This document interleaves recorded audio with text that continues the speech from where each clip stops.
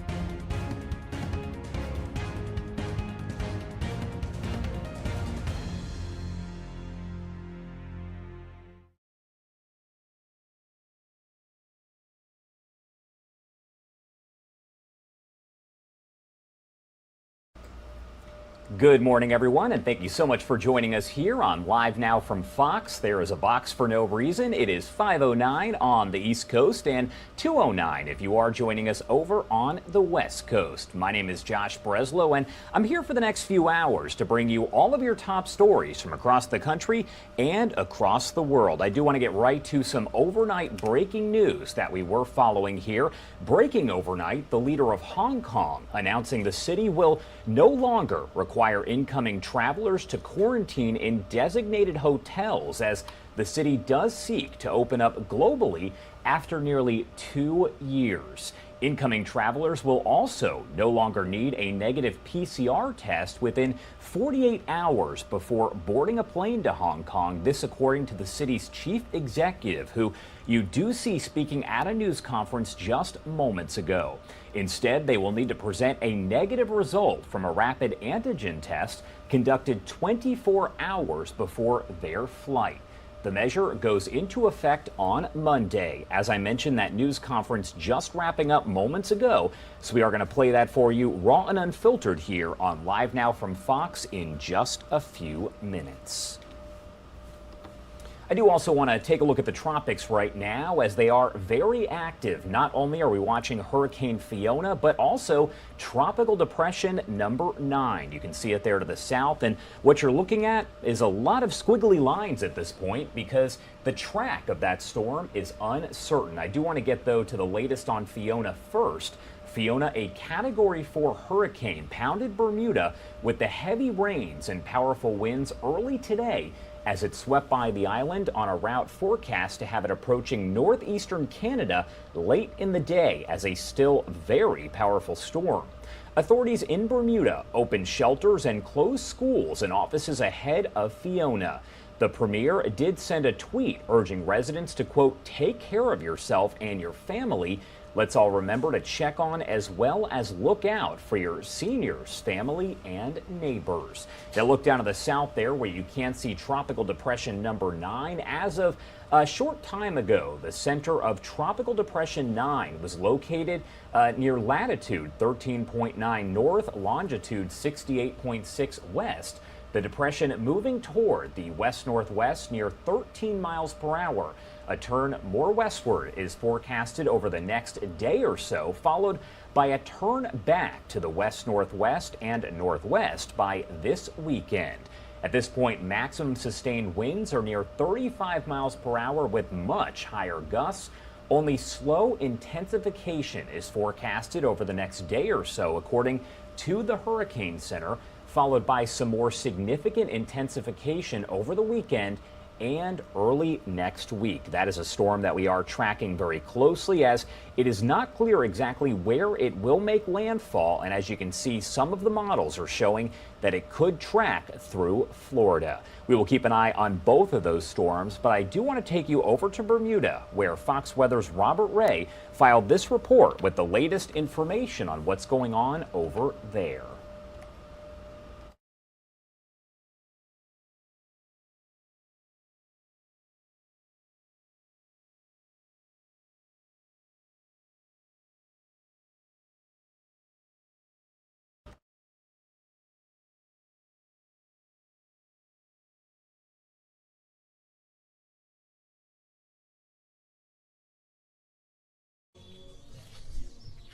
Bermuda braces for impact as Hurricane Fiona churns its way across the Atlantic. The storm is expected to bring high surf, storm surges, and heavy rainfall as it passes through the area early Friday. Forecasters say damage will be minimal when compared with the Caribbean, where nearly a dozen people were killed due to the storm.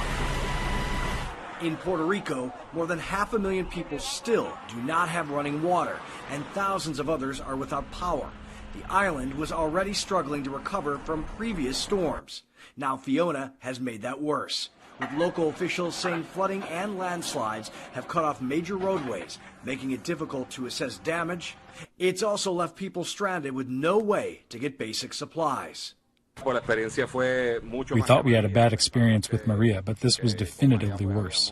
A disaster declaration from President Biden has cleared the way for FEMA to send aid and hundreds of additional personnel to help on the ground. This week, we're surging federal resources to Puerto Rico, and we'll do everything we can to meet the urgent needs you have. The Department of Health and Human Services says it will also send teams. Throughout the U.S., dozens of volunteers and nonprofits are rallying together to collect medical supplies and essentials. Really wound care, first aid supplies, and personal hygiene supplies, and we're also collecting those now. After passing near Bermuda, Hurricane Fiona is expected to move north near eastern Canada.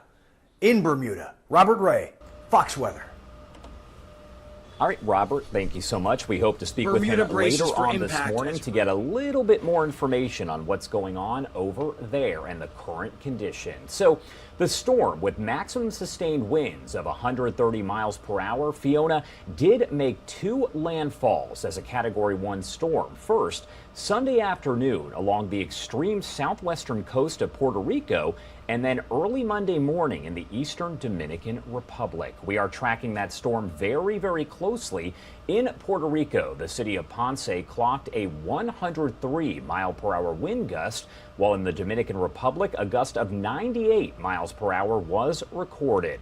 The high winds caused all of Puerto Rico to lose power at one point, a full blackout, while also dealing with that catastrophic flooding.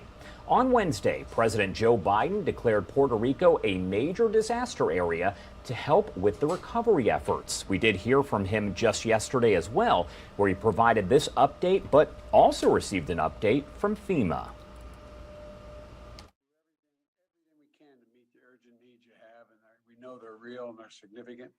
And we're there. An old bad joke, I'm from the federal government, I'm here to help, but we really are. I think I hope you're satisfied with the response so far. We'll be with the folks of Puerto Rico now, and until this is done, until we recover.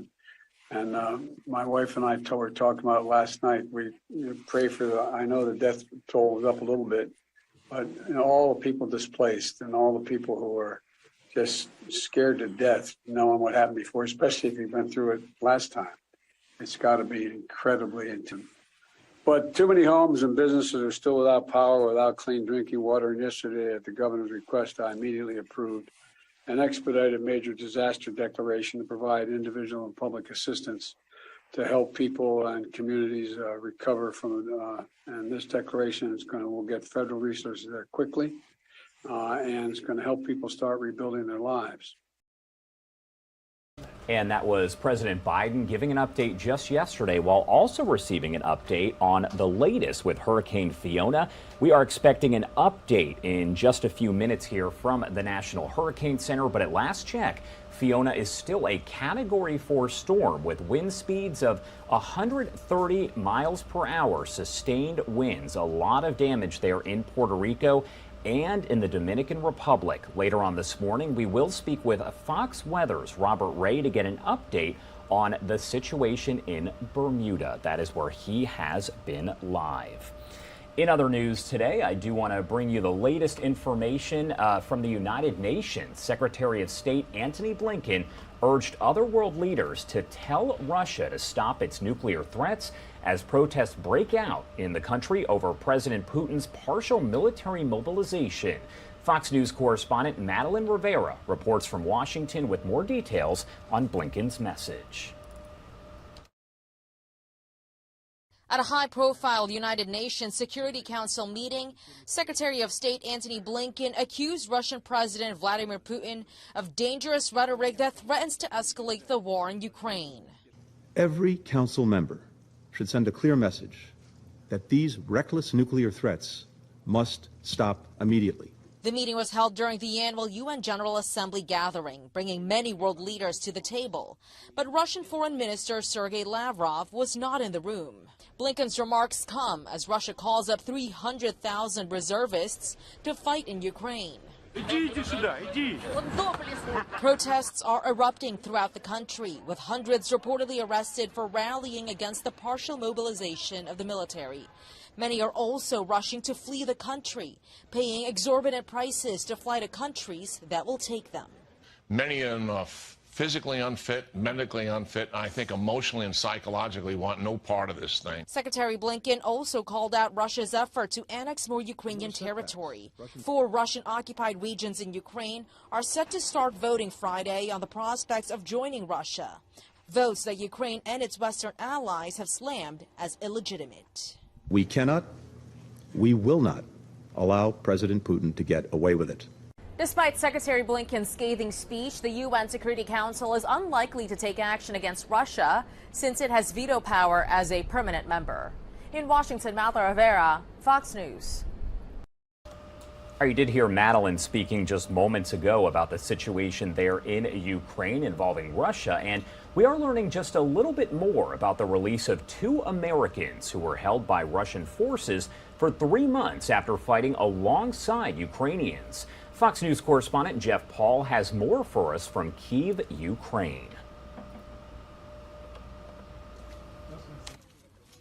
2 Americans are on their way back home after being held by the Russian military for 3 months. Former service members Alex Druki and Andrew Huynh were captured while fighting alongside the Ukrainians. They were included in a rare prisoner exchange, 200 Ukrainian prisoners of war swapped for 55 Russian troops and a pro-Kremlin politician. Meanwhile, on the battlefield, the Ukrainian military continuing their counteroffensive despite warnings from Vladimir Putin that he could use nuclear weapons to defend Russian-occupied territory. He knows full well if he uses a tactical nuclear weapon, that by definition will expand the war. The consequences would be quite significant on him. And in those occupied territories, voting starts tomorrow on a referendum to decide whether to formally become part of Russia. The West says the election is a sham, while Moscow works on increasing voter turnout. Various options have been worked out. We will go door to door in order not to endanger people. Everything is organized. Everyone has received instructions. Washington and Moscow also butting heads at the UN Security Council today. Secretary of State Antony Blinken confronting his Russian counterpart, accusing Putin of war crimes and making a case for the world to stand behind Ukraine. The very international order that we have gathered here to uphold is being shredded before our eyes. We cannot, we will not allow President Putin to get away with it. The referendum on the Russian-occupied territories is scheduled to run through September 27th. In Kyiv, Jeff Paul, Fox News. And Jeff Paul has been out there. He will bring us the latest information, but Russian and Ukrainian forces did exchange missile and artillery fire Thursday as both sides refused to concede territory. The battles come as Russia struggles to regain momentum after suffering losses during a blistering counteroffensive by Ukrainian troops. Again, we do expect to hear more from Jeff Paul filing those reports from Ukraine. Time now is 5:22 if you are on the East Coast and 2:22 on the West Coast. Coming up after this break, we will have much more on that breaking news that we brought you at the top of our 5 o'clock hour involving Hong Kong and the end to the hotel quarantines. Again, that is coming up here on Live Now from Fox. Stick with us.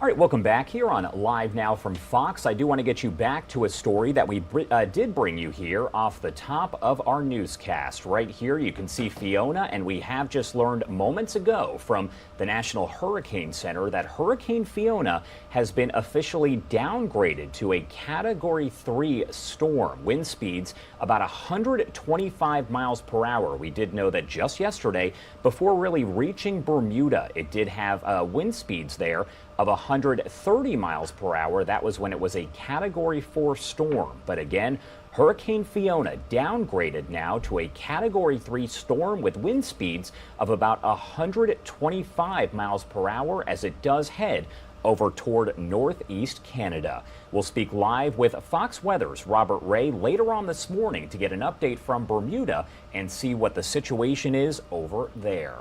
So here at Live Now from Fox, we do prioritize live events, and we will get back to that other breaking news I told you about earlier involving the end to that quarantine at hotels in Hong Kong. But right now, there are speakers over in Switzerland. They are talking about Ukraine. So this is the first oral update of the Independent International Commission of Inquiry on Ukraine to the Human Rights Council with several speakers here. So that going on right now. Let's are listen deeply in. shocking. Reports of trials of Ukrainian prisoners of war and civilians in infiltration camps are alarming. We need to investigate. We strongly support the mandate's crucial contribution on ensuring accountability for violations of human rights and international humanitarian law. We need to hold Russia accountable. Its warfare against civilians is not collateral damage. Russia must immediately end its aggression. We are gravely concerned on the disproportionate impact on children, women, elderly, and persons with disabilities. Russia must grant full and safe access for humanitarian actors and allow safe passage for civilians who wish to leave. Our support to Ukraine's independence, sovereignty, and territorial integrity remains firm. Chair, how can the Commission collaborate with other ongoing investigative efforts, including the ICC? Thank you. Thank you. Tiene la palabra Lituania, Su Excelencia el Dr. Mantas Adomėnas, Vice Minister of Foreign Affairs. Mr. President, Lithuania fully aligns itself with the EU statement. We thank the Commission of Inquiry for the oral update and support its work to ensure accountability for violations of human rights and international humanitarian law by Russia in Ukraine. Unfortunately, Ukraine continues suffering from Russia's brutal, unprovoked and unjustified war of aggression, aided by its accomplice Belarus, followed by war crimes and other large-scale violations of international law. We are horrified by reports of crimes amounting to genocide committed by the Russian armed forces in more and more places that have now been liberated by Ukraine. Wide-scale destruction of cities, mass civilian casualties, including killing children, women and journalists, forcible transfers of Ukrainian people to Russia, illegal adoption of Ukrainian children, illegal treatment of prisoners of war, torture, sexual violence and exploitation. Lithuania condemns Russian disinformation campaigns destined to hide and falsify many of these facts. The international community must seek full accountability for the atrocities in Ukraine committed by Russia. Diplomacy only works when supported by firm actions. Therefore, the work of the Commission of Inquiry is particularly important, ensuring that all violations are recorded and Russia is held to account. Distinguished experts of the Commission of Inquiry, how to hold to account those responsible for the atrocities in Ukraine committed by Russia and its accomplice Belarus. Gracias. Tiene la palabra Unión Europea. Mr. President, the EU would like to thank the Commission for their update and to express our unwavering support to their work. We are appalled, even more so after the report from the Commission, by increasing evidence of human rights violations and violations of international humanitarian law in Ukraine, such as indiscriminate attacks and attacks intentionally directed against civilians and civilian objects that may amount to war crimes. We are devastated by the repeated discoveries of mass graves in liberated areas, most recently in Izum, and the increasing horrific number of civilian casualties across the country. International human rights law and international humanitarian law must be fully upheld. We stress the importance of collecting, consolidating and analysing evidence of violations and abuses of human rights and related crimes committed in the context of Russia's aggression against Ukraine and support all measures to ensure accountability. We also underline that all international and regional accountability and monitoring mechanisms should be granted full, secure and unrestricted access to the entire territory of Ukraine, including to all war-related detainees. We continue to urge Russia to stop the unbearable human suffering by ending its illegal war immediately. Distinguished Commissioners, could you provide further detail on the human rights situation of children in Ukraine, including those with disabilities? And in your view, how can the international community contribute to the protection efforts? Thank you. Thank you. Soberana Orden de Malta tiene la palabra. Mr. President, the Order of Malta continues to deplore the ongoing war in Ukraine, affecting millions of people, among them so many IDPs and refugees, suffering in their everyday life. One has tirelessly to repeat that under international humanitarian law, the parties involved must strictly avoid to direct attacks against civilians or civilian infrastructures. My delegation joins the voices calling for ending the suffering now and giving possible diplomatic initiatives a perspective to help end hostilities. We have also to insist on the necessity for humanitarian actors to be given full access to the disputed zones of war. The Order of Malta, through its worldwide relief agency Malteser International, continues to support the people concerned in Ukraine and through its national associations in the neighboring countries. Since the beginning of the war, 420 volunteers are involved in Malteser Aid Service Ukraine and have provided humanitarian aid, shelter, food and safety in 65 cities and towns in the country. Aware of the immense effort ahead of us as far as the rehabilitation and reconstruction is concerned, we are ready to pursue our engagement in the long term. Thank you. Thank you. Liechtenstein, tiene la palabra, embajador. President, Liechtenstein thanks the International Commission of Inquiry on Ukraine for their oral update. The war in Ukraine is already in its 7th month and creating a hotbed for violations of international human rights and international humanitarian law. We are worried by the recent announcement of a partial mobilization in Russia, which could raise the scale of the war to unprecedented levels. Russia must immediately stop violating the sovereignty, territorial integrity and independence of Ukraine and must refrain from holding referenda in occupied Ukrainian territories to try to justify an illegal annexation. We disapprove of the alleged forced deportation of Ukrainian citizens, including children, to Russian territory, often through filtration camps set up by the Russian occupying forces. We strongly condemn the establishment of such camps, especially the mistreating, beatings, torture, and allegedly taking place there. Reports also point to the Ukrainian prisoners of war being mistreated and denied a fair trial. Even more gruesome are recent reports of liberated areas around Izium where mass graves were found with victims showing signs of torture. Liechtenstein fully supports the accountability efforts that have been undertaken so far, including the mandate of the Commission. The international community must ensure that impunity does not occur. Thank you, Mr. President. Thank you. Je donne la parole à Luxembourg, ambassadeur. Thank you, Mr. President. Le Luxembourg s'associe à la déclaration de l'Union européenne et remercie la commission d'enquête pour sa mise à jour et pour son travail important et courageux. Depuis le lancement par la Russie de sa guerre illégale et injustifiable, les noms de villes et de villages ukrainiens sont devenus synonymes de tragédies engendrées par la Russie. Tcherniv, Mariupol, Mykolaiv, Butcha, Sumy, Kramatorsk, Kremenchuk, Izium. La liste répugnante des violations russes des droits humains déjà connues est bien trop longue pour être citée dans son entièreté et fort est à craindre qu'elle ne cessera de croître. Chaque ville libérée de la sauvage occupation russe donnera lieu à des constats de nouvelles horreurs commises par les forces russes. Chacun de ces crimes doit être pleinement et individuellement examiné, rapporté et voir ses responsables persécutés. Le rôle de la commission d'enquête dans ce travail est plus qu'important, il est essentiel. Nous appelons à tous les États de soutenir la commission pleinement et activement. Madame et Messieurs les membres de la commission d'enquête, nous avons reçu des rapports choquants sur la pratique russe de déporter des Ukrainiens par la force, notamment pour ce qui est des enlèvements médiatisés d'enfants et leur transport involontaire en Russie.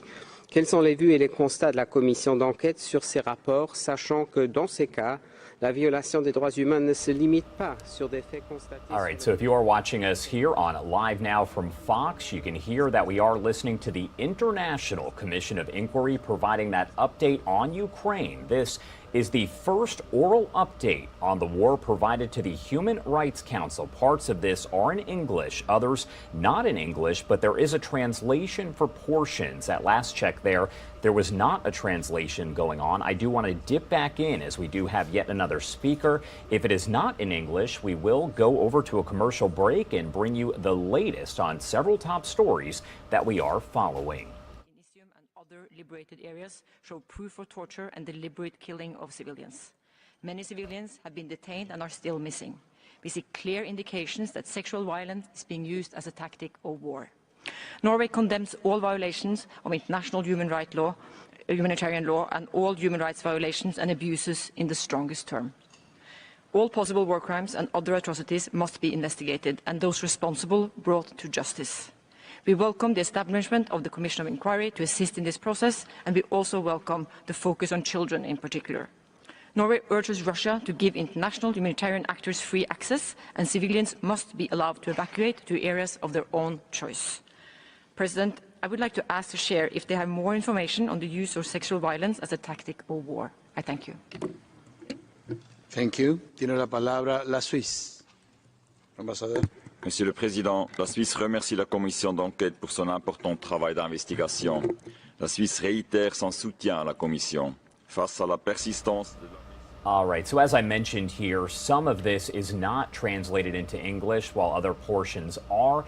It is 5:36 on the East Coast and 2:36 on the West Coast. I do want to step away for a quick 2-minute commercial break. We will dip right back into this as we come back, and if there is no English translation, we will go on to the rest of our top stories from across the country and across the world. Stick with us here on Live Now from Fox.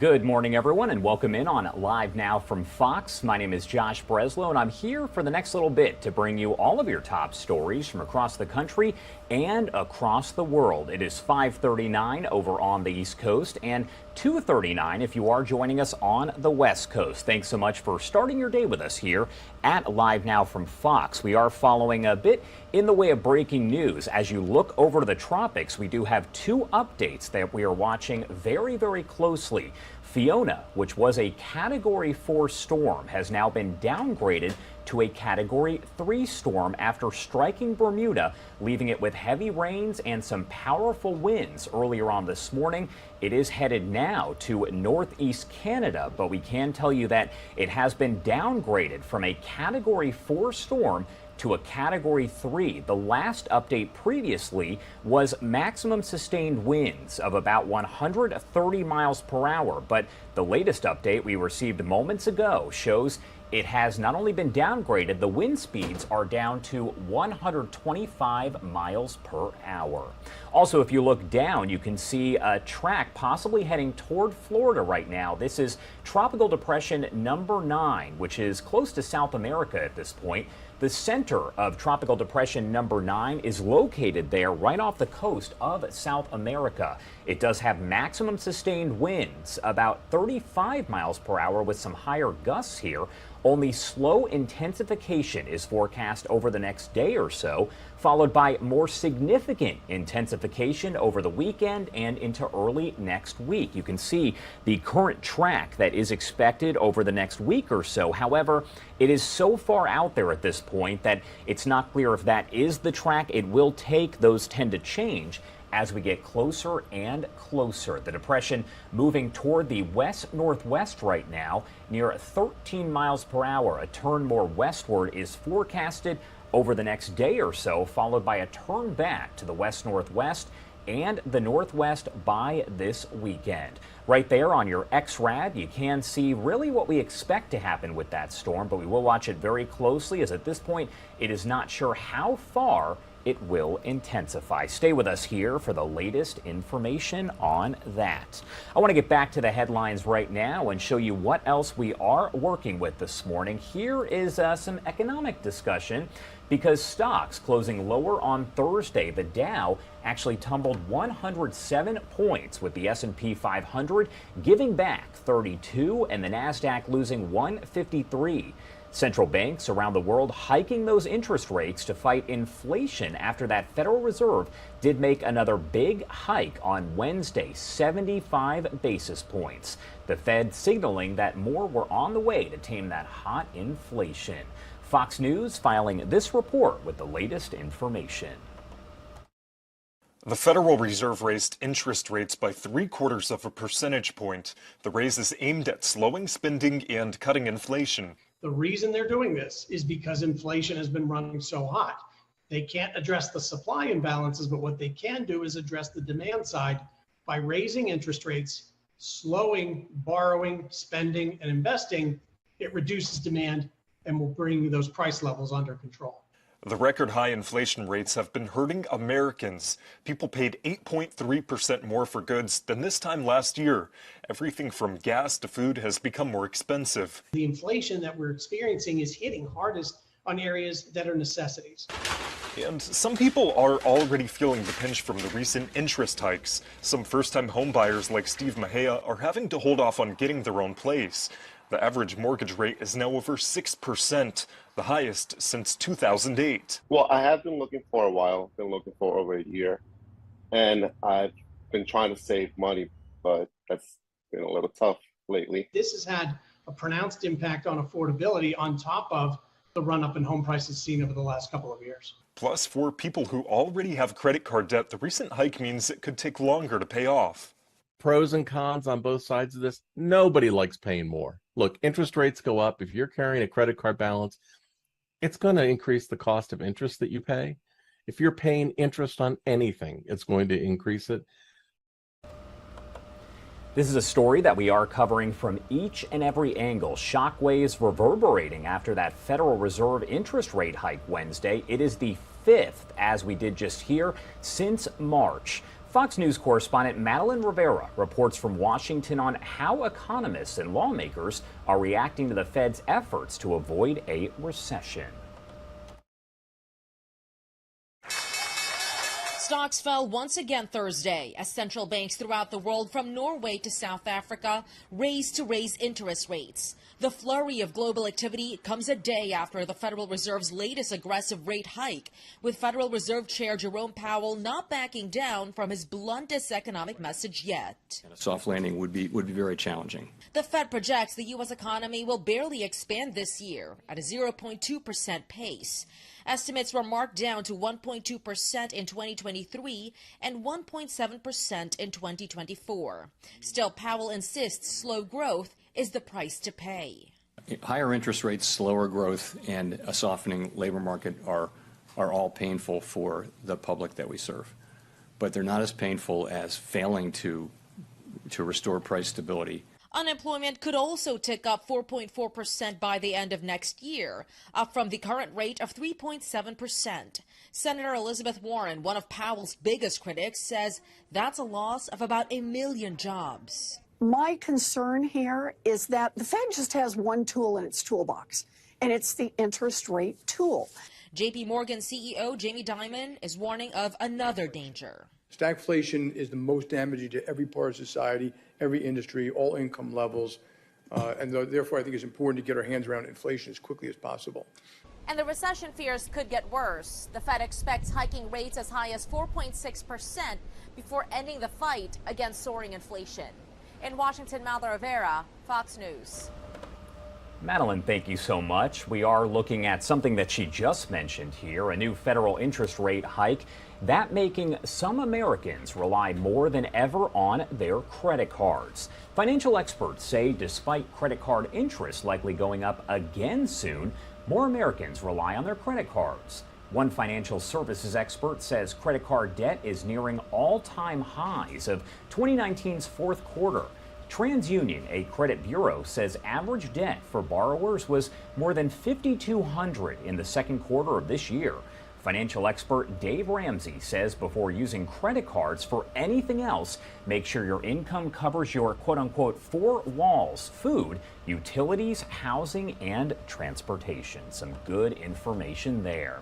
So home buyers can't catch a break. Mortgage rates jumping again, up more than a quarter point this week to remain at the highest level in 14 years. The average rate on the 30-year fixed-rate mortgage increased to 6.29%. Rates are more than 3 percentage points higher than they were at the start of the year. But these rates right now, the highest since back in 2008. The cost of eggs already sky high thanks to inflation, but now chicken farmers are facing a deadly new problem that's scrambling production of your favorite breakfast food and could leave your wallet in trouble. Fox Business Network's Madison Allworth has more for us. Eggs have seen a huge run-up in price. This staple food item is probably the biggest victim of inflation within the food category. The cost of eggs have gone up over 82% since last year, and you can see that when you look at the difference in price. It's not just the increased cost of labor and material that has caused this run-up. The spread of avian influenza is hitting the egg industry hard. It has forced U.S. farmers to kill millions of egg-laying hens, lowering supply and driving up prices.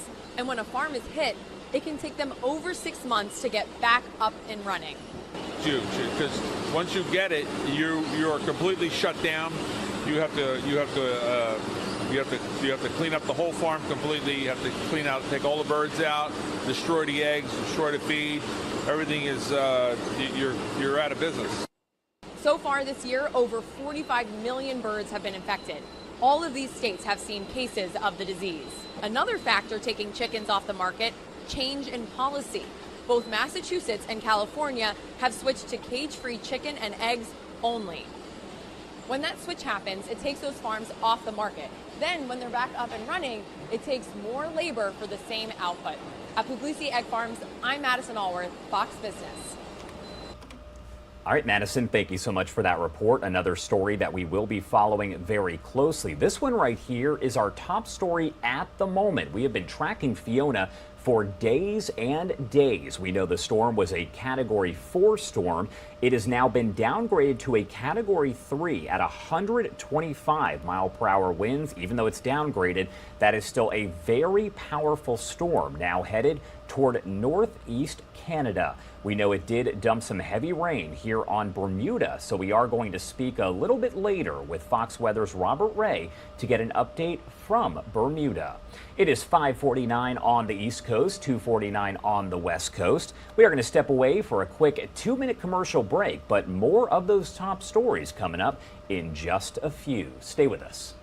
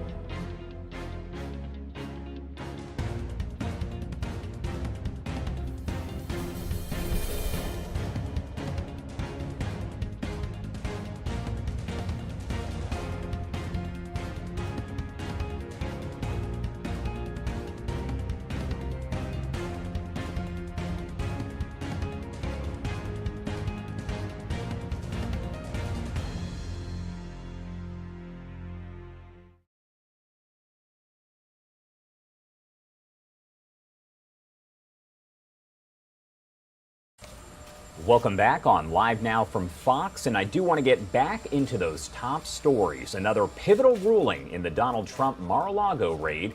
This time, the court sided with the DOJ, and that has the former president sounding off.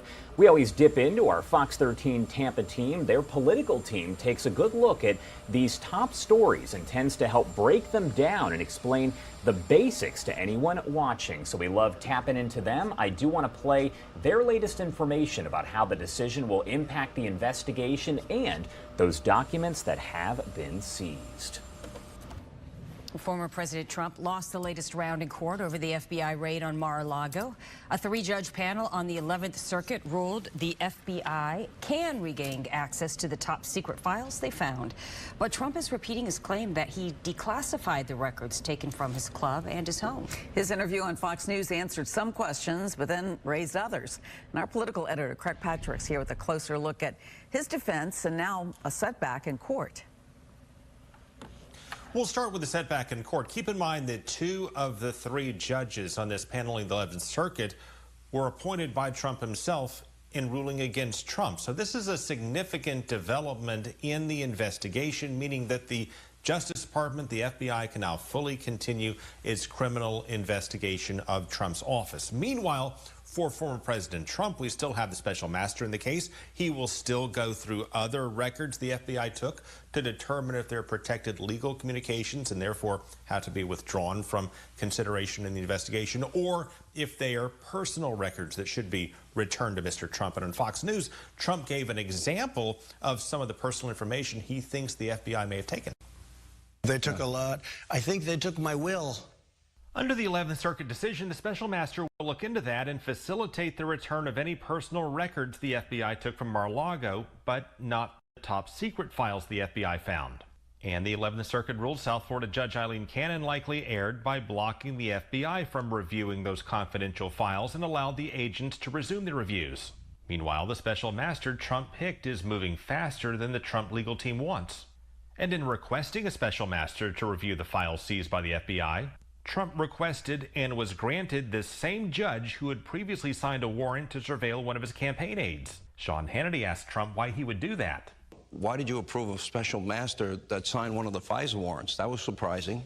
Well, the lawyers had a lot of... I didn't know any of the people involved. The special master also pressed Trump's team to tell him whether Trump really declassified documents in question. Trump's lawyers would not answer that question in court, but Trump repeated his claim that he did declassify them in this interview. I declassified the documents when they left the White House. In other words, when they left the White House, they were declassified. And when asked if he followed any process in doing this, Trump claimed no process is needed, and that he even had the power to declassify top secret documents, in his words, by thinking about it. There doesn't have to be a process, as I understand it. You know, there's different people say different things, but as I understand, there doesn't have to be. If you're the president of the United States, you can declassify just by saying it's declassified, even by thinking about it. Well, there is, in fact, an established process for presidents to declassify top secret information, and there is an appeals court ruling on a totally separate matter that states a president must follow that established procedure.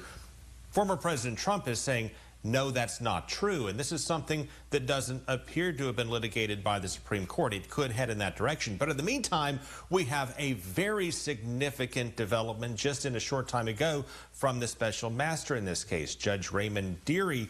He is now requiring Trump's legal team to take a formal position on this in a court filing, asking them to determine if all the inventory was correctly labeled by the Justice Department, yes or no, which is a way of saying, is all this information classified or not classified, taking a position on it in court. And he gave them until the end of this month, September 30th, to make a determination on that.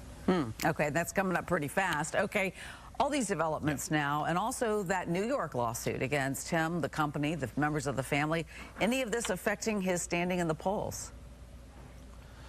It does not appear to be at this time, and we can add the January 6th investigation too and the number of controversies. And what we see is there's a little movement in the polls from week to week, but it seems to be within generally the margin of error of the polls. So generally speaking, his approval rating is not affected by these controversies, including this particular investigation. Latest New York Times polling, Siena College, 44% favorable for former President Trump, 54% unfavorable, 51% think he committed a serious crime, 38% say he did not, 11% didn't know or didn't answer. Those numbers are very consistent with what we've seen week to week, month to month, going back now several months. All right. And thank you to Craig Patrick with our Fox 13 Tampa team. We love checking in with them because they take those big political stories and they're able to break them down for us and kind of explain what they mean and in some cases what they mean for you. Time now 5:57 over on the East Coast and 2:57 on the West Coast. We're going to step away for a quick 2-minute commercial break, but on the other side, we'll take a look at all of your top stories from across the country and across the world, including the latest on Hurricane Fiona and now Tropical Depression number 9. Stay with us here on Live Now from Fox.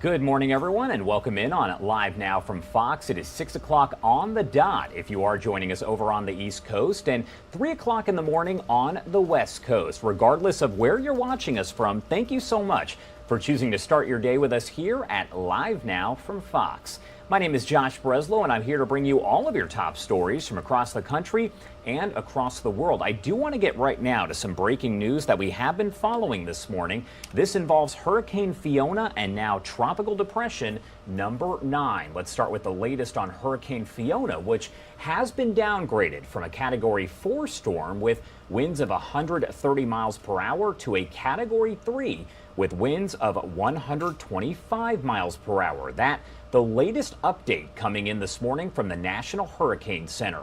In the meantime, the powerful storm is making its closest approach to Bermuda with hurricane-force winds and dangerous surf throughout the day before that storm then slams into northeastern Canada over the weekend. The threat of the powerful storm has prompted some hurricane warnings and tropical storm warnings to be issued for hundreds of miles of coastline around Nova Scotia.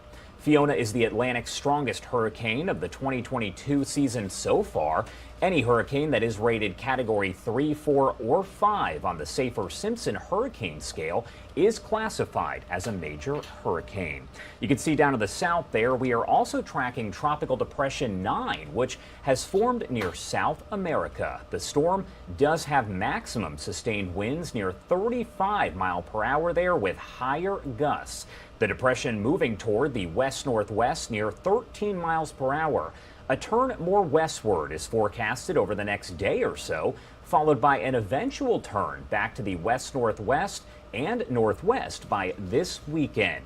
Slow intensification is forecast over the next day or so, followed by more significant intensification over the weekend and early next week. You can see the forecasted track right now does have the storm headed toward Florida, but we do know we are several days out, so the storm could make a turn at any given moment. These predictions do change at the drop of a hat, so we will, of course, be following this here on Live Now from Fox and bring you the latest information. I do want to talk right now a little more about Hurricane Fiona because, as you know, it is battering Bermuda as we speak. Fox Weather's Robert Ray has been there. He will join us live later on this morning, but he did file this report with the latest information out of Bermuda. Bermuda braces for impact as Hurricane Fiona churns its way across the Atlantic. The storm is expected to bring high surf, storm surges, and heavy rainfall as it passes through the area early Friday. Forecasters say damage will be minimal when compared with the Caribbean, where nearly a dozen people were killed due to the storm. In Puerto Rico, more than 500,000 people still do not have running water, and thousands of others are without power. The island was already struggling to recover from previous storms. Now Fiona has made that worse, with local officials saying flooding and landslides have cut off major roadways, making it difficult to assess damage. It's also left people stranded with no way to get basic supplies. We thought we had a bad experience with Maria, but this was definitively worse. A disaster declaration from President Biden has cleared the way for FEMA to send aid and hundreds of additional personnel to help on the ground. This week, we're surging federal resources to Puerto Rico. And we'll do everything we can to meet the urgent needs you have. The Department of Health and Human Services says it will also send teams. Throughout the U.S., dozens of volunteers and nonprofits are rallying together to collect medical supplies and essentials. Really wound care, first aid supplies, and personal hygiene supplies, and we're also collecting those now. After passing near Bermuda, Hurricane Fiona is expected to move north near eastern Canada. In Bermuda, Robert Ray, Fox Weather. Robert, thank you so much. And as I mentioned, he will join us later on this morning in about an hour or so to bring us that live update on Hurricane Fiona. Fiona did make 2 landfalls as a Category 1 storm, first on Sunday afternoon along the extreme southwestern coast of Puerto Rico, then early Monday morning in the eastern Dominican Republic. That is where this video is from that shows the extensive damage. In Puerto Rico, the city of Ponce clocked a 103-mile-per-hour wind gust, while in the Dominican Republic, a gust of 98 miles per hour was recorded. The highest winds caused all of Puerto Rico to lose power. We are talking a full blackout while also dealing with that catastrophic flooding. Wednesday, President Biden declared Puerto Rico a major disaster area to help with recovery efforts, and just yesterday he did provide this update on the cleanup there in Puerto Rico. And we'll do everything we can to meet the urgent needs you have, and we know they're real and they're significant, and we're there. An old bad joke, I'm from the federal government, I'm here to help, but we really are. I think I hope you're satisfied with the response so far. We'll be with the folks of Puerto Rico now and until this is done, until we recover. And my wife and I were talking about it last night. We pray for I know the death toll was up a little bit, but all the people displaced and all the people who are just scared to death knowing what happened before, especially if you've been through it last time. It's got to be incredibly intimate. But too many homes and businesses are still without power, without clean drinking water. And yesterday, at the governor's request, I immediately approved an expedited major disaster declaration to provide individual and public assistance help people and communities recover from and this declaration will get federal resources there quickly, and it's going to help people start rebuilding their lives. And that was the latest update provided by President Biden to FEMA just yesterday. What you're looking at right now is some of the video that came in out of Bermuda showing the damage, the winds, and things of that nature. As I mentioned, Fox Weather's Robert Ray does remain out there. He will report live for us in about an hour or so. And we will continue to bring you all of the latest information as we get it. Now about Hurricane Fiona downgraded to a Category 3 and Tropical Depression 9 as it did form there near South America. Stay with Live Now from Fox for all of the latest information. Your other top stories right now: Secretary of State Antony Blinken urged other world leaders to tell Russia to stop its nuclear threats as protests break out in the country over President Putin's partial military mobilization. Fox News correspondent Madeline Rivera reports from Washington with more details on Blinken's message. At a high-profile United Nations Security Council meeting, Secretary of State Antony Blinken accused Russian President Vladimir Putin of dangerous rhetoric that threatens to escalate the war in Ukraine. Every council member should send a clear message that these reckless nuclear threats must stop immediately. The meeting was held during the annual UN General Assembly gathering, bringing many world leaders to the table. But Russian Foreign Minister Sergei Lavrov was not in the room. Blinken's remarks come as Russia calls up 300,000 reservists to fight in Ukraine. Protests are erupting throughout the country, with hundreds reportedly arrested for rallying against the partial mobilization of the military. Many are also rushing to flee the country, paying exorbitant prices to fly to countries that will take them. Many of them are physically unfit, medically unfit, and I think emotionally and psychologically want no part of this thing. Secretary Blinken also called out Russia's effort to annex more Ukrainian territory. 4 Russian-occupied regions in Ukraine are set to start voting Friday on the prospects of joining Russia. Votes that Ukraine and its Western allies have slammed as illegitimate. We cannot, we will not allow President Putin to get away with it. Despite Secretary Blinken's scathing speech, the UN Security Council is unlikely to take action against Russia since it has veto power as a permanent member. In Washington, Madeline Rivera, Fox News. To the latest now on the war in Ukraine, Russian and Ukrainian forces exchanging missile and artillery fire as both sides refuse to concede territory. The battles come as Russia struggles to regain momentum after suffering losses during a blistering counteroffensive by Ukrainian troops. Fox News correspondent Jeff Paul was with the technicians working to disarm some of the conflict's deadliest weapons. He reports for us from Kyiv. It's a job where every little move can be the difference between life and death. Somehow these women and men strap on their ballistic gear and push past the fear as they hunt for explosives. Well, in our work, there is no need to worry. After all, you can twitch and make a wrong move. Kozychuk Andriy and his family fled the front lines of their home in the Donetsk region. Now he and many other Ukrainians in the Kyiv region working for the nonprofit Halo Trust are scanning and digging for hidden explosives left behind by Russian forces. Everything on this side of these red-tipped wooden stakes has been cleared, but beyond that into this forest, there's an untold number of dangers that have yet to be discovered, including grenades attached to tripwire and anti-tank mines. In fact, just a couple months ago, a farmer hit one right here on the side of the road. Fortunately, he survived, but others aren't so lucky. As fighting continues in the east, Ukraine took center stage at the UN Security Council in New York. U.S. Secretary of State Antony Blinken says no nation should be able to redraw borders by force and criticized Russian President Vladimir Putin for his recent threat to use all weapon systems available. One man chose this war. One man can end it. Because if Russia stops fighting, the war ends. If Ukraine stops fighting, Ukraine ends. But when Russia's Foreign Minister Sergei Lavrov spoke, he painted a much different picture, saying Russia is the victim of Western aggression.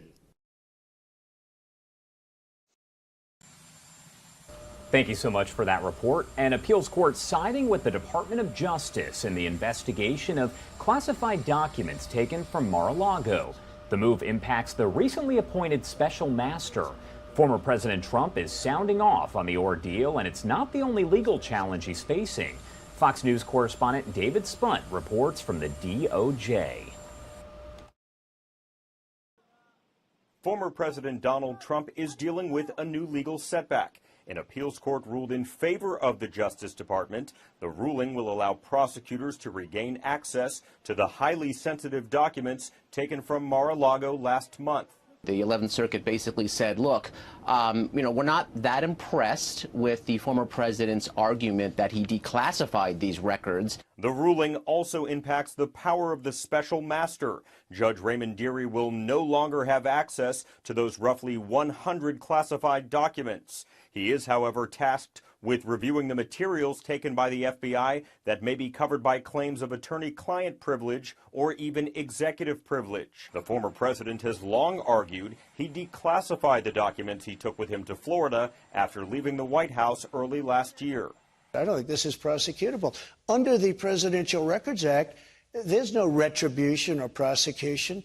You're supposed to negotiate. Trump is also facing a civil lawsuit in New York. Attorney General Letitia James accuses Trump and the Trump Organization of inflating assets for years in order to get better financial treatment from banks. She's seeking $250 million in restitution. Some legal experts are skeptical of the lawsuit. The thing that you expect to find in a massive fraud case is an array of victims. And one thing I think that is startling about this is that there's no victim identified. James also sent a referral to federal prosecutors and the IRS.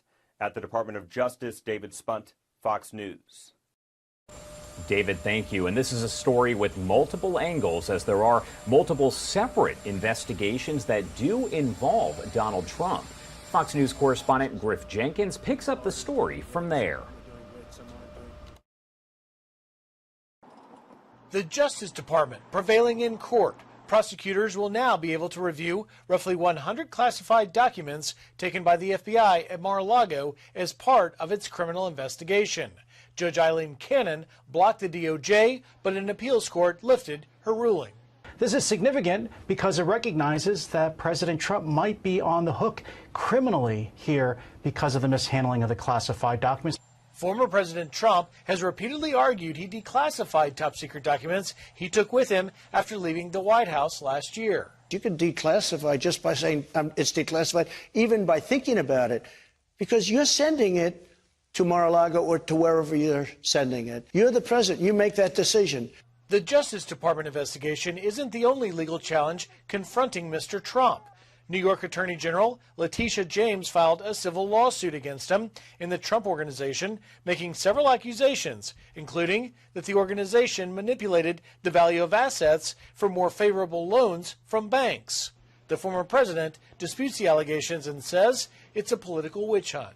She's pursuing civil charges. If she had brought a criminal case against the former president, she would have had to prove her claims beyond a reasonable doubt. The New York Attorney General is seeking $250 million in damages. In Washington, Griff Jenkins, Fox News. Griff, thank you so much. We have been following this breaking story overnight. The leader of Hong Kong announcing the city will no longer require incoming travelers to quarantine in designated hotels, as the city does seek to open up globally after nearly 2 years. What you are watching right now is from a short time ago, as reporters were able to ask the leader of Hong Kong questions after he did make that announcement, again, not too long ago. We will play those comments for you coming up here in just a few minutes. We are going to step away, though, for a quick 2-minute commercial break. We will be right back, so stay with us on Live Now from Fox.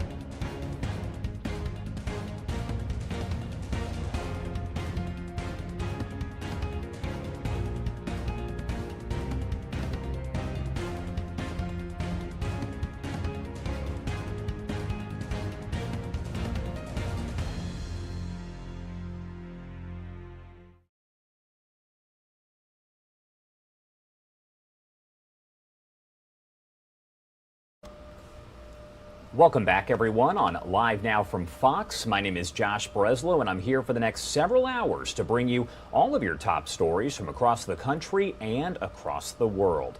We will get to the latest out of Hong Kong in just a second, but I do want to bring you to a breaking news story that we have been following very closely this morning, as Hurricane Fiona has been downgraded from a Category 4 storm to a Category 3. Still very powerful, though, as it does batter Bermuda and head toward northeast Canada. Wind speeds right now down from 130 miles per hour to 125 miles per hour. That is the difference there in a Category 3 and a Category 4. So still, once again, very powerful winds, just a slight downgrade there.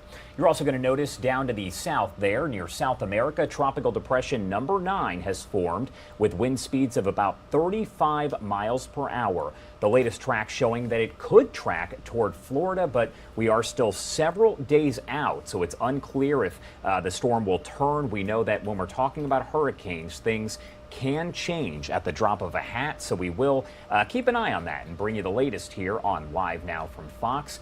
Coming up around 7:15, we will have a live report from Fox Weather's Robert Ray, who is in Bermuda. He will bring us the latest on Hurricane Fiona. I do want to get back into the headlines right now because this is another story that we have been following all throughout the morning.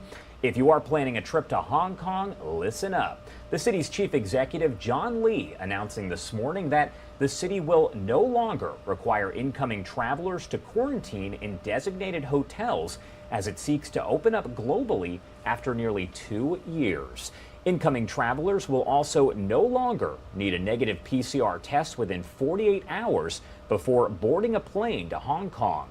The chief exec did say this Friday at the news conference you are watching right now. Instead, they will need to present a negative result from a rapid antigen test conducted 24 hours before their flight. These measures go into effect on Monday.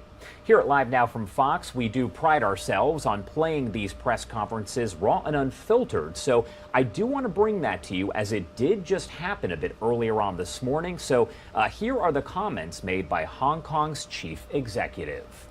Some measures regarding visitors to Hong Kong, including the temporary suspension of flight suspensions. We also had an e-reporting system to facilitate travelers arriving in Hong Kong.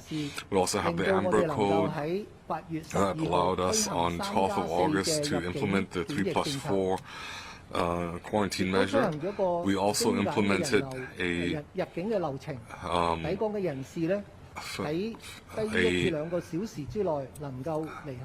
visitors policy where they could only spend, where travelers would only spend an hour or two at the airport and they could enter Hong Kong. We also adjusted our vaccination passport requirements. So all these measures reflect that the SAR government is taking a targeted approach, and the SAR government has been enhancing our immigration procedures, and we've allowed Hong Kong to integrate with the rest of the world more smoothly. An important note that we should bear in mind is that compared to the beginning of the year, there's been a big difference that the number of vaccinated people in our population. So we have to thank the different parties, including government, civil service, the HA, Health Department, the private medical institutions, and even the public have supported the vaccination program. So we observe that the number of people who had one vaccination, from 70%, it's now almost at 94%. So that proportion is very high compared to the rest of the world. And the number of people who have received 3 vaccinations, the third jab is a booster shot, at the beginning of the year was only 10%, and it rapidly went up to almost 77% now. So this is also a very high vaccination booster jab ratio. We also have to take note of our young and old. They are an at-risk group. This will have a big impact on our healthcare system. So children under the age of 11, their vaccination rate from February, when they started getting vaccinated, the ratio is now 72% who have received one jab. The third jab is at a lower level. It's roughly 16%. And for people above 80 years old, their vaccination ratio has also gone up significantly. The first jab being at 20%, and it's now standing at 71%. So the third jab, the booster shot, was less than 10%, and it's now close to 55%. So that is why we have been able to see significant improvement from the period of July to September. So we have to emphasize that these figures are not at the ideal stage. We want to better protect the young and old. So we need to enhance their vaccination rate, especially they need a third jab, a booster shot, before it can be deemed ideal.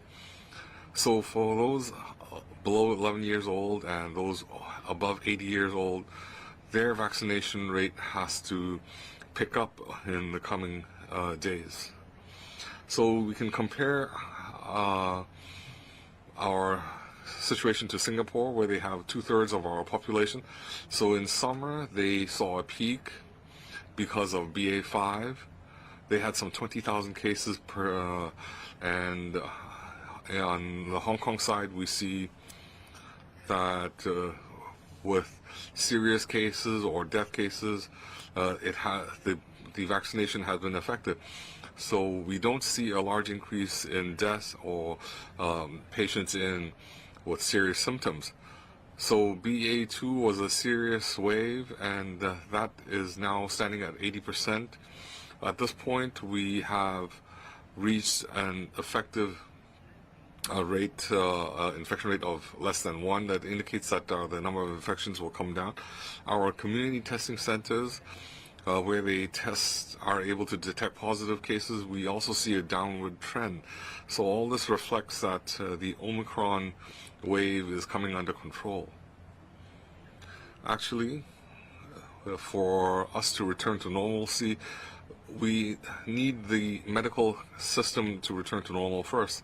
If you look at the beginning of July, there were projections that these projections were based on the assumption that if BA.5 were to be a dominant strain, we would be facing severe challenges. The projections were in mid-July, we would face phase 2 of hospital authority deployment, phase 2 deployment, and in mid-August we would be in phase 3, and even at this point we might have to face the phase 4 of HA deployment measures. And in phase 4, that means we need to deploy 5,000 beds, and there might have to be one designated hospital designated as a COVID hospital. But through our efforts, our phase 2, on 22nd of July, we undertook the measures.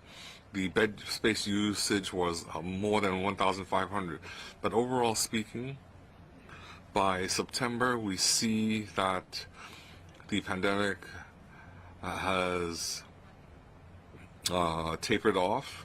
And on 22nd of August, we undertook phase 3 measures. And looking at the current situation, we won't need to deploy phase 4 of COVID measures. And the hospital authority can return to phase 2 operations very soon. The number of quarantine beds and the number of admitted patients will reduce to below 2,500, and more importantly, we can return to, we can resume 80% of non-emergency services. So that we won't affect our public services. So aside from controlling COVID and returning hospital authority to normal, and also adjusting our inbound travelers. We also note that starting from 22nd of August, when we implemented 3+4, the number of Hong Kong visitors has increased because we reduced the number of hotel quarantine days. So the number of tourists increased by 20%. At the same time, we see imported infection cases, the numbers have been falling. So the daily figure of 195 on average, and we're now standing at, even though we have more visitors, but the number of infected cases are now at 173. So ratio-wise, the number of imported cases per 1,000 inbound tourists, we have 33 positive cases. Compared to the past, it came down from 4.7% to 3.3%, and we can see the blue line here is the inbound tourists. The orange line is the number of positive cases, and we see that it has come down. So that reflects that the global figures are falling, so we see fewer infected cases. Another reason for us to consider adjusting our inbound tourist policy is that when we implemented 3+4, we also implemented a red-amber system. So through the red-amber codes, we can have measures to restrict high-risk people from entering high-risk venues, and that can help us control the infection rate. Starting from the implementation of the coding system on the 12th of August, our law enforcement agencies have not found any amber code persons going into restricted premises. And for those red code cases, violation cases, we have not identified any relevant arriving passengers or travelers to Hong Kong, and that is we haven't had any red code to yellow, amber code to yellow code persons, and so imported cases have not impacted on our local epidemic situation, and has not burdened our healthcare system, so we can adjust the measures. Why do we think that this 0+3 quarantine arrangement can control risks? For every 1,000 arriving travelers to Hong Kong, as I said, the rate of positive cases is about 3%, so we have potentially 30 cases through PCR tests at the airport, and also the amber code restriction during the medical surveillance period to prevent them from spreading the disease to the community. We've been able to identify 12 cases, and we can immediately use a red code to restrict the entry into the community or high-risk places. And then 4 more days of PCR and RAT test, what we call self-monitoring period, while they are in a blue code. For PCR to be conducted on days 4 and 6, is quite likely that we can identify the remaining 6 cases. And then a red code can also prevent them from spreading the disease to the community. So I will explain to you this 0.3 arrangement. First, pre-boarding requirement. We have simplified pre-boarding requirements for Hong Kong residents. Even though they are not vaccinated, they're still allowed to board a plane, but because they have not been fully vaccinated, they cannot get a provisional vaccine pass. After they arrive in Hong Kong, they should get vaccinated as soon as possible. For non-Hong Kong residents, they must have completed vaccination or got a medical exemption from vaccination before they can board a plane to Hong Kong. Instead of asking a PCR positive result 24 hours before boarding, or 48 hours before boarding, they can present a negative RAT test done 24 hours before boarding, and they can also make use of an online health declaration system to obtain a QR code. And then at the airport, we're going to implement a test and go arrangement. After a PCR test, they're allowed to leave the airport by means of public transport or transportation of their own arrangement. And then there will be 7 days of medical surveillance, the so-called 0+3 period. They're allowed to stay home or in a hotel, but they are subject to the Amber Code restriction. And on day 4, if a previous PCR test is negative, then they can turn to a blue code. And then on alternate days, they are required to do a PCR test, and then they can also go out if the RAT test is negative. So the 7 days are: day 0, arrival in Hong Kong, 3 days of medical surveillance, and at 9 a.m. on day 3, a negative result will be given an amber code, and then a blue code at 9 a.m. until day 7. That is self-monitoring period. They have to conduct PCR tests on day 4 and 6, and also an RAT test on day 7. PCR tests can be done at community testing center, mobile testing stations, or recognized private laboratories. This is a comparison of the 3+4 and 0+3 schemes. First, pre-boarding requirements. Under 0+3, inbound travelers no longer to do a PCR 48 hours before boarding. Instead, they can do a 24-hour RAT test, and the result can be declared electronically. And then vaccination requirement. Hong Kong residents can board a plane to Hong Kong even not fully vaccinated, but they cannot be given a provisional vaccine pass in Hong Kong. And non-Hong Kong residents, instead of test and hold, it will be a test and go arrangement.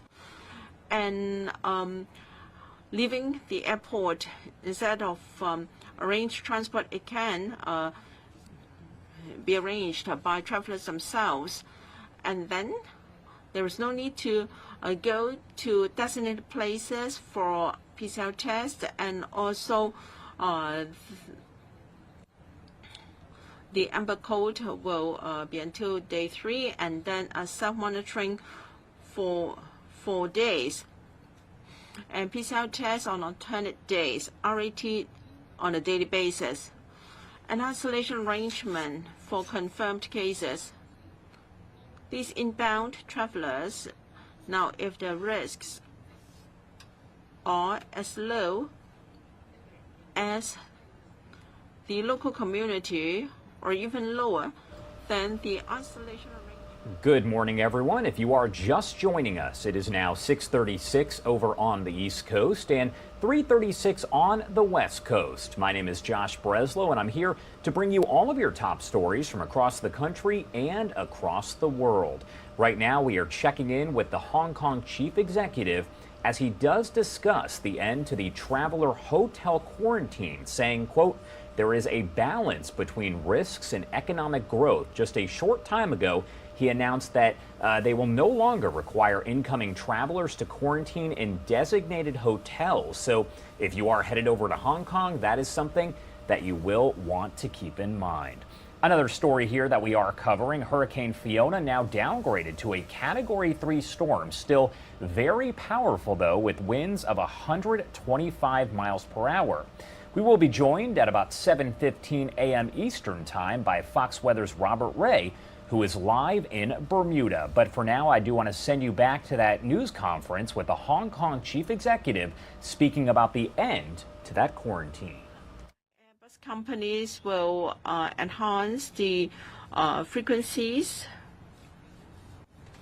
So instead of just providing service at peak hours, the services will be extended to non-peak hours. And for overnight buses from airport to the urban areas and NT services will also be strengthened. Airport Express MTLCL enhanced frequency last month, running at a frequency of 15 minutes per train, and in light of the actual circumstances, services will also be stepped up. For taxis, we'll maintain close liaison with taxi associations to ensure that arriving travelers can get a taxi very easily. All in all, we will liaise closely with the airport authority and public transport operators so that we can be well prepared, and we will monitor the actual utilization of our airport to adjust public transport services to and from the airport. Thank you. Mr. Fung will be talking about the hotel arrangements. Friends of the media, so we've had the CE and Secretary for Health give us some statistics and figures. I'll be talking about some arrangements. It is similar to previous 3+4, and we will maintain these similar arrangements. That is, in the coming days for inbound tourists, if they take a designated bus coaches or designated taxis to designated hotels, will maintain the arrangement. Up until the 26th of September, we will have the new measures in place. In other words, on the morning of the 26th of September, all the tourists in designated hotels, they can leave in an orderly manner, and those hotels will become regular, normal hotels. So some individual travelers might want to continue to stay in the hotel, and they can make negotiations with the hotel. So the government's contractual arrangement with hotels, if there is any change in government policy and the travelers leave early, the hotels need to refund the tourists. And on the morning of the 26th of September, according to the Amber Code system, they can leave the hotels freely. And that's all I have to add. Okay, so we welcome any questions now. So please use your microphone, identify your media outlet, and we have quite a number of reporters. So please keep your questions brief, and we'll take the first question. Cable TV, I want to ask the 0+3 arrangement. Have we now chosen to coexist with the virus? Is that going against the central government's policy? Have you consulted the central government? And the CE said that you're not backtracking. So are you pledging that we won't go back to 3+4 and so on? Now, we've also heard that coexisting with the virus is a one-way ticket to hell. So when the tourists do a RAT test, do they keep the sample, the test kit, and do you think this scheme is attractive because they are still restricted from going to restaurants and hotels? I think you need to keep your questions brief. We have to allow sufficient time for your other reporters to ask questions. We cannot answer too many questions. So why don't you just choose 2 questions? I will deal with the first 2 questions. Now, I made it clear just now that the SAR government has 5 major policies regarding COVID. Good morning, everyone. If you are just joining us here on Live Now from Fox, it is 6:42 on the East Coast and 3:42 over on the West Coast. This right now is a news conference that happened not too long ago with Hong Kong's chief executive talking about a new announcement this morning. The city no longer requiring incoming travelers to quarantine in designated hotels as it seeks to open up globally after nearly 2 years. Incoming travelers will also no longer need a negative COVID test within 48 hours before boarding a plane to Hong Kong. Instead, they will need to present a negative result from a rapid antigen test conducted 24 hours before their flight. Those measures going into effect on Monday. We are going to step away for a quick 2-minute commercial break, but we will be back with more of your top stories coming up here in just a few. Stick with us.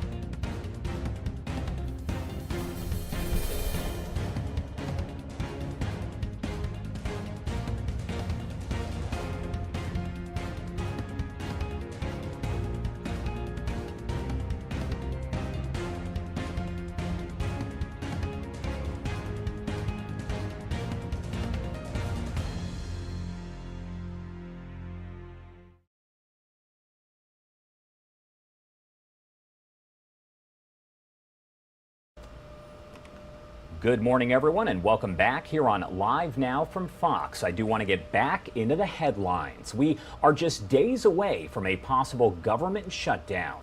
Lawmakers in Washington still at odds over a temporary funding deal, and this is not just breaking down along party lines. Fox's Doug Luzader is here with more from the nation's capital on those negotiations. As always, Doug, thank you so much for being here with us. Good morning. Well, there are going to be some tough negotiations around here in the days ahead, but Democratic leaders are trying to deal with opposition not just from Republicans, but from some members of their own party.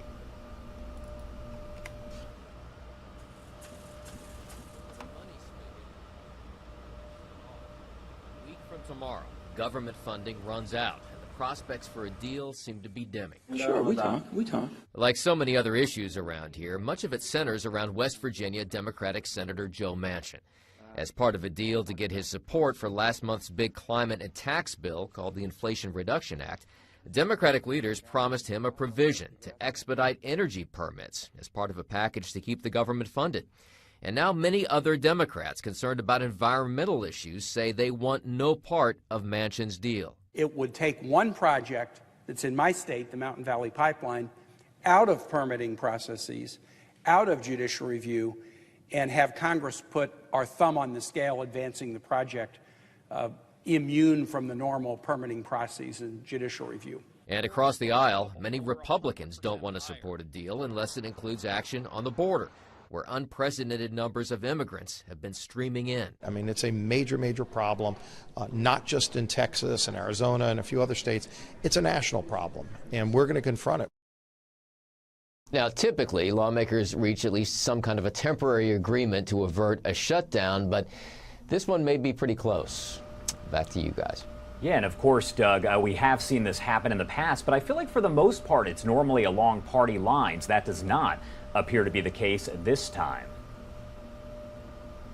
Well, you need 60 votes in the Senate to get anything done, which means that you need some buy-in from Republicans, but even cobbling together a Democratic majority on this may be difficult. All right, Fox's Doug Luzader, as always, thank you so much for joining us. Thanks so much.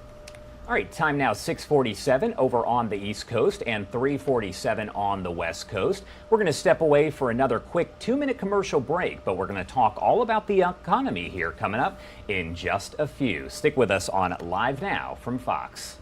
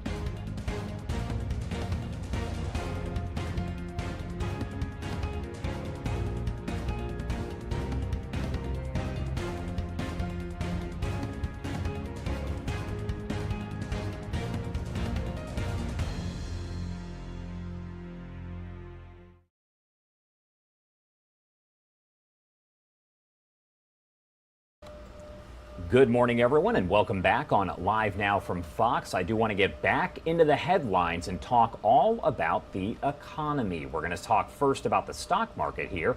Stocks closing lower on Thursday, the Dow tumbling 107 points, with the S&P 500 giving back 32 and the Nasdaq losing 153, so all down across the board.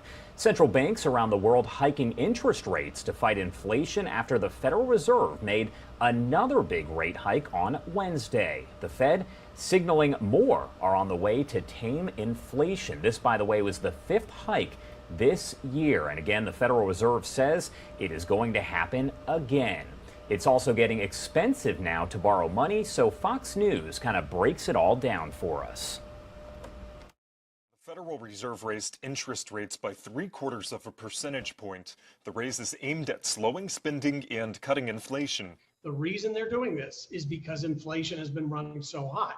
They can't address the supply imbalances, but what they can do is address the demand side by raising interest rates, slowing borrowing, spending, and investing. It reduces demand and will bring those price levels under control. The record high inflation rates have been hurting Americans. People paid 8.3% more for goods than this time last year. Everything from gas to food has become more expensive. The inflation that we're experiencing is hitting hardest on areas that are necessities. And some people are already feeling the pinch from the recent interest hikes. Some first-time homebuyers like Steve Mejia are having to hold off on getting their own place. The average mortgage rate is now over 6%, the highest since 2008. Well, I have been looking for a while, been looking for over a year, and I've been trying to save money, but that's been a little tough lately. This has had a pronounced impact on affordability on top of the run-up in home prices seen over the last couple of years. Plus, for people who already have credit card debt, the recent hike means it could take longer to pay off. Pros and cons on both sides of this. Nobody likes paying more. Look, interest rates go up. If you're carrying a credit card balance, it's going to increase the cost of interest that you pay. If you're paying interest on anything, it's going to increase it. A new federal interest rate hike that we were just discussing means that some Americans are relying more than ever on their credit cards. Financial experts say despite credit card interest likely going up again soon, more Americans rely on those cards. One financial services expert says credit card debt is nearing all-time highs of 2019's fourth quarter. TransUnion, a credit bureau, says average debt for borrowers was more than $5,200 in the second quarter of this year. Financial expert Dave Ramsey says before using credit cards for anything else, make sure your income covers your quote-unquote four walls. Those are food, utilities, housing, and transportation. Speaking of housing, home buyers can't quite catch a break. Mortgage rates jumping again, up more than a quarter point this week to remain at the highest level in 14 years. The average rate on the 30-year fixed-rate mortgage increased to 6.29%. Rates are more than 3 percentage points higher than they were at the start of the year. But again, the number's now the highest since back in 2008. Shockwaves still reverberating after the Fed's big announcement about the rate hike. It is the 5th since March. Fox News correspondent Madeline Rivera reports from Washington on how economists and lawmakers are reacting to the Fed's effort to avoid that recession.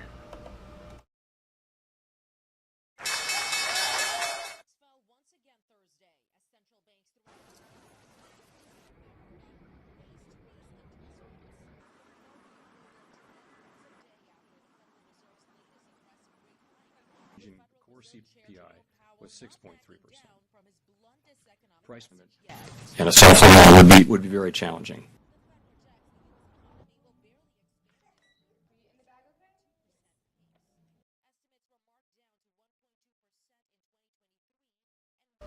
All right, it does appear that there is an audio issue with that story by Madeline Rivera, so we will try to get back to that a little bit later. But back into some economic news right now.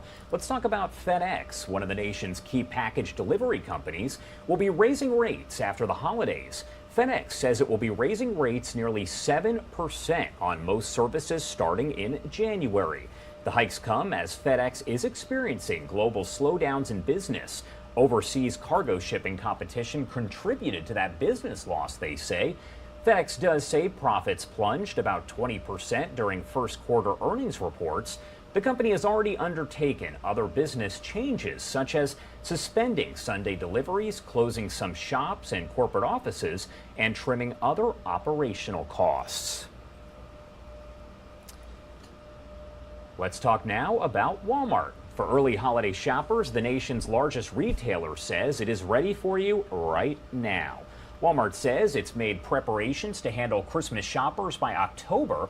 Walmart does add it's ready to offer deals on key holiday items like toys, electronics, and home products. The retailer is expecting early shopping as customers hit by inflation want to get early buying done fast. The company has also made changes in return policies that will allow early gift buyers to have more time for returns. Walmart says items bought in October can be returned all the way through the end of January. Another big one here, the cost of eggs already sky high thanks to inflation, but now chicken farmers are facing a deadly new problem that is scrambling production of your favorite breakfast food and could leave your wallet in trouble. Fox Business Network's Madison Allworth does have more on that for us. Eggs have seen a huge run-up in price. This staple food item is probably the biggest victim of inflation within the food category. The cost of eggs have gone up over 82% since last year, and you can see that when you look at the difference in price. It's not just the increased cost of labor and material that has caused this run-up. The spread of avian influenza is hitting the egg industry hard. It has forced U.S. farmers to kill millions of egg-laying hens, lowering supply and driving up prices. And when a farm is hit, it can take them over 6 months to get back up and running. Huge, because once you get it, you are completely shut down. You have to clean up the whole farm completely. You have to clean out, take all the birds out, destroy the eggs, destroy the feed. Everything is you're out of business. So far this year, over 45 million birds have been infected. All of these states have seen cases of the disease. Another factor taking chickens off the market, change in policy. Both Massachusetts and California have switched to cage-free chicken and eggs only. When that switch happens, it takes those farms off the market. Then, when they're back up and running, it takes more labor for the same output. At Puglisi Egg Farms, I'm Madison Allworth, Fox Business. All right, thank you so much. Taking a live look here from Bermuda. We did tell you a bit earlier that Hurricane Fiona was downgraded to a Category 3 as it is battering Bermuda with those heavy rains and, as you can see, some very powerful winds. What you are looking at right now is a live view from Fox Weather's Robert Ray. That is his camera there. As he does get set, he is doing different live hits, so to speak, for several different reporters across the country. So we are going to check in with him coming up at about 7:15 Eastern time. So that is in about 15 minutes. We'll have the latest on Hurricane Fiona and now Tropical Depression 9 coming up right after this break. Stick with us.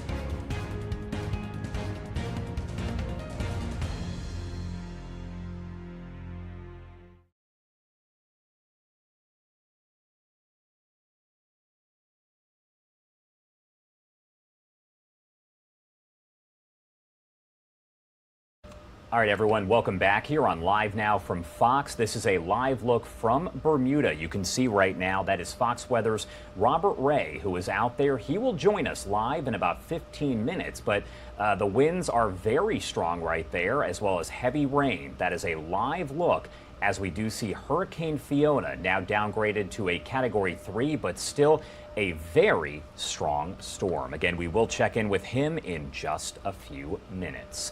Thank you so much for joining us here on Live Now from Fox. My name is Josh Breslow, and I'm here for the next several hours to bring you all of your top stories from across the country and across the world. A lot going on. It is 7:01 on the East Coast and 4:01 over on the West Coast. Let's check out the latest now on Hurricane Fiona. This is video showing how quiet it was there in Bermuda just yesterday. The winds entering overnight really picking up along with that heavy rain. I do want to take you over to our XRAD view where you can get a live look at Fiona, and unfortunately what we are watching now is Tropical Depression number 9. We start though with Fiona. The storm downgraded from a Category 4 with winds of 130 miles per hour to a Category 3 with those winds of 125 miles per hour. That is the latest update that we have received from the National Hurricane Center. In the meantime, the powerful storm is making its closest approach to Bermuda right now with hurricane-force winds and dangerous surf throughout the day before the storm system then slams into the northeastern area of Canada over the weekend. The threat of that powerful storm has prompted hurricane warnings and tropical storm warnings to be issued for hundreds of miles of coastline around Nova Scotia. Fiona is the Atlantic's strongest hurricane of the 2022 season so far, and any hurricane that is rated Category 3, 4, or 5 on the Saffir-Simpson scale is classified as a major hurricane. Down south, we are also tracking Tropical Depression 9, which is now formed near South America. The storm has maximum sustained winds near 35 miles per hour with much higher gusts. The depression is moving toward the west-northwest near 13 miles per hour. A turn more westward is forecasted over the next day or so, followed by a turn back to the west-northwest and northwest by this weekend. Slow intensification is forecast over the next day or so, followed by more significant intensification over the weekend and, unfortunately, into early next week. You can see the track right now shows that it could be headed maybe toward Florida, but the cone is so big right now because we are still days out, and honestly, anything can change. That is the case whenever you do have a hurricane of this magnitude. We don't know, though, if it will be upgraded to a hurricane by that point. A lot left to figure out. This is video right here from the Dominican Republic on Monday, one of the areas that was hit by powerful Hurricane Fiona. At that point, it was a Category 1 storm. I do want to take you to President Biden, who did provide a brief update just yesterday on those recovery efforts there in Puerto Rico. And we'll do everything we can to meet the urgent needs you have, and we know they're real and they're significant. And we're there. An old bad joke, I'm from the federal government, I'm here to help, but we really are. I think I hope you're satisfied with the response so far. We'll be with the folks of Puerto Rico now and until this is done, until we recover. And my wife and I were talking about it last night. We pray for I know the death toll was up a little bit, but all the people displaced and all the people who are just scared to death knowing what happened before, especially if you've been through it last time. It's got to be incredibly intense. But too many homes and businesses are still without power, without clean drinking water. And yesterday, at the governor's request, I immediately approved an expedited major disaster declaration to provide individual and public assistance to help people and communities recover from and this declaration will get federal resources there quickly, and it's going to help people start rebuilding their lives.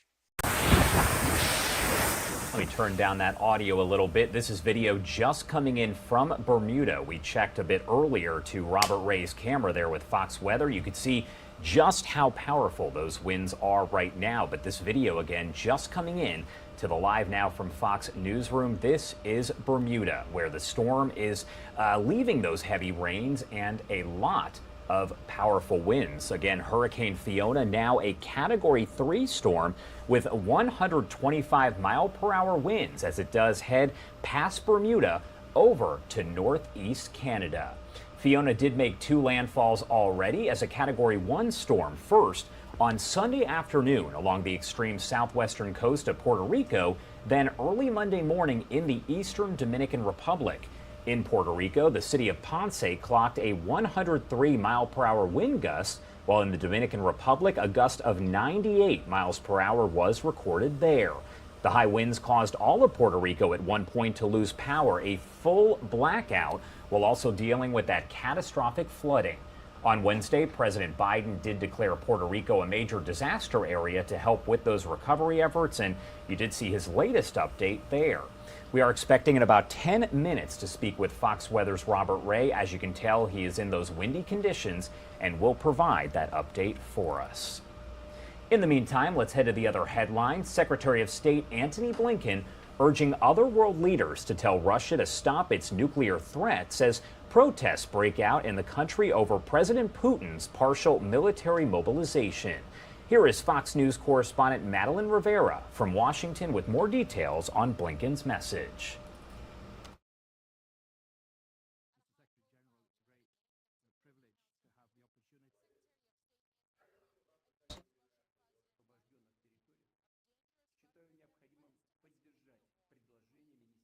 Every council member should send a clear message that these reckless nuclear threats must stop immediately.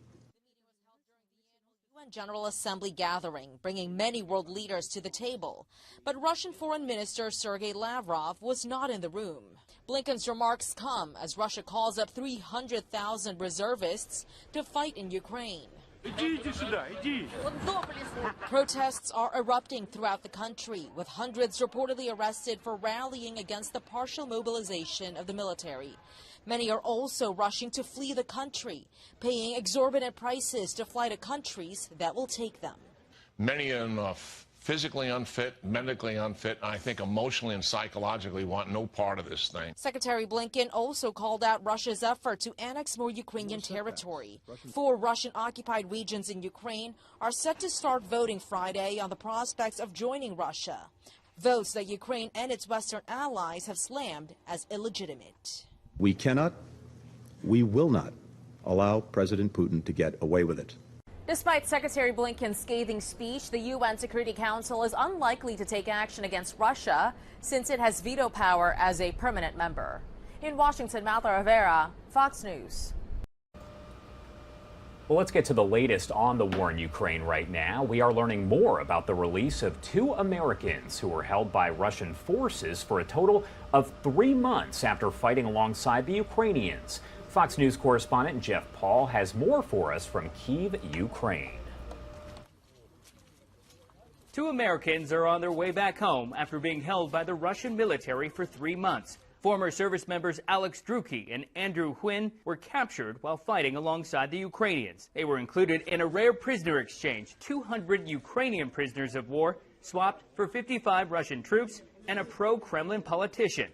Meanwhile, on the battlefield, the Ukrainian military continuing their counteroffensive despite warnings from Vladimir Putin that he could use nuclear weapons to defend Russian-occupied territory. He knows full well if he uses a tactical nuclear weapon, that by definition will expand the war. The consequences would be quite significant on him. And in those occupied territories, voting starts tomorrow on a referendum to decide whether to formally become part of Russia. The West says the election is a sham, while Moscow works on increasing voter turnout. Various options have been worked out. We will go door to door in order not to endanger people. Everything is organized. Everyone has received instructions.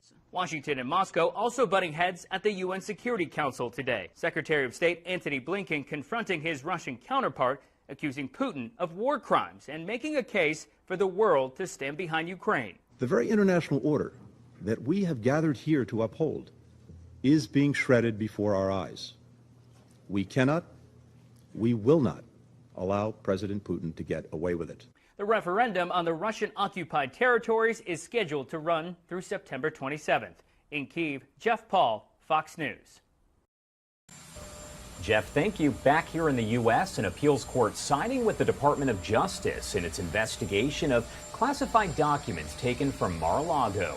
The move impacts the recently appointed special master.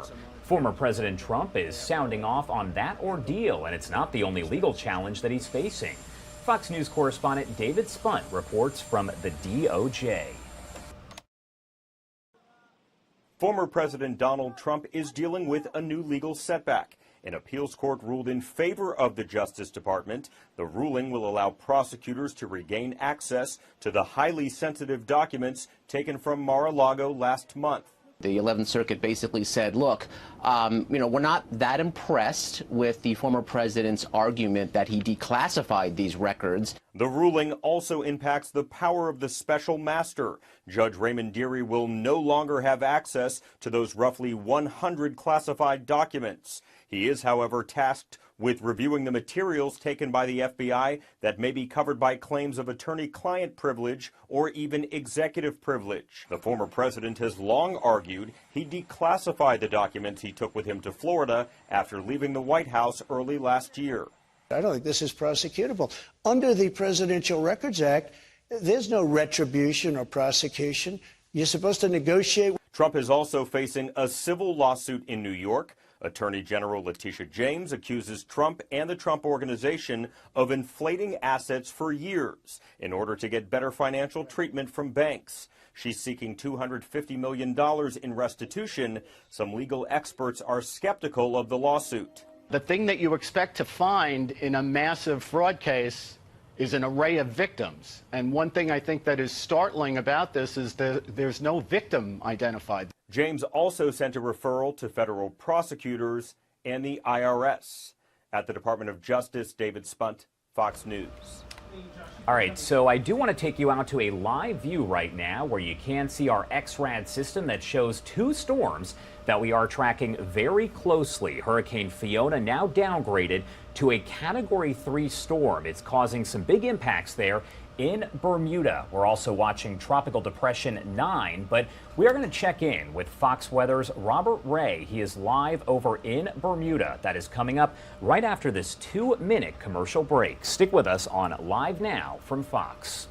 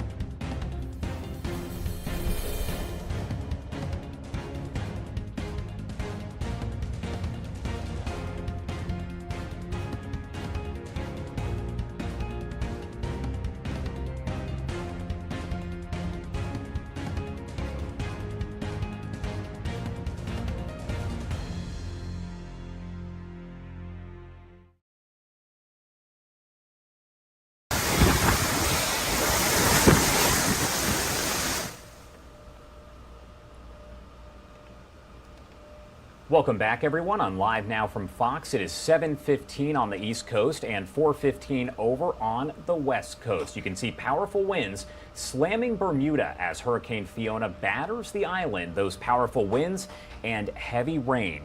We are joined live right now by Fox Weather's Robert Ray. He is in Bermuda, and you can tell from the view behind him just how powerful those winds are. Robert, thank you so much for being here.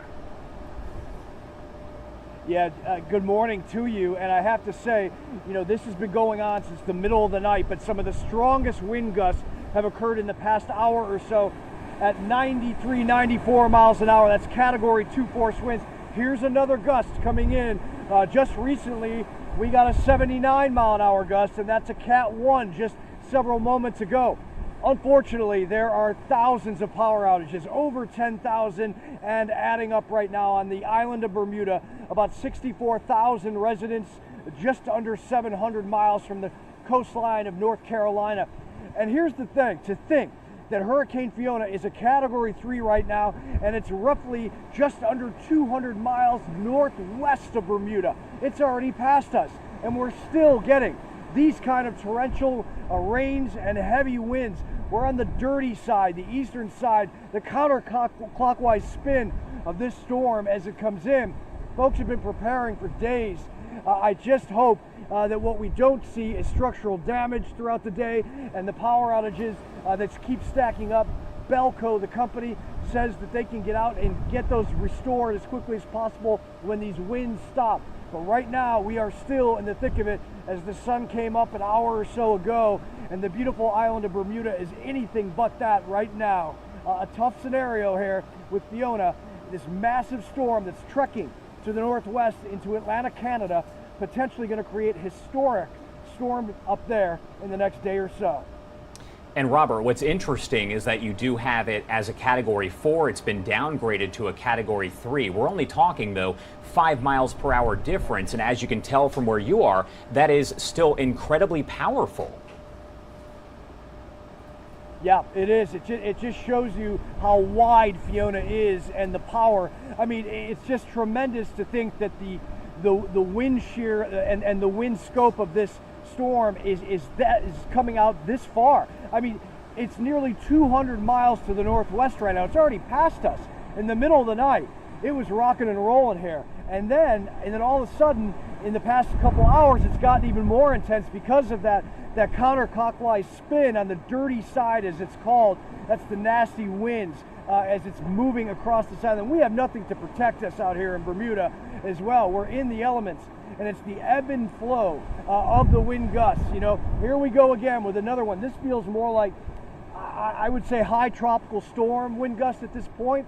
But, you know, we're not out of the woods as far as those Category 1 winds. I think Category 2 we're not going to see any longer. Those 93, 94 mile an hour winds we saw an hour or so ago. But we are standing here being safe. I hope everybody here on the island is too. My cameraman, my producers, everybody else is underneath the covered area, a portico at this massive hotel that has contained power during all this because of the generators they have. So we are lucky, and we just hope that this ends soon as Fiona continues to move to the northwest. All right, Fox Weather's Robert Ray, get to safety there and stay safe over in Bermuda. We appreciate you joining us. Thank you. All right, time now is 7:19 over on the East Coast and 4:19 on the West Coast. Before we go to break, I do want to take you back to that view that does show our XRAD system. You can see what we are watching, not just Hurricane Fiona at a Category 3 moving past Bermuda over to northeast Canada, but also down near South America. We are now tracking Tropical Depression 9 with wind speeds of 35 miles per hour. That is the track right now. Obviously, it's anybody's guess if we are going to see that track change because we are still several days out. It's also unclear what the actual strength of the storm would be if it were to head to the U.S. The track right now does show that it would impact Florida. We are going to keep an eye on Tropical Depression 9, and we will bring you the latest here on Live Now from Fox, so stick with us for the latest information. 7:20 on the East Coast. We will step away for a quick 2-minute commercial break, but we will be right back with more of your top stories from across the country and across the world.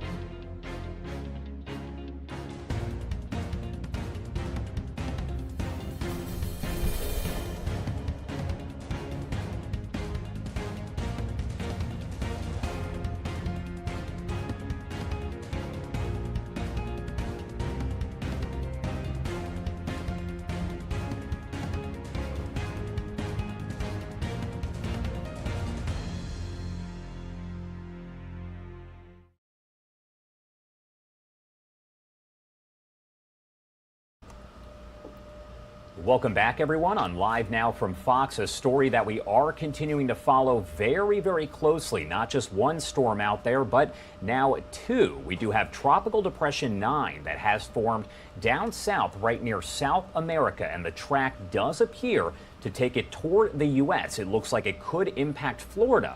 However, at this point, it is still days and days away, so it's unclear not only if that track will change, but also what the strength would be as it does move through this area. So we do know right now the wind speeds are 35 miles per hour, still fairly weak, but a significant tropical depression that could potentially impact us here in the U.S.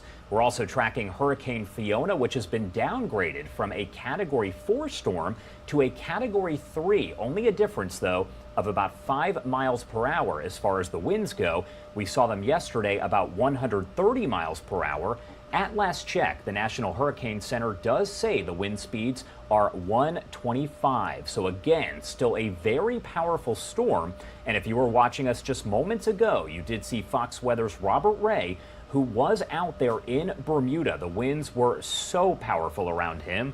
We are going to play that for you back in just a little bit so you can see if you did miss it, or, you know, if you want to watch it again, as we do see how powerful those winds are. Again, we are tracking Hurricane Fiona and Tropical Depression 9. We will bring you the latest information as we do get it. I do want to get back into some of the headlines right now, so let's get right to it. Another story that we have been following, the death toll is up to 9 Thursday in Iran from street protests over the death of a young woman in police custody. Iran's largest telecom provider has shut down internet service to try to turn down the temperature. The Biden White House is not saying much about that situation, but is still hoping for a nuclear deal with Iran as the UN General Assembly meets. Fox News White House correspondent Peter Doocy has the latest from New York. I've spent a lot of time with not only the president of China, but others about the international waters. China's Xi, not in New York. Neither is Russia's Putin. But Iran's President Ibrahim Raisi is. Iranian regime and President Raisi is a thug. Iran's president has doubts about the Holocaust. Do you believe the Holocaust happened? That 6 million Jews were slaughtered?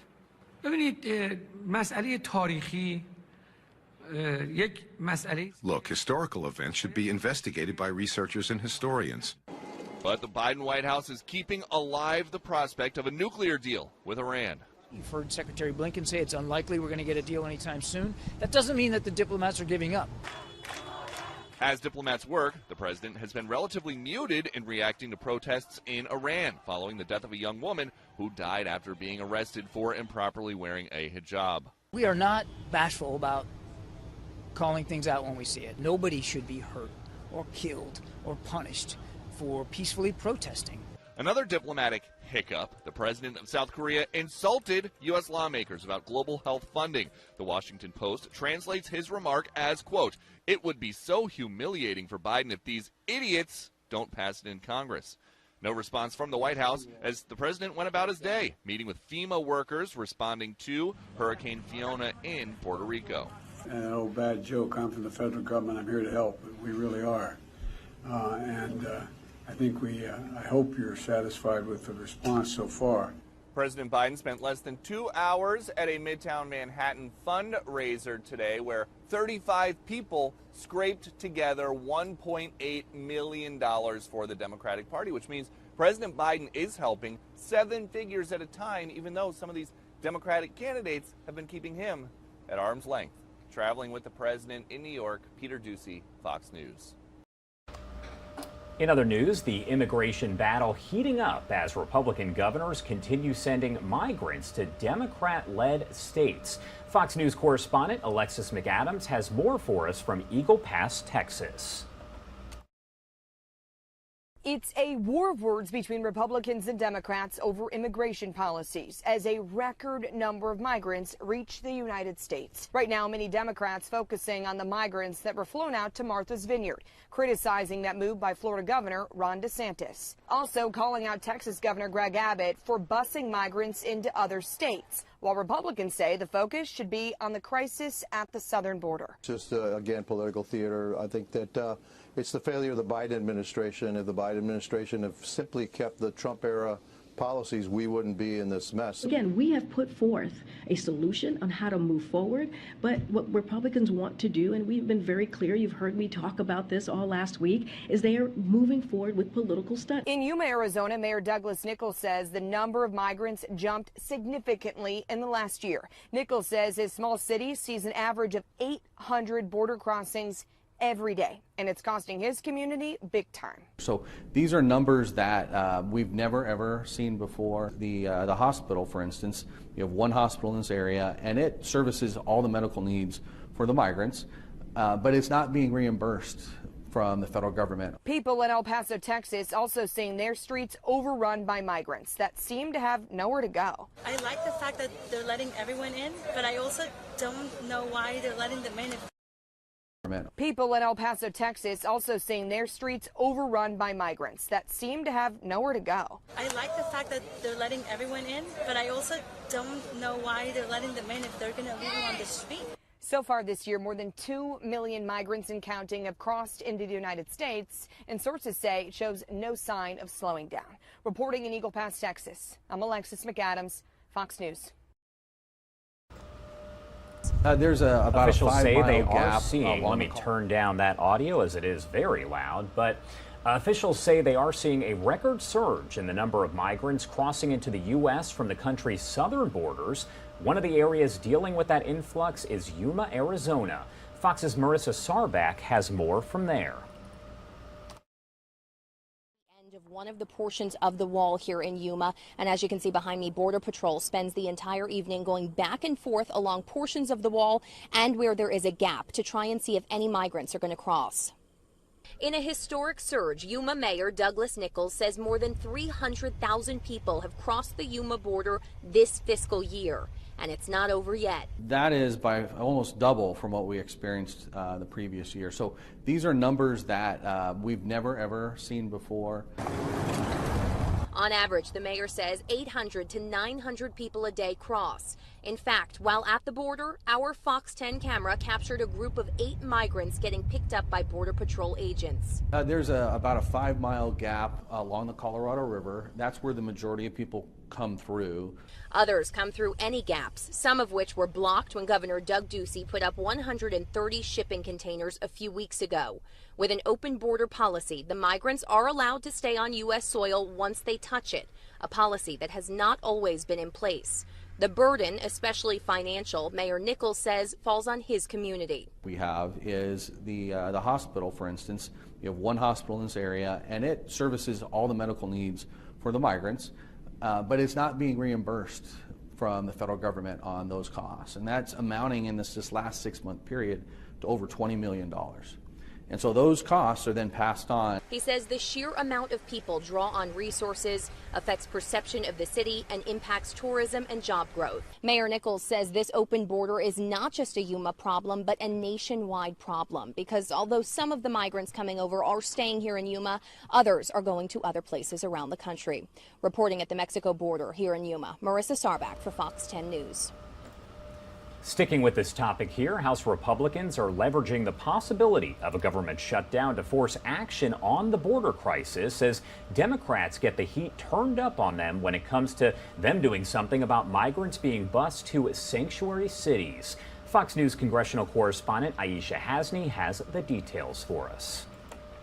We're going to have a plan to secure America's border. House Republicans are rolling out their solution to the border crisis. Republicans have a plan for a new direction. Today, GOP conference members got a private, first-hand look at the plan inside Minority Leader Kevin McCarthy's Commitment to America agenda, a legislative roadmap similar to former Speaker Newt Gingrich's 1994 Contract with America. On the border, the GOP plans to end catch and release, reinstate the Remain in Mexico policy, and finish the border wall. Democrats are already hitting back. So I'm not concerned with anything that they're going to present over the next few days, because the American people will see through it clearly. Democrats are under pressure to do something about migrants being bused to sanctuary cities. But talks on immigration reform are stalled on Capitol Hill. And Congress is just 8 days away from a government shutdown. McCarthy adding pressure to the political posturing, tweeting, "If Biden and Democrats don't use this government funding bill to address the border crisis immediately, I'm voting no on this bill, and I urge my colleagues to do the same." Republicans see southern border security as a top issue that will bring out voters, some putting it ahead of pocketbook issues. As Fox's most recent power rankings show, the GOP is expected to win the House, but by just 13 seats. Former House Speaker and Fox News contributor Newt Gingrich, who was at this morning's private meeting, thinks the margin will be larger now that members have McCarthy's messaging. There's somewhere between plus 15 and plus 70, and none of us will know until election night. And Leader McCarthy will announce his Commitment to America agenda in Pittsburgh this Friday. On Capitol Hill, I'm Aisha Hasni, Fox News. Adding up, and a reminder, there's only 64,000 plus residents here. So, all right, if you are just joining us here on Live Now from Fox, you are looking at a live view from Bermuda. Fox Weather's Robert Ray has been out there in the elements, and he is reporting for several different programs across the country. We did have him live moments ago. We will replay that coming up here in just a bit because we want you to see what the conditions are like. But as you can see, he is out there right now in the elements. We know the storm is a Category 3 with winds of about 125 miles per hour. We are going to step away for a quick 2-minute commercial break, but when we come back, we will take a live look at our X-RAD radar that shows the two storms that we are watching very, very closely there in the Atlantic. Stick with us.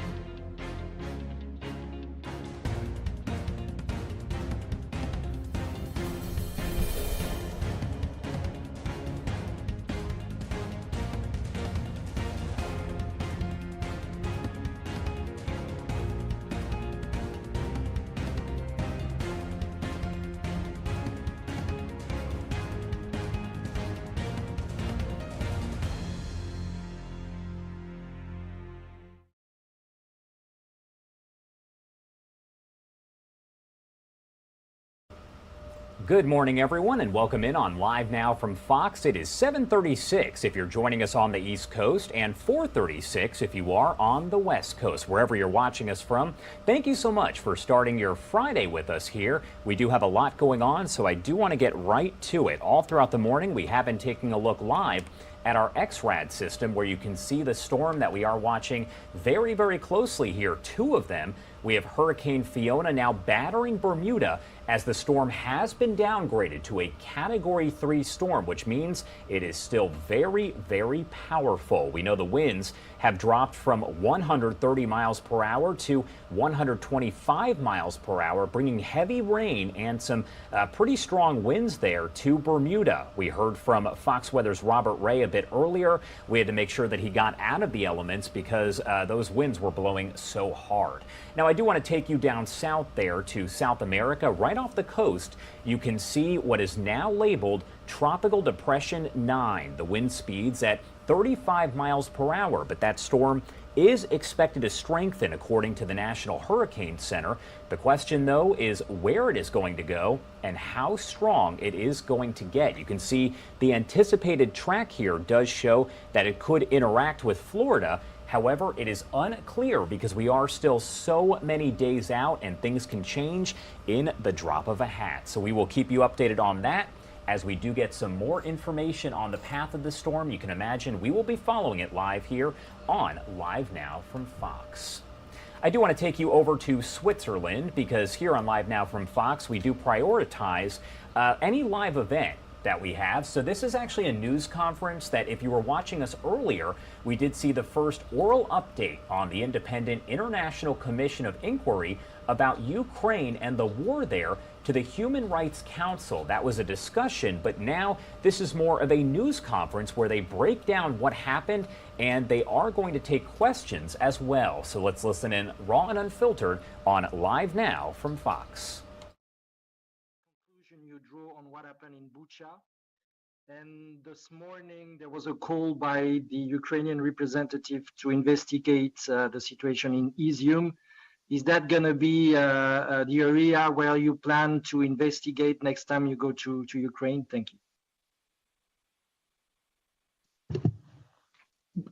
Bucha was one of the places where we found executions and ill treatment before executions, as mentioned in our oral statement. And as regards Izium, this is of course a novel incident, but we certainly intend to look into the Izium event as well.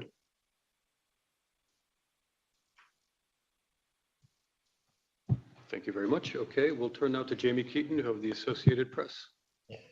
Good afternoon. Thank you very much, Rolanda, for taking my question. I wanted to just touch on a couple of things. First of all, for the issue of war crimes, can you say specifically who was responsible, or at least which side? I mean, it wasn't totally clear to me whether you were referring to the Russian side or the Ukrainian side, and what specifically are the war crimes that you're talking about? And then just the second thing is about the numbers. I didn't see a lot of numbers. I mean, is that because you haven't thoroughly vetted them yet, or that you're relying on OHCHR numbers, or that you're just not able to say? And if I could slide in a third one, sorry, how do you articulate with other investigators like the ICC or the OSCE monitoring mission? Are you coordinating in any way with them, or are you is there a possibility that you may double up on the information that you collect based compared to what they are collecting? Thank you so much. Thank you very much for the questions in plural. Let me take them in reverse order, if I may. With the ICC, we have a regular contact, and that's a relationship that was established from the very beginning, as was with the monitoring mission. Each of the institutions has a different mandate. All of us are independent. The resolution, however, asks us to coordinate with other judicial instances, and that is precisely what we are doing. So there is regular communication with them within the mandate of each of the institutions. Concerning the numbers, we have found two instances of ill treatment of Russian Federation soldiers by Ukrainian soldiers, and we mentioned this in our statement. We have found, obviously, significantly larger numbers of instances that amount to war crimes on the part of the Russian Federation. And we do not go into the specifics in terms of numbers, in part because this is ongoing. We go by on the basis of primarily of our own investigations and testimonies and evidence that we gather first, that we can corroborate by other means. But we are again in the middle of a process, and therefore citing specific numbers is a bit of a useless exercise. In terms of the concrete events that we think constitute war crimes, we also mentioned some of them in the statement that we made. Indiscriminate use of force, the against civilian populations, executions, torture and ill treatment, sexual violations of different types, including sexual violations against children and in some cases elderly women. So I mean, the catalog is broad. We gave a sample of this in the statement, and I think that that would be a good place to start. Thank you, Pablo. We'll take a question in the room from Nabil from Al Arabi TV, just in the back there. Thank you, Nabil Abisab, Al Arabi TV station.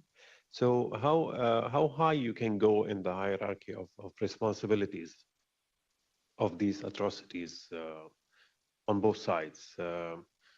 Did you manage to reach certain names or level of authority on both sides? And second question about mercenaries or foreign fighters in general. Obviously, there is a lot of reports about foreign fighters on both sides. Did you establish any facts about their role also in the atrocities? Thank you. In principle, we can go as far as the applicable norms, human rights norms, and the international criminal law reach. That means that it goes all the way to the top. That's in principle, but of course that requires necessary evidence. And at this stage, we are more at the ground level. When it comes to the issues of names, that's something we would have to come back to in our final report. It follows from our mandate that we shall try to individualize perpetrators, and we will do our best to do so. And if we manage, then we will certainly deal with that in our report in March 2023. As regards foreign fighters, I'm not aware that that has been an issue. Thank you very much, Mr. Mose. We have Jan Dirk Herbermann of German newspapers. Jan Dirk, go ahead. Yes. Good afternoon, Jan Herbermann. I write for Tagesspiegel Berlin and other German language media. Basically, I have two questions. The first one, do you have any contact to the Russian army or to other Russian authorities? And secondly, I'd like to ask you on the nature of the war crimes committed by the Russian troops. Do you have indications that they commit these crimes in a sort of systematic way, or is it more a sort of spontaneous act they commit? Thanks. I will take the first question, and then Ms. Zumbudu will take the second one. We have not been in touch with, we have tried to reach out to the Russian authorities, but have not far succeeded, but we will persist in our efforts. Thank you for your question. And having in mind that we have a really limited investigation during the past few months and limited areas, we came out only with crimes which we specified in our oral statement. We didn't find still that such behaviors present patterns, but we will continue with our investigation. Definitely that's what we can confirm, that ill treatment, killings, sexual violence, torture have been made by individuals which at that time when they made crime were under Russian soldiers. Thank you very much. We now have a question from Stefan Vospernik of Austrian Press Agency. Go ahead, Stefan. Yes, thank you very much. Good afternoon from Vienna. My question is, I would just like to get it right. Is it true to say that war crimes were committed by both sides, by the Ukrainian side and by the Russian side? Or does this ill treatment of the Russian soldiers that have been reported to you do not amount to a war crime? And the second question is, what was the reaction of the Ukrainian side? Are those soldiers that have ill-treated the Russians, are they being fined, or is there any action being taken? Thank you. War as such always create opportunity to have unlawful behavior of individuals. Such isolated cases is something what happened, and therefore we in our report specified that during our investigation in this stage we find only 2 cases where Ukrainians made some violations towards Russian soldiers. But on the other side, we have made full observations of our findings based on evidences collected, analyzed on dimension of crime made by Russian side. And therefore, we can't say that there is equality, that we only bring facts, and facts is that such a significant number of violations in Ukraine from Russian sides determined that we said that there has been made a war crime. Thank you. We have Emma Farge from Reuters online. Go ahead, Emma. Good afternoon. I was hoping you could put your findings into perspective for us. Is this the first time that an international body has come to the conclusion that war crimes have been committed by Russia in Ukraine? I know Ukraine has, but an international body. Thanks a lot. I think there have been numerous reports about this, and the possibility or the likelihood that there will be war crimes or other crimes have been mentioned also in previous reports. But here we have been on the ground, conducted an evidentiary mission, and on that basis have concluded that what we saw amounted to, according to our evidence, to war crimes. Thank you, Mr. Mose. No more questions online. Any more in the room? Yes, go ahead, unveiling.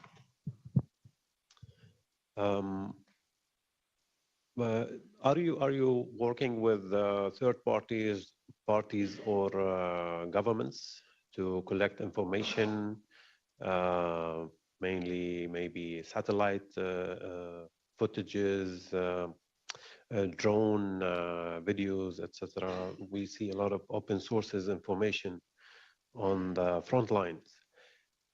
Also, the Russian government always says that the Russian ethnicities or communities in eastern Ukraine have been subject to harassments or discrimination. Have you seen any evidence that they also were subject to atrocities or crimes? Thank you. Just to the second question, we have not found evidence to that effect based on our mission to these 4 areas. Yeah, and if I may, an additional point to the one just made by the chair. Please keep in mind, we have not had access to the areas that are not controlled at present by the Ukrainian government, which is where some of the sources of those allegations come from. So we haven't had the opportunity to do direct investigations other than indirectly through other sources. Regarding your first questions, we rely, and this is a point to emphasize, we rely primarily on evidence that the Commission gathers itself. We have, of course, made a call for information, which is public. It's in our website. People have responded to those calls, so we are open to information from many different sources, but ultimately the conclusions that we include in our reports, including in today's oral statements, are conclusions that we arrive on the basis of evidence that we have gathered ourselves. Interviews, documents, crime scene investigations, the investigation of weapons, remnants. We have obviously a team of investigators in the Secretariat. That team has been to Ukraine, of course, and our main sources are sources gathered directly, although again, of course, we are open to receiving information from other parties subject to our analysis subsequently. Thank you. We have a question now from Carmen Lucia of El Tiempo. Go ahead, Carmen. Good afternoon. Thank you very much, Rolando, and thank you very much, commissioners, for this press conference. So back in May, you raised concerns regarding the budget. I would like to know how it is going. Do you have enough staff? Do you have enough resources? And if not, well, what do you need? Thank you very much. Well, the UN has adopted a budget for this commission. It provides us with secretariat in Vienna, consisting of 22 persons, and 2 are to come. With other words, we have 24 persons employed in our secretariat. This staff is composed of 8 investigators, and the staff includes experts in gender issues, sexual issues, digital competence, etc., etc. So, of course, given the magnitude and the short time available for this mission until March next year, one could always wish, but this is acceptable. This is what we have, and we will, with those resources, be able to complete our mandate as expected by the Human Rights Council. Thank you. Okay, we have Nina Larson of AFP online. Nina, go ahead. Yeah, thank you for taking my question. I just wanted to circle back to what you were talking about earlier about possible perpetrators. I know that you haven't listed any yet, but I was wondering if you were preparing to draft a list, as other commissions of inquiry have done and if that's something that you're preparing to do for future prosecution. Thank you. Thanks for the question. The mandate that created the Commission calls on us to try to make attributions of responsibility. So this is part of the framework within which we operate. Of course, whether that is possible or not depends on the availability of evidence, and that will determine whether such a list can be compiled or not. Thank you. A question now from Antonio of Spanish News Agency. Antonio? Okay. Sorry, can you hear me now? Go ahead. Yes, very well. Thanks. I just want to clarify if it's you three who have been in Ukraine, or it's your team who has done the investigation on the ground. And I also would like to know if you have received any pressure or threats that try to make your investigation difficult. Thank you very much. Thank you for your question, and I must say that we have been twice in a mission. Commissioners were in June, and our investigators made additional investigation in July, August, and we haven't registered any threats. Opposite of that, we have excellent cooperation with all actors, and particularly with civil society. And definitely that what we present today to Human Rights Council is based on our direct collecting evidences. Thank you. Okay, any further questions in the room or online? No, I don't see any questions popping up. So on that note, I'd like to thank you all again very much for joining us, and for you for this important reporting that you're doing. And of course, to remind you that the commissioners, as noted, will be back in March to present a comprehensive written report. We'll have information on the date closer to that encounter. So thank you once again.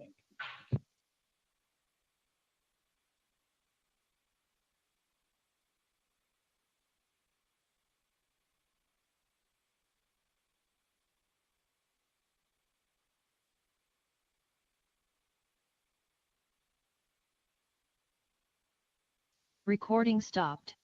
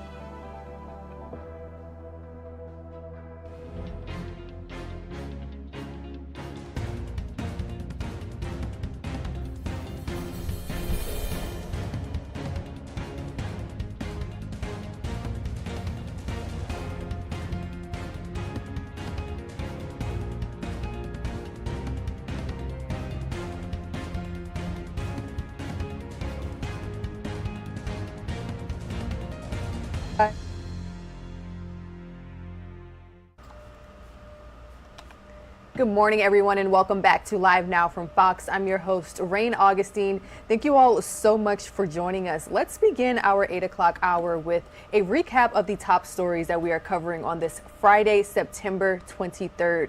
We're taking a Live Now look at our XRAD weather radar. Hurricane Fiona, as you see, making its closest approach to Bermuda with hurricane force winds and dangerous surf expected throughout Friday before the storm system slams into Atlantic Canada over the weekend. We'll keep you all updated on the threat of this powerful storm that has prompted hurricane warnings and tropical storm warnings to be issued for hundreds of miles throughout the coastline of Canada. We are also paying very close attention when it comes to international stories this morning.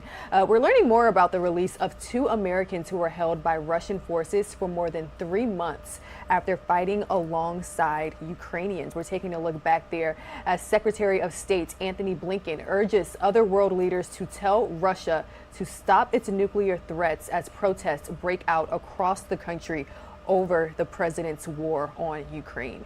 We'll also have the latest when it comes to the coronavirus as Hong Kong removes international travel quarantine after a 2-year time period. But for now, let's continue to talk about Hurricane Fiona. Here's the latest from our Fox Weather colleagues.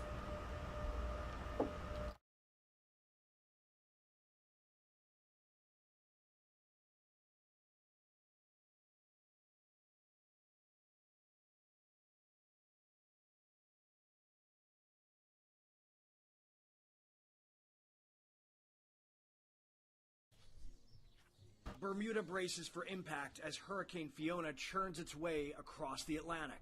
The storm is expected to bring high surf, storm surges, and heavy rainfall as it passes through the area early Friday. Forecasters say damage will be minimal when compared with the Caribbean, where nearly a dozen people were killed due to the storm. In Puerto Rico, more than 500,000 people still do not have running water, and thousands of others are without power. The island was already struggling to recover from previous storms. Now Fiona has made that worse, with local officials saying flooding and landslides have cut off major roadways, making it difficult to assess damage. It's also left people stranded with no way to get basic supplies. We thought we had a bad experience with Maria, but this was definitively worse. A disaster declaration from President Biden has cleared the way for FEMA to send aid and hundreds of additional personnel to help on the ground. This week, we're surging federal resources to Puerto Rico, and we'll do everything we can to meet the urgent needs you have. The Department of Health and Human Services says it will also send teams. Throughout the U.S., dozens of volunteers and nonprofits are rallying together to collect medical supplies and essentials. Really wound care, first aid supplies, and personal hygiene supplies, and we're also collecting those now. After passing near Bermuda, Hurricane Fiona is expected to move north near eastern Canada. In Bermuda, Robert Ray, Fox Weather. And people in Puerto Rico are trying to clean up the hurricane's aftermath. A break in the rain on Tuesday allowed people who live on the southern coast of the island a chance to try and rid their houses of murky, muddy water, which they found quickly inside during their storm. First-hand accounts describe the water entering in a matter of seconds. Many people have lost everything, and the infrastructure suffered severe damage. Debris and fallen trees, as you see here, making it very difficult to move from one part of the island to another, and many gas stations are running out of fuel. Fields and farms also suffered severe flooding thanks to severe rains. Drone footage also showed a large banana plantation brought to the ground. So meteorologists say that the storm is likely to have a very severe impact on the area that is still recovering from Hurricane Maria. We'll keep you all updated on that as we continue to cover the tropics. In the meantime, let's move along to other top stories that we are paying very close attention to here at Live Now from Fox. Here's the latest consumer news.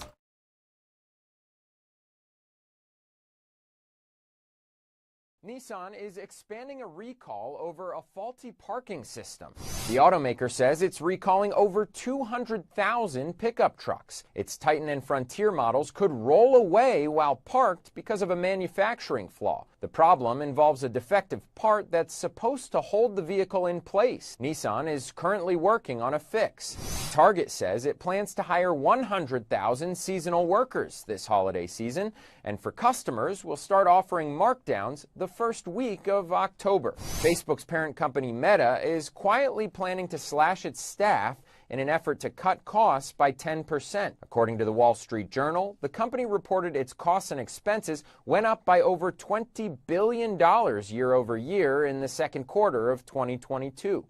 Google's parent company Alphabet is also reportedly looking to cut costs through layoffs. Meanwhile, Google is testing a new feature that'll allow users to scrub their personal information from web searches. The Remove Result button lets users request that pages containing their phone numbers, home addresses, bank accounts, and medical records be removed from appearing in searches.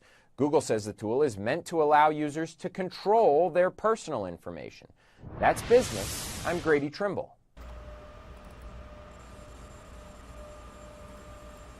An appeals court sided with the Department of Justice in its investigation of classified documents taken from Mar-a-Lago. The move impacts the recently appointed special master. Former President Trump is sounding off at the ordeal, and it's not the only legal challenge that he's facing. Fox News correspondent David Spunt reports from the Justice Department. Former President Donald Trump is dealing with a new legal setback. An appeals court ruled in favor of the Justice Department. The ruling will allow prosecutors to regain access to the highly sensitive documents taken from Mar-a-Lago last month. The 11th Circuit basically said, look, we're not that impressed with the former president's argument that he declassified these records. The ruling also impacts the power of the special master. Judge Raymond Dearie will no longer have access to those roughly 100 classified documents. He is, however, tasked with reviewing the materials taken by the FBI that may be covered by claims of attorney-client privilege or even executive privilege. The former president has long argued he declassified the documents he took with him to Florida after leaving the White House early last year. I don't think this is prosecutable. Under the Presidential Records Act, there's no retribution or prosecution. You're supposed to negotiate. Trump is also facing a civil lawsuit in New York. Attorney General Letitia James accuses Trump and the Trump Organization of inflating assets for years in order to get better financial treatment from banks. She's seeking $250 million in restitution. Some legal experts are skeptical of the lawsuit. The thing that you expect to find in a massive fraud case is an array of victims. And one thing I think that is startling about this is that there's no victim identified. James also sent a referral to federal prosecutors and the IRS. At the Department of Justice, David Spunt, Fox News. The death toll is up to 9 following an incident in Iran from the streets and protesters protesting over the death of a young woman in police custody. Iran's largest telecom provider has shut down internet service to try to turn down the temperature. The Biden administration is still not saying much about the situation, but it is still hoping for a nuclear deal with Iran as the United Nations General Assembly meets. Here's more from White House correspondent Peter Ducey. I've spent a lot of time with not only the president of China, but others about the international waters. China's Xi, not in New York. Neither is Russia's Putin. But Iran's President Ibrahim Raisi is. Iranian regime and President Raisi is a thug. Iran's president has doubts about the Holocaust. Do you believe the Holocaust happened? That 6 million Jews were slaughtered? Look,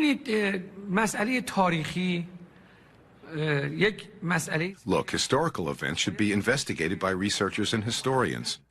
But the Biden White House is keeping alive the prospect of a nuclear deal with Iran. You've heard Secretary Blinken say it's unlikely we're going to get a deal anytime soon. That doesn't mean that the diplomats are giving up.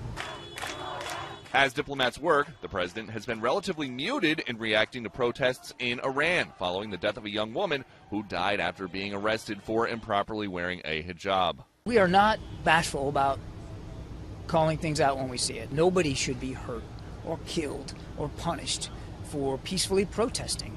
Another diplomatic hiccup. The president of South Korea insulted U.S. lawmakers about global health funding. The Washington Post translates his remark as, quote, "It would be so humiliating for Biden if these idiots don't pass it in Congress." No response from the White House as the president went about his day, meeting with FEMA workers responding to Hurricane Fiona in Puerto Rico. An old bad joke. I'm from the federal government. I'm here to help. We really are. I think I hope you're satisfied with the response so far. President Biden spent less than 2 hours at a Midtown Manhattan fundraiser today where 35 people scraped together $1.8 million for the Democratic Party, which means President Biden is helping 7 figures at a time, even though some of these Democratic candidates have been keeping him at arm's length. Traveling with the president in New York, Peter Ducey, Fox News. I've spent a lot of time. Taking a live now look at our XRAD weather radar as we continue to track the tropics. As of this morning, Hurricane Fiona was centered about 150 miles northwest of Bermuda and about 750 miles south-southwest of Nova Scotia. The now Category 3 storm moving north-northeastward at about 25 miles per hour, a track which will make the major hurricane, taking it to the west of Bermuda and then into the Canadian Maritimes. The time is now 8:13. We'll have more on this and other tropics that we are tracking right after this break.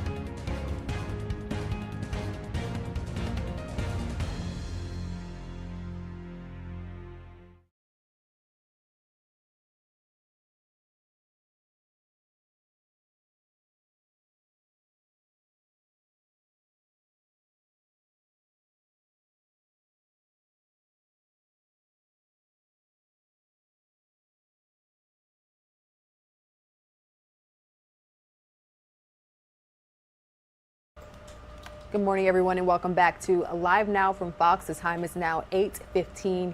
Here's the latest at the southern Mexico border.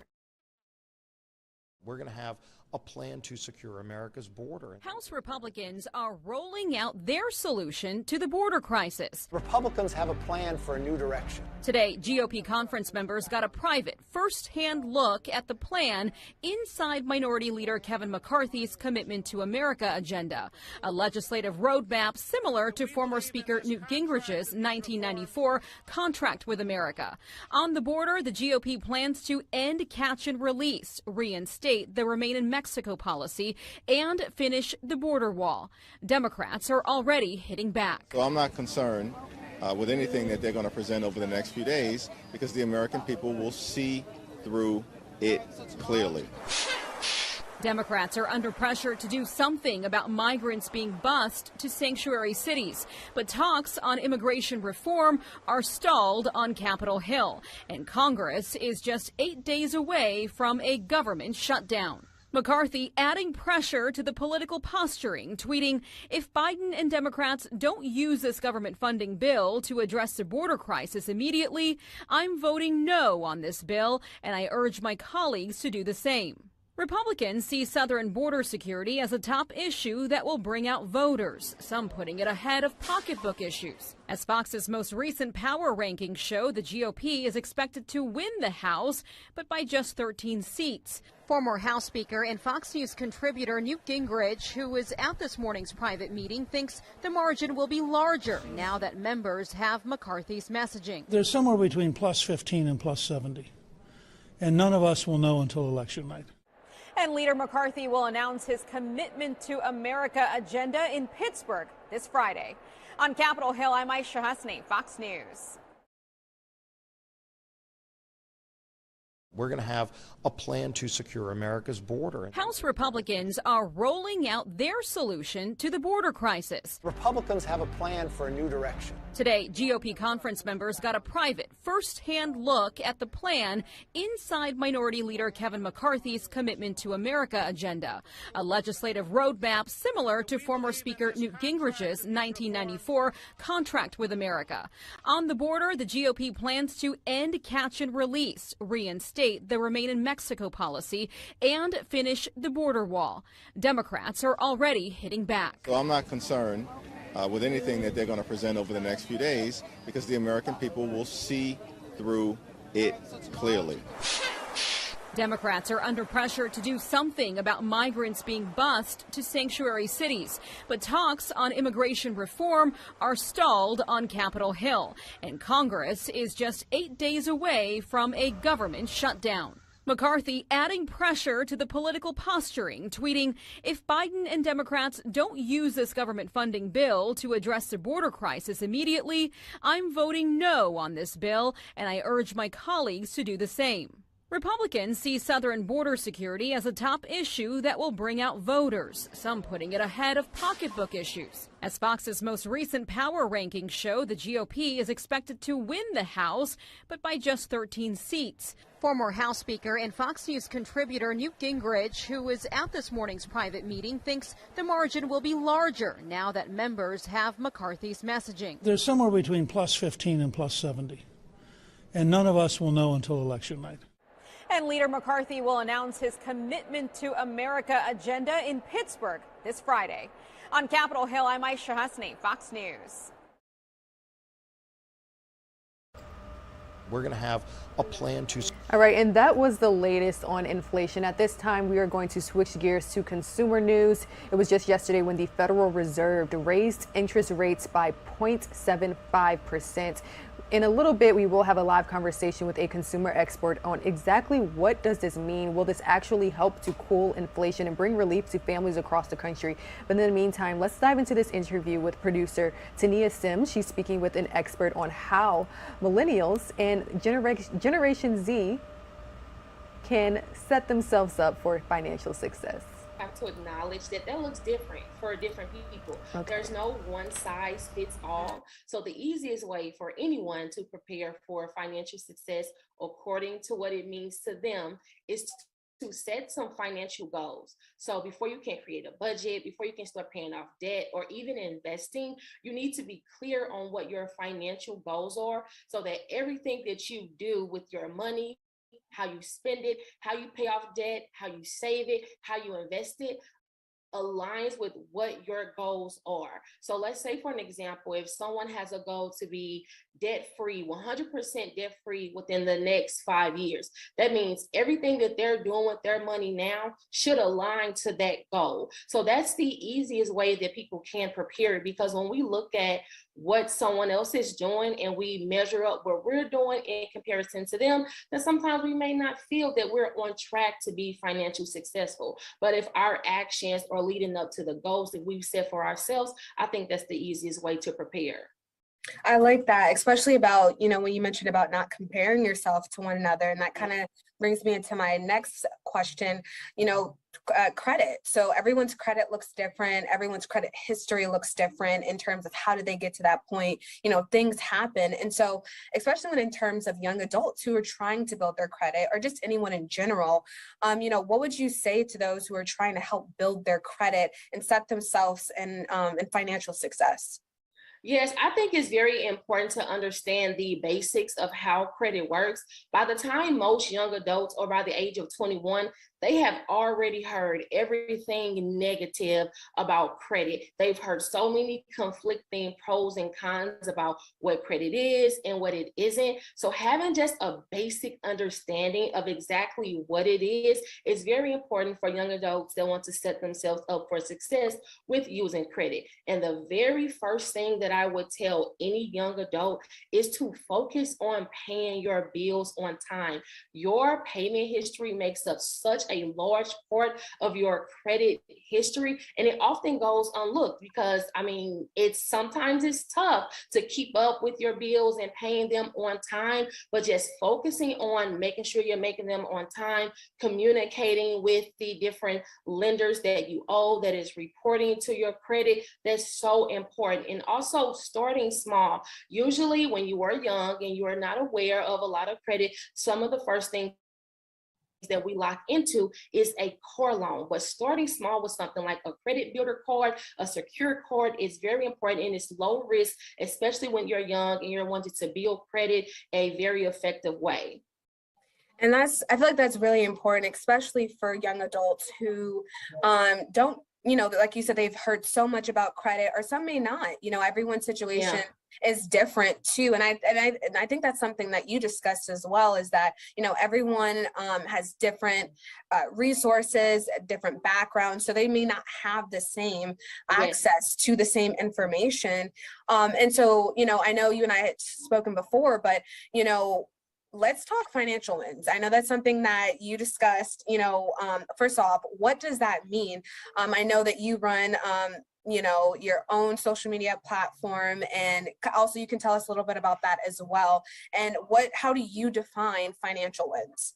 Yeah, so with the Broke Black Girl, I focus a lot on celebrating small financial wins. And basically what that is, they are the things that we do every day consistently that are effective, and they're small tasks. Sometimes they go unnoticed, but they are the small tasks that we complete every day that lead up to our large financial goals.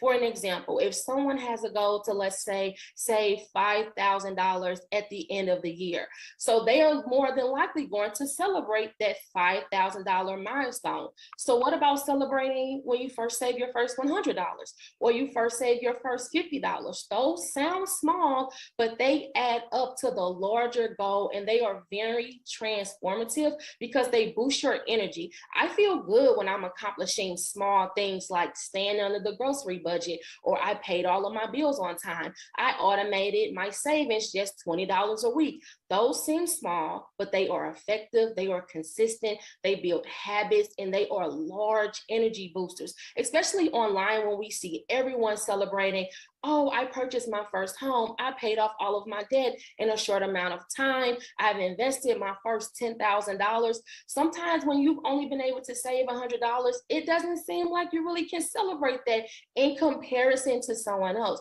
But when you are celebrating those small, everyday, consistent, and effective actions, it really motivates you to really see your financial goals through the end. Right. And so let's talk a little bit more about the Broke Black Girl. You have over 200,000 followers on your Instagram, and something pretty popular that you post is your emergency fund. And so kind of explain to me where that idea came from, and essentially how does that work?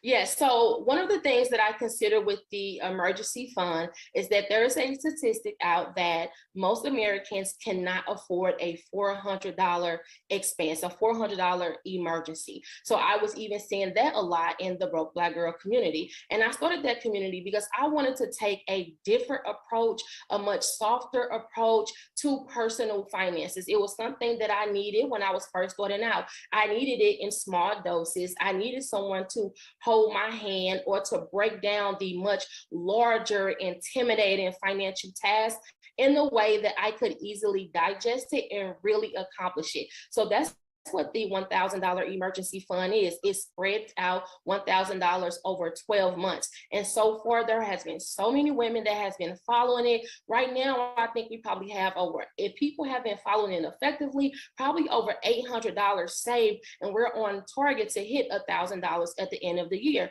Now, again, when you break it down in small increments, you don't really miss that money coming out of your account. It's $20 here, $50 here, $70 there, and then you can break that amount down weekly. So now you take a small amount and you've made it much smaller. It really seems like this is attainable. I can do this. And that's what the emergency fund is. At the end of the year, you would have $1,000. And so now what we have accomplished is the statistic that says most Americans cannot afford a $400 expense. Well, now we have it. Now it's there. So if this emergency comes up, you have the money to actually use it. Right, right. And so what would you say to someone who is struggling with saving? I know you have your emergency fund. Is there something that they can do half of that? So for the month of February, if it's supposed to be $40, would you encourage them to just do 20? I think the biggest thing too is that, there's this expectation that you're supposed to have X amount of money in your bank account, but that is not realistic for a lot of people, I would assume most people. And so what would you say to someone who is really struggling to save, but wants to be able to celebrate those financial wins? Yeah, so the very first thing that I encourage people is to do away with the one-size-fits-all financial advice. Across the board, you will hear a lot of financial educators encourage saving 3 to 6 months worth of your monthly expenses. Immediately, I am intimidated by that. Even given everything that I know, that is intimidating to think about. So when you step away from that and say, okay, I'm not going to focus on 3 to 6 months, but right now I'm going to build my way up. So I'll just start with 1 month. That is absolutely okay with saving money your way. And when we think of saving money and someone that's struggling with that, saving money really comes down to 2 things. You're going to either have to increase your income or decrease your monthly expenses. And you can only decrease your expenses so much before there's not anything left to cut out. So the next best option is, of course, to increase the income by way of side hustles, increasing your salary. There's so many different ways. But when we have someone that's focusing on saving money with the income that they have and they can't cut out any more expenses, it's okay to go about it in very small increments. Even if it's $1 a day, at the end of the year, that's over $300 saved, and that puts you closer to being able to afford the $400 emergency expense that most Americans cannot afford. There's so many ways to go about it. It doesn't have to always be what is normally pushed, which is the 3 to 6 month savings. You can go about it in very small increments. For example, if you have a $400 emergency, but you've only been able to save $200, it's much easier to come up with just an additional $200 than it would be the $400 if you didn't already have the $200 saved. Yeah, that makes a lot of sense. And I think that is really good advice for people, because I think sometimes it can just be a lot of mental too, it just kind of makes people feel defeated. Like, man, I really want to do this, or I really want to do that, but I don't really know how to approach it. So I really like the way that you set that up. And essentially, what you do with the Broke Black Girl, and I'm sure you've made such an impact on so many women. And so I think it's great that what you're doing. Do you have any final thoughts or anything that you would like to say to anyone? So the last thing that I would want to say is just to piggyback what I said earlier, do personal finance your way. It's very personal. It doesn't have to look like what someone else is doing or what someone else did, even if you have to go about it in very small increments. Ultimately, those small, consistent tasks will lead up to your much larger goals. Absolutely. Well, thank you so much, Daisha Kennedy, creator of the Broke Black Girl. Thank you so much for joining me today, and we look forward to speaking to you again. Okay, thank you for having me. All right, and that was the latest on how to prepare for financial success, courtesy of our producer, Tania Sims, speaking directly to the younger generation, millennials and Gen Z, many people who are just now getting their first job, starting their first career, or purchasing their first home. So very good information to have. Now, the Federal Reserve just announced a new interest rate hike, raising interest rates by 0.75% for the third consecutive time this year. So joining us now to talk about it is Lisa Miller. She is a consumer insights and innovation strategist. It's a pleasure to have you on, Lisa. So the Federal Reserve obviously taking action to cool soaring prices, but when will we actually see some relief? Well, it's interesting. So from the consumer data that I've been tracking, and I literally just got this numbers back 2 days ago. What's interesting is that the consumer sentiment around inflation is high, but it's held steady. And it's about 63% of Americans basically are saying that they're very concerned about inflation. But that number has been the same for the last several months. So even with this news that's coming out right now, the sentiment hasn't really spiked up at all. The other thing that was interesting is not surprising with these rising prices and inflation concerns. Consumers are having to cook more at home, but then that's troubling because grocery prices are so high. So while all of this kind of is happening around us, the actual numbers haven't changed that much from that particular regard. So the numbers are staying the same, but obviously the impact seems to be growing even more heavy. As you mentioned, grocery prices in the stores, raising families maybe having to make cutbacks in other areas of their lives just so that they can continue their usual day-to-day purchases. When will consumers actually start to change their spending permanently? Is this something that we will see this trend continuing? Well, what's interesting is that I did see, I have all of these statements that I asked the consumers about to really understand how they're feeling, how are they changing their behaviors. And a couple things stood out. And one of the things that we had seen previously is that consumers had said many consumers said that they had actually saved money during COVID. Well, what's happening though is right now those numbers are decreasing because the costs are so high that they've kind of burned through maybe that extra cash that they had sitting around from last year. And then with layoffs, in the headlines, that's very troubling. So one of the numbers in my survey that actually had increase in concern was that I'm concerned about being able to afford my living expenses in the future. That rose 5 points in 1 month. And anything over a couple of points is actually very significant. So what we're seeing is that's kind of that leading behavior or leading attitude that consumers are starting to feel that in their maybe cash reserves are kind of pinched right now. So if cash reserves are dwindling, as you say, I can only assume, and also the data is pointing to this fact that Americans are spending even more money with their credit cards. They're turning to using their credit cards for everyday spending.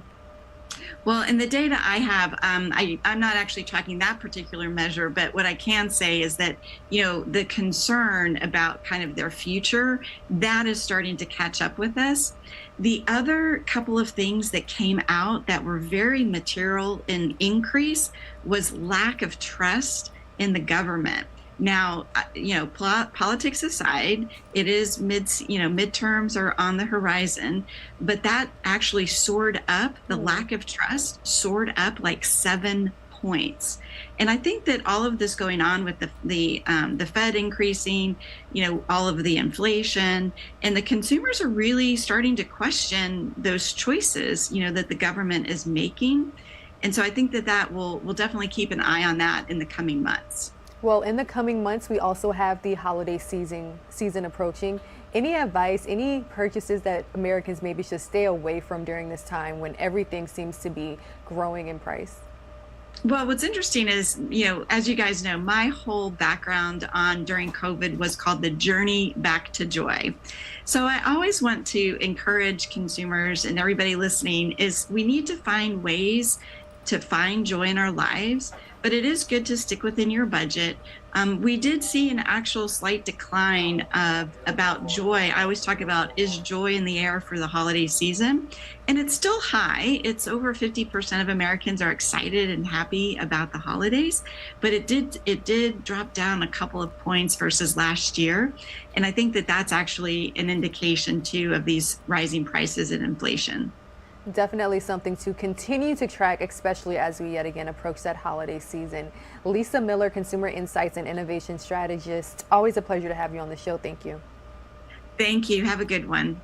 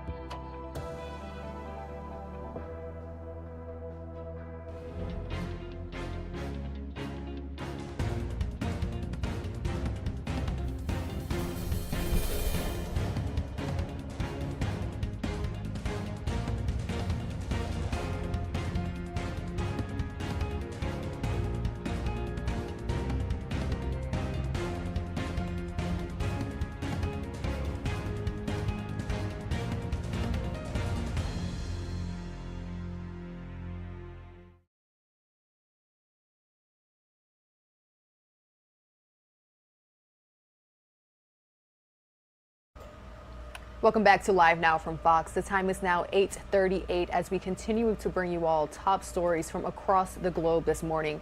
Secretary of State Antony Blinken is urging other world leaders to tell Russia to stop its nuclear threats as protests continue to break out over the many countries over President Putin's partial military mobilization in the eastern portion of Ukraine. Live Now from Fox's Andrew Kraft is bringing us more. But let's bring in national security expert Hal Kempfer, as always.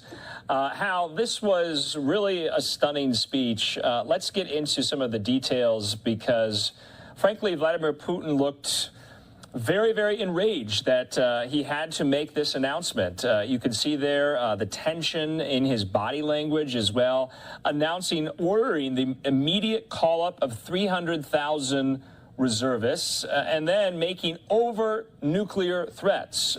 This is not kind of hinting at them or alluding to them. Overt nuclear threats to the West as the war in Ukraine for Russia goes haywire. Let's talk about this. What did you make of that today? Andrew, I hate to say it was predictable, but it was a little bit predictable in that we talked about this yesterday, that he was, the referendum, the Rush referendum to incorporate those territories as what he would consider or Russia would consider Russian territory was a facade, simply to declare them Russian territory so he could justify a mobilization. And we had discussed probably use the nuclear threat as well, because that's always been a red line for him, that if Russian territory is threatened, that he would use nuclear weapons. He has to do this at some degree because his conventional forces in Ukraine are simply falling apart. They lack discipline. They have no morale. They have no what we call will to fight. They are poorly led. What we saw in Kharkiv was that many times the officers and the officers are a bigger thing in the Russian military because they don't have a non-commissioned officer corps like we have, which we always consider the backbone of certainly the U.S. and most Western militaries. They just simply don't have that. So they rely on officers to do things that we normally would rely on non-commissioned officers like sergeants and staff sergeants and things like that to do.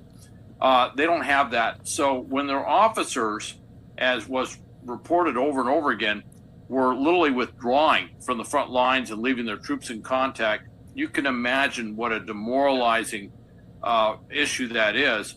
And I think at this point of the war, certainly after what happened with Kharkiv Oblast, with the counteroffensive by the Ukrainians, he may have gotten a truth to power presentation or brief, which has been long overdue, which may have explained to him exactly where it's at. Yeah. They've not been able to set up another defensive line, a really strong defensive line. They've been defending in certain sectors, but they've also been disorganizing and attacking areas that had no operational or strategic purpose. It's almost as if they're on autopilot, and those were repulsed. And I think someone has explained to them that essentially the way things are going, the Russian army is going to continue to fall apart, if you will, and have to withdraw. And if you're looking at what's going on in Crimea, where they quickly got the submarines out of Sebastopol and out of Crimea, and they've been evacuating families out of Crimea, the military forces down there, that they're fully anticipating that Crimea will eventually fall as well. Wow. So it's a desperate move with the mobilization. And since his conventional forces are shot, he basically has liquidated the power that they had, particularly in terms of modern tanks, artillery, armored personnel carriers, things like that. Since that has been just essentially decimated, he's having to rhetorically rely more and more on the threat of nuclear weapons, unconventional weapons, because they simply just don't have a viable conventional threat. And even with the mobilization, oh, sure, you can activate 300,000 people, right? But if you can't train them, you can't arm them, and you can't equip them, and you can't move them to the front, what good are they? And that's what Russia faces. Okay, Hal, let's talk about how this is faring in Russia, if you will. This is video from early this morning, I believe in either Moscow or St. Petersburg, where hundreds of arrests have taken place. Protesters coming out, voicing their opposition to the war, which is against the law in Russia. We also learned from Defense Minister Sergei Shoigu. He said the call-up would be limited to those with experience as professional soldiers, and that students and those who had only served as conscripts would not be called up. But many journalists from the West who are reporting from Russia essentially are saying that men aged 18 to 65 are getting enlistment orders already as we speak everywhere. And so this is really taking, I guess, its toll on the Russian population. I've been seeing also some videos as well of people who are in support of this, who want to go fight on the front lines there in Ukraine. Just kind of some propaganda videos on social media. But this is quite something. You even had many Russians fleeing the country. Flights are either sold out or being sold at exorbitant rates. So how do you think this will fare? Is this going to be just kind of a temporary flare-up and things will die down, or does this have legs? I can't predict anything, but I did see something today, which is kind of interesting, was the mothers were coming out. And that causes a particular problem for the security forces. You know, whether it's the militia, local police, or if they even put armed forces on the streets, mothers are coming out and saying, don't take my son. Don't send my son to war. Don't get my son killed. And that particular aspect of the protests, and of course, certainly there's a lot of young men out there who would be mobilized, and I think at least 1,300, probably closer to 2,000 or more, have been arrested at this point. But the mothers coming out there and saying that has a unique cultural aspect within Russian society, and also creates a huge problem politically for Putin and for the security forces. Security forces, you know, it's one thing to go in and roust a bunch of young men who are protesting with, you know, dragging them away. It's another thing when you start rousting and pulling away middle-aged and older women who are simply there to protest the fact that Putin is going to get their children, their sons killed. That has a different political dynamic, and that was something I was seeing today over and over again in the feeds. And this goes back to that thing we've talked about, the mothers of Russia. Yeah. This is part of the political dynamic that brought down the Soviet Union. Okay. And Putin has to be looking at this, and it's not too far of a stretch to say this partial mobilization may boomerang right back on him and accelerate the process of basically delegitimizing the Russian government much faster, and which was really what was kind of holding him back from doing this in the first place, because he realized if he said that, the Russian public would finally realize that the special military operation was a failure. It wasn't working, regardless of excuses. And the other part is you're reaching across society to pull them in and make them a part of it, which means you're putting them at risk. Okay. And so I think that he's got a huge problem with this. Yeah, I mean, Hal, you and I were talking about how the propaganda narrative was crumbling at the higher echelons of the Russian government, of the Russian state security apparatus, and the military when the counteroffensive was really showing progress. But now it seems that that sentiment has trickled down to the public. And wouldn't you have to, if you were in Russia, kind of wake up to this? All of that kind of belies the notion that the special military operation is succeeding in Ukraine with this call-up to which you had mentioned Putin waited so long to do because of that very effect it would have. I recently spoke to a friend of mine, former military attaché that was assigned to Russia, and we talked about this. And one of the things you find with Russians is that they can go along with it, go along with the party line, if you will. And the time that they get upset, or when you find them really take it on, is when it impacts them personally, impacts their family personally. And I think that's what the mobilization portends to do. Even a partial mobilization, no one knows who these 300,000 are. It's not clear. And as people start seeing their neighbors, and in some cases members of their family mobilized, that brings it home in a way that everything to date has not done. And it'll bring it home in a way that will permeate society. And it will also probably bring a lot of attention to something that they've been trying to cover up, which is the number of casualties. Okay. Right now they're getting close to 60,000. They're not there yet, but by Ukrainian estimates, they're getting darn close to 60,000 killed in action. And you can multiply that by 2 to 3 for the number of wounded, meaning probably disabled for life in some cases. And then you have thousands who have been taken prisoner very recently. Right. So when you start adding that up, 300,000 sounds impressive. Well, that may be the replacement for what they've lost when you actually start doing the math, or maybe not a complete equal replacement, but they have lost so much and they've been hiding this. But when you bring it home to every family, it's tougher to hide, because now they're going to do all those securitist things they can to find out the ground truth that to date they haven't been doing. Okay. Hal, I do want to talk about, I guess you could kind of cast this as good news. We learned earlier today that 2 U.S. military veterans who disappeared 3 months ago while fighting Russia with Ukrainian forces, they were among 10 prisoners, including 5 British nationals, released by Russian-backed separatists as part of a prisoner exchange. This was mediated by Saudi Arabia. So you're seeing the photos right there of 27-year-old Andy Wynn and 40-year-old Alex Druk.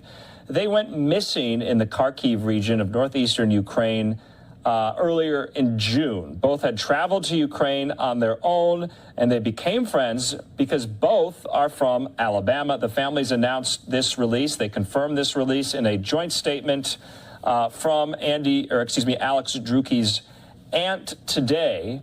What are we to make of this? I guess this is some good sign on cooperation, but still prisoner swaps happening. Is that normal? It does seem to be a big surge in prisoner swaps. Obviously, it's great news that these 2 Americans were released, but also some British POWs who had actually been condemned to death have been released as well. So this is very good news. I think some of this may be the Russians are grasping, and I think that's a fair assumption. And I think the Luhansk and Donetsk, pro-Russian authorities, if you will, right, pro-Russian forces are also looking at this in the long run, saying we need to avoid more war crimes charges in the future. I think everybody's starting to get a little nervous about the war crimes thing. You have to remember World War II. When did we stop chasing down Nazis convicted of war crimes? We never did. Right. In fact, it was going up until last year, and I mean they're getting into being centenarians now, and we're still going after them. And I think a lot of the Russians are realizing they could be in the same predicament for a very long time. I think that's part of it, but also with this, and we talked off camera that some of the Mariupol POWs, senior members of the Azov Brigade, have actually been released as well in another exchange. And so we're starting to see some of these exchanges taking place. And I think it may be a kind of a goodwill gesture. And of course, for Saudi Arabia, this does kind of elevate their position as a potential mediator in what's going on as well. So for Saudi Arabia, this was a very much a positive thing for them to be able to pull this off. Yeah, I found that interesting that they acted as mediator. And to your point, many who have been watching this, and U.S. officials and authorities here, had thought that, they were missing and that they might All right, be. and that was the latest from Live Now from Fox's Andrew Kraft, bringing us the latest on international topics. But let's turn our attention to what's going on right here at home, taking a Live Now look at Hurricane Fiona, which is on a path to Canada, but it isn't passing the United States mainland without making some sorts of impact. Our Fox Weather's Brandy Campbell is joining us from the Outer Banks of North Carolina, where I can see the waves are crashing in to the beach, literally behind you. That's right, Rain. It's been very eventful this morning here from Nags Head in the Outer Banks. So let's go ahead. Let's take a look at these waves behind me. They've been crashing onto this pier. I spoke with the owner who owns this pier. He said it's an older one, so this does concern him. A lot of them actually hitting the bottom. They've had folks up there this morning actually trying to fish, and I can only imagine they were getting soaked. Of course, we've seen a lot of people, or not a lot, but we've seen several people walking up and down the beach, taking pictures, somebody actually fishing from the shore. That was pretty interesting to see. But this is all just showing what Fiona is doing. We have a graphic to really give our viewers a picture of how far this storm is offshore. It's currently a Category 3. It's 600, or the eye of it, I should say, is 600 miles away from where we are, and we are still getting this impact. And the impact is the waves. The waves right now, our forecast center expects to be between 7 to 11 feet tall. So that's pretty big. There aren't anyone in the water right now. There's actually flags flying on the other side of this pier saying no swimming allowed. Yesterday there was a surf competition because the waves weren't this crazy, not so choppy. But today I haven't seen a single person out here trying to surf. That's good because it's very dangerous. They said there is a chance for, or really an increased risk for riptides here in this area. So very dangerous situation out here. You definitely want to stay out of the water. But again, let's take a look at these waves. Just a reminder of what hurricanes are capable of doing, even if they are far away. The other impacts that this has to this area does also include potentials for flooding here along this coast. Some overwash from some of these sandbanks along this beach as well. That's possible. So there could be some roads that might flood, especially with the high tide that will come later on in this afternoon. But the other side of this is it is a beautiful sight out here. I mean, really, the waves, they're beautiful. The sun is setting, or not setting, but it's making a beautiful scene out here. So yes, and I'm really glad that a camera or just want to it's a beautiful day, but I'm glad that people are heeding precautions, because you do always have that one person that wants to surf when there's a hurricane approaching. But other than the beautiful waves crashing onto the beach, are there any other ways this storm is affecting maybe the temperature? For example, I can see that you're bundled up.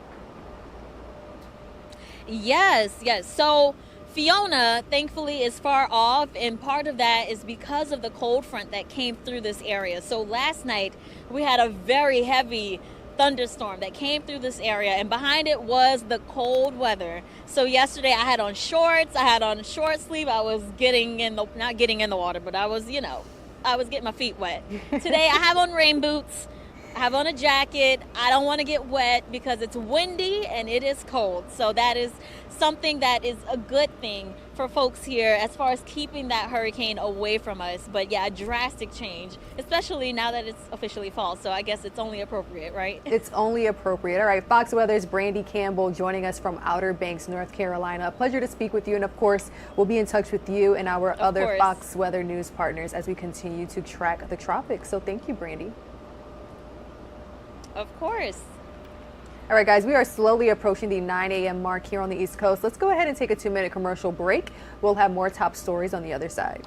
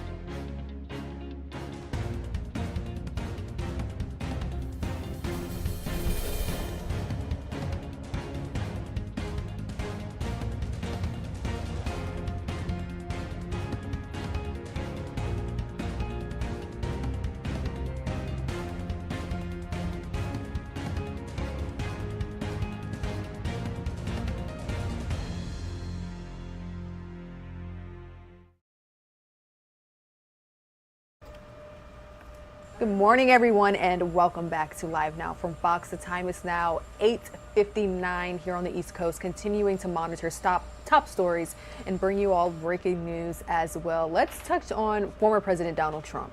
An appeals court sided with the Department of Justice in its investigation of classified documents taken from Mar-a-Lago. The move impacts the recently appointed special master. Former President Trump is sounding off on the ordeal, and it's not the only legal challenge that he is facing. Live Now from Fox's Andrew Kraft is bringing us more. And joining us now to discuss all of that and more is legal expert Randy Zellin. Randy, thanks so much for being with us yet again. I know we had you on earlier this morning, but there's a lot to unpack here, and let's get right to it. So, according to the complaint, Tish James is alleging these acts of fraud and misrepresentation were similar in nature, were committed by upper management at the Trump Organization as part of a common endeavor for each annual statement. Now, the court order, Randy, is asking to bar Trump and the Trump Organization from entering into any New York State commercial real estate acquisitions for a period of 5 years, barring Trump and the Trump Organization from applying for loans from any financial institution chartered by or registered with the New York Department of Financial Services for a period of 5 years, and permanently barring Trump, Donald Trump Jr., Ivanka, and Eric from serving as an officer or director in any New York corporation or similar business entity registered and or licensed in New York State. That is wide-ranging, and that is all-encompassing. What do you make of the claims made in this? Well, if we work backwards and we first focus in on the relief, as you just laid out, what we're seeing here, if we're reading between the lines, and what resonates with me, is the following. First of all, the Attorney General is looking to put the Trump organization out of business. You can't borrow money, can't open companies and do business in New York, can't really do anything. Again, I mean, the lifeblood of the organization is borrowing money and buying real estate. So, as I said, putting them out of business is strike one. What the Attorney General is also doing is really dividing the Trump family. Remember, former President Trump is in his mid to late 70s, so he's on what, 13th, 14th, 15th hole since he's a golfer. His kids are in their 40s and 30s. They've got their whole lives ahead of them.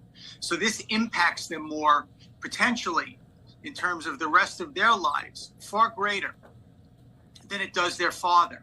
So now we see the potential of a crack in the Trump family armor. But now if you go back to the claims, what resonates with me is simply this.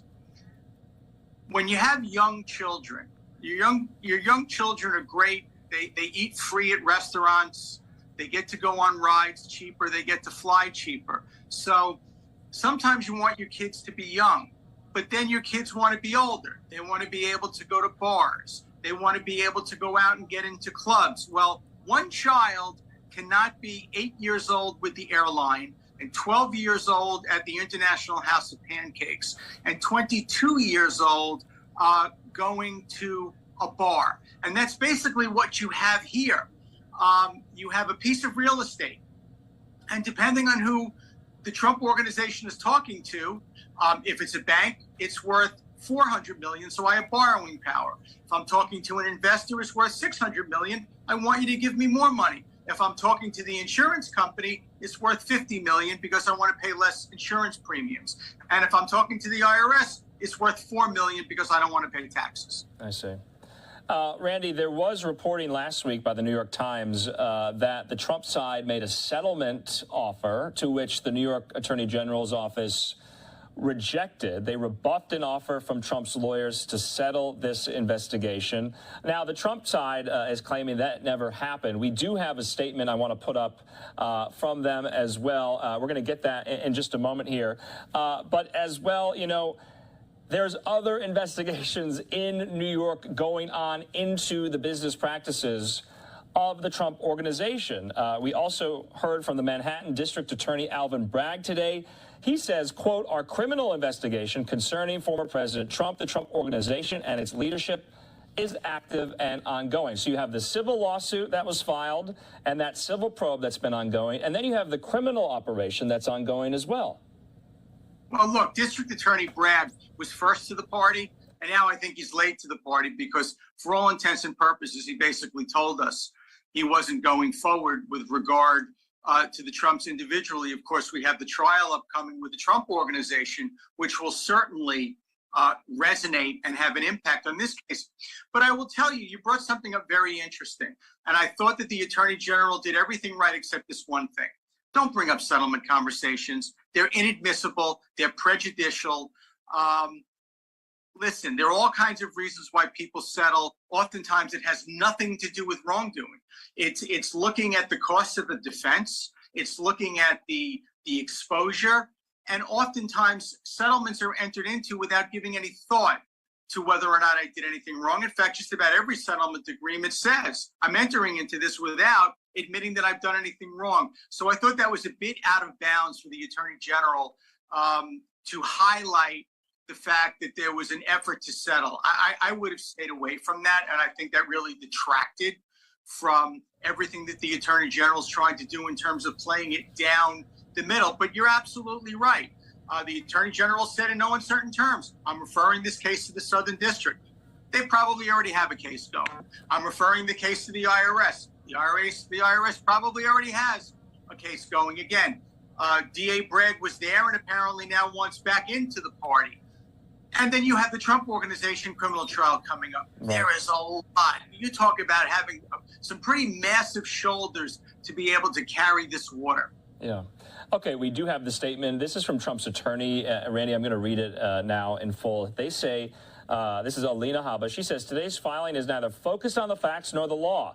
Rather, it's solely focused on advancing the Attorney General's political agenda. It's abundantly clear that the Attorney General's office has exceeded its statutory authority by prying into transactions where absolutely no wrongdoing has taken place. We are confident that our judicial system will not stand for this unchecked abuse of authority, and we look forward to defending our client against each and every one of the Attorney General's meritless claims. Okay, that's the Trump side. That's what they're saying right now. What about some of these financial institutions, Randy? Deutsche Bank, Mazars. Listen, as soon as we heard that Deutsche Bank was cooperating, that was a mic drop moment. But I have to tell you, and I shouldn't say this, but I'm going to. It's late. I've had a long day, so my filter comes off. I think it was Mark Twain who said, better that people think you're an idiot than you open your mouth and prove them right. That statement was ill-advised. It was silly, particularly in the backdrop of the number of hundreds of times anyone with the last name Trump invoked his privilege not to be a witness against himself in any criminal proceeding. Code speak for, I am pleading the Fifth Amendment. If you look so forward to these transactions seeing the light of day, if you are so confident that there was no wrongdoing, it does beg the question, and I'm a criminal defense lawyer, so I shouldn't be saying this, but for the rest of us, then why the hell did you take 5? That was a statement you really wish you could have taken that one back or deleted it.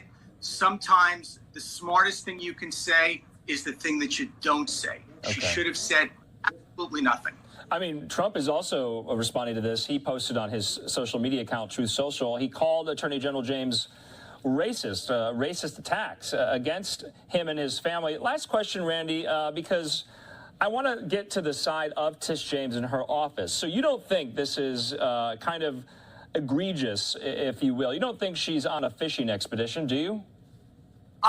Well, based upon a 280-page complaint with 23 properties and a press conference that gave us the who, what, where, when, how, and why, this ain't no fishing expedition. In fact, I think the most fun part of this case hasn't even happened yet, where you are allowed to throw that net out there, and that's called discovery. In fact, some of my colleagues have wondered why Tish James just didn't indict this case. Well, that would be no fun, because with her civil authority, she brings a civil complaint. She now can notice the Trumps to produce documents. She can notice the Trumps for depositions. She can serve them with interrogatories where they have to answer written questions. She can serve them with a notice to admit where they have to admit certain things that have a damn good reason for denying it. So I think the AG is going to have a lot of fun with the civil part of this case, because you get to request all kinds of discovery that in a criminal case, our Constitution expressly forbids. Okay, final word there from Randy Zellin. As always, we appreciate your insight into these pretty complicated, pretty wide-ranging legal matters, especially when they have to do with a former president and his family. Randy, thanks so much. Thank you. Buckle up. And joining us now to discuss. All right, that was the latest from Live Now from Fox's Andrew Kraft. Moving right along and bringing you all this international live event that we are receiving. World leaders, including the United States ambassador to the United Nations, are meeting at the 77th Annual General Assembly. World leaders, as you see here, participating in global discussions about the Russian invasion of Ukraine, for example, condemning its actions, as well as climate change and vaccine equity are among the topics being discussed. Let's go ahead and listen in live. We're on Unfiltered. Dazzling citadels, while their billions of distant relatives live in poor global neighborhoods. The Western countries and others started off on high moral ground in confronting Russia's invasion of Ukraine, but may end up losing the support of the developing world, which, after all, are 80% of the global population. They should pause for a moment to reflect on the glaring contrast in their response to the wars elsewhere, where women and children have died by the thousands from wars and starvation. The response to our beloved Secretary General's cries for help in these situations have not met with equal compassion. And we are now faced with ruinous situations in terms of the rising cost of living for the poor. This has already resulted in riots in Sri Lanka, Peru, Kenya, and most recently in Haiti. Low-income countries were able to spend only a fraction of the amount spent by the high-income countries on COVID-19 stimulus packages. 20% of GDP for high-income countries, 6% for middle income, and 2.5% for low income. As a result, many countries had to increase their debt. Debt levels now limit us in protecting the weakest and most vulnerable from the effects of rising prices, let alone allow us to increase our efforts to address the climate emergency, which threatens our very existence. The number of developing countries in debt distress or at high risk has doubled since 2015 to 60%. But equally, I want to address our cries for solidarity and fraternity to the billionaires and the trillionaires of Asia, Africa, and Latin America. There is more liquidity in Asia than in Europe and the USA combined. It is time for the richest families and corporations of the so-called Global South to gather in a historic summit hosted by our esteemed Secretary General to commit themselves to a vision and plan of action to rid Asia, Africa, and Latin America of extreme poverty, child malnutrition, provide clean water and sanitation to every poor community, vaccines, basic public health, better education facilities, and better housing with renewable energy and connectivity for better access to education and business. This can be done by the rich of the Global South. All it requires is vision, great hearts, audacity, and understanding that investing on the poor of our own countries, we're investing in peace. Lastly, I want to talk about the situation in Myanmar. The people of Myanmar feel abandoned, betrayed by the so-called international community. They ask why the difference in treatment, prompt and extremely generous support for Ukrainian civilians and refugees, so much sophisticated military support for Ukraine resistance, and such a mute reaction to the war waged against the people of Myanmar. The Myanmar conflict is impacting the security and stability of neighboring countries. It may escalate. There has to be dialogue by all involved in the conflicts in Ukraine and Myanmar and in other crises around the world. The Tatmadaw cannot claim it is defending itself from external aggression. In the Ukraine conflict, Russia and Ukraine should clear their ports and sea routes and allow normal resumption of permitted international shipping activities, following on the breakthrough in the grain and fertilizer agreements brokered by the Secretary General. As there are extremely limited number of credible neutral global leaders, the UN Secretary General and High Envoys of his choice should work hard day and night to reach a humanitarian ceasefire agreement and a provisional peace agreement. The ultimate goal will have to be a comprehensive, permanent peace agreement. What it should be aimed now is a temporary cessation of troop movements, military action, humanitarian air and land corridors and zones for unimpeded humanitarian assistance, and resumption of export and import activities. Russia, Ukraine, and NATO countries have to swallow their pride, review their past policies that led to this mutual suicide, back away from each other's borders, let Ukrainians rebuild their lives, their country and lives, let Russians retreat with security to their borders. I thank you, Your Excellency. On behalf of the Assembly, I wish to thank the President of the Democratic Republic of Timor-Leste for the statement just made, and I request protocol to escort His Excellency. The Assembly will hear an address by His Excellency Paul Henry Sandaogo Dafmiba, President of Faso, Head of State, President of the Council of Ministers of Burkina Faso. I request protocol to escort His Excellency.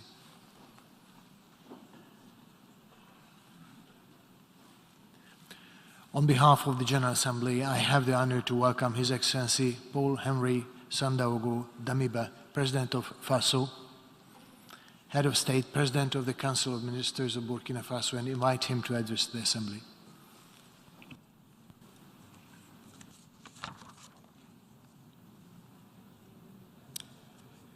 Monsieur le Président, President, Monsieur le Secrétaire Général des Nations Unies, Secretary General of the United Nations, Mesdames et Messieurs les chefs de ladies and délégation, gentlemen, heads of delegation, distingués délégués, distinguished delegates, Mesdames et Messieurs, ladies and gentlemen. Monsieur le Président Zaba Kourouzi, President je voudrais, avant tout Shaba propos, Kuroshi, vous adresser mes at vives the et outset, I chaleureuses should like to félicitations congratulate you pour votre brillante warmly élection for your à la election présidence de la to 77e the session presidency of the 77th session de l'Assemblée of générale the de General l'Organisation Assembly des Nations Unies. of the United Nations.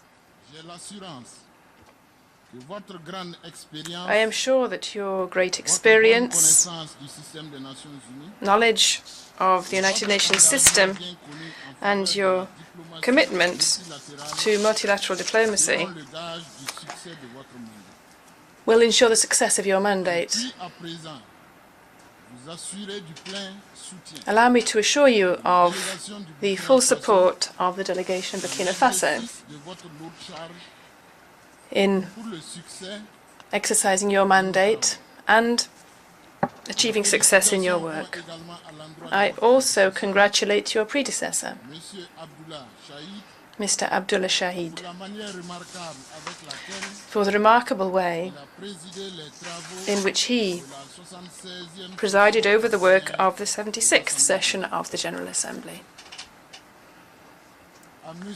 Antonio Guterres, secrétaire général de To Mr. Antonio Guterres, the Secretary General of the United Nations, I hereby reaffirm reconnaissance du Burkina Faso the gratitude of Burkina Faso for his constant commitment, always resolute and renewed, to achieve peace, security and development. C'est l'occasion pour moi de saluer I seize this opportunity la tenue du to sommet sur la commend the holding of the Summit on Transforming Education, qui a permis une large mobilisation des which allowed for mobilization amongst all stakeholders in the world of education. And I cherish the hope that commitment on all sides towards implementing the conclusions of this summit contribuera will contribute to significantly accelerating vers une éducation de progress towards high-quality education for all, qualité dans les pays du Sud. particularly in the countries of the South. Monsieur le Président, Mesdames et Messieurs, President, général de la ladies and gentlemen, session the theme of the 77th session of the General Assembly cite une nouvelle ère is des solutions porteuses de changement a new era of solutions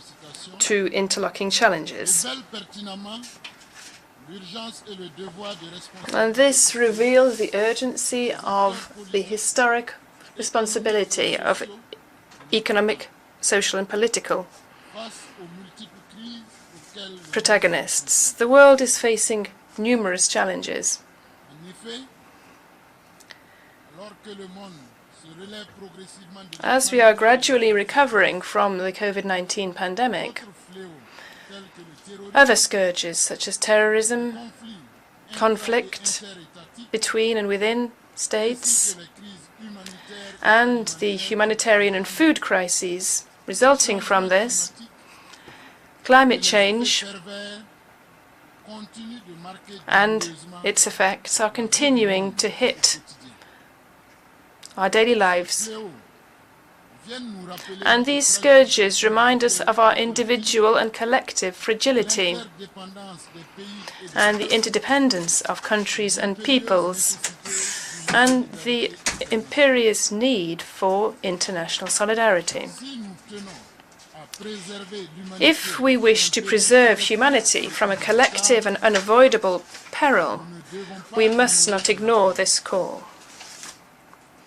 Monsieur le Président, Mesdames et Messieurs, President, ladies and gentlemen, la fin de la guerre froide nous a donné the end of the Cold War d'espérer en l'avènement d'un allowed us to dream and to hope for the advent of a consensual world based around the cardinal values of peace, justice, liberty, democracy and solidarity.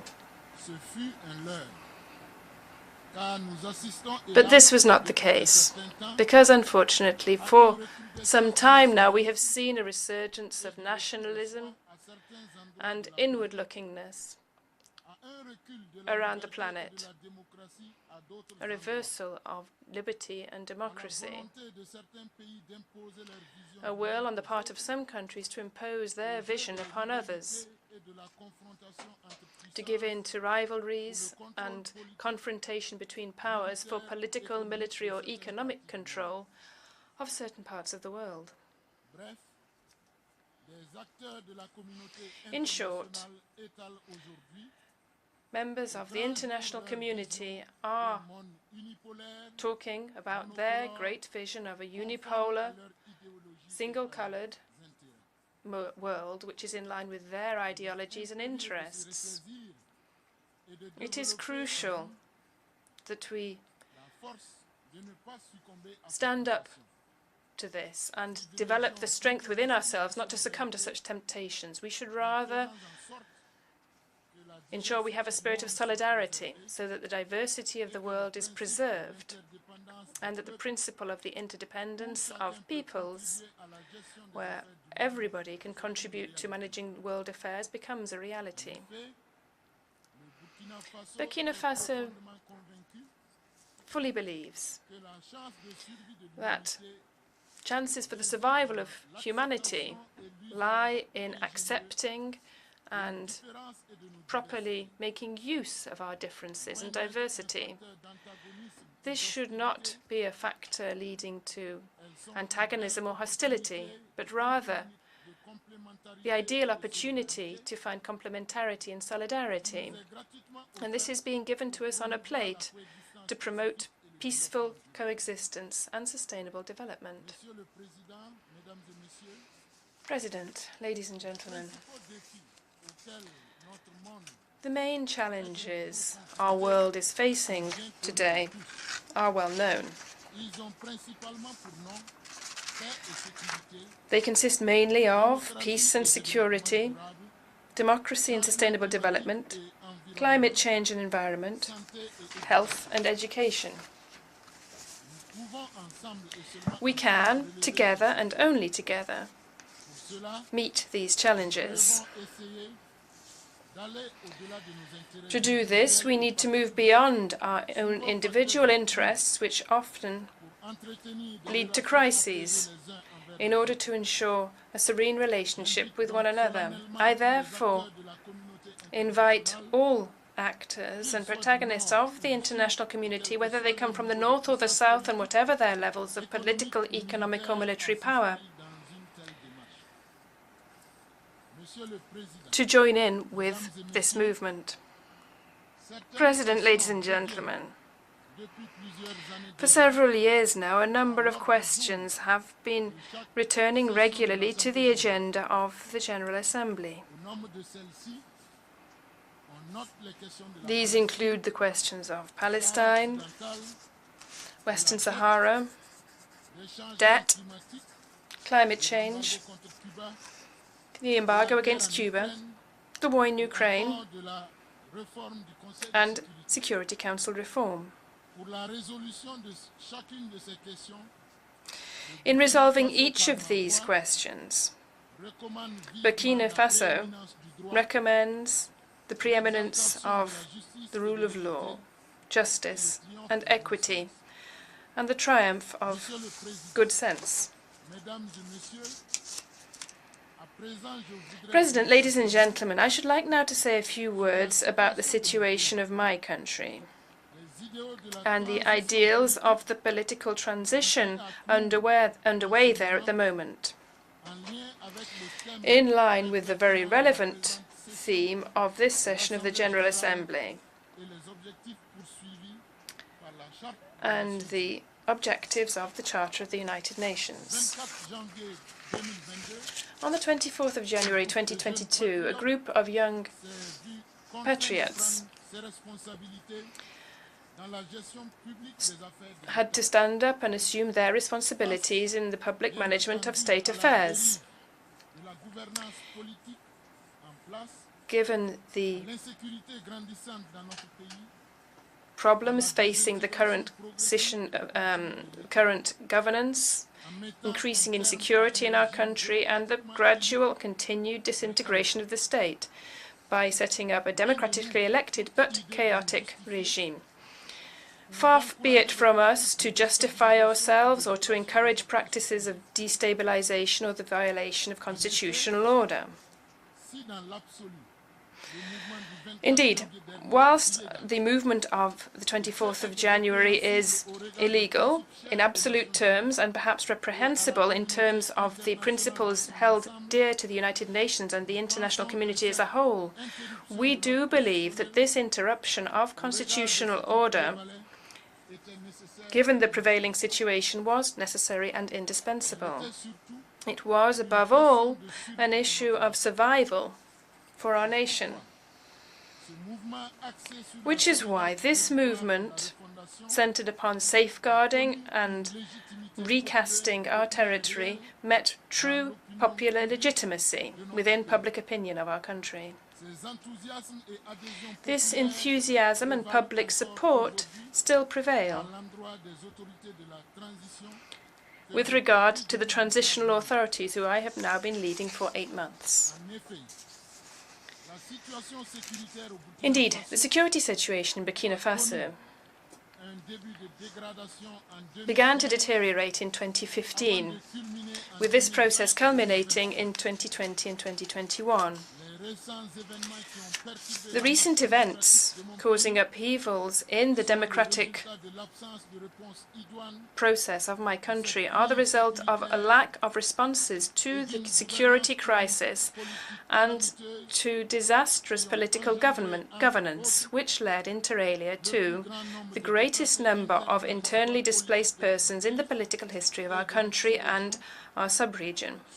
That is 1,520,012 people on the 31st of August, by the 31st of August 2022, as well as a humanitarian and food crisis which were unprecedented in our history, and the closing of several thousand schools and 500,000 pupils deprived of teaching and education, and an economic abyss caused by the slowdown or indeed the halting of a number of economic activities such as mining, tourism, the catering sector, agriculture, livestock, transport, and so on. These difficulties, described so briefly here, are part of a sub-regional security context which is affected by attacks from numerous terrorist groups in the Sahel, particularly the central Sahel region, which includes Burkina Faso, Mali, and Niger. Nevertheless, in order to tackle this problem, the transitional government is counting on new endogenous initiatives and has assumed its responsibilities by establishing a plan of action based around 4 strategic objectives, as follows. Firstly, combating terrorism and restoring the integrity of the territory. Secondly, a response to the humanitarian crisis. Thirdly, the restructuring of the state and an improvement in governance. And finally, national reconciliation, social cohesion. In order to achieve these strategic objectives, the transitional government has taken the following major initiatives. Firstly, the reorganization of the national security mechanism and strong, robust actions on the ground against terrorism and armed groups. Combating radicalization, hate speech, and the stigmatization of certain communities. Implementing a policy of de-radicalization and socio-professional reintegration for former combatants from. You're streaming live now from Fox. The time is now 9:30 a.m. Thank you so much for joining us on this Friday, September 23rd, as we continue to take a live now look at the 77th Annual United Nations General Assembly. We are witnessing world leaders and ambassadors gather to discuss global issues, including Russian war crimes. Now, voting began on Friday in Moscow-held regions of Ukraine on referendums to become a part of Russia. Russian-backed officials said on Thursday at this very meeting. But of course, we also heard from an ambassador of the United States, top diplomat, Secretary of State Antony Blinken, urging other world leaders to condemn Russia for their war crimes. Let's take a 2-minute commercial break, and then we'll have more on this when we return. Highly expected in this regard.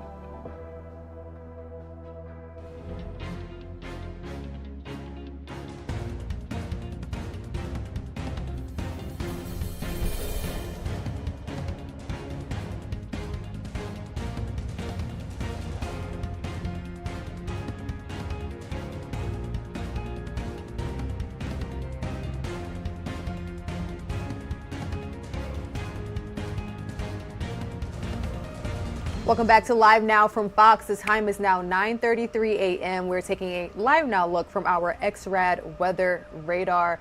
Now, after a pretty quiet start to hurricane season, the Atlantic has awakened and is packed with storms, as you can see here. Storm systems to watch. At least one could pose a danger to the United States. Now, next week, Tropical Depression 9 could enter the Gulf of Mexico. Although the exact track is still uncertain, we're monitoring several, and we are assuming that it could grow into at least a tropical storm. It will be named Hermine. Now, the National Hurricane Center is giving this a 90% chance to grow into a tropical storm. So we are, as you can imagine, paying very close attention to the tropics as well as the Gulf of Mexico, and especially along the coast of Florida. These are areas that meteorologists are saying could potentially have a severe impact. Let's go ahead and check in with Fox Weather. We had a live conversation with Robert Ray, who is in Bermuda, currently facing the impact of this storm. Robert Ray, he is in Bermuda, and you can tell from the view behind him just how powerful those winds are. Robert, thank you so much for being here. Yeah, good morning to you. And I have to say, you know, this has been going on since the middle of the night, but some of the strongest wind gusts have occurred in the past hour or so at 93, 94 miles an hour. That's Category 2 force winds. Here's another gust coming in. Just recently, we got a 79 mile an hour gust, and that's a Cat 1 just several moments ago. Unfortunately, there are thousands of power outages, over 10,000, and adding up right now on the island of Bermuda. About 64,000 residents, just under 700 miles from the coastline of North Carolina. And here's the thing, to think that Hurricane Fiona is a Category 3 right now, and it's roughly just under 200 miles northwest of Bermuda. It's already passed us, and we're still getting these kind of torrential rains and heavy winds. We're on the dirty side, the eastern side, the counterclockwise spin of this storm as it comes in. Folks have been preparing for days. I just hope that what we don't see is structural damage throughout the day and the power outages that keep stacking up. Belco, the company, says that they can get out and get those restored as quickly as possible when these winds stop. But right now, we are still in the thick of it as the sun came up an hour or so ago, and the beautiful island of Bermuda is anything but that right now. A tough scenario here with Fiona, this massive storm that's trekking to the northwest into Atlantic Canada, potentially going to create historic storm up there in the next day or so. And Robert, what's interesting is that you do have it as a Category 4. It's been downgraded to a Category 3. We're only talking, though, 5 miles per hour difference. And as you can tell from where you are, that is still incredibly powerful. Yeah, it is. It just shows you how wide Fiona is and the power. I mean, it's just tremendous to think that the wind shear and the wind scope of this storm is coming out this far. I mean, it's nearly 200 miles to the northwest right now. It's already past us. In the middle of the night, it was rocking and rolling here. And then all of a sudden, in the past couple hours, it's gotten even more intense because of that counterclockwise spin on the dirty side, as it's called. That's the nasty winds as it's moving across this island. We have nothing to protect us out here in Bermuda as well. We're in the elements, and it's the ebb and flow of the wind gusts. You know, here we go again with another one. This feels more like, I would say, high tropical storm wind gusts at this point. But, you know, we're not out of the woods as far as those Category 1 winds. I think Category 2 we're not going to see any longer. Those 93, 94 mile an hour winds we saw an hour or so ago. But we are standing here being safe. I hope everybody here on the island is too. My cameraman, my producers, everybody else is underneath the covered area, a portico at this massive hotel that has contained power during all this because of the generators they have. So we are lucky, and we just hope that this ends soon as Fiona continues to move to the northwest. All right, Fox Weather's Robert Ray, get to safety there and stay safe over in Bermuda. We appreciate you joining us. Thank you. All right, time now is 7:19 over on the East Coast and 4:19 on the West Coast. Before we go to break, I do want to take you back to that view that does show our XRAD system. You can see what we are watching, not just Hurricane Fiona at a Category 3 moving past Bermuda over to northeast Canada, but also down near South America. We are now tracking Tropical Depression 9 with wind speeds of 35 miles per hour. And we are continuing to monitor Hurricane Fiona as well as Tropical Depression 9. In the meantime, let's move right along with other top stories, turning our attention now to the latest consumer news. We know that on Thursday, the Federal Reserve raised interest rates yet again, 0.75%. Now, this is the third consecutive increase this year, so many people are wondering just how it will affect them and when we could possibly see some relief. Let's dive into that story. So the Federal Reserve has raised interest rates by 75 basis points. This is the third consecutive time that the Fed hiked it 0.75 percentage point. That brings the total to 5 rate hikes this year, with more expected. The central bank taking its federal funds rate to a range of 3 to 3.25%, the highest rate since early 2008.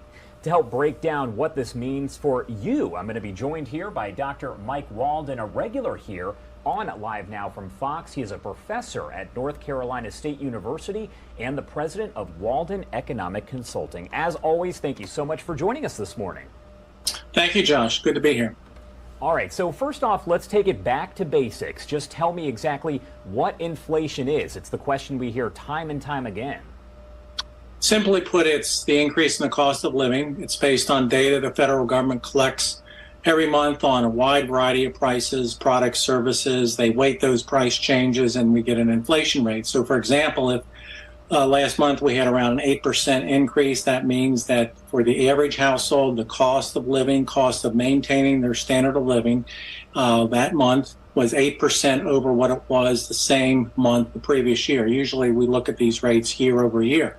The problem with inflation when it goes up like to 8% is most people don't see their income go up at that rate.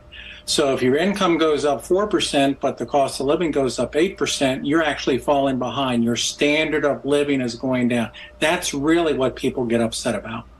Of course. And so this decision, we were kind of expecting it from the Fed Chair Jerome Powell yesterday. They had this 2-day meeting and we knew they were going to increase the interest rates. And we thought it would be by that 75 basis points. So this isn't really a surprise. It's not. And the problem that the Federal Reserve is trying to solve in bringing down the inflation rate is that they can do that in one of two ways. They can increase the supply of products and services that you and I are trying to buy. We've had supply chain problems, and that's still not fixed, but they can work on that, or the administration can work on that. But usually what the Federal Reserve is looks on the spending side, and what they try to do by raising interest rates, as well as in the background, they're pulling cash out of the economy, is simply to have people try to buy less stuff, goods and services, so that you can bring buying intentions more in line with supply availability. And if they can do that, that will bring the inflation rate down to a lower level. The problem, the trick there, is they don't have exact measures they can use to slow the economy down by just this amount. We can end up in a situation where it slows down so much and actually goes in reverse that we have a recession. There's debate among economists whether we may actually already be in a recession. But a recession means not just that inflation can be lowered, but it means people lose their jobs, people's incomes may go down.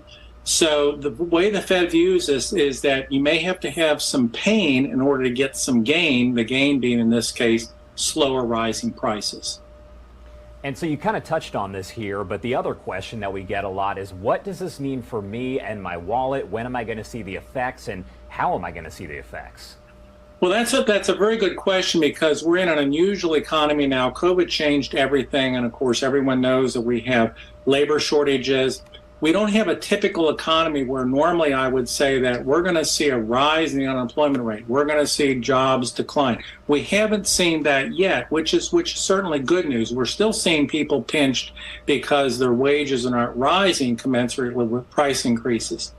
I think eventually, and this eventually may be not until next year, however, that the Fed's policies will start to take a bite. So I'm actually predicting now, and many other economists are, that we will see a rising unemployment rate next year. We'll actually see falling jobs. That'll put us in a traditional recession. I think that will last maybe for the first half of 2023. I think unemployment, which is now nationally 3.5%, could go up to 5.5% or 6%. That's still relatively low traditionally. And then we'll come out of that, and hopefully we'll come out of it with a much reduced inflation rate. The Fed wants to have an inflation rate like it had for most of the 21st century, around 2% year over year. All right, another question here would be the housing market, and how could this impact housing prices? People hear interest rate and they think it's the same thing as a mortgage rate. So kind of break that down for me. Well, again, obviously, when interest rates go up, mortgage rates go up. We've already seen the 30-year fixed rate double within the last 6 months. That makes it harder for people to buy homes. But that's exactly what the Fed wants to have happen. They want people to slow down their buying. Mortgage rates of 6 are still very good. I can remember in the early 80s when my wife and I were looking for our first house, 17%, we passed. But I do think we're going to see a slowdown in the home market. But even in a hot market like where I am, Raleigh, I don't think that slowdown is necessarily going to turn into a housing bust like we had in 2007, 2009. So I'm looking in the housing market for slower sales, slower construction, probably a little bit of dip in the price. And if you have cash, few people have enough cash to buy a house, but if you had cash, this would be a great buying opportunity.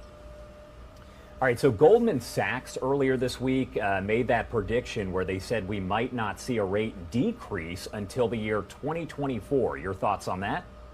I think that's certainly possible. I'm looking for more rate increases. I think the Fed, their federal funds rate that after yesterday's hike is between 3 and 3.25. I think they're going to have to go up closer to 5, maybe 6. And I see that done gradually through the first half, through the rest of this year, the first half of 2023. Then they're going to assess. They don't want to have done all this and not see the inflation rate go down. I think that could be right on target, that we wouldn't see rate declines until maybe 2024, maybe late 2023. All right, and this is another question that, sounds basic, but I'm trying to go back to basics here. The range of 3 to 3.25%. What does that actually mean to an American? Because we know that they hover around 0, but they're obviously up after seeing all of these increases. So what exactly is that 3%? Well, it's the rate at which one bank will charge a fee to another bank for that bank borrowing money from them. We don't see that in our own interactions. But what this federal funds rate does is sort of sets the stage for other interest rates. And normally what we see is, as the Fed raises that federal funds rate, other interest rates that we do interact with, like mortgage rates, like personal loan rates, like business rates, like the prime rate, they tend to go up. So that rate that the Fed raised yesterday doesn't mean anything directly to you and me, but it's going to have effects on all other interest rates. And this isn't just the U.S., but also worldwide, because this morning the UK central bank raised that key interest rate by 0.5 point in their 7th straight hike. But also this morning, the Swiss National Bank raised its key interest rate in the biggest hike ever. So this is going on worldwide. It is, and Josh, it's really because of what most governments around the world did to combat COVID and the COVID recession. And what they did is they threw tremendous amounts of money into the economy. Most of that money was printed, didn't have any gold or anything backing it. We did that. Europe did that. Japan did that. We sometimes don't know exactly what China is doing. But this is a worldwide problem, because we had the same reaction to COVID in terms of government policy worldwide, in terms of trying to prop up the economy during those troubled times. So the question here, and I know it's kind of anybody's guess, but what happens next? I think what happens next, Josh, is more rate hikes. I think we're going to see it finally hit the labor market. So I think we're going to see fewer new job gains, and maybe early 2023, we'll actually see job losses. I think we'll see a trend upward in the unemployment rate. Again, this should not be a surprise. It's exactly the policy ramifications the Fed wants to see happen. All right, Dr. Mike Walden, thank you so much as always. Anything else that you want to add about the economy that you want to make sure people know out there? Well, people, of course, are concerned about their investments. The stock market did gain a little bit a couple months ago. I think that's because they thought the Fed was going to back off. Now that the Fed is back on track, I think the stock market is going to be challenged. There's always a question, if you haven't moved your money now, should you do it now? I think probably not. But the market will come back. So the only people I think that would really be in a difficult situation would be people who are going to retire soon and start to pull out their money. But the stock market will come back. All right, Dr. Mike Walden, thank you as always. We appreciate it. Thank you, Josh. All right, that was the latest from Live Now from Fox's Josh Breslow, bringing us a few consumer news tips. Let's switch gears here, because we are getting these live aerial shots coming from Los Angeles. It looks as though a rescue operation is underway, and we have now joining the show Fox 11 Los Angeles' Stu Mundell, who is in a helicopter overlooking this scene right here. Stu, can you explain to us exactly what's taking place? I would love to, Rain, and thank you for taking us this morning. This is in the Long Beach area, and this is it's a big rig that overturned trying to get off the off-ramp. This is going to be in the Long Beach area, actually at Pacific Coast Highway off the 710 freeway. Now that you can clearly see that big rig not being able to make that turn and basically rolled over on its side. Long Beach Fire Department, they came out here on scene, and they've basically been trying to get that driver out. A lot of times we'll see these big rigs, when they do these rollovers, the driver will actually self-extricate, meaning he'll pop out that windshield, climb out on his own. But you can kind of see in the picture that cab is kind of rolled over, kind of crunched, and when it slid on its side, that cab just kind of rolling with that with the inertia, trapping that driver in there. Now, Long Beach Fire Department, they came out here and they came out well equipped. They actually brought out one of their heavy equipment trucks right there. You can see it. That's Urban Search and Rescue. But that vehicle has a lot of tools in there, and that's what they need today. We've been watching as they've been using the jaws of life and other tools to cut that cab away, trying to get to that driver. We do know that driver is alive. We also know paramedics are here on scene, and they've been administrating whatever they need to keep that driver alive and healthy while they're pulling this truck apart. It has been an arduous task for sure. They've cut that door open. They're using a tool right there to spread some of that truck. Right now, that driver's still alive in there, but these firefighters working desperately to cut him out of this vehicle. Rain, I wish I could hear you, but I actually just lost the IFB, so I can't hear any questions. But this is happening in the Long Beach area, off the 710 freeway. That driver's still alive. Firefighters doing what they can to get this driver out of that wreckage right now and get him to the hospital and whatever medical aid he needs. But it is quite a task for them. As you can see, this isn't one of your usual pop the door open or just get that driver, help that driver out. This driver wedged in there, smashed in there with trapped inside that cab, metal holding him in there right now, and these firefighters working to cut that vehicle apart, get that driver out safely, and not create more injuries to him. Live TV. Stu, if you can hear me, just chime in whenever you hear my voice here. But I did see them as well using the jaws of life to rescue this driver. And I can also tell that traffic is closed off in surrounding areas. Do you have more information on how traffic is impacting local drivers? All right, it looks as though I can hear you asking about the local drivers, and also we're working on several places right now. But as far as the drive itself on the 710 today, the off ramp has been taken away. You can see that, but the 710 at this portion always really, really slow and go. But right now that off ramp is closed while they're working to get that driver out. As far as impacting the drive for drivers, it's probably. It's just a few folks that use this off ramp, so right now they'll just make their way down to the next one and continue on their drive. The real concern is that saving the life of that driver inside this big rig right now. Minimum impact. Well, I will say it's obviously great news that we don't see any smoke or flames following such a severe crash like this. You know, like I said, the IFB is a little sketchy. And but I did hear you saying that the life-saving, what they're doing is the most important is to save the life of that driver. These Long Beach firefighters are out here right now. Their paramedics are working with some of them. You've got the other firefighters actually cutting this rig apart, working to figure out how they can get that driver out safely. Clearly, he is injured, but right now it is just it's kind of like.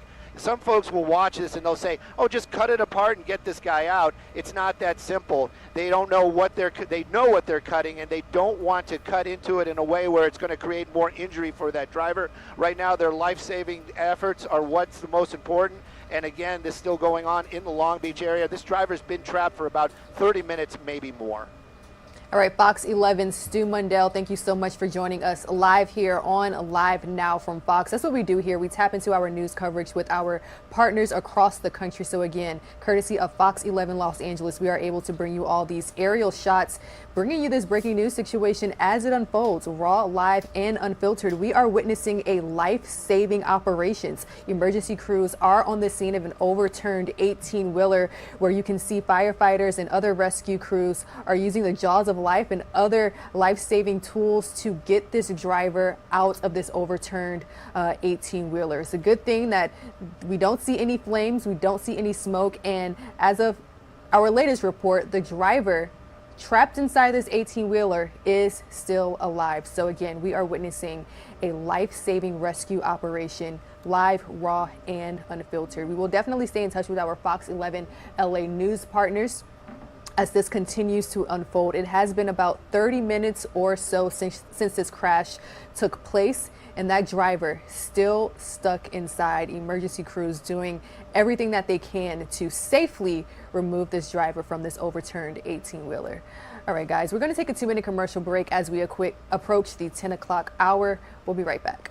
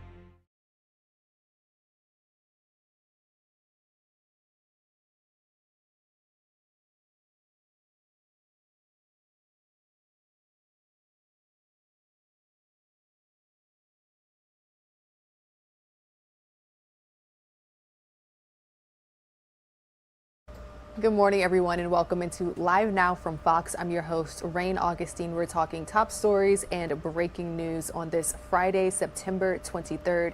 Thank you so much for being with us. We are continuing to cover our consumer news. It was just yesterday when the Federal Reserve raised interest rates by 0.75% for the third consecutive time this year. And a lot of people are wondering exactly how this will impact Americans. So let's check in with our Fox Business team for that story. Eggs have seen a huge run-up in price. This staple food item is probably the biggest victim of inflation within the food category. The cost of eggs have gone up over 82% since last year, and you can see that when you look at the difference in price. It's not just the increased cost of labor and material that has caused this run-up. The spread of avian influenza is hitting the egg industry hard. It has forced U.S. farmers to kill millions of egg-laying hens, lowering supply and driving up prices. And when a farm is hit, it can take them over 6 months to get back up and running. Huge, because once you get it, you are completely shut down. You have to clean up the whole farm completely. You have to clean out, take all the birds out, destroy the eggs, destroy the feed. Everything is you're out of business. So far this year, over 45 million birds have been infected. All of these states have seen cases of the disease. Another factor taking chickens off the market, change in policy. Both Massachusetts and California have switched to cage-free chicken and eggs only. When that switch happens, it takes those farms off the market. Then when they're back up and running, it takes more labor for the same output. At Puglisi Egg Farms, I'm Madison Allworth, Fox Business.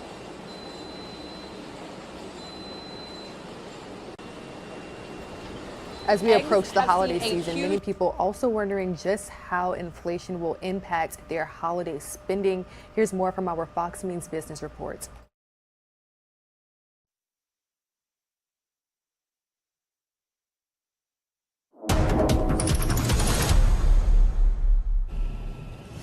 Target is targeting anyone looking for a job. The retailer says it plans to hire 100,000 seasonal workers for the holidays. That is the same amount they hired last year. Well, the stock market closing lower again Thursday after a huge drop on Wednesday. Investors still worried about just how much the Fed's big interest rate hikes will hit the economy.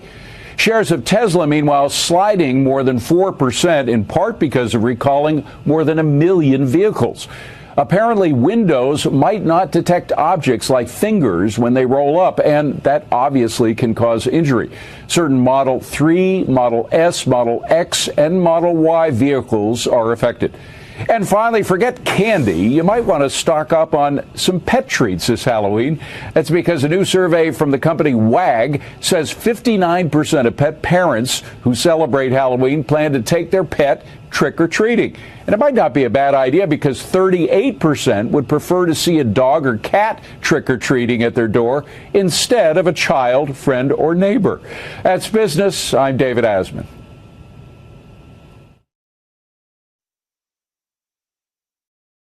All right, and that was our latest Fox Means Business report. Let's begin our 10 a.m. hour with international news. We're learning more about Hong Kong. They will no longer require incoming travelers to quarantine in designated hotels. We know that this policy has been in place for the past 2 years, ever since we first learned of the coronavirus. So this international travel quarantine has just been removed as of this morning. Let's go ahead and listen in raw and unfiltered to the full announcement.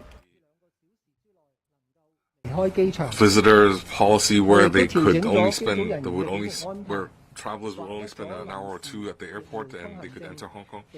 We also adjusted our vaccination passport requirements. So all these measures reflect that the SAR government is taking a targeted approach, and the SAR government has been enhancing our immigration procedures, and we've allowed Hong Kong to integrate with the rest of the world more smoothly.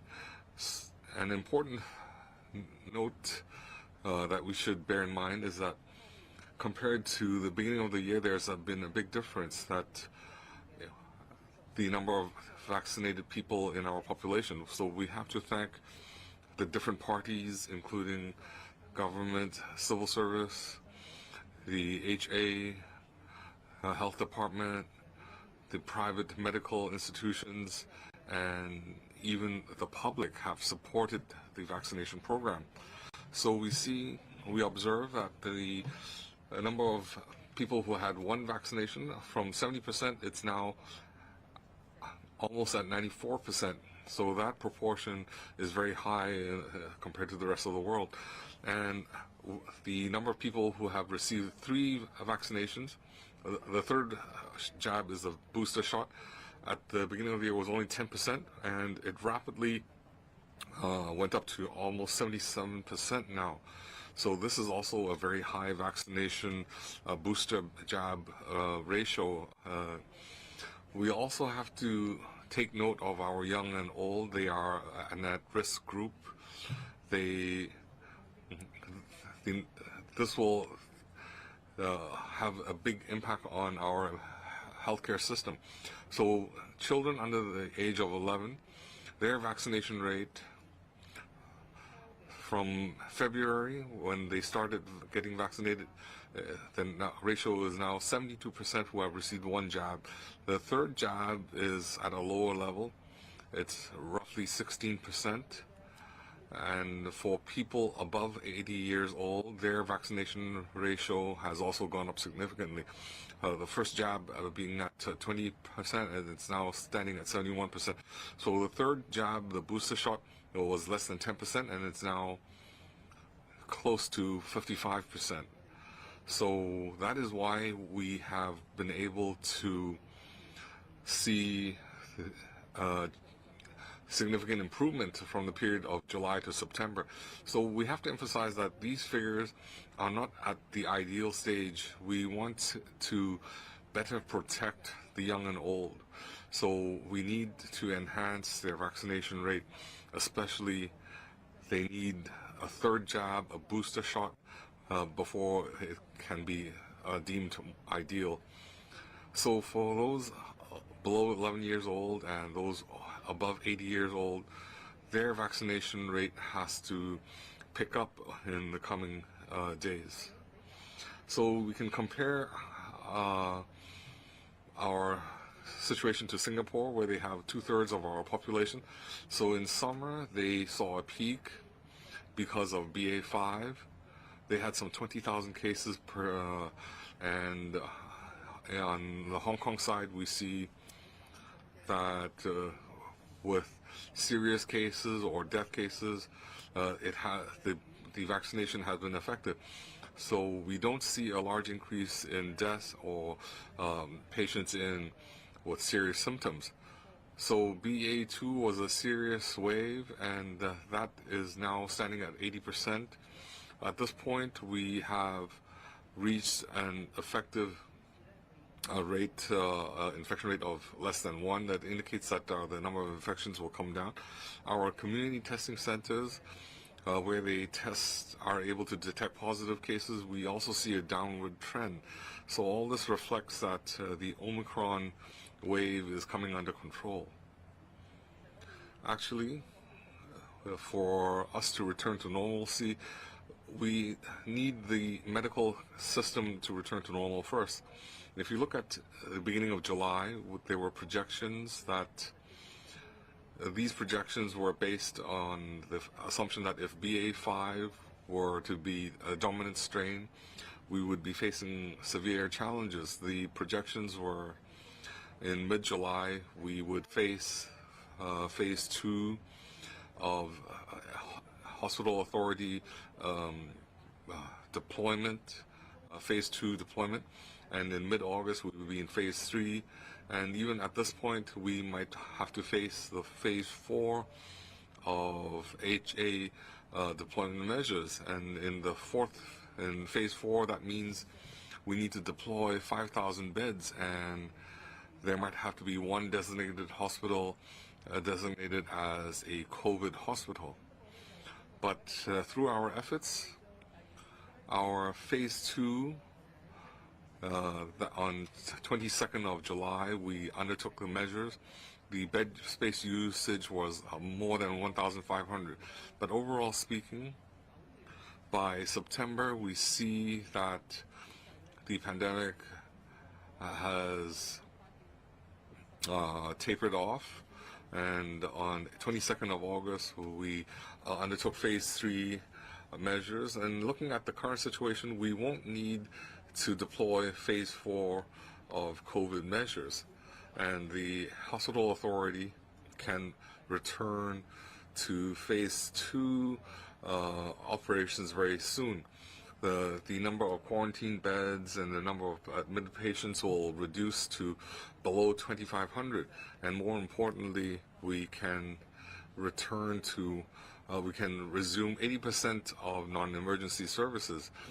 So that we won't affect our public services. So aside from controlling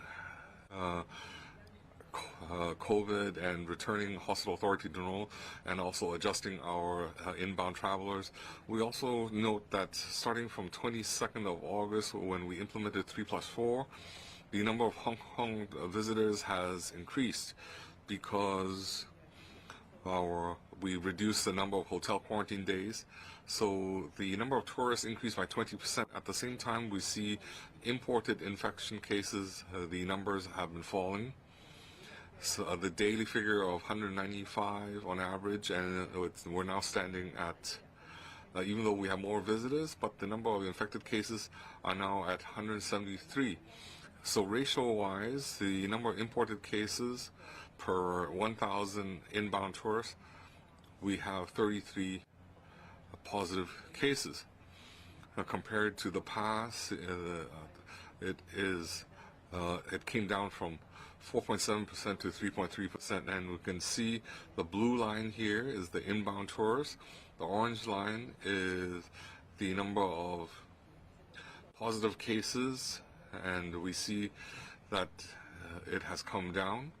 So that reflects that the global figures are falling, so we see fewer infected cases.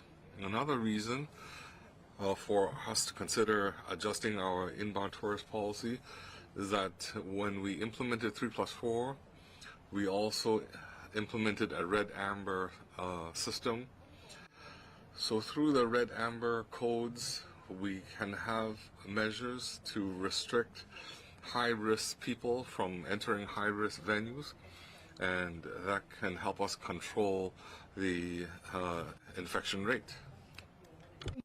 Starting from the implementation of the coding system on the 12th of August, our law enforcement agencies have not found any amber code persons going into restricted premises. And for those red code cases, violation cases, we have not identified any relevant arriving passengers or travelers to Hong Kong, and that is we haven't had any red code to yellow amber code to yellow code persons, and so imported cases have not impacted on our local epidemic situation. It has not burdened our healthcare system, so we can adjust the measures. Why do we think that this 0+3 quarantine arrangement can control risks? For every 1,000 arriving travelers to Hong Kong, as I said, the rate of positive cases is about 3%, so we have potentially 30 cases.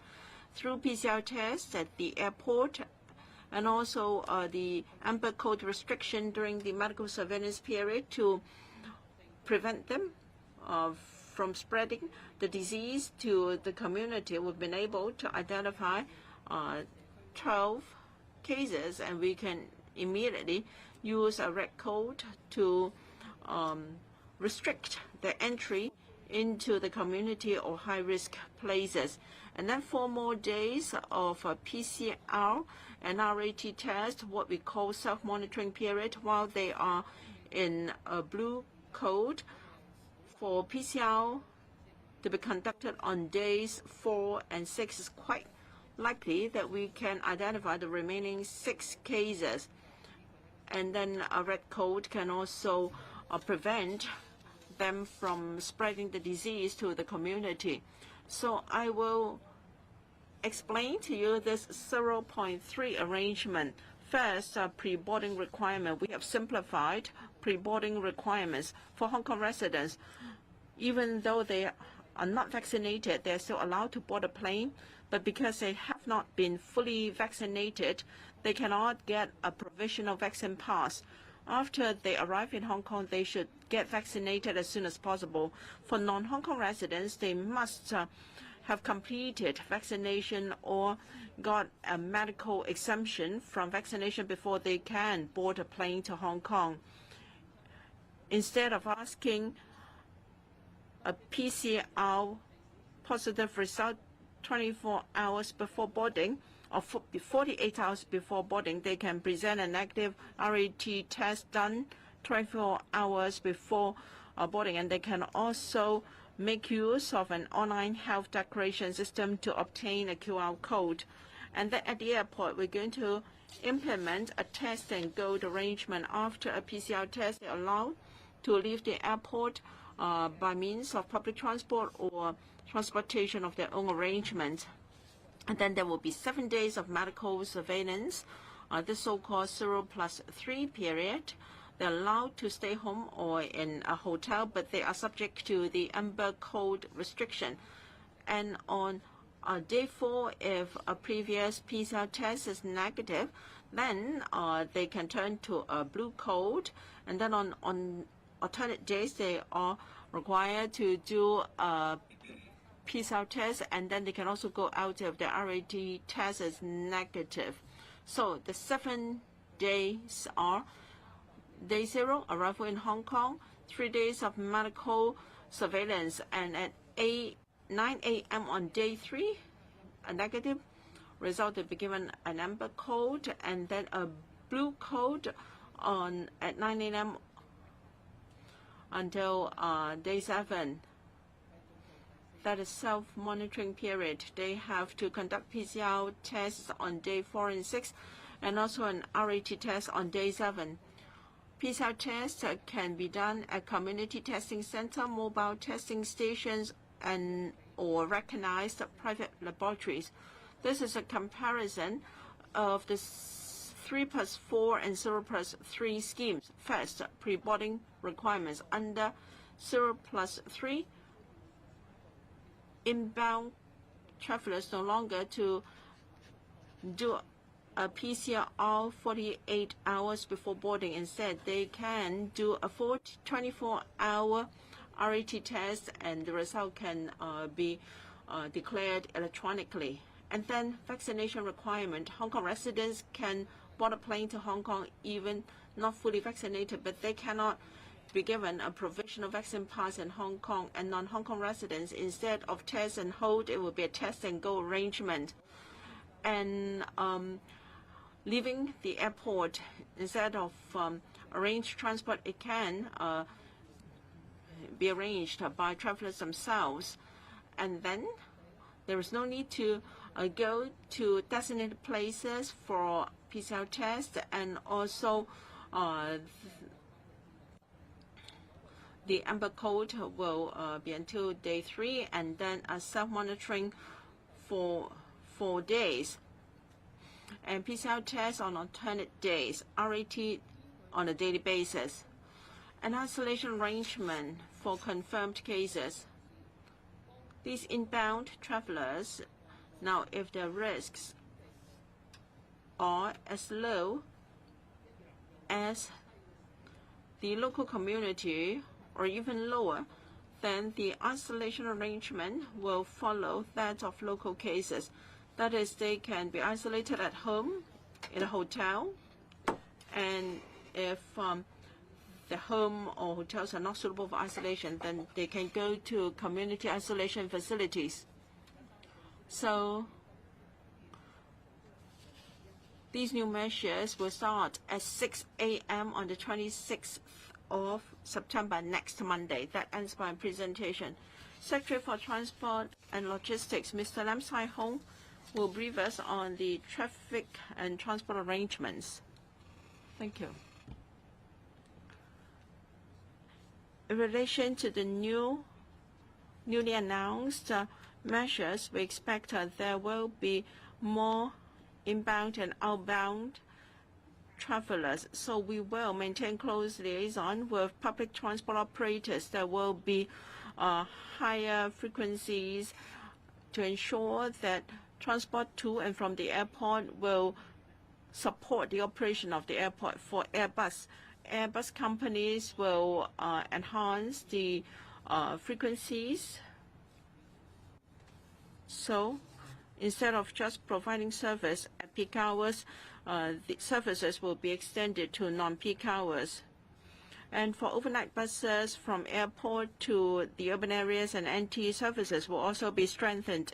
Airport Express, MTRCL enhanced frequency last month, running at a frequency of 15 minutes per train, and in light of the actual circumstances, services will also be stepped up.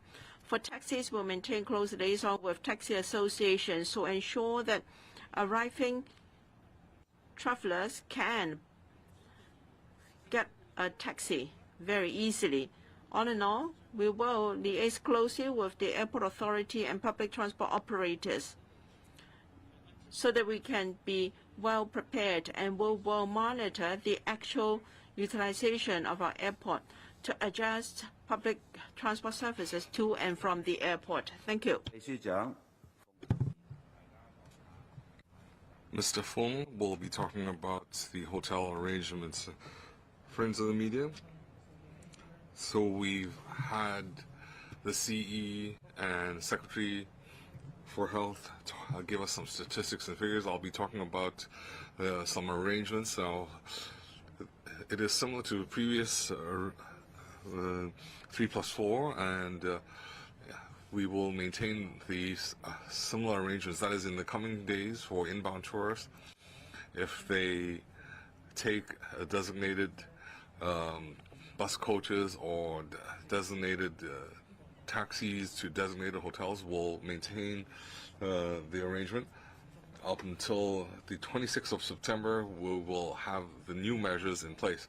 In other words, on the morning of the 26th of September, all the tourists in designated hotels, they can leave in an orderly manner, and those hotels will become regular, normal hotels.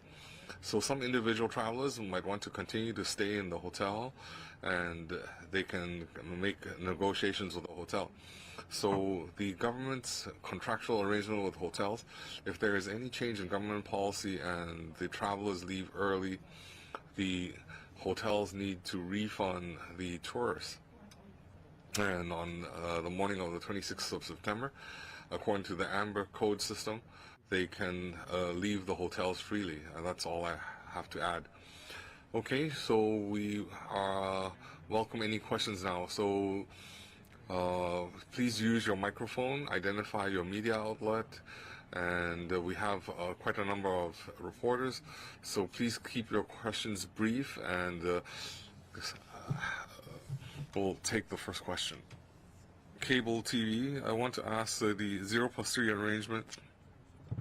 Have we now chosen to coexist with the virus? Is that going against the central government's policy? Have you consulted the central government? And the CE said that you're not backtracking.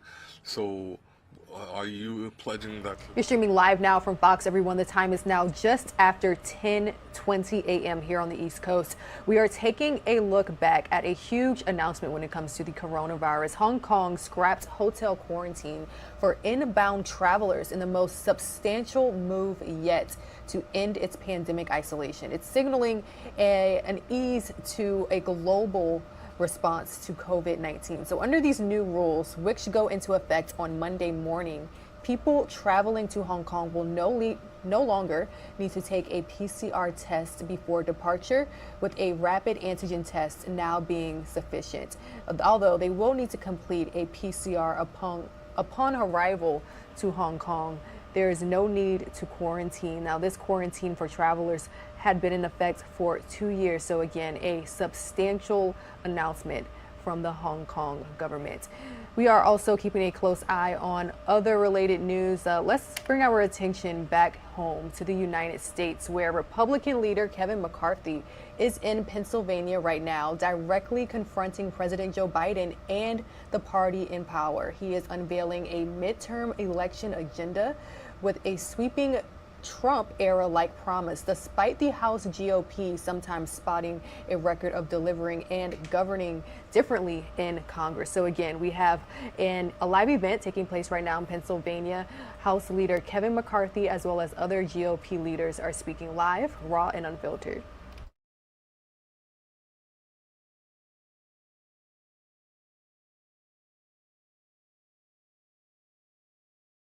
A lot of enemies that way. We still don't have the answers to any of these questions. In addition to the COVID protocol and mandates, there are many other public education issues concerning parents like myself. The slow creep of critical race theory, diversity, equity, and inclusion, gender identity, and allowing biological boys to enter girls' spaces and sports.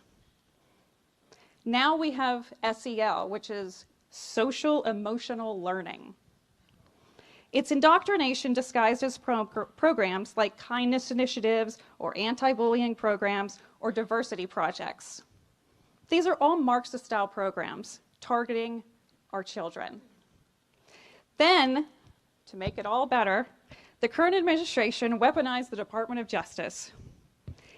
And all the parents speaking up at school board meetings or challenging any of these programs, like I was now labeled a domestic terrorist.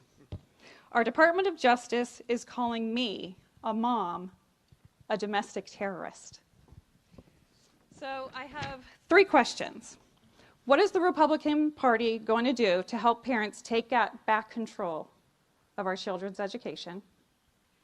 Will the Republican Party be the party of parents and defend us from being labeled domestic terrorists? And how will you protect our children from the radical agenda of the left? Thank you very much.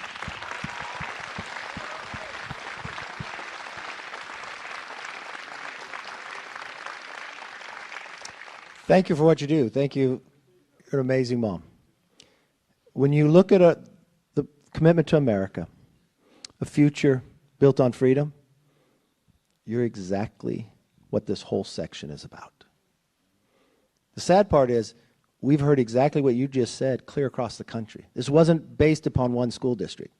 But what's amazing is what you're going to hear about here, because we have tiger moms just like you in Congress. And Julia Letlow, right here, has an amazing bill that you're going to love. It's one of the cornerstone of what this all is all about. Julia? Thank you so much. Thank you, Lori. Mama Bear to Mama Bear, I hear you. And I have some exciting news to tell you today, because in our commitment to America, parents will always have a seat at the table when it comes to their child's education. From here on out, I can promise you that.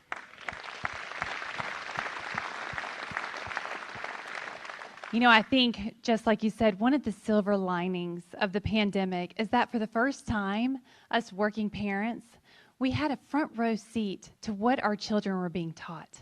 And I heard from you, I heard from dads, I heard from parents all across my district in this country that they were astonished of what they were seeing and what they were hearing. And then when they went to their school boards to voice their concerns, they were told, we don't want your voices here. We actually don't want you to come here at all. And then on top of that, you're labeled a domestic terrorist. So no wonder the mama bears came out to fight. And I am so thankful that you did. You know, what are we going to do about all of this? What is going to be our response as a Republican Party? We are going to give power back to the parents. And I am so honored to have the opportunity to author the Parents' Bill of Rights that we are going to roll out in this commitment to America.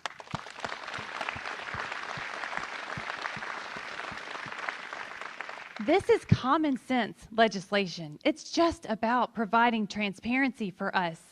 And so you as a parent should always, the first and foremost thing, be able to view your child's curriculum. That is first and foremost. That is your right as a parent. And then secondly, if you don't like what you find, if you don't like what you see, you should be able to go to your school board and lawfully tell them, this needs to change. You should have that right as a parent. And then thirdly, you should know where your taxpayer dollars are going. Your school should be transparent with you about how they are using your taxpayer dollars to teach your children. Absolutely. And then finally, you should be able to protect your child's privacy. You as a parent should be able to do that. And then if there is any violence on your child's campus, you should be notified right away. As a former educator, I know that when parents are involved, when parents are actively involved in their child's education, when they're laying the foundation, then that child is going to be set up for success. So I'm so absolutely honored to push this Parents' Bill of Rights. It's the first brick of the layer, a foundation of where we're going to go in turning education around for our country, because we desperately need to right this ship. Everything is on the line for our children's future and future generations for this country. Thank you so much for your question. You know, I don't know if you got a pocket card, but it goes through the Parents' Bill of Rights, parental choice, and we believe in fairness. We should ensure women only compete in women's sports. You know, we have another mama bear. Sam's only a year old, but he's the happiest child I've ever met. Elise brings him along, but this has been really an area that Elise has focused on greatly. Elise? So in addition to the Parents' Bill of Rights, in addition to protecting women's sports, I want to talk about our oversight and holding this administration accountable. You talked about Joe Biden's Department of Justice going after parents and labeling them as domestic terrorists. It was House Republicans that asked the tough questions that uncovered not only did the Department of Justice do that, but they set up the predicate of the infamous letter that they used to justify targeting parents. I will tell you, Parents are patriotic Americans. We urge parents to go to school board meetings because you are the primary advocate on behalf of your kids. As I think about my son, Sam, it has energized me to do this job. I worry about making sure that we continue to have a nation that's based upon the American dream and built on freedom, but I want to make sure that he gets the best education possible. That's why parents in the driver's seat holding this administration accountable is going to be a top priority for our Education Committee in the next Congress. So I hope we answer. I'll make this personal pledge. I don't know if it happened, but any parent that got put on the terrorist watch list by the DOJ, we'll get you off it, okay? Don't know if you've flown recently, but more questions. Good morning.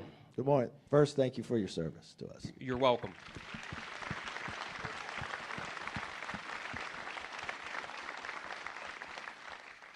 I'm James Custer, Sheriff of Fayette County, right here in the 14th Congressional District, where we have the best congressman in Guy Reschenthaler. Yeah.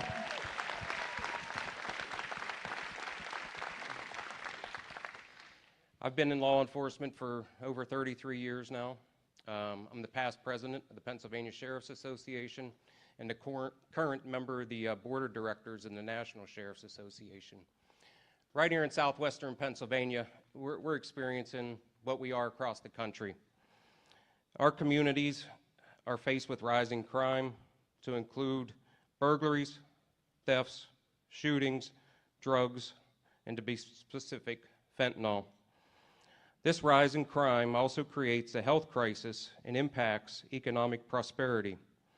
It has had an impact on worker productivity, increased healthcare demands, enormous stress on limited emergency response with law enforcement, EMS, and social services. Jail populations are up, as is recidivism, and the counties directly experience the toll and shoulder a large share of costs required to respond to the crisis.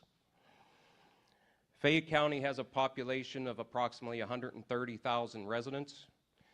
In 2020, we had 61 fentanyl-related deaths, 76 last year, and already up to 69 this year, with 3 months to go. These overdoses is directly related to our open southern border, with record numbers of illegal immigrants and drugs entering our country, as every state has become a border state. Nationally, approximately 108,000 Americans lost their lives last year to overdose, 71,000 being fentanyl. To put things in perspective, we had 45,000 people die as a result of firearms, but and the government wants to vigorously come after law-abiding gun rights, but they're doing nothing about the fentanyl crisis.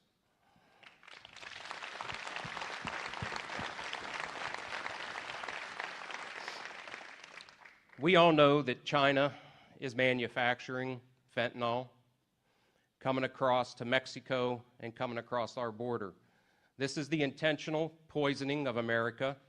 When you're making it to look like other medications, like Percocet, Xanax, and now disguising it to look like Skittles and Smarties, that's intentional targeting our children and our people. And an overdose is a continued use of a substance, and then you're going to die. But fentanyl, I was just in D.C. last Friday meeting with FAIR, the Federation for American Immigration Reform, and the Lost Voices of Fentanyl. And talked to a mother down there. Her daughter had an injury. She ended up taking a Xanax off of a friend. It ended up being laced with fentanyl, and she died on one pill. That's why we got to look at it. It's intentional poisoning. So another thing, I have been to Arizona. I've met with our border sheriffs. I talked to a rancher out there and a rancher in Texas, just in D.C. last week, about all the migrants that are coming up and they don't have enough body bags that are covering these immigrants that are coming across, and drug mules that are just tearing up their property and their fences. So with that, my question is, with the commitment to America and keeping our people safe, how do you plan to resolve this Biden border crisis and stop the fentanyl poisoning of America and hold our administration responsible for not keeping America safe, which is almost treasonous? Thank you. Thank you, Sheriff.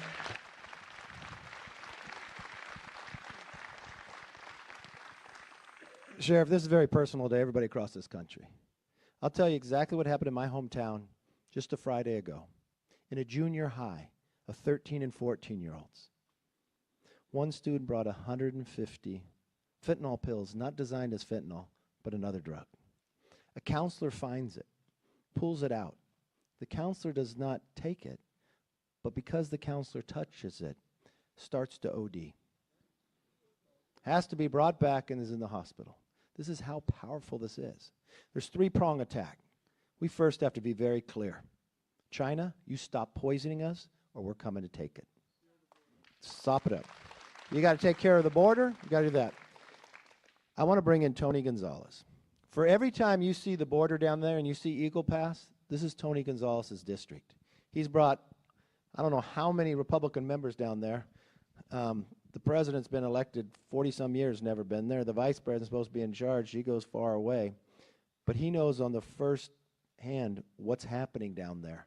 And we continue to fight. But I will promise you this. If we get the majority, we will secure this border. Thank you, Leader, and thank you, Sheriff, for keeping us safe, all our law enforcement. I will tell you, House Republicans, we are committed to working alongside with our law enforcement to every American. Every American deserves a nation that is safe.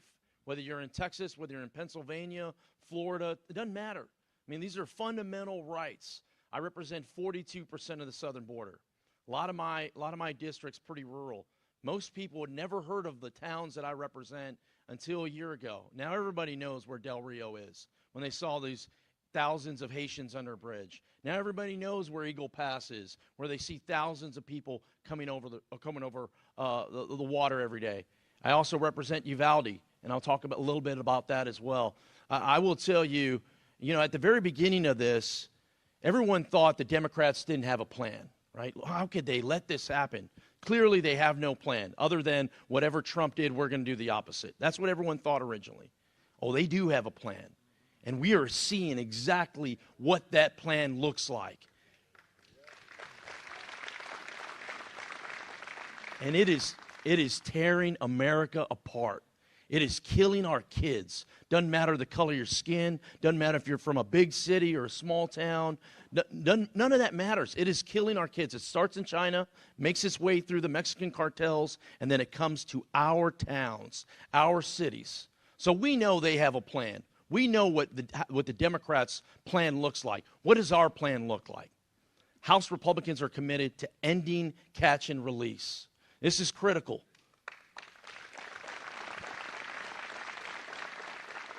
When someone comes over and there is no law enforcement, all it does is encourage more people to come over. We have to end catch and release. Another big part of this is technology.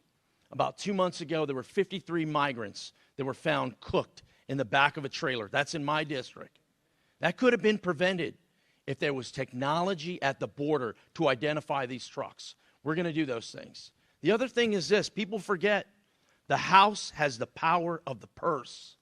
And it is time for the House to lead again. It is time for us to go, wait a second here. You will stop killing our kids. We are all committed to doing that. I want to bring Uvalde up before I turn it over.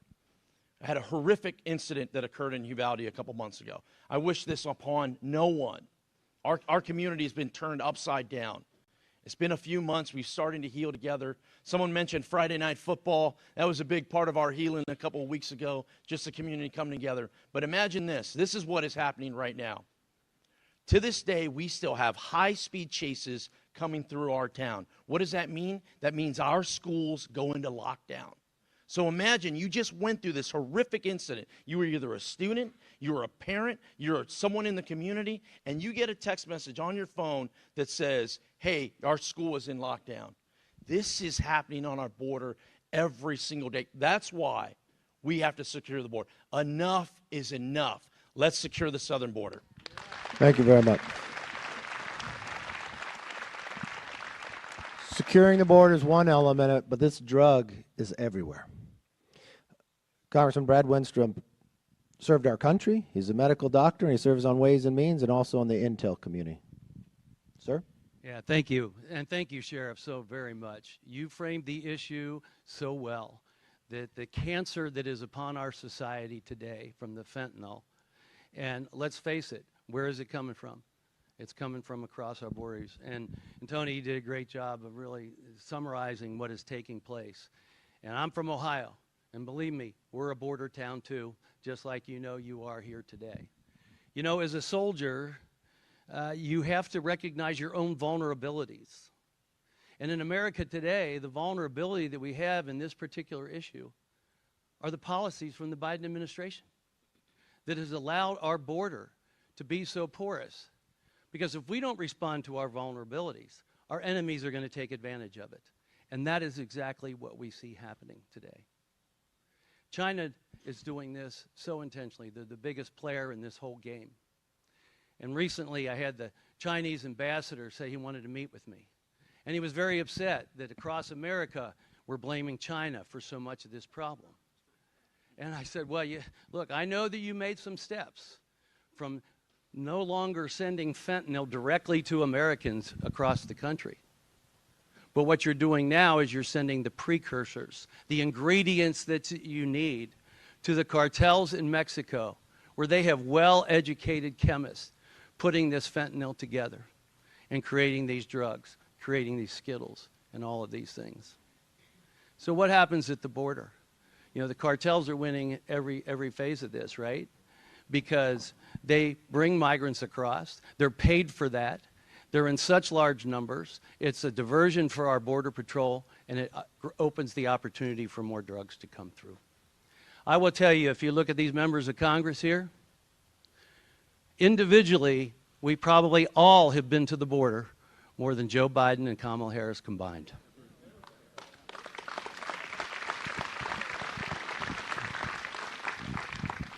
We went down with the Doctors Caucus to really see and hear from the Border Patrol agents just how much of this they've been able to capture and what they estimate they haven't been able to capture. And look, this is one of the greatest tragedies going on in America today.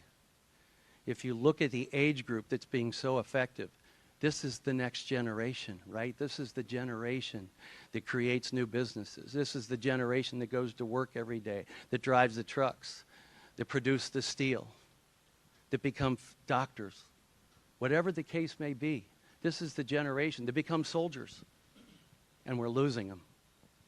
And that's to our adversaries' delight, I am sure. So as we have engaged in this, as I said to the ambassador, I said, well, if that bothers you so much, why don't you do something about it? Because you may say those precursors are legal and you have the right to sell them, but maybe you would have a moral responsibility to track them, know where they're going, and I tell you what, the United States would be glad to help you with that, and we can engage with the Mexican government as well, and let's figure this out and stop it, nip it in the bud, and prevent this problem from even being a problem in the United States of America.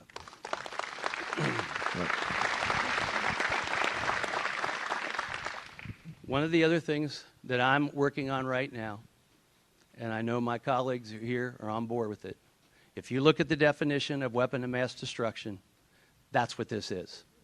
That's what this is. It fits the categories completely, and we're going to declare it as that and use every resource we possibly can to nip it in the bud. We want our children to have a future, a safe future.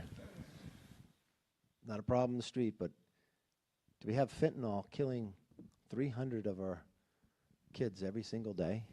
Why isn't that a crisis? Why isn't that the administration waking up? Because every day we bring it forth, and we will do that in the majority. We've got time for one more question. Who's got a question? Yes, sir. Good morning, everyone. Good morning. I'm Reverend Dr. James Nelson, pastor of New Birth Ministries, and we're looking for a new birth in America from you.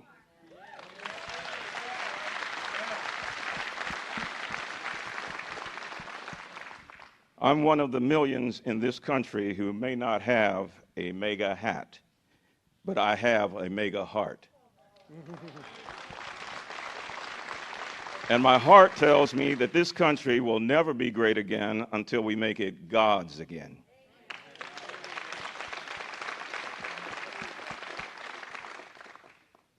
I served in the United States Air Force. I had 3 brothers that served in the military. And I put on the uniform of a law enforcement officer. With my brothers and sisters in blue, I know what it's like to face the condemnation and the dangers of going out every single day. And as a black man, I know what it's like to be a black police officer, so I got it double. My very first call was shots fired. And as I was going towards that call and everybody else was going in the opposite direction, what went through my mind was, what's going to happen to my wife if something goes south? But I knew that there were some who didn't care what happened to my wife because they were the same ones who didn't care what happened to me. But I was willing to get hurt to keep others from being hurt. And I still feel that same way today. As a retired law enforcement officer, because God got me through, I've had to arrest United States citizens for having illegally entered into a building and then told to release non-citizens who had illegally entered my country. As a Christian with a constitutional guarantee to freedom of speech, I was invited by the state reps to pray at the state capitol, but cautioned not to mention the name of Jesus. I have administered Narcan and performed CPR on those who fight an uphill battle with opioids, and I've preached and attended the funerals of those who lost that battle.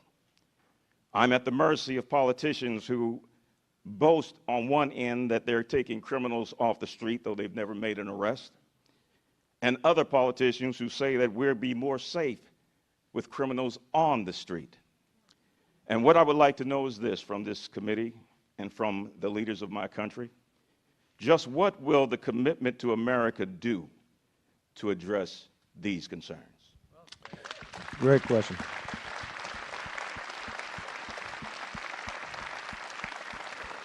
Before we turn to the answer, thank you for your service to our country. Thank you for your service as an officer.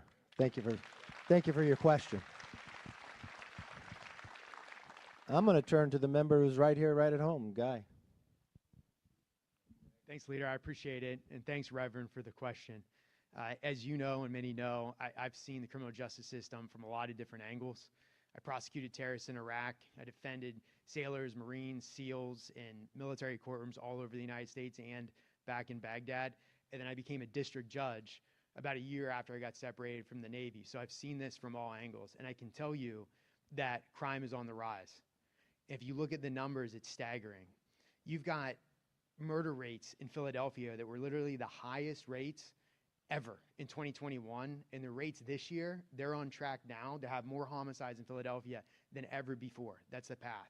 In Pittsburgh, you have roughly a 1 in 135 chance of getting killed downtown. This is a mess. But we got to look at what got us here. And I can tell you, it's defunding the police. And it's amazing that in 2020, that whole summer, and then in 2021, we were told that we needed to defund the police, that police were the problem. So the Democrats did that. They defunded the police. You look at New York City, they cut $1 billion, not a million, $1 billion with a B, $1 billion from their police budget. Crime rate soared. LA cut money. Seattle, Portland, all of these municipalities, all these cities cut their police budget, reduced the amount of police on the street, and crime rate went up as the funds went down. So one thing we have to do, and what's in the commitment to America, is we want to make sure that we fund police, that we add 200,000 police officers to the streets to make sure that crime is coming down. So that's part of it. Another thing, and I can tell you because I used to set bail and pretrial confinement, we have to seriously look at bringing back cash bail and making sure that prosecutors and woke DAs who refuse to prosecute, who refuse to ask for pretrial detention, they need to be held accountable. Because too many people are being released on pretrial confinement. I can tell you, having been a district judge, there's only two reasons why you release, or there's two reasons why you keep somebody. One, they're a flight risk, or two, they're a danger to the community. I can tell you, if you're accused of murder or an other heinous act, you should not be released back onto the streets. And that's something we've got to take a look at.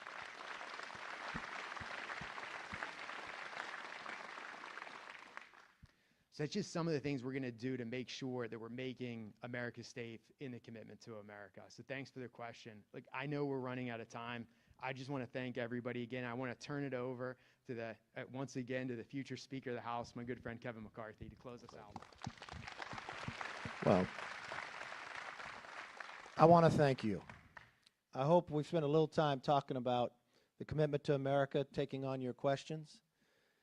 If you support this plan for a new direction in this nation, join with us. Everybody across this country. This isn't about a party. This is about our nation. This is a moment in time that we'll look back and make sure the next century is the American century. Thank you all, and God bless.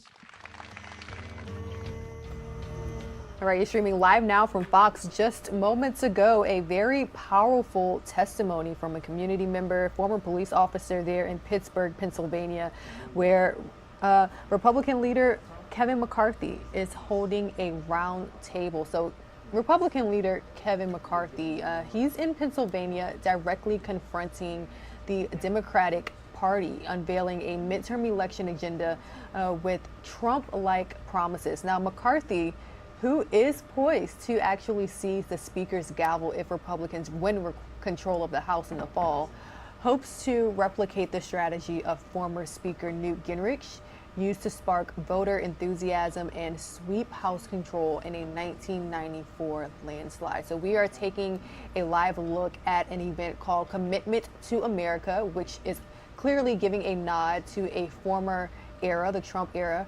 And we did witness other Republican leaders speak on border security, social policies, the Mexico-United States border, as well as other very important topics that are crucial to the midterm elections. So again, we are monitoring several live events. Also on your screen, we are taking a live now look from Los Angeles, California, where we have been paying very close attention to this life-saving operation that is underway in the Long Beach area. As you can see here, emergency crews working very hard now for almost an hour to rescue the driver of this 18-wheeler there in Long Beach, California. We are getting reports that the driver of this vehicle is still alive. However, we are monitoring these images very closely, so viewer discretion is advised as we continue to report on this rescue operation that is again underway in Los Angeles, California.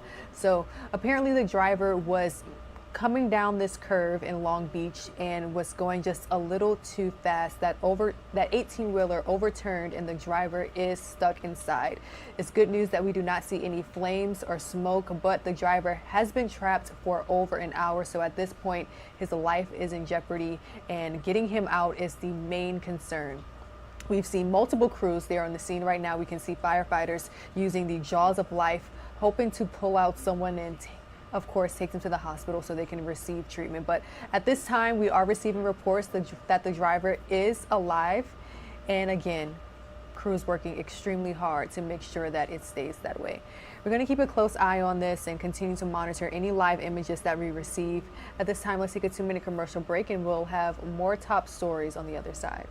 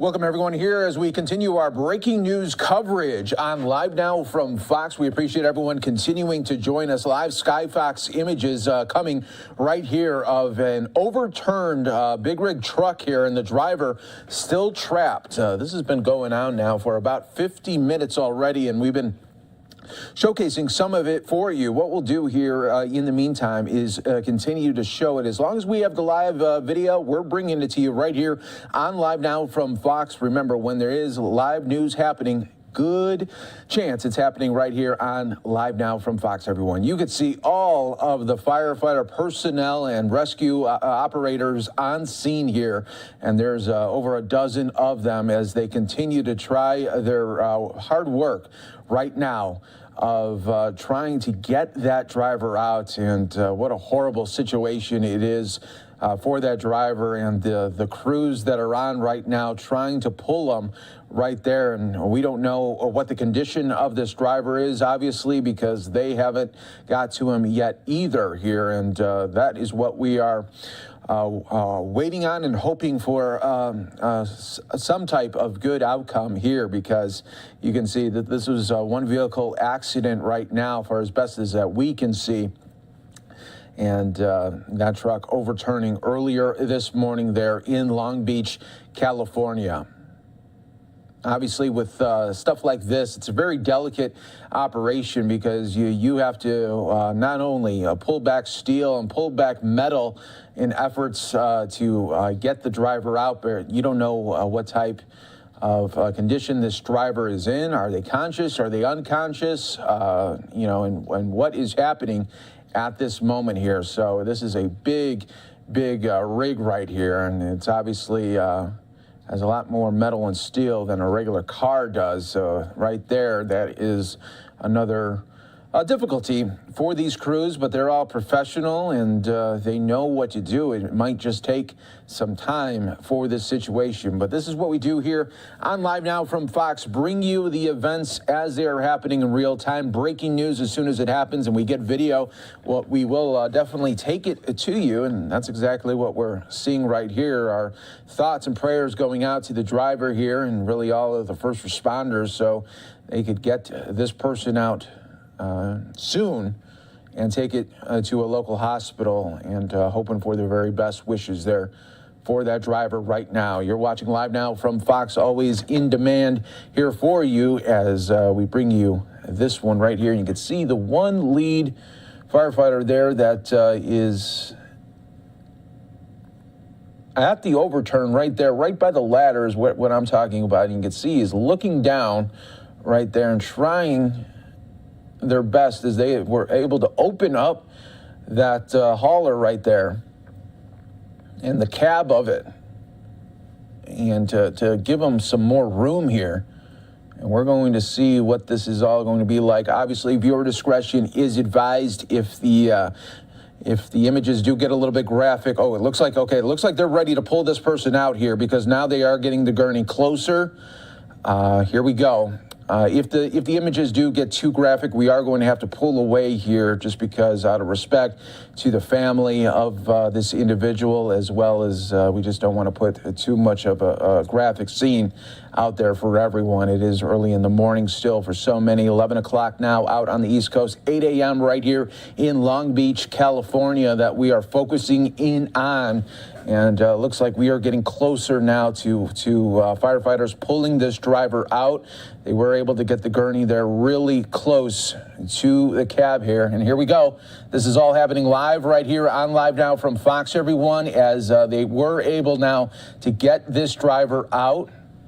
Okay, it looks like the shot is fine there, and the driver is coming out right now. Let's see if we can listen to Fox 11's Stu Mundell there right now. He is covering this for us.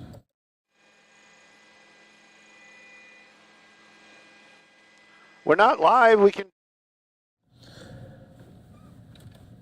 All right, so a little bit of Stu right there, not knowing that just yet that they might be on for their stations out there in California. They did pull out wide just to make sure that everything is going to be okay here. You just don't know what kind of situation it's going to be for this driver here that was stuck in this truck here. But look at the first responders once again doing the task that they have to do in this situation. They don't know what their day is going to be like when it starts. They don't know what kind of calls are going to go on, what kind of rescue operations. And here we go. Driver now getting put on the gurney. We don't know what type of situation or condition this driver is in here, but okay, that is good. They were able to get that person out and now taken to a hospital, local hospital right there. So that's where we're going to leave it there. We found out the driver did get out there just in case of any type of situation there. But great job by the professionals there, and we're hoping for the very best for that driver. Just don't know what type of condition that person is in. All right, everyone, you are watching Live Now from Fox, always in demand here for you. I'm your host, Mike Page. Thanks so much for joining us here today on this Friday, as we have a lot of news to get to, and of course, covering all of the breaking news situations that comes with it. You just never know what might happen. That's why I want Live Now from Fox is always a great resource to see what is happening, not only in real time, but also what might be coming up as well. Let's take a look right now at the Dow. Wow, it is not a good day at all. Almost down 500 points in the red, and we're not even to noon on the East Coast yet. What kind of day could this be as investors continue to worry about recession fears there? And we have just totally now gone past down that 30,000 point marker. I remember a time when it was at 33,000 not too long ago. Not too long, but unfortunately now we are seeing at 29.6 right here. So we'll keep an eye on that. We're also keeping an eye on the weather, especially for our friends out there in the southeast right there, as these are the different types of storms that could be coming in the next week or so. And you are taking a look at this cone showing a possible direct hit for Florida by next week.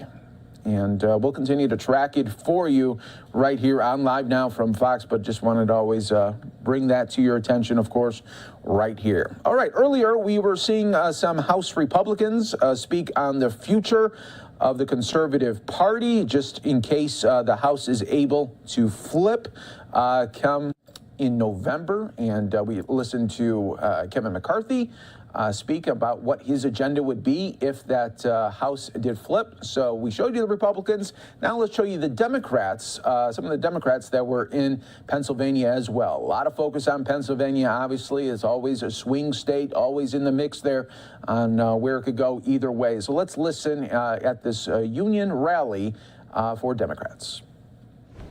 Thank you for talking about the important work today that's been getting done by the Biden administration and the Democratic majority in the House. The things we talk about today aren't just words, but they're real concrete examples of legislation that's benefited millions of Americans and has made a real difference for our members right here in Pennsylvania. So thank you for that. I got to tell you, we're tired of the false promises and empty solutions and, partisan sound bites some politicians use to try to win the support of the labor movement.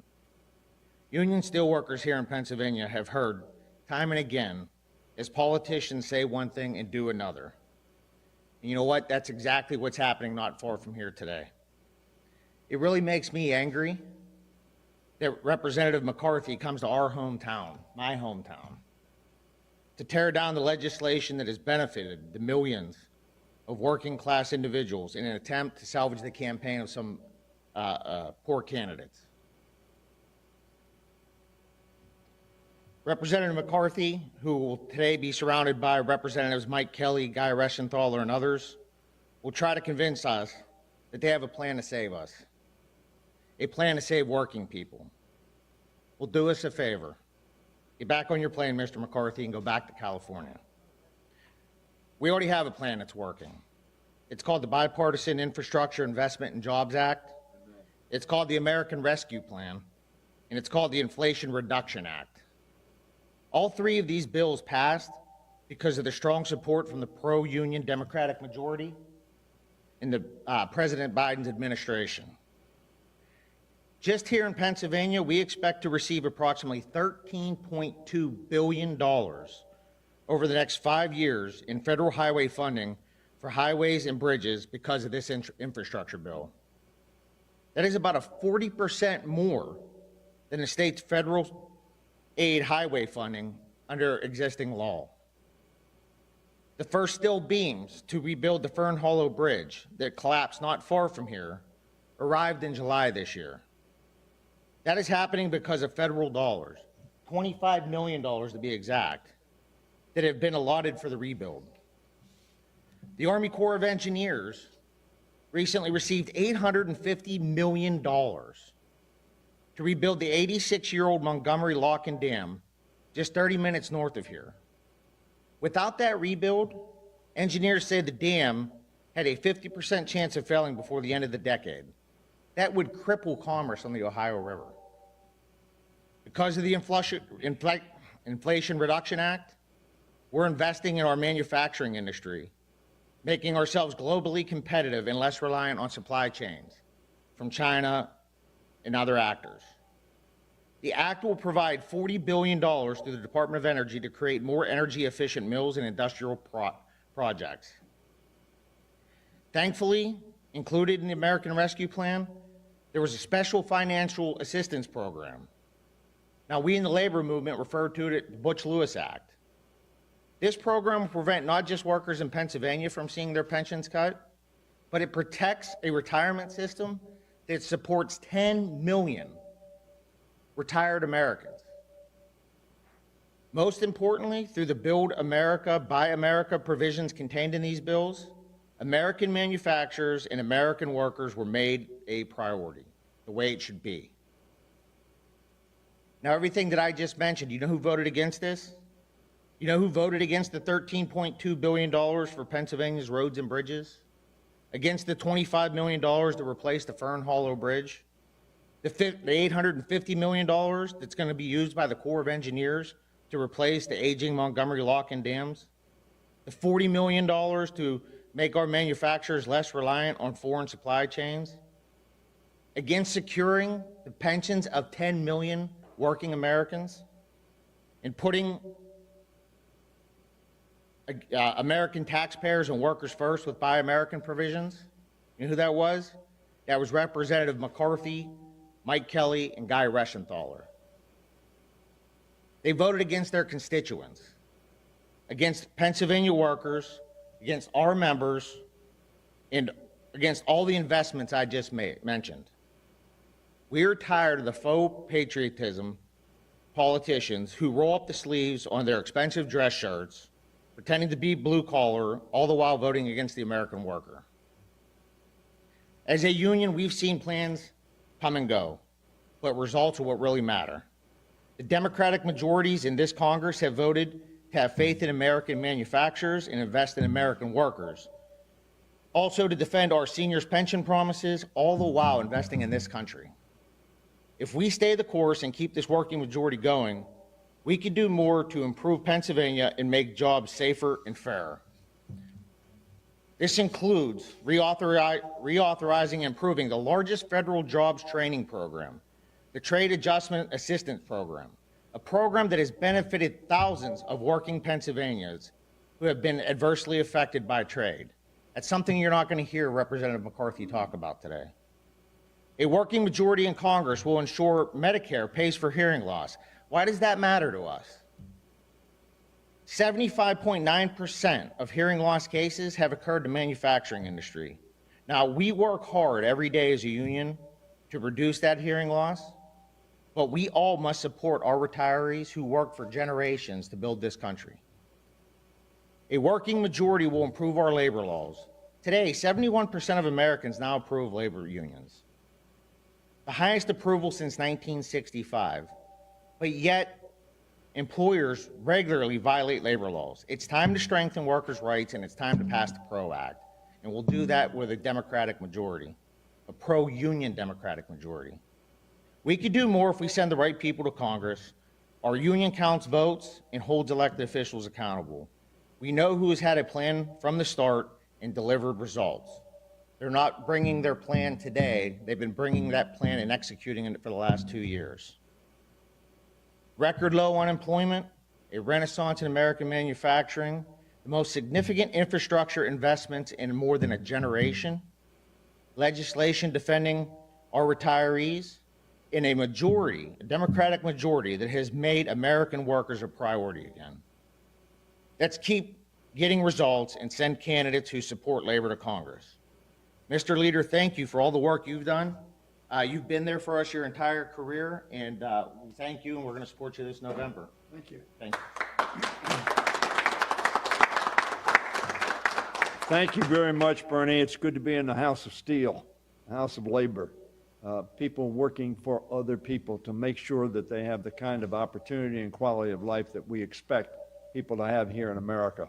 And the people who have led that and accomplished that are our friends in organized labor, who fought and bled and been deprived, and yes, some have died, to make sure that we had the right to organize in America and that we would make the lives of working men and women in America who make it in America, manufacture it, and make it as they do. I am so pleased to be here. I want to thank Darren Kelly, Tom Conway, Mayor Ed Gainey, County Executive Fitzgerald for what they are doing to help people make it in Pittsburgh, make it in Pennsylvania, make it in America. I'm here standing proudly next to Pittsburgh steelworkers who have been building America for generations. These workers are a living bridge to those who in past decades produced the steel from which cities and towns grew, who forged the material in which our workers made the products in America that enabled them and their families, as I've said, to make it in America. I want to thank United Steelworkers for inviting me here today.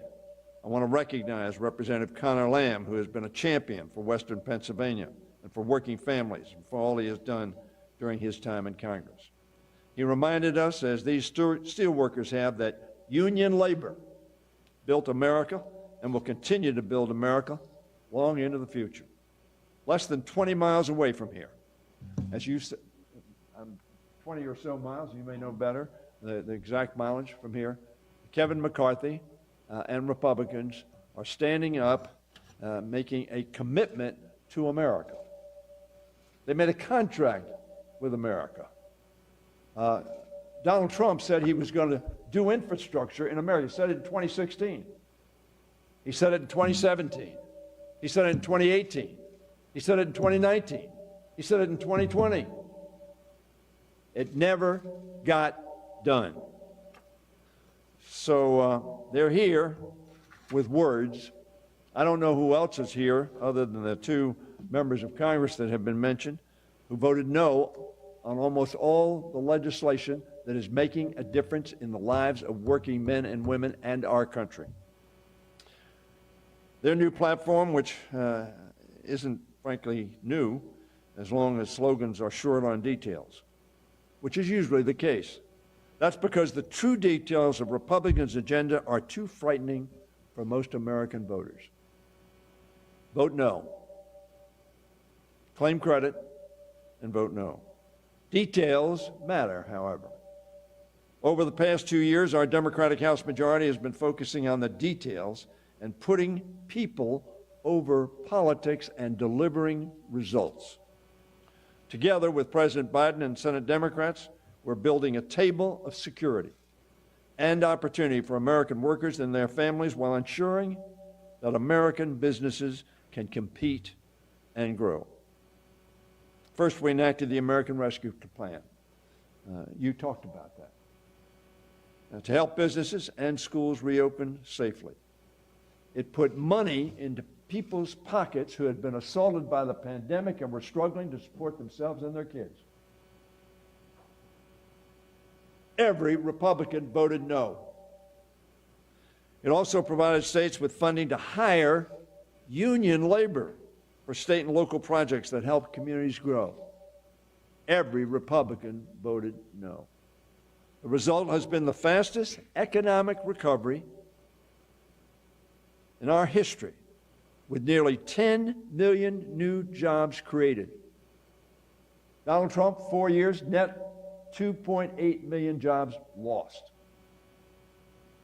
Joe Biden, 18 months, 10 million new jobs. The fastest job growth in American history.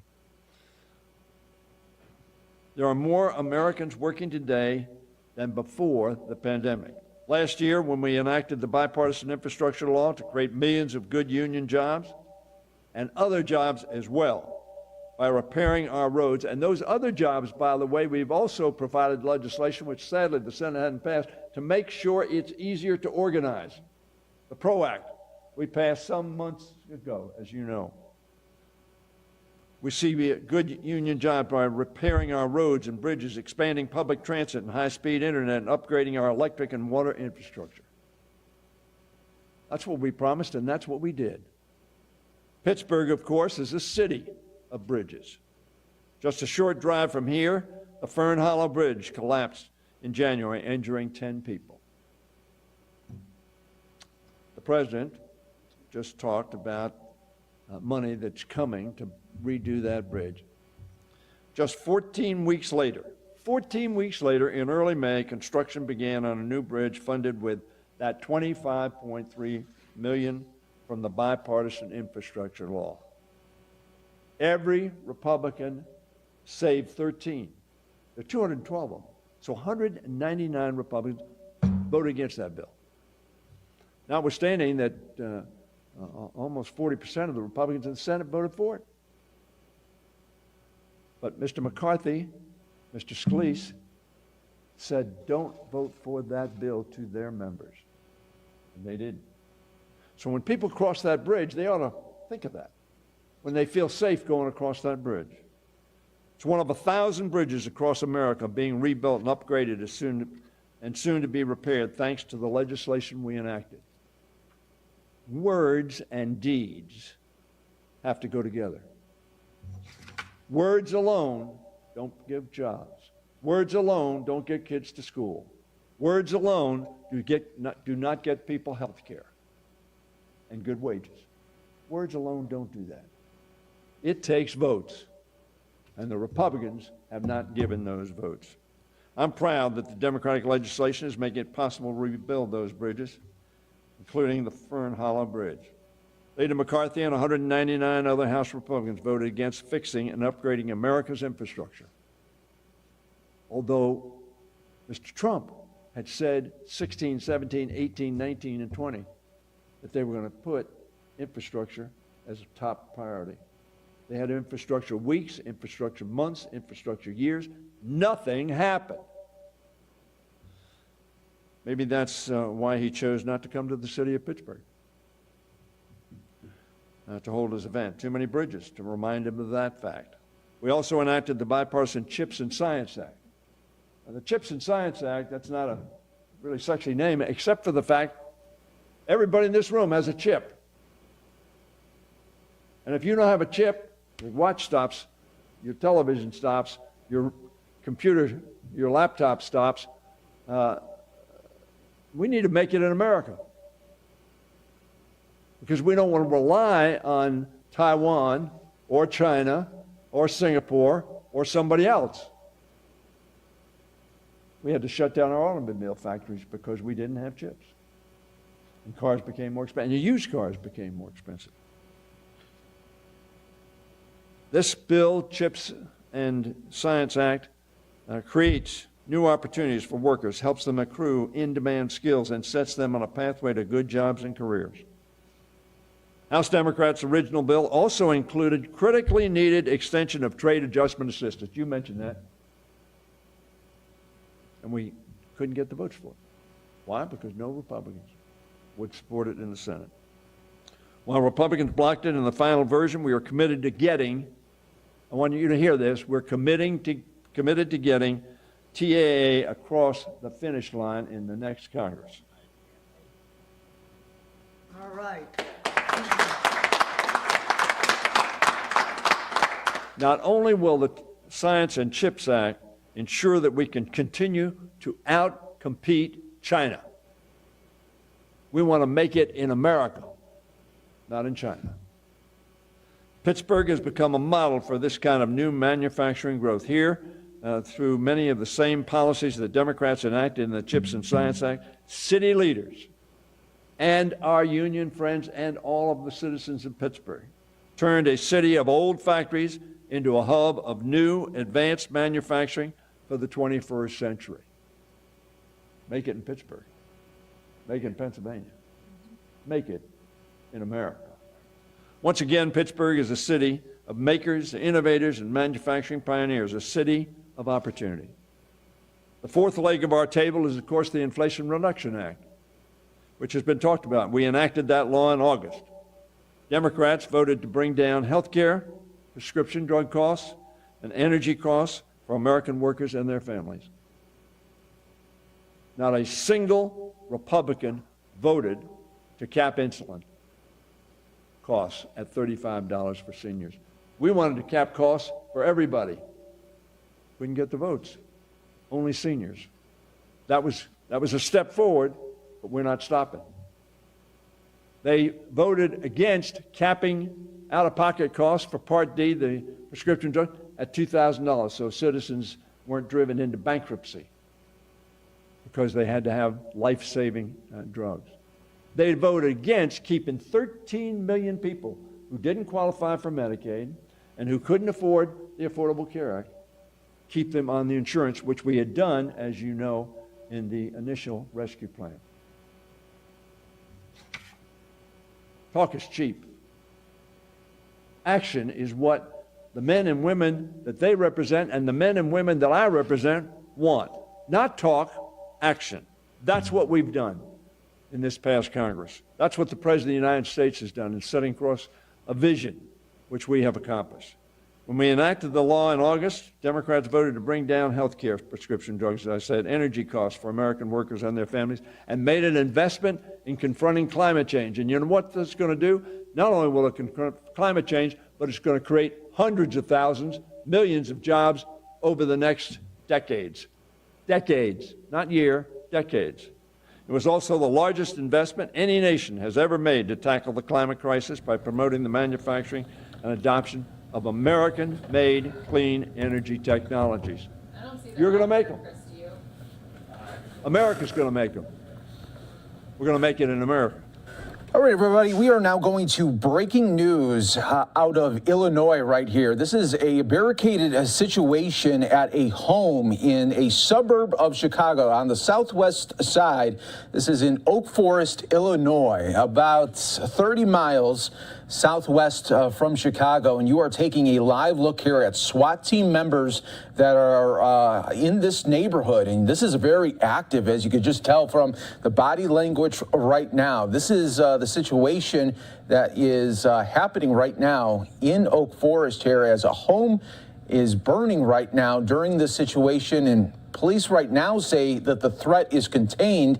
That is coming from our station in Chicago, Fox 32. And, but boy, this is a scene here in a suburb that usually doesn't get a lot of coverage as far as crime is concerned, or violence for that matter as well. But a very, very different situation that is happening right now, playing out in Oak Forest, Illinois, a southwest suburb of Chicago right now. And this is all happening live, raw, and unfiltered. I said earlier in this hour, I says, okay, we have somebody, it looks like, okay, they are pulling, they had somebody, and it looks like they're going now to a different area on this block here, as these are all active images. We appreciate everyone continuing to join us here worldwide on Live Now from Fox here, as this was happening early in the morning hours, around 7 a.m. local time. That's when the home caught fire right here. Residents were asked to shelter in place as SWAT team members responded to a domestic situation. The shelter in place was lifted around just about 25 minutes ago, but the surrounding streets remain closed. Oak Forest officials say Central Avenue from Independence to 155th Street is closed, but 155th Street has reopened at this time here. The report, no other information right now is available, but boy, this is something of big magnitude underway there in Oak Forest there, Illinois, as we continue to track all of the latest breaking news here, right here for you on Live Now from Fox. It looks like somebody was just maybe coming out of their home and maybe wanting to talk to police and say, okay, what kind of situation is this? Is it all over? Are we safe?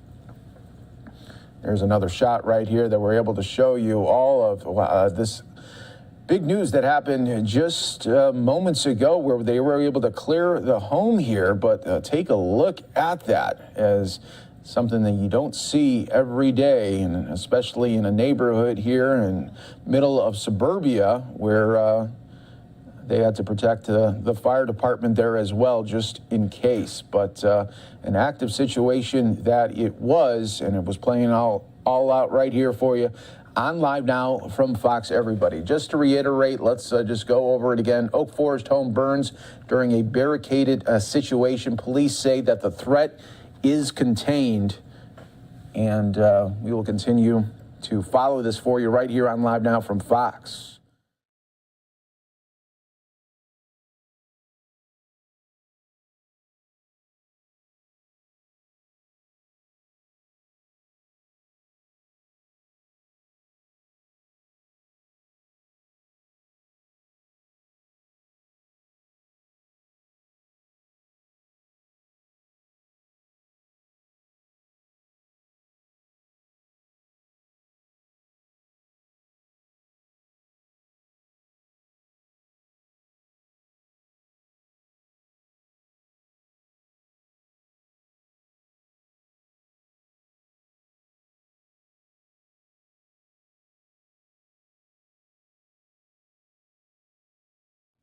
We continue to track this here for everyone on Live Now from Fox, showing you these images coming out of Oak Forest, Illinois, barricade situation from earlier that was reported right now. And you can see police still trying to figure out everything that is happening right here. And okay, now again, these are live images here, and you can see that they have a ladder truck out there spraying water on the home that is burning.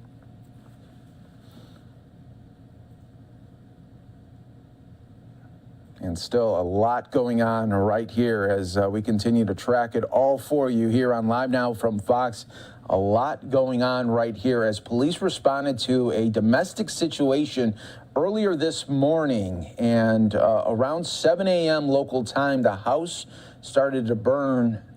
The home that was barricaded. Residents were asked to shelter in place as SWAT team members responded to what had been called a domestic situation.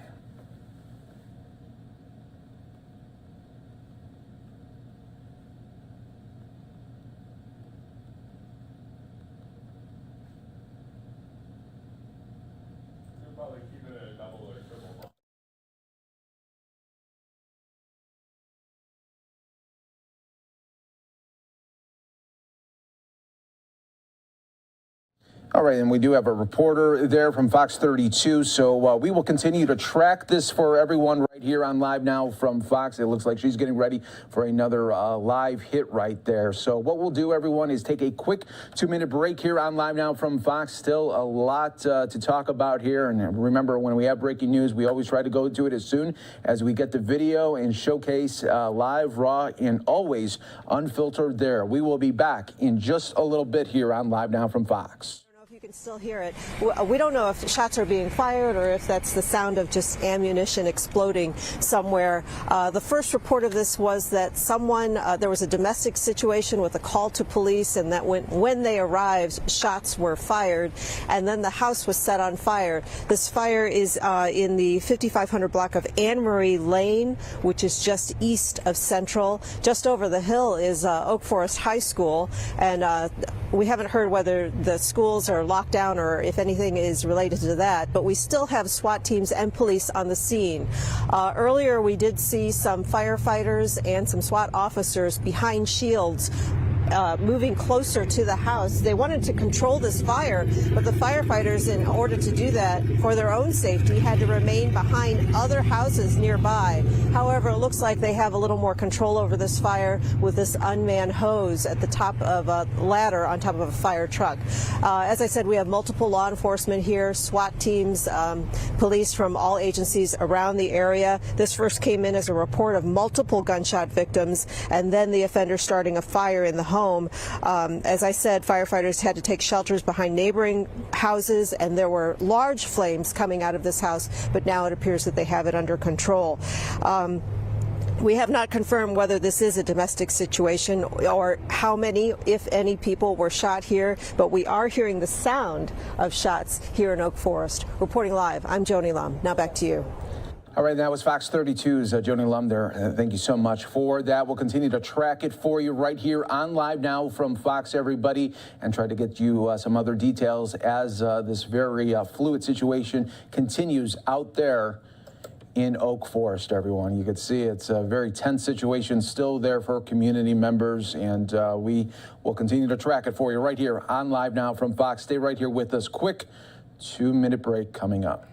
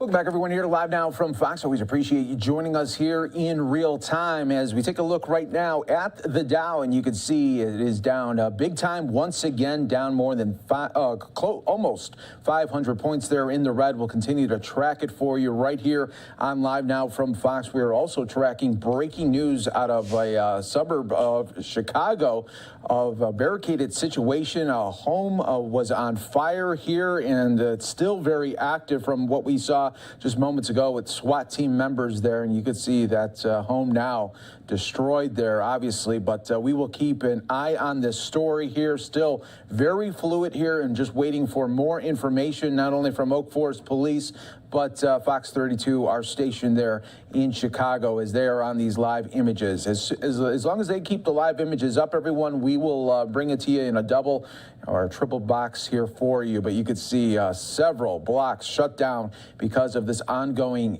situation, and we'll continue to track it for you right here on Live Now from Fox. In the meantime, I want to go out to Philadelphia, where Philadelphia officials coming together for the 15th annual Puerto Rico flag raising. And this really comes as Hurricane Fiona went through Puerto Rico, and they are also doing some fundraising for Puerto Rico at this time. So let's listen right here on Live Now from Fox.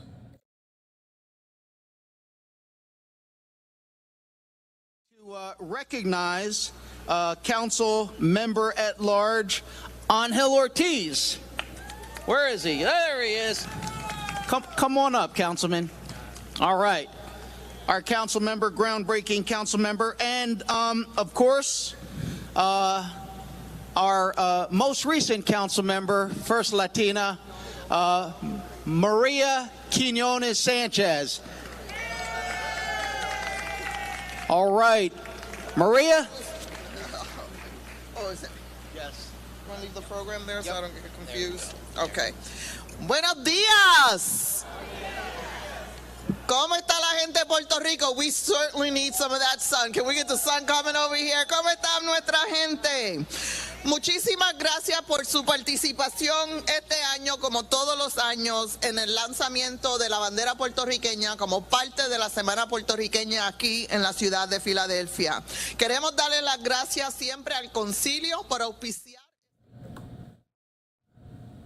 All right, some members there speaking in Spanish right there. So what we will do for everyone is just take you to another speaker here, right here on Live Now from Fox. Vibrant and resilient.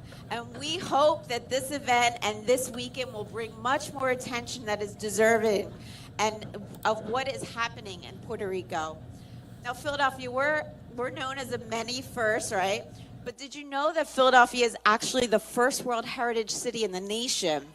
And because of that, that allows us to set a standard for the rest of the country to truly look at Philadelphia and to see how we fully welcome and respect the many different cultures and our neighborhoods of our diverse population. And that's what makes Philadelphia Philly. Having flag raisins like today, and as Councilman David O is our biggest ally, and we cannot thank you enough for all that you do to work with our Office of City Rep. And I want to give a huge round of applause to my team, Rob Nonamaker and Margaret Hughes, who makes each and every flag raising possible. So it's Philadelphia. We're honoring diversity. We're also demonstrating our commitment to our own residents and how to show the entire city of brotherly and sisterly love, how everyone's cultures are interwoven into the fabric of our city. So we wish you a wonderful event, a safe and happy, prideful event this weekend. We encourage all of you to soon feel your pride as you are all anxiously awaiting to see the Puerto Rican flag fly high here at City Hall today. And it's just a testament of how much of a valued and important part you are within our city's population. So on behalf of Mayor Kennedy, the entire city of Philadelphia, we wish you much success Sunday, September 25th for the 2022 Puerto Rican Day Parade. As you heard, will be marking its way down Ben Franklin Parkway, starting right here at 17th on the Parkway. And may you march with pride and strength for all your brothers and sisters who are in Puerto Rico. God bless. We will be thinking and praying for all of you. Thank you for having me here today. All right, Sheila, thank you so very much. Now we're going to raise our flags. We're inviting Philadelphia Police Officer Stephanie Velasquez to step forward. She's going to sing the national anthem, followed by Claramil Christian, who will sing the anthem for Puerto Rico. And with that, I'll ask the Latin American post to step forward to raise the flag, be prepared to raise the flag. So let me then have Stephanie and Claramil step forward for both anthems. Yes, yes.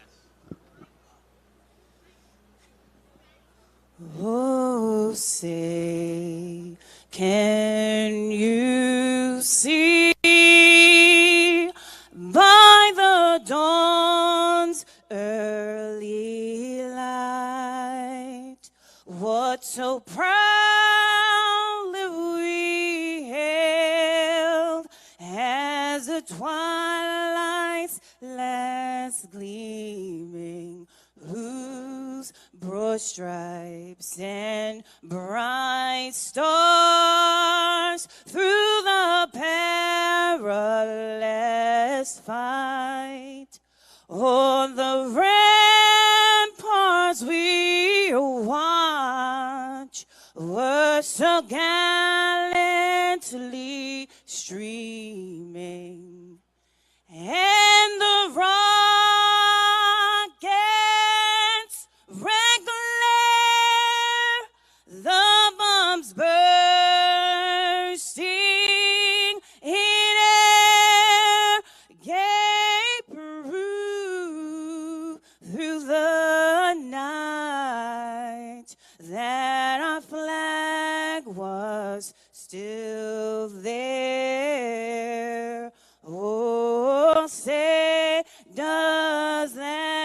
Star-Spangled Banner, yeah, wave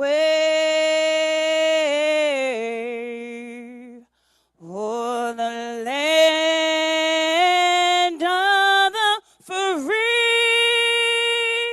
and the home of the brave.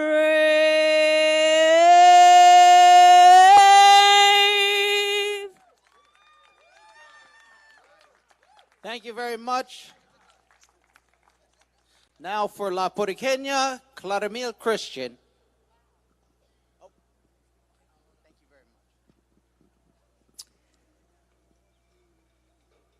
La tierra de And this event was all in recognition of Philadelphia's Puerto Rican community as city leaders and community members celebrated the 15th annual Puerto Rican flag raising ceremony. The ceremony was hosted by the 7th Council District Office in partnership with Council Member at Large David O. In light of the Hurricane Fiona, which struck the island on September 19th, just days before the 5-year anniversary of Hurricane Maria, the event highlighted relief efforts for the foundation, which has raised over $400,000 in aid and has delivered over 8 million pounds of goods to organizations on the ground in Puerto Rico right there. So we are going to take another quick 2-minute break. Obviously, we are still following breaking news out there in Oak Forest, Illinois, suburb of Chicago, where there was a barricaded situation, and we are awaiting more information from police as well as other officials and our team at Fox 32 as well.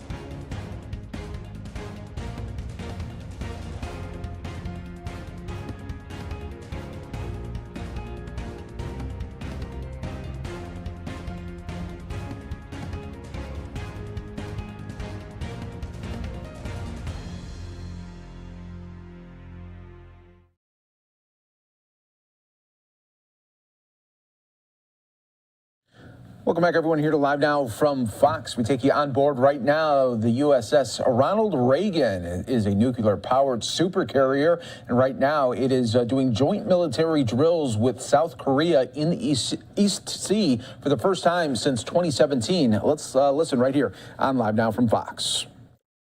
Welcome Admiral Donnelly and Captain Goldhammer and all the crew of the ships and aircraft from CSG-5. Welcome back to Busan.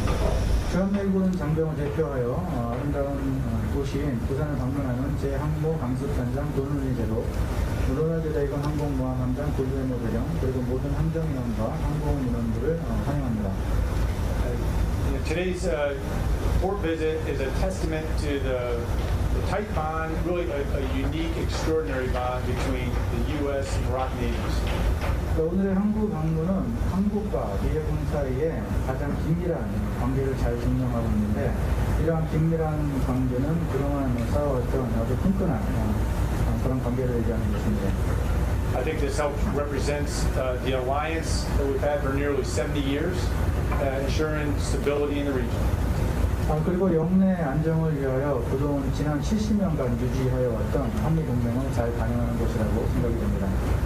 And I'm very happy that the crew is able to get to appreciate this wonderful rock culture here. So just a fantastic visit across the board. 그리고 이 항모 강습단 승조원 인원들이 한국 문화를 경험할 수 있는 좋은 기회를 갖게 되어서 감사의 말씀을 드립니다. So I'd like to pass to our Director of Maritime Operations Center for the Rock Fleet, Rebel King.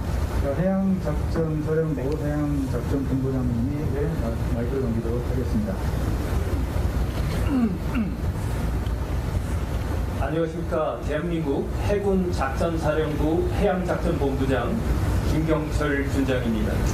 Good morning, this is Rear Admiral Kim Kyung-chul, Director of Maritime Operations Center, Republic of Korea Fleet.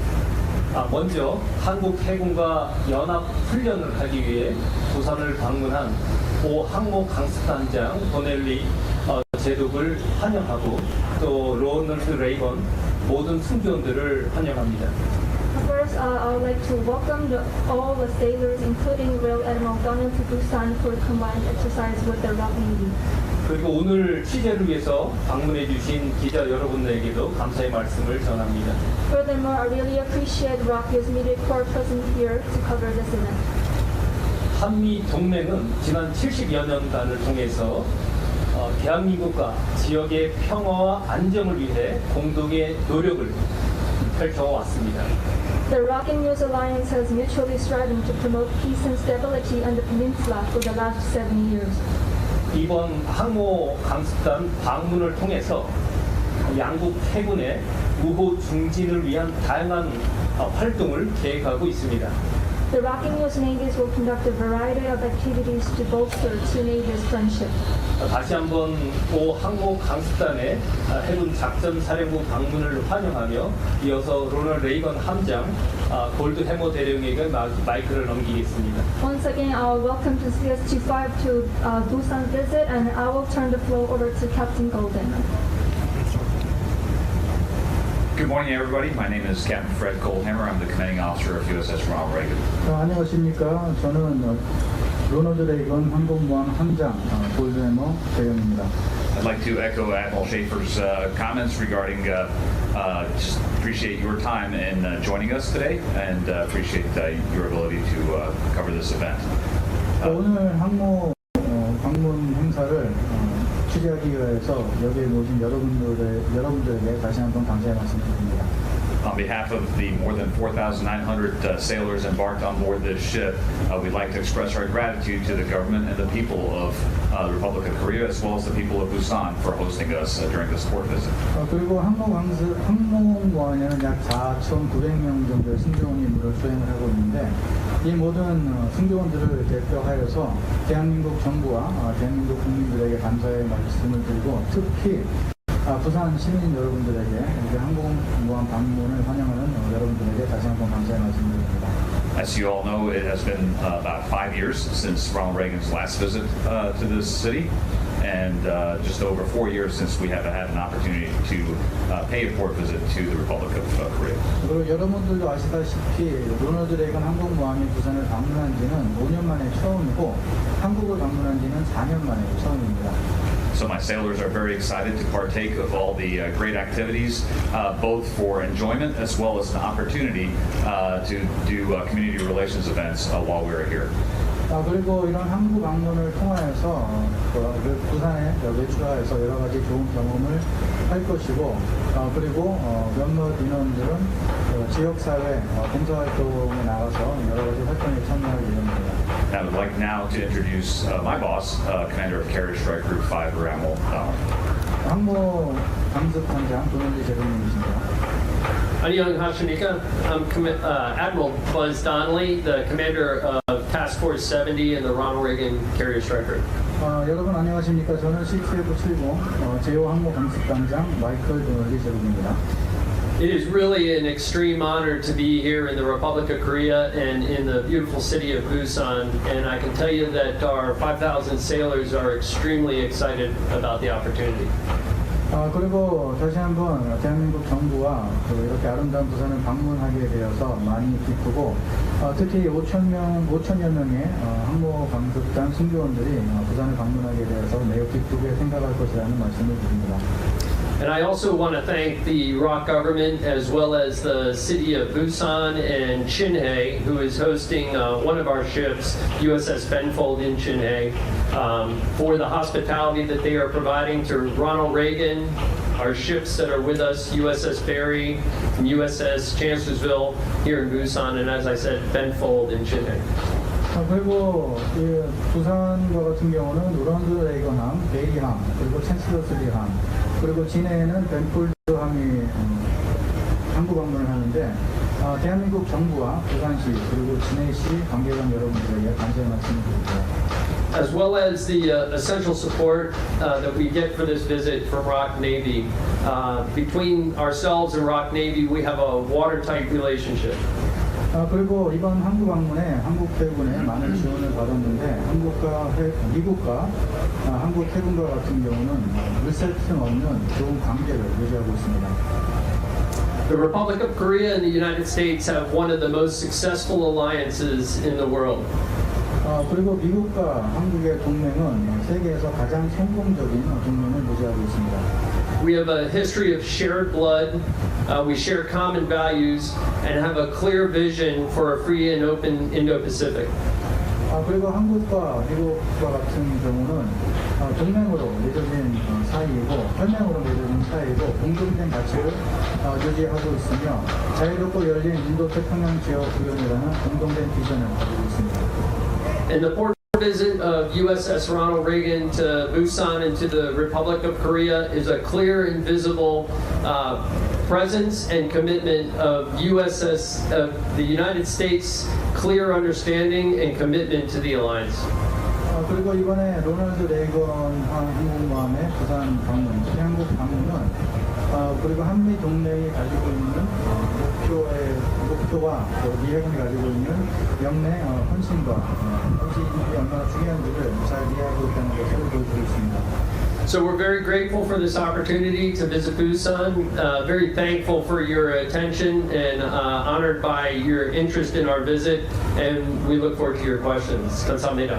그리고 부산을 다시 한번 방문할 수 있는 기회를 갖게 되어서 매우 기쁘고 여러분들이 많은 관심을 가지고 계셔주셔서 다시 한번 감사드립니다.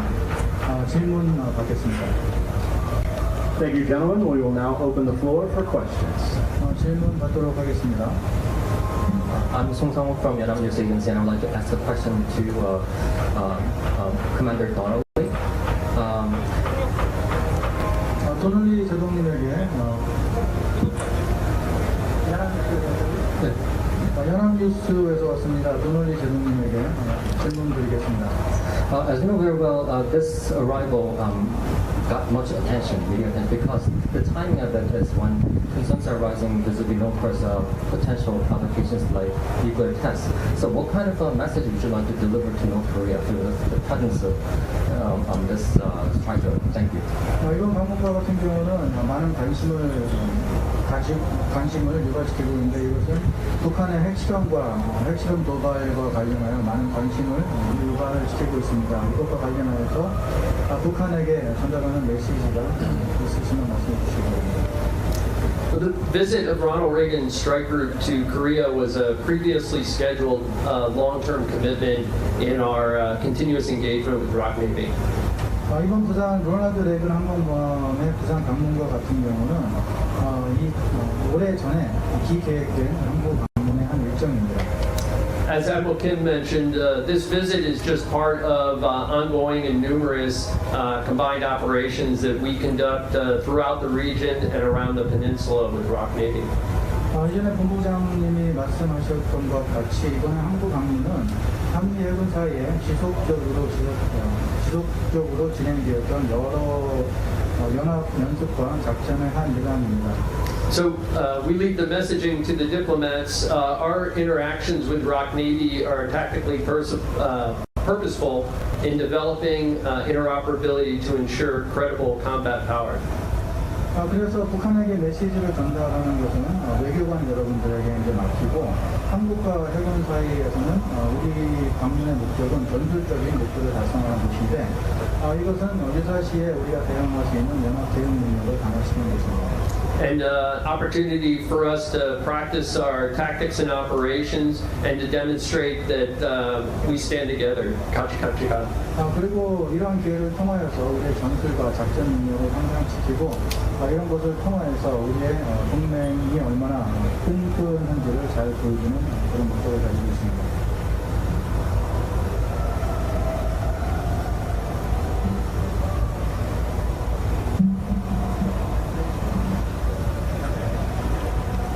This is Ethan Jewell with NK News. My question is for Captain Goldman, Admiral Donnelly, or Admiral Schaefer, whoever wants to take it. But Kim Jong-un recently said he would never give up his nuclear weapons, basically under any circumstance, and set out a relatively vague set of scenarios in which he would use it. Is the U.S. not? NK 뉴스에서 왔습니다. 제가 하는 질문은 로널드 레이건 함장님, 도널드 대통령님, 셰이퍼 대통령님 세 분 중에 한 분이 대답을 해줄 수 있으면 좋겠습니다. 최근에 김정은이 북한은 어떤 상황에서든지 상황이라도 자신들이 보유하고 있는 핵을 포기하지 않겠다는 얘기를 하였습니다. Hey, good morning, Warship 76. They still got 10 minutes left in the morning. All right, what we'd like to do next is let's line up the ship riders, our MTT inspectors, those folks who are getting off the ship on the officer's brow. You guys can make your way to the officer's brow. And then I'd like to line up E3 and below. I'm not going to let you off yet, but I need you to line up Hangar Bay 2 in between the stanchions. And then I'll give you a thumbs up here shortly to start letting those folks off. So E3 below, Hangar Bay 2 in the stanchions. Ship riders, MTT, those folks off the officer's brow. XO out. That time. Is the U.S. and ROK not concerned that sending an aircraft carrier near the peninsula, as Donald Trump did during 2017, could evoke a strong reaction from Pyongyang? Warship 76, one more thing. We're going to go ahead and allow cell phone usage in Hangar Bay 3. Hangar Bay 3 only. Please stay clear of our supply folks who are moving some things around there, but cell phone usage is allowed in Hangar Bay 3 in uniform only. 2017년도에 도널드 트럼프 대통령이 항공모함을 한반도로 보내었을 때 북한의 큰 리액션을 유발시켰는데 이번에 항공모함이 한국에 방문을 하면서 같은 목적을 가지는 것이 아닌지 궁금합니다. The presence and operations of Ronald Reagan Carrier Strike Group in and around the peninsula of Korea are essential to our interoperability with ROK Navy and with the Combined Forces Command. 로널드 레이건 항공모함이 한반도 주변에서 임무를 수행하고 한반도를 방문하는 것은 한국 해군과의 상호 작전 운영 능력 향상과 연합사의 공조 능력을 향상시키기 위한 것입니다. We routinely operate with ROK Navy throughout the region in the Philippine Sea, out to Guam, supporting training missions back to the United States, and we operate together all the way out to the Horn of Africa. 한국 해군과는 필리핀, 괌, 그리고 호르 오브 아프리카 등 여러 지역에서 연합훈련 및 작전을 함께 수행하고 있습니다. I think what the commitment of U.S. Carrier Strike Group operating in and around the peninsula illustrates is our commitment to stand together and our desire and our focus on ensuring that we are interoperable and integrated to face any challenge or any threat whenever required. 그리고 로널드 레이건 항모 강습단이 한반도 주변에서 이렇게 작전을 수행하는 것은 어떤 도전 요소가 생기고 어떤 위험 요소가 생기든지 한국을 방어하겠다는 우리들의 강력한 의지와 헌신을 보여주기 위한 것입니다.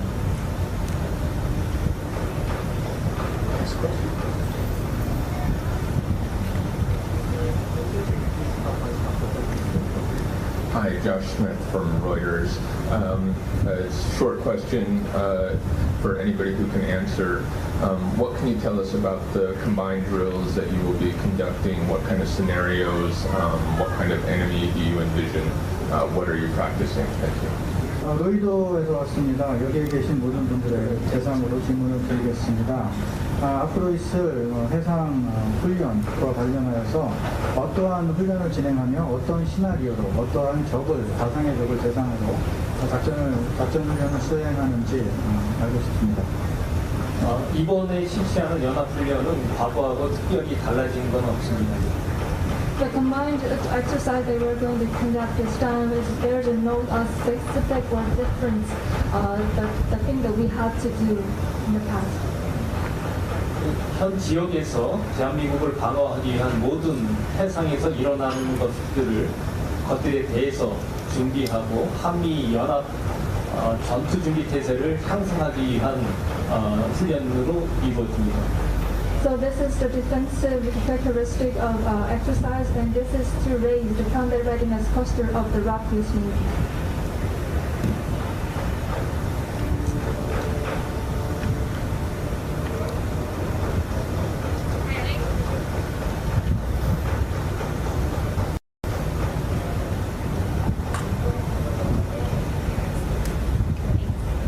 안녕하세요. 뉴요크 잡지 김태미 기자입니다. Hi, I'm Tammy Kim from the New Yorker in the States. This is a question for Admirals Donnelly and Admiral Kim. Could you speak from both of your perspectives about whether there's going to be some sort of tactical realignment given the administration's changing perspective on Taiwan, please? 뉴요커에서 왔습니다. 뉴요커 잡지에서 왔습니다. 새로운 행정부가 들어서면서 그리고 이 질문은 도널리 대통령이나 본부장님에게 드립니다. 전술적인 새로운 전술적인 한미 해군 간의 전술적인 계획이 바뀔 가능성에 대해서 의견을 듣고 싶습니다. 예, 해군 작전사령부 해양작전본부장입니다.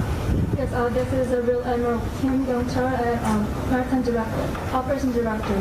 이번에 실시하는 훈련은 정부가 바뀌는 거와 상관없이 바다에서 미 해군과 어떻게 연합작전을 향상시키는 목적으로 실시해왔고 기자 여러분들도 잘 아시겠지만은 미 해군과 우리는 올해도 하와이에서 연합 작전 수행 능력 향상하기 위해서 림팩 훈련에도 대규모로 참가한 바 있고 오늘도 사전에 계획된 훈련을 실시하기 위한 것입니다. 이상입니다.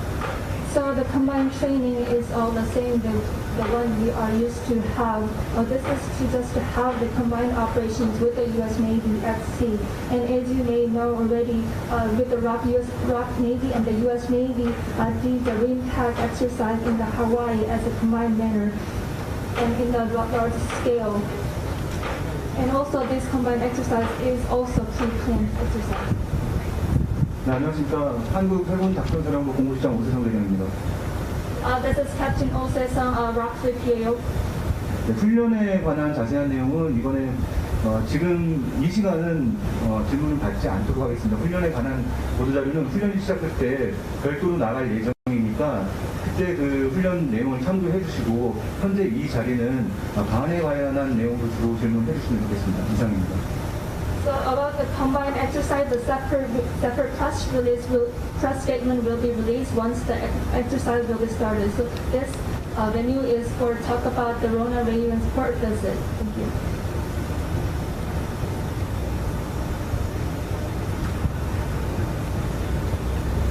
I'm going to let the reporter here restate her question. Sorry, the question was around the administration's changed Taiwan policy and how that is figuring into your plans in coordinating the ROK and U.S. Navy.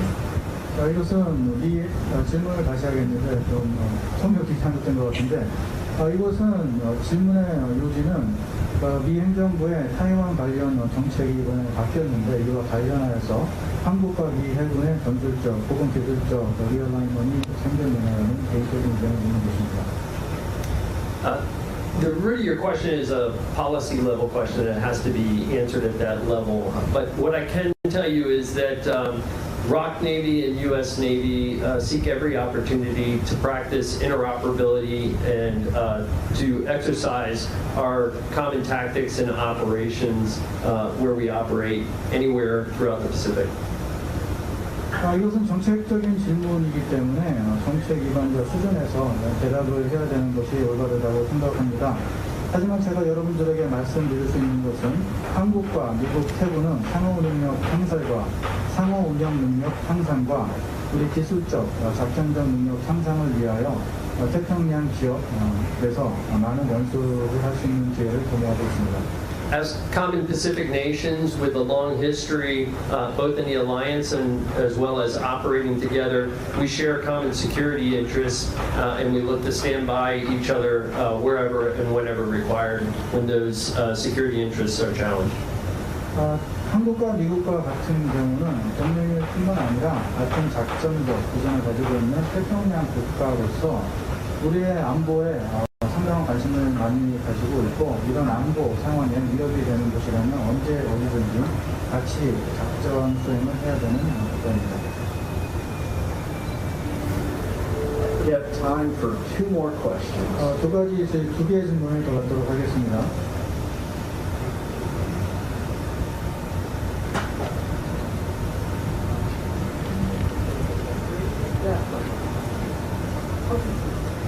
Hi, thanks for taking my question. Nikki Smith from the Daily Telegraph. I'd also like to ask about Taiwan, as there's been quite a bit of confusion this week about the US policy on intervention in a Taiwan Strait crisis. And looking at it purely from a military standpoint, what would you assess to be a greater deterrent? Would it be strategic ambiguity or strategic clarity? And also, how would you assess China's shifting tactics in the Taiwan Strait? 데일리 텔레그래프에서 왔습니다. 이번에 대만과 관련된 미 행정부 정책이 바뀐 것과 관련해서 많은 혼란이 생겼었는데 군사적으로 이제 보았을 때 그 전략적인 목적이 이게 도발과 관련해서 도발 억제라는 전략적 목적을 가지고 있는 것인지 중국의 이번 대만과 관련된 전술이 바뀐 것으로 알고 있는데 이와 관련해서 군사적 입장은 어떻게 되는지 의견을 묻고 싶습니다. So who do you address the question to?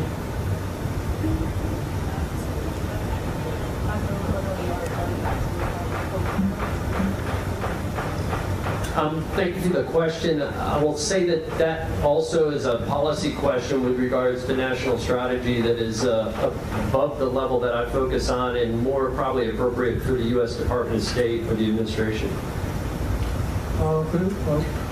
질문 다시 한번 감사 말씀드립니다. 하지만 이번 질문의 내용을 보게 되면 정책적인 내용이 있기 때문에 그리고 국가 전략과 관련된 질문이기 때문에 이것은 외교부나 정책 위반자 수준에서 질문에 대답을 하는 것이 좋을 것이라고 생각이 됩니다. And while we don't talk about specific operations or future schedules, I can tell you that Ronald Reagan Carrier Strike Group and all of U.S. 7th Fleet operates out here to maintain the security and stability that has existed for over 7 decades. 저희가 우리들이 시행하는 작전이나 장차 작전에 대해서는 자세히 말씀을 드릴 수는 없지만 로널드 레이건 항공모함이나 제7함대가 태평양 지역에 머무르고 있는 이유는 지난 70년간 그랬듯이 태평양 지역의 안보와 안정을 유지하기 위해서 임무를 수행하고 있는 것입니다. And a key element of that is operating alongside our partners and friends with common values as well as our allies like Republic of Korea and ROC Navy. 그리고 이런 임무를 수행하고 우리의 목적을 달성하는 데 중요한 요소는 우리 한국과 같은 동맹 그리고 파트너, 모방 국가와 공동된 가치를 가지고 함께 작전에 임하는 것입니다. And that should stand as a clear example of the credible combat capability that we share between our forces. 그리고 한미 해군과 같은 경우는 아주 훌륭한 전투 수행 능력을 가지고 있기 때문에 아주 우리 목적을 달성하기 위해서 실행하는 활동에 아주 좋은 예시라고 할 수 있겠습니다.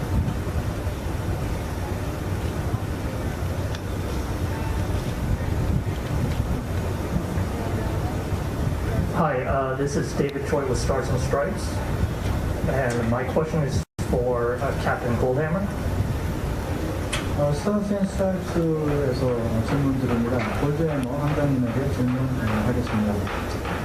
Can you briefly describe the COVID-19 precautions you and your 5,000 sailors are conducting and during your time in port, and whether or not you guys are at all concerned about a potential outbreak like we've seen on the TR or whatnot? 코로나19 방역 대책에 대해서 질문하고 싶습니다. 약 5천 명의 승조원들이 부산에 외출을 나갈 것인데 이와 관련하여서 어떠한 방역 대책을 가지고 있는지, 그리고 혹시 이전에 있었던 아웃브레이크와 같은 것에 우려를 하고 있는지, 이에 대한 대책은 어떤 것인지 질문하고 싶습니다. Hi, David. Thanks for the question. The world's changed quite a bit since 2020. 질문 감사드립니다. 2020년 이후 전 세계적으로 많은 변화가 있어 왔습니다. Specific to the crew of Ronald Reagan and all those embarked, we are highly immunized, and even since the days of the initial battery of vaccines being made available, we've had a significant portion of the personnel on board further boosted with additional immunizations past their initial series. 로널드 레이건 항공모함 승조원들과 같은 경우는 백신을 이제 맞았고 2020년도 그 당시와는 다르게 많은 백신들이 가능합니다. 그리고 많은 승조원들의 많은 인원들이 부스터샷을 맞은 상태입니다. And while the health of the crew as well as the local community is always a top priority for us, I feel very confident in the health protection measures that we have put in place, starting with the immunizations themselves, and then other items such as masking in public and everything else that you all know very well as being normal to protecting ourselves and our local communities. 그리고 우리가 항구 방문을 하면서 우리 승조원들의 건강, 특히 그리고 지역사회 시민들의 이제 건강이 우리 우선 순위를 놓고 이런 항구 방문 활동을 진행을 합니다. 그리고 그동안 우리가 지켜왔던 방역 대책을 통하여서 예를 들자면 면역 백신을 맞는 것이라든가 마스크를 쓰는 등의 방역 수칙을 준수하면서 코로나에 감염자 없이 우리가 잘 이 항구 방문을 마칠 수 있다는 것에 확신을 합니다. Thank you for your time and questions today. We'll turn it over to our principals for any closing comments. 질문해 주신 여러 질문에 감사드립니다. 이것으로 기자회견을 마치고 매진말 하실 분은 매진말 하도록 하겠습니다. 예, 작전사 해양작전본부장 김경철 중장님. Watching live now from Fox, everyone. We were listening to U.S. Navy members there on board the USS Ronald Reagan there as they are doing joint military drills now with South Korea. First time since 2017. We are going to take a quick 2-minute break here. First one of the hour. Stay right here with us. More to come on Live Now from Fox.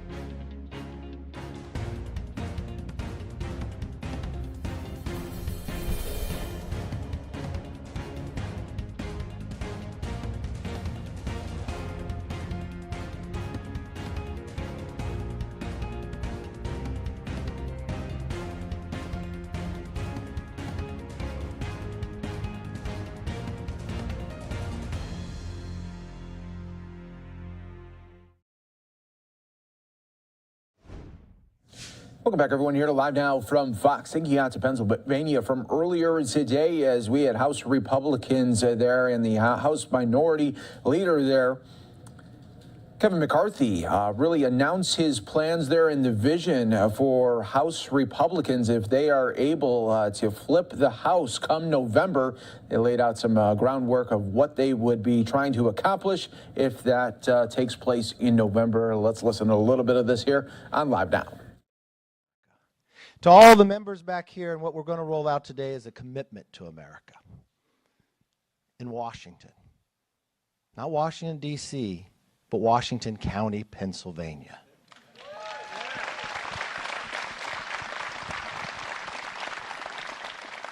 And you want to know why?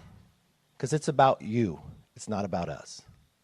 We've spent the last year and a half, all the Republican members in conference, going throughout the country listening to the challenges, fighting what the Democrats have been doing. And we want to roll it out to you, to the entire country, to know exactly what we will do if you would trust us and give us the ability to take a new direction for this country. What the commitment is a plan for a new direction. You know, I've watched this one-party control. And as we went across this country listening, we heard the same thing, kitchen table to dining room table to inside the factory. Can I afford it? Can I afford to fill up my tank? Can I afford the food, the milk? Can I find baby formula? You know, I ask everybody across this country, could you afford to give up 1 month of your wages? 1 month of your wages. The sad part is these Democratic policies has already taken 1 month of your wages. So now the struggle that you have is you're living through 12 months with only 11 months pay now because inflation is so high. We warned the Democrats not to do that American Rescue Plan, but it wasn't just us warning them. Larry Summers, a Secretary of Treasury Democrat, told them don't do it, you'd bring inflation. Steve Ratner, a Democrat advisor to Obama, calls it the original sin of inflation. And then we watched what they did to our communities. Defunding of the police. We got crime problems from Portland to Philadelphia now. With DAs and prosecutors that look the other way. We've watched what's happened to our border, the millions of people who are just walking across. People on the terrorist watch list. But now we're watching it create every community to be a border community. Fentanyl, the #1 killer of Americans between the ages of 18 and 45. That poison starts in China and comes across our border. Do you realize it's killing 300 Americans every day? It's like an airliner crashing each day. If that happened 3 days in this country, we'd say it's a crisis and we'd change it. But the White House tells us it's secure. Then we watched a Washington that uses their political power to go after people for their own political beliefs. We watched children get a lost learning left behind. That's what happened with the Democrats because they control Washington. They control the House, the Senate, the White House. They control the committees. They control the agencies. It's their plan, but they have no plan to fix all the problems they created. So you know what? We've created a commitment to America.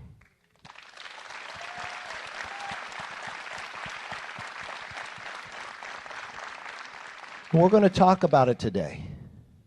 We want an economy that is strong. That means you can fill up your tank.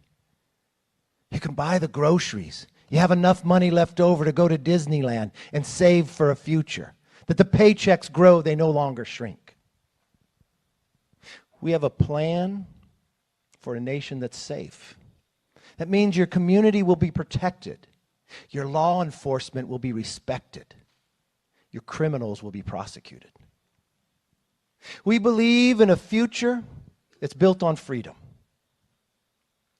That your children come first. They're taught to dream big.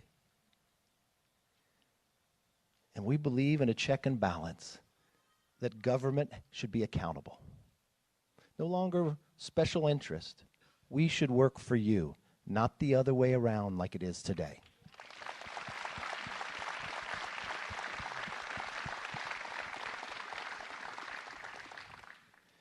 You know, we walked through this facility, and as we toured this country, too long China has too much control of our supply chain.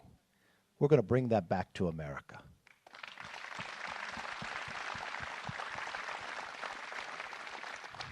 So if you're like everybody else we hear, whether you can afford it, whether you feel safe, the challenge of your children getting lost behind, or a government that's run amok, who has a plan to change that course? We do. The Democrats have no plan for the problem they created. If you trust us, hold us accountable. We're putting it out to the entire country. This is what we'll do. But on that very first day that we're sworn in, you'll see that it all changes. Because on our very first bill, we're going to repeal 87,000 IRS agents.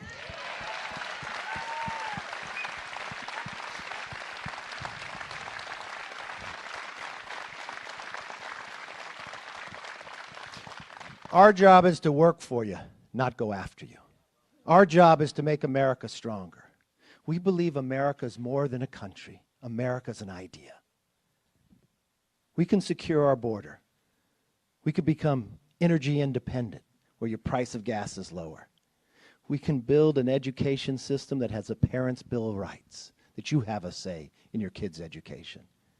And we could be a check and balance on the rein in this government that's going after the individuals. If you believe like us, join with us. Because this job won't be easy. We'll get it through the House. We need your help to get it all the way to his desk. You know, the president last night already attacked me in this plan. Maybe if I caused that much damage, I'd try to change the discussion too. But you know what? I welcome it. I challenge the president to join with us. Let's go across the country and let's debate what his policies has done to America and our plan for a new direction. And let's let America make the decision for the best way for this country to go forward.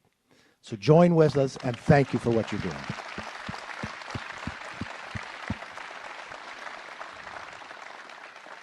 This is just a small microcosm of all those who worked on it. We are so blessed in the Republican conference to have so many bright minds that were out there listening.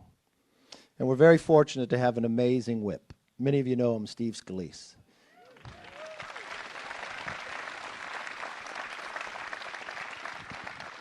He's kind of a tiger. He comes from Louisiana. And he's going to continue to fight for you. Let me give you our whip, Steve Scalise.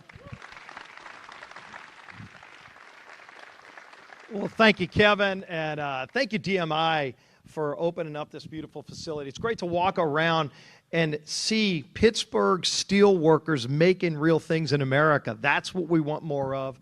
Obviously, the threats that we've seen over the last 2 years to the American dream, to the ability for people to be able to think maybe my kids can have a better opportunity than me. That is at risk right now.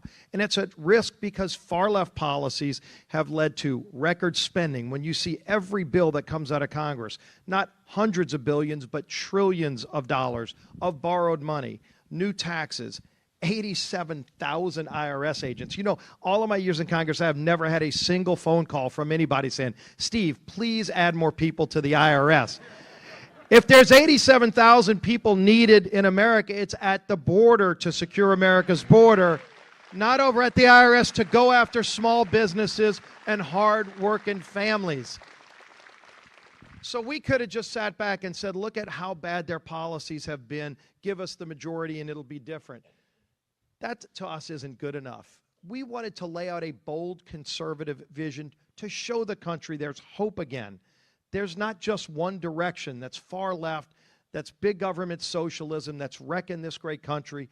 There is a better way. The commitment to America is going to show the country, if you give us a Republican majority in the House, these are the things we will do. We will bring bills to the floor. We will have great debates to solve the problems that Joe Biden and Nancy Pelosi created.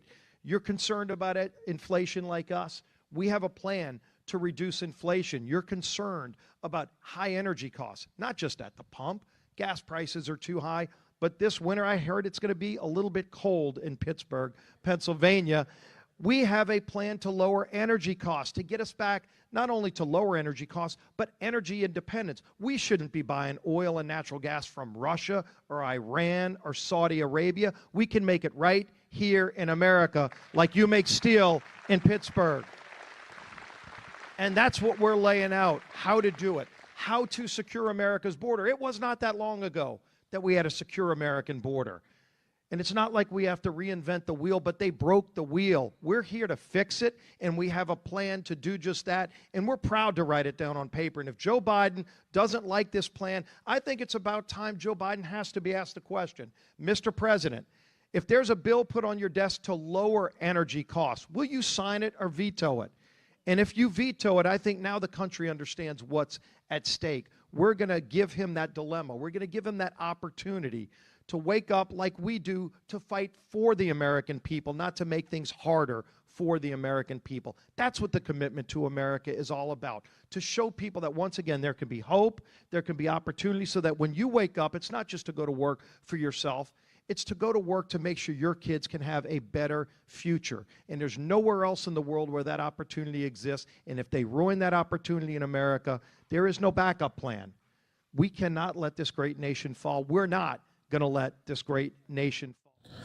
We're going to take a quick 2-minute break here on Live Now from Fox. When we come back here, we are going to be looking at NASA as they're going to give us an update on the latest of the Artemis mission. That is coming up next year on Live Now from Fox.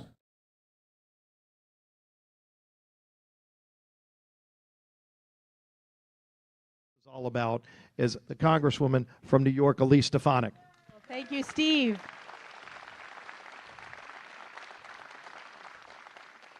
Thank you, Steve, and of course, thank you to DMI as well as Congressman Guy Reschenthaler for hosting us in his beautiful district today.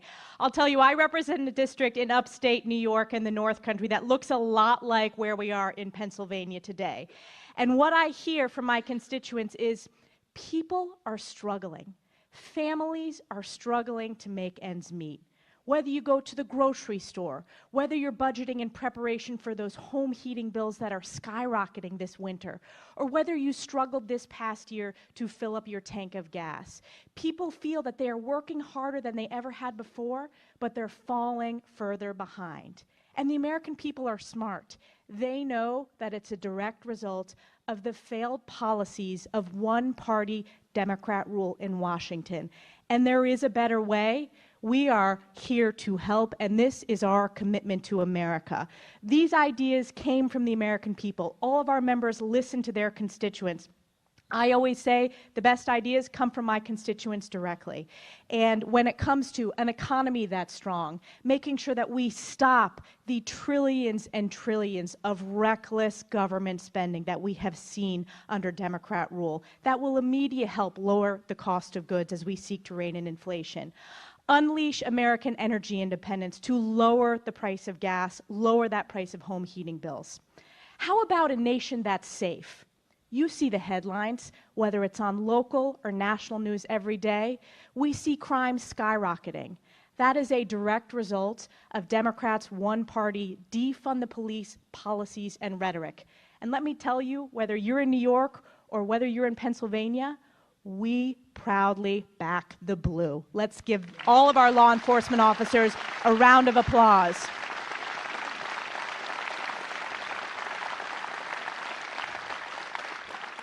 That's why in our commitment to America under A Nation That's Safe, House Republicans will immediately ensure that we hire 200,000 more police officers across this country to make sure that our communities are safe.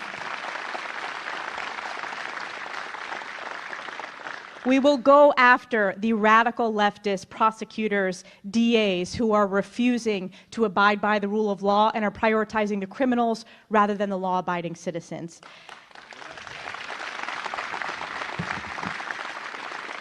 In our commitment, we also have a future that's built upon freedom. I am proud to be the newest mom in Congress. I am a mom to my 1-year-old Sam.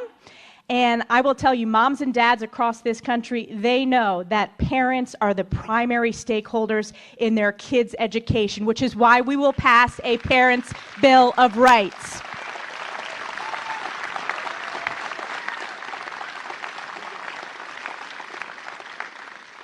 And then lastly, a government that's accountable. We work for you, not the other way around. We work to serve the American people.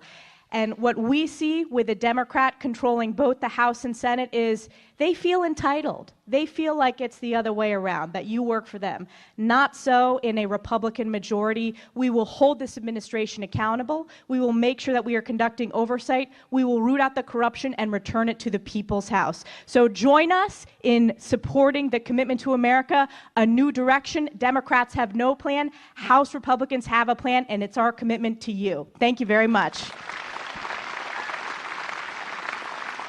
Thank you. Now, if you're out there listening, go to commitmenttoamerica.com and join up. Now, we're not here to talk to you. We also want to listen to you. A lot of you are business owners. A lot of you are parents and others and want to talk a little more about what's happening in America today. So and I got a lot of bright people behind me that worked on all this to take the tough questions. So let's go to our first question.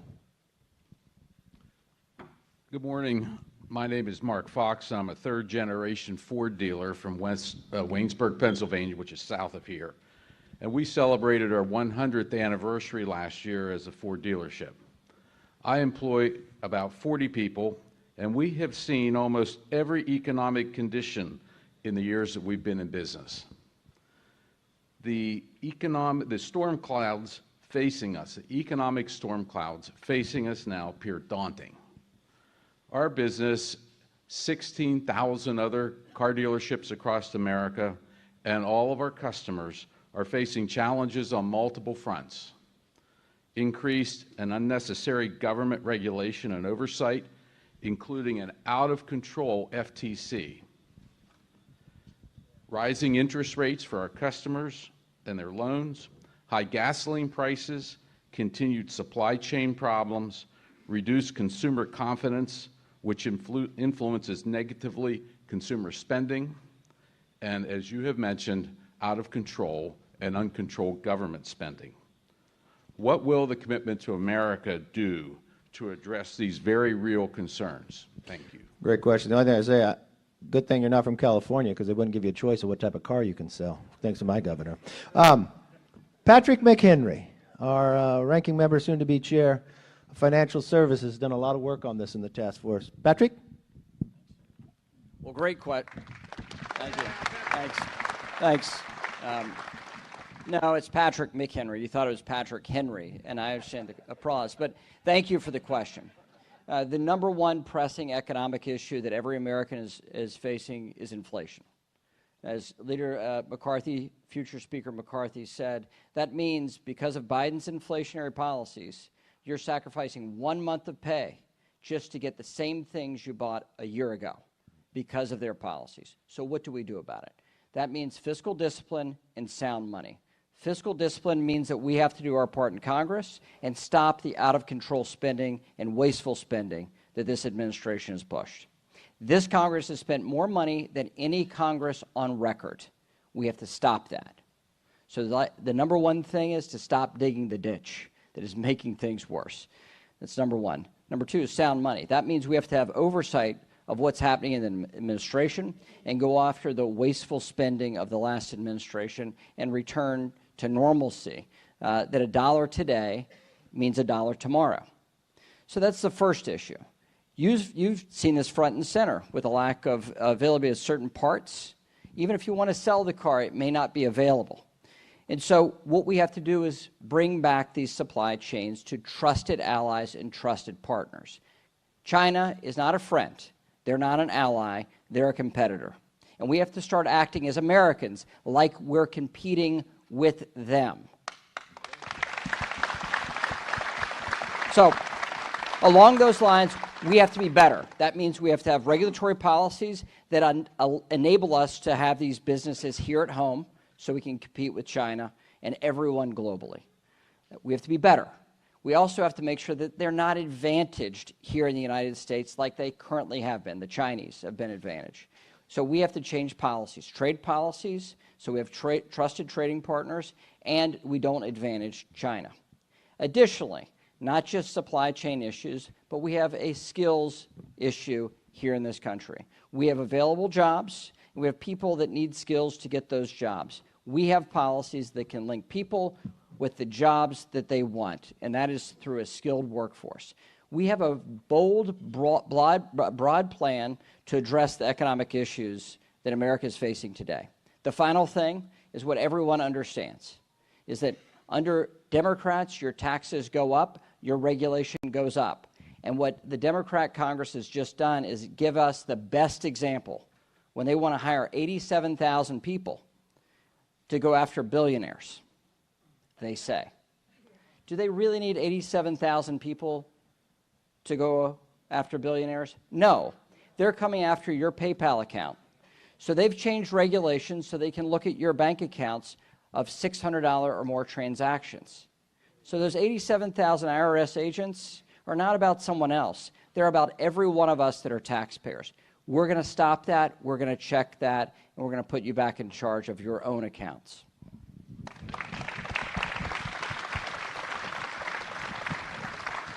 And what would be important to you and every other American? We're not picking one form of energy. We believe all the above. And so we're going to lower the price of gasoline. We're going to make America energy independent with American jobs, and we're going to make the world safer.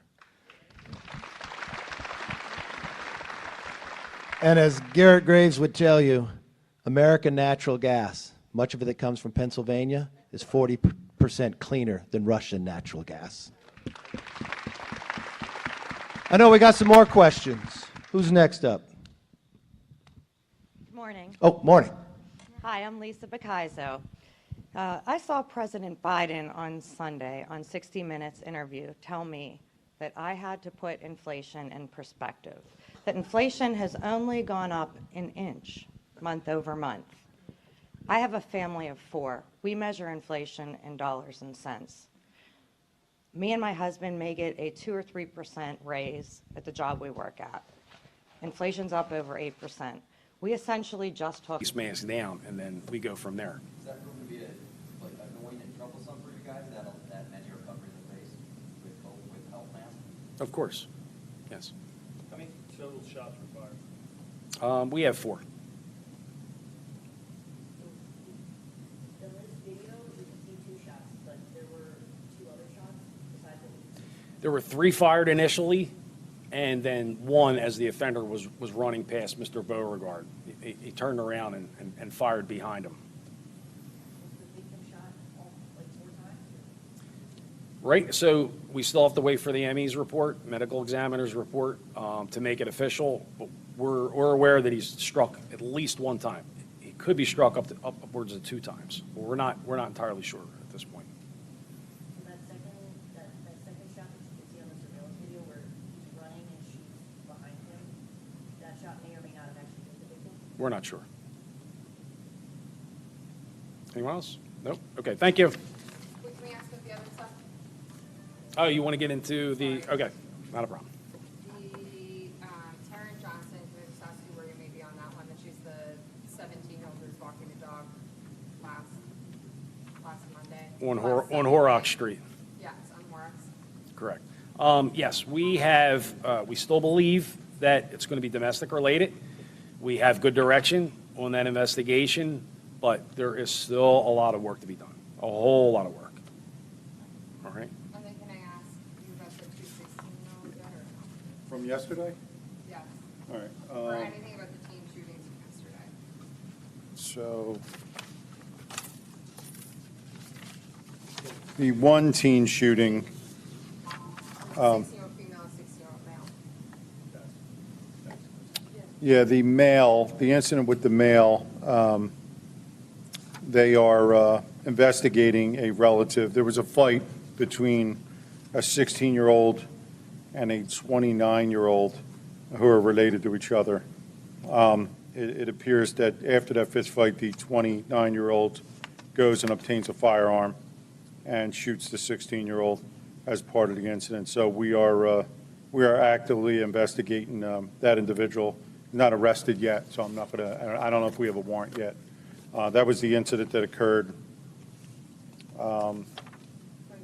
in the 2000 block of North 22nd Street. Yeah, the one in South Philadelphia that occurs, in that case, officer in the area hears a gunshot, at least two, goes in foot pursuit of who we believe would have been our suspect in that case, and then hears this female calling for help. He realized she was hit by gunfire. The officer stops the pursuit and goes right to her. She was actually hit in the abdomen, the flank area. He immediately had her transported to the hospital. I believe she was critical. She underwent surgery. She's still over in CHOP. But at this point, we have not, we don't really have, they're looking for video also. This happened in the Wilson Park area, 2700 block of like Wolf Street there. So if we get more video, I'm sure Captain Walker will share it. Do you have an update, or sorry, anything to say on the 8-year-old crazed 1500 block? I don't have much as far as a description. We know there was up to 5 males there. They're targeting a vehicle. And when they're targeting that vehicle, we believe the 8-year-old who's sitting on a porch gets caught by a round. It was almost up to, there was 47 pieces of ballistics out there. So one of those rounds probably skims off the car and then goes in and grazes her. Very, very, very lucky in that case that she'll be okay. But we need help on that one.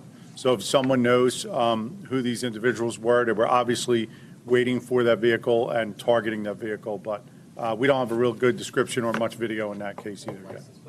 Not yet, no. All right? All right, thank you.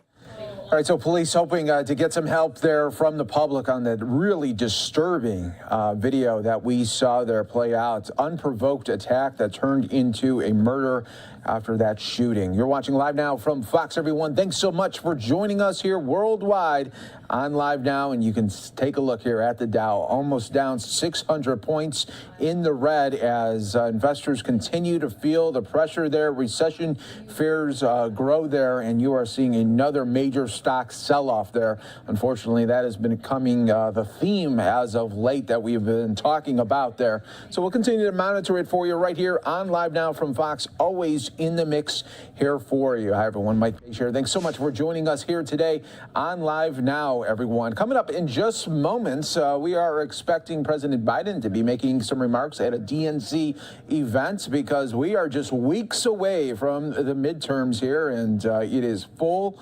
campaign mode there to try to hold the House for Democrats for President Biden, as well as the Senate there. So much at stake, and of course, we always have full coverage for you when it comes to always politics right here in the mix. When that happens, we'll bring it to you right here on Live Now from Fox. And coming up in just a moment, we are going to be getting some updates on a very sad situation that came out of suburban Chicago in Oak Forest, where we are now learning that 4 people were found dead inside a burned Oak Forest home in Illinois after a barricaded situation. This was some video that was captured earlier this morning, probably hearing of the tragic news right there. So we are expecting that update coming up pretty soon. That is one of our top stories of the day that we are following for everyone, as the Cook County Medical Examiner confirmed that 4 people are dead following that barricaded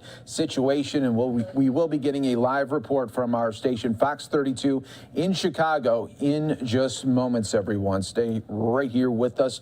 I do want to play out now just a little bit of some more updates from across the country right here on Live Now from Fox as we do wait for President Biden. While we do wait for President Biden, let's bring you some House Democrats speaking in Pennsylvania.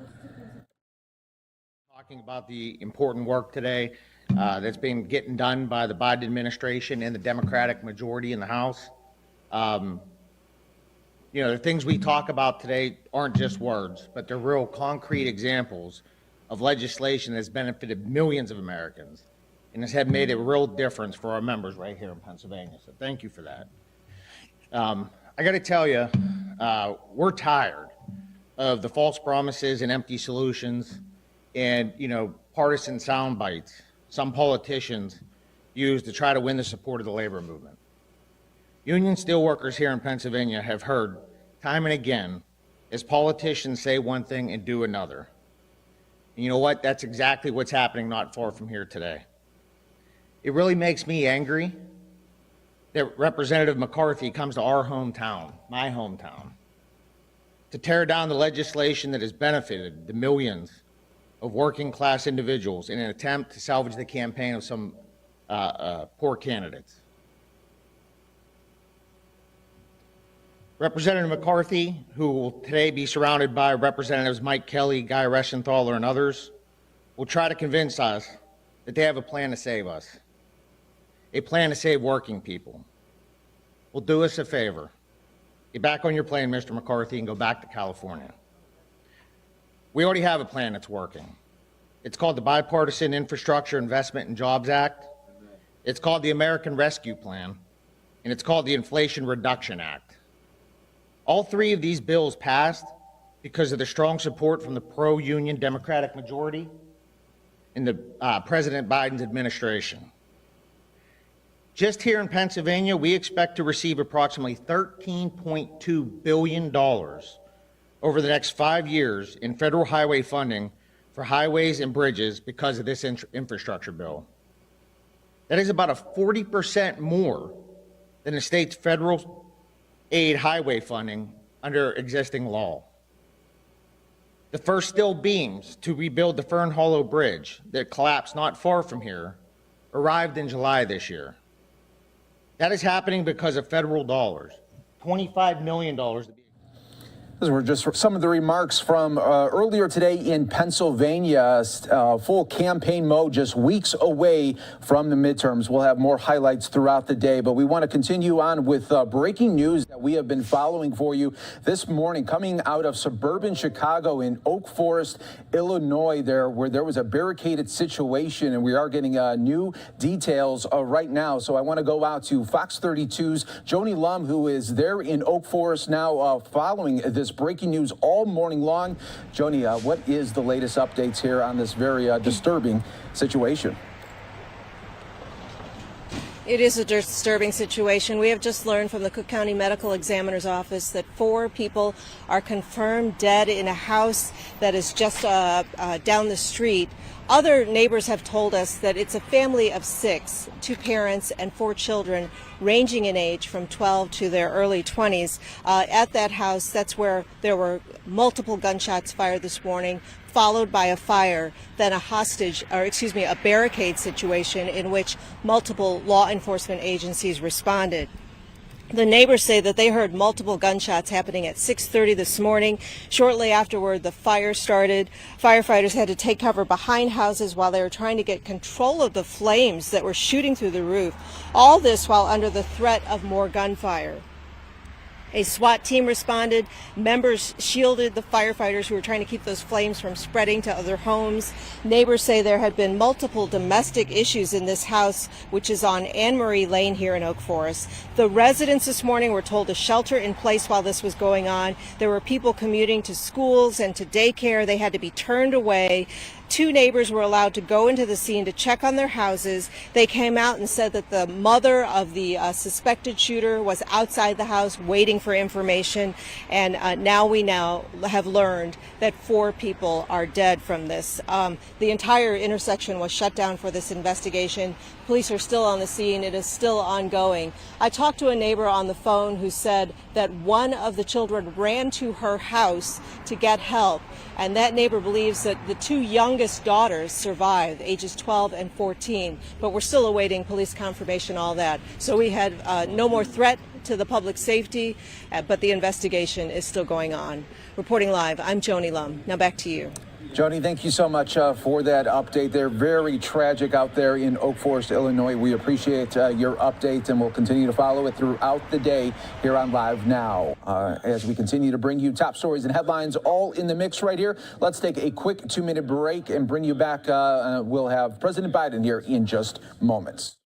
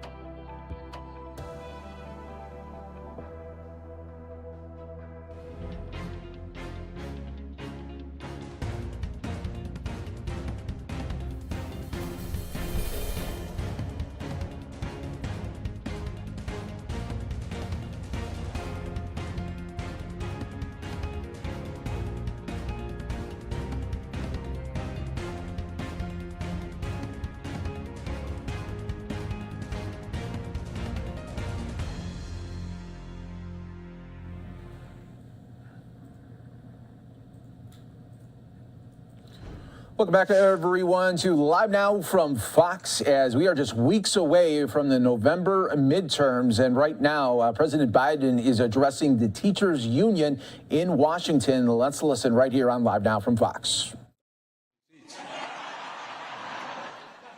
Look, Deja, that was a great, she's pretty good for someone last year in college, you know. Deja, just remember me. When you're president, and they say Joe Biden's in the outer office, promise me you won't say Joe who when I come back. Hey, folks, how are you? I'm going to talk about more than just the NEA today, because, and I've told your president, I want to come back and just talk pure education as well. But I want to talk a little more broader. And Becky, thanks for hosting us. I appreciate it very much. 46 days to the midterms. We need to be crystal clear about what's on the ballot, because there's a heck of a lot at stake that's on the ballot. Right now on the ballot, there's Social Security. It's on the ballot. You all have paid every paycheck you got, you paid it.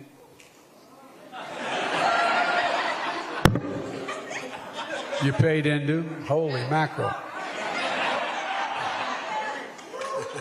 Anyway. But there's a lot, really, truly, there's a lot in the ballot. My dad used to have an expression. He'd say, Joey, don't compare me to the Almighty, compare me to the alternative. And we have a real alternative here that this is not going to be an election that isn't of significant consequence. Gun safety for our kids and gun violence on the ballot. The idea that you start school this year and kids in many parts of the country are learning how to duck and cover rather than, no, I'm serious, think about it. Rather than talking about reading, writing, and arithmetic is a very different circumstance. It's not right. It's not who we are. It's not who we should be. And folks, look, the survival of our planet is on the ballot. And that sounds like hyperbole, but it genuinely is. Well, I tell you what, the thing that we found out, and everybody found out, there's not a lot of total climate deniers anymore after they've seen what happened this year. But guess what? We got a lot to do. You gotta say hi to me. We go back a long way. She was 12, I was 30, but anyway,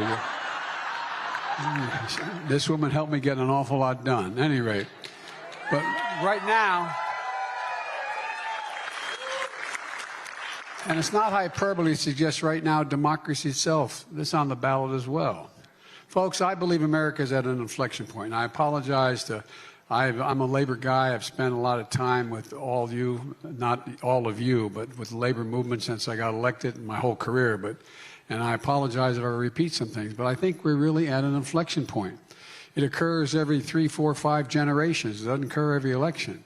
And by inflection point, I mean that these moments, these are going to determine the shape of everything to come after, what we do now. What we do in the next several years is going to determine what this country looks like in 25 and 30 years. It's that consequential. Now, 46 days to choose, 46 days. And the path offered by Democrats is contrasted with the one offered by the MAGA Republicans. And by the way, not all Republicans are MAGA Republicans. So I want to make that clear. And for years and years, I had a reputation. I remember I got beat up in the campaign by saying that I wanted to unify the country and unify the parties. I used to be able to do that. But things have changed a whole bunch. The MAGA Republicans control the Republican Party right now, and that's self-evident. That's self-evident. So there's a lot at stake here. And I'm going to talk a little bit about that right now. Earlier today, after opposing and obstructing everything we tried to do to stop progress for the last 2 years, the House Minority Leader, Kevin McCarthy, went to Pennsylvania and unveiled on what he calls a commitment to America. That's a thin series of policy goals with little or no detail that he says Republicans are going to pursue if they regain control of the Congress. In the course of nearly an hour, here's a few of the things we didn't hear.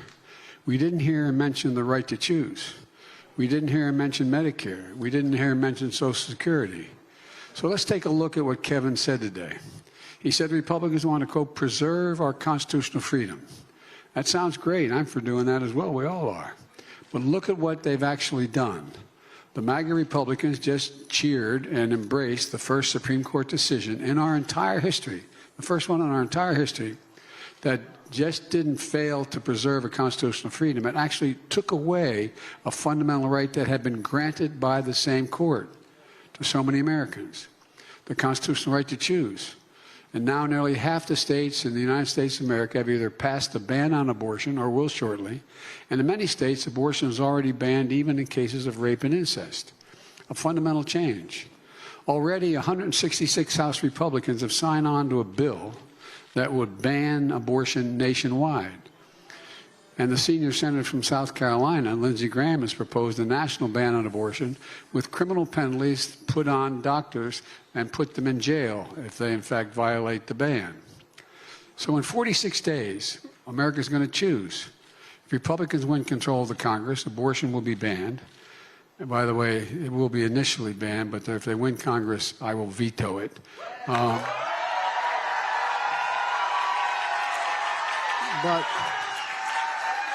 But think what's happening. They're banning in the case of rape and incest in many states. No exceptions. And they're trying to criminalize it nationwide. But if you give me 2 more Democratic senators in the United States Senate, I promise you,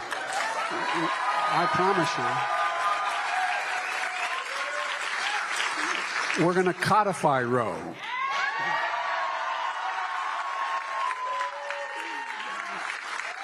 We'll once again make Roe the law of the land, and we'll once again protect a woman's right to choose. And the power to get this done is in the hands of the American people, especially the women of America.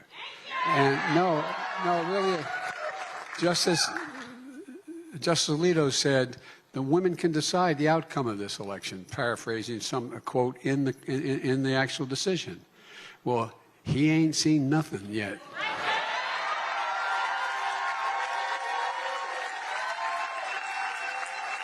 I don't believe the MAGA Republicans have a clue about the power of American women. Let me tell you something. They're about to find out. And folks, Kevin McCarthy also talked about, quote, longer, healthier lives for Americans. Again, sounds great. Who's not for that? Well, just look at what the Republicans are doing. Already, 158 House Republicans have signed on to a Republican budget that will cut Medicare and Social Security. Already.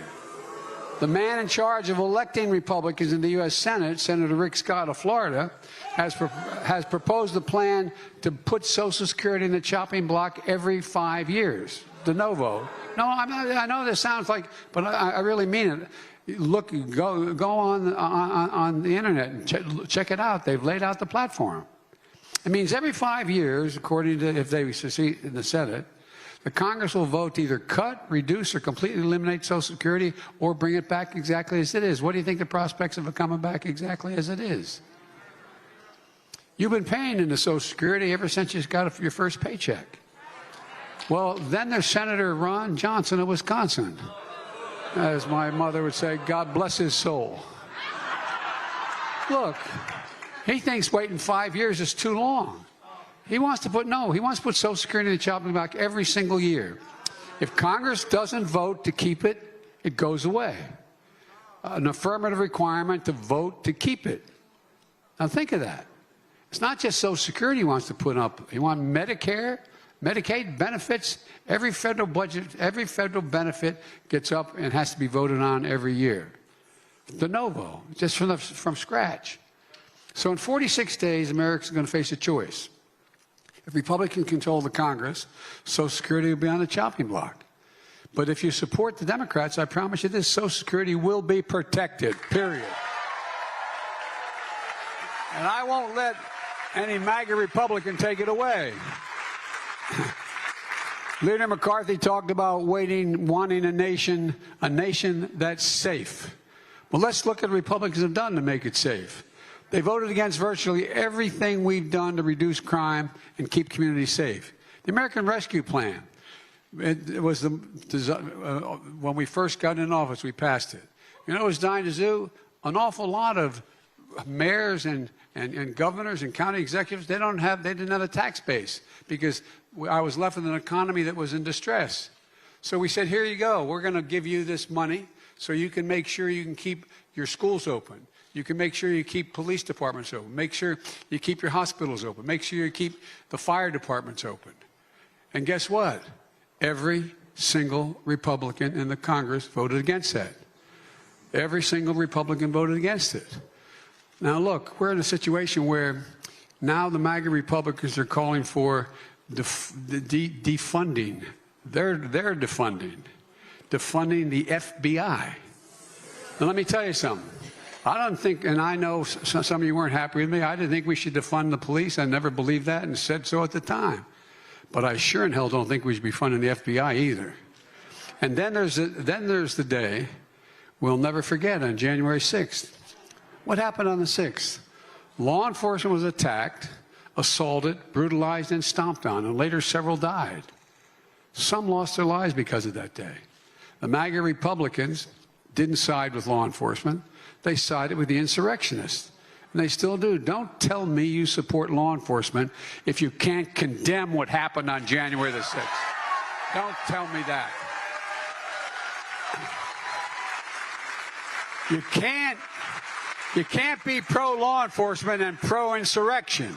You can't claim to be a party of law and order and call the people who attacked the police on January 6th patriots.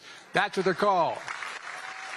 And you can't claim to be for a safe America if you take orders from the NRA. Look, we just passed the most meaningful gun safety law in 30 years in this country, but most Republicans voted against it. Some, thank God, joined us and we passed it. And sided, but most sided with the NRA. After Buffalo, Uvalde, Newtown, El Paso, Parkland, Charleston, Las Vegas, Orlando, I went to every one of those places. I spent hours and hours and hours with those families. Not a joke. Not a joke. Hours with them. I know what it's like under different circumstances to lose children. But lose children like they lost their children? Enough. We've had enough. It's time to pass the assault weapons ban. Look, I support the Second Amendment. I have 2 shotguns. The only thing I really do is really target practice. I haven't done that in a long time. But here's the thing. There's no justification for a weapon of war. None. The speed of that bullet is 5 times that comes out of the muzzle of most weapons. It can penetrate your vest. And by the way, as I pointed out when I got a pass the first time as a senator, in Delaware, we're a big gun-owning state. A lot of duck hunters, a lot of hunters. And I'd be going, and I literally went up and down the streams campaigning and going to the people who were who belonged to the NRA and others. And I'd say, how many deer out here are wearing Kevlar vests? You know, no, but I'm seriously, think about it. What in God's name do you need an assault weapon for? It's an assault weapon designed to kill people, to defend America, to defend people. But folks, look, it's way out of hand. I've taken on the RNA and I beat them before and I plan on doing it again.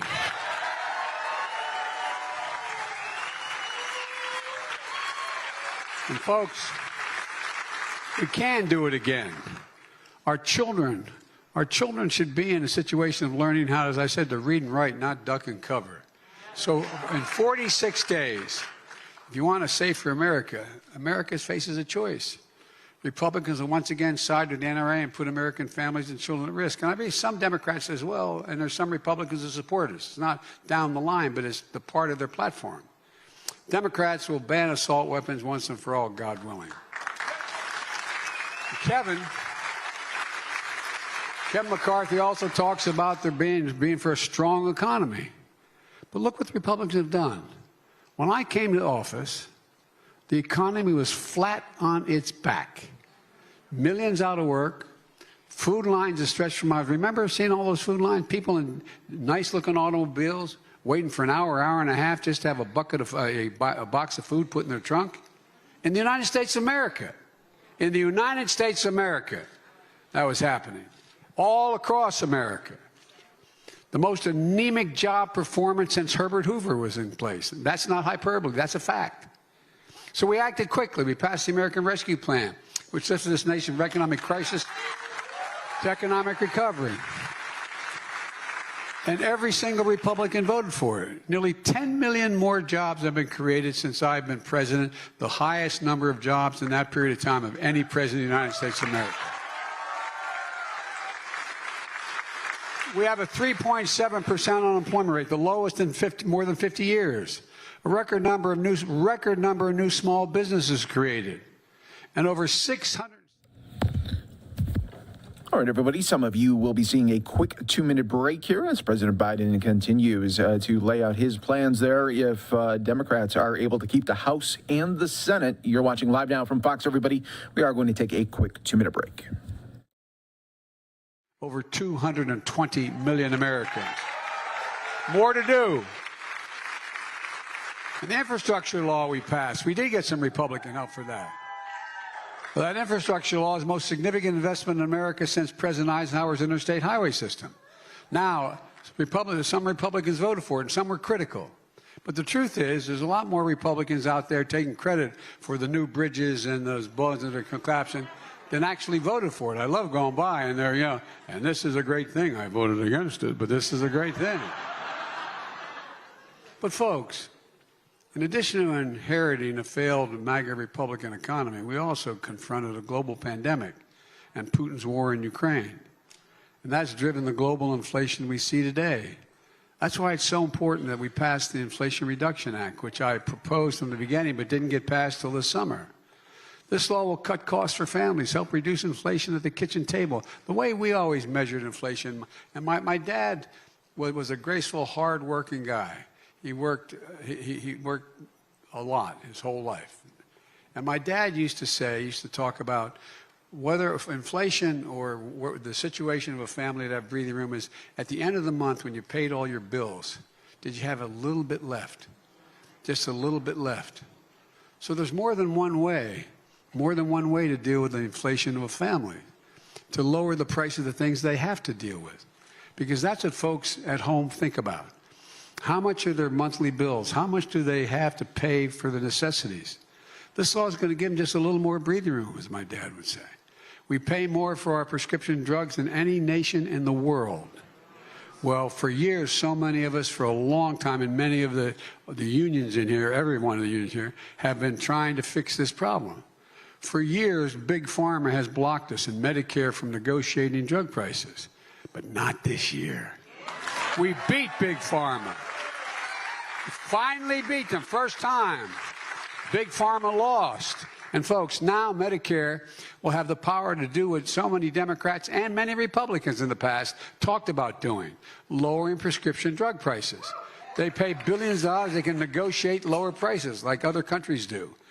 And the seniors, we passed a law saying beginning in January, no senior, no matter what the cost of their prescription drugs, cancer drugs or whatever drugs they have, and some of them can be $60,000, $70,000, $80,000 a year. No senior will have to pay, no matter what the cost of their drugs, more than $2,000 a year. Beginning in January. And if you're on Medicare and you have diabetes, the cost of your insulin, instead of being 30 to 40 to 50 times more than the cost to make the insulin, it costs $10 to make that insulin. 10. And package it. But now, you cannot charge any senior, and we should make it for everybody. They voted down the other piece, but every senior will not have to pay more than $35 a month for the cost of the insulin. We wanted to cut the cost of insulin for everyone, including the hundreds of thousands of children who have type 1 diabetes. But look, folks, imagine being the parent of a child who had type 1 diabetes. You had no insurance and you had no coverage. You have to look at that child and know that if he or she does not have access to that insulin, it will fundamentally affect their lives in ways that are going to be damaging for the rest of their lives. Imagine the feeling. My dad used to say, Joey, a job's about a lot more than a paycheck. It's about your dignity. It's about respect. And he'd always end by saying it's about being able to look your kid in the eye and say, honey, it's going to be okay. Well, guess what? The Republicans blocked limiting that cost to $35 for kids. As I said, it only costs $10 for that prescription to be made and packaged. Drug companies are charging families more than 30 times as much for that drug on a monthly basis. And a lot of people just can't do it. Imagine, I said, being that mom and dad, needing that insulin. It has to be there. I was down in Virginia at a function and met a mom who said they have to ration the insulin. We're going to fix that as well, I promise you. Folks, bottom line, this law is going to lower energy costs as well. Gas prices, I know I got criticized for going in the stockpile. Well, guess what? Gas prices are down $1.30 a gallon. And in 41 states, plus the District of Columbia, the average gasoline price is less than $2.99. Look, the law makes the biggest investment ever. We invest in climate crisis. $369 billion to deal with the climate crisis. And it makes the tax code fairer. In 2020, 55 of the biggest corporations in the country paid $0 in federal income taxes. And they made $40 billion. It's not right. So we put a stop to it. And by enacting a corporate minimum tax at only 15%. Today, the days of big profitable corporations paying nothing in federal income tax is over. And guess what? Every single Republican voted against the Inflation Reduction Act. And when it actually comes to actually doing something about inflation, Republicans said no. And they said time and again that the first chance they get, they're going to repeal the Inflation Reduction Act. And here's what else Republicans are, in terms of their fiscal recklessness. Donald Trump and Republicans had no problem enacting in his 4 years a $2 trillion tax cut that overwhelmingly benefited the top 1%. And they didn't pay for a penny of it. And it massively increased the federal deficit. Meanwhile, you know, we always say the Democrats are the big spenders. We brought down the deficit. $350 billion the first year and nearly $1.5 trillion this year. And the Inflation Reduction Act is going to reduce it another $300 billion because over the next 10 years, because Medicare can pay less for the drugs they have to buy for the seniors. So I don't want to hear it from Republicans. They're the ones who blew up the deficit. They're the ones, when we're the ones bringing it down. And now, thanks to the historic deficit reduction act, we can afford to cancel $10,000 in student debt and $20,000 if you're on a Pell Grant. For tens of millions of Americans making under $125,000, it's a game changer. And Republicans are already looking for their hand-picked judges to deny relief to those hard-working Americans. They will not succeed, in my view, but that's what they're looking for. And finally, with a straight face, Kevin McCarthy says that MAGA Republicans are going to restore faith in our elections. As we say in my faith, bless me, Father, for I have sinned. Restore faith in our elections. MAGA Republicans refused to accept the results of the 2020 election and the will of the people. 81 million people voted Democrat for president last time. Even though they lost court case after court case after court case after court case after court case, even in front of Trump-appointed judges. And recount after recount proved the results were accurate.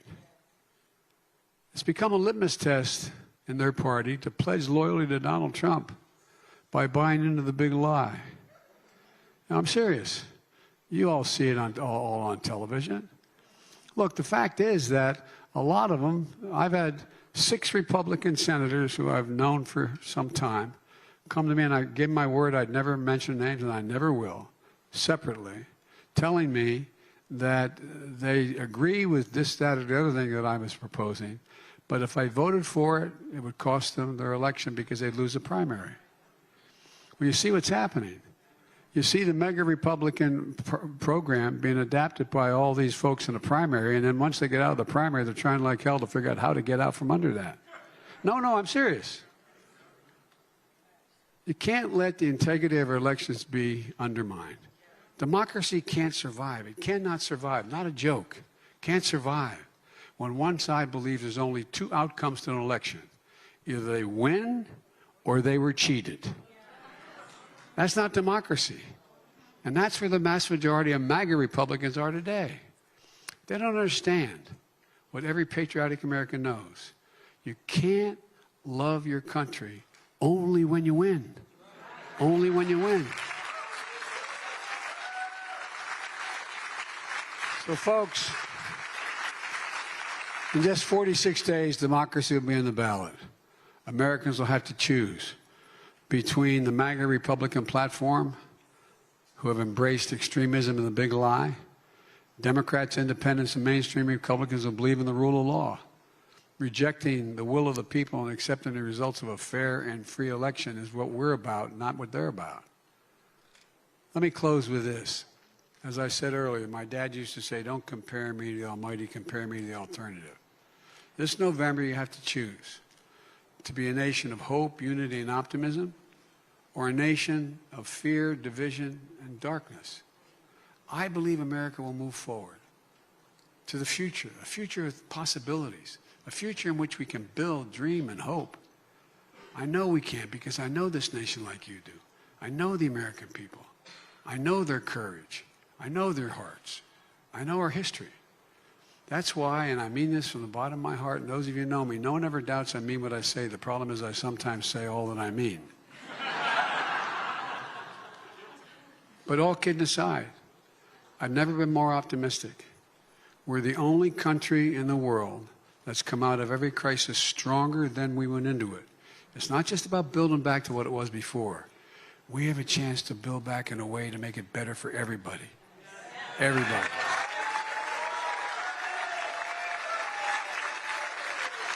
And I want to get back to the time when I'm debating Republicans who are conservative as heck but believe in the institutions. Believe in the institutions. Have a fair and square fight about what we're doing. Think the court and the Congress and the presidency are independent branches of government and should be treated with respect. That's what I'm looking forward to. We just got to remember who in God's name we are. We are the United States of America. And there's nothing beyond our capacity, not a single thing we can't do, and we do it together. And the way to do that is start with the unions, to do it together, together, together. May God bless you all. May God protect our troops. And I should have started off by saying, excuse my back when I'm speaking. I apologize. Thank you all very much. God bless you all. Let's keep it going. Thank you. President Biden wrapping things up, rallying the troops here as a lot of both party lines out there in full force, trying to get everyone on their side when it comes to these elections coming up here in a few months. Let's go ahead and send our viewers out to a 2-minute break, continuing to give you more top stories, press conferences across the country when we return right here in just 2 minutes.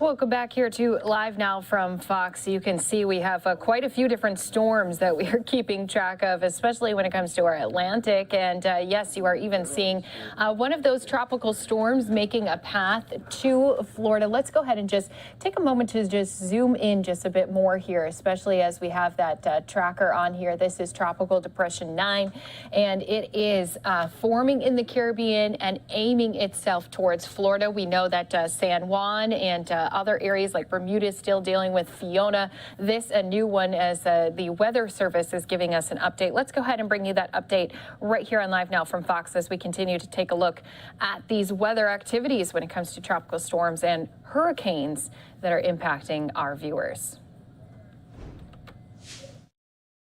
Everyone with your 11 a.m. update on several systems in the Atlantic. The tropics have really gotten heated up here. And for those of you tuning in for newly formed Tropical Depression number 9, I'll be right back with you. But first, we need to give you an update on Hurricane Fiona. So just look at the big picture first. You can just see where everything is. So here is Major Hurricane Fiona, Tropical Depression number 9. But first, let's zoom in on Fiona. You can still see a well-defined satellite presentation indicative of a major hurricane. Bermuda is right here, so it's passing just north of Bermuda. Their conditions should be on the improvement for the rest of the day. Now, in terms of where Fiona will go over the next several days, turning more towards the north and unfortunately impacting Atlantic Canada with some pretty substantial impacts this weekend. The red area is areas under a hurricane warning, meaning hurricane conditions are expected. The blue area here, tropical storm warning, so tropical storm conditions are expected. And for you here in Canada, you really got to wrap up your preparation by sundown today. So if you're watching us from Canada, please go ahead and wrap your preparations soon. Switching gears, we've talked about this all week, and it may not be intuitive why we have to talk about this, but with a major hurricane like this over the open waters of the Western Atlantic, it churns up the seas substantially.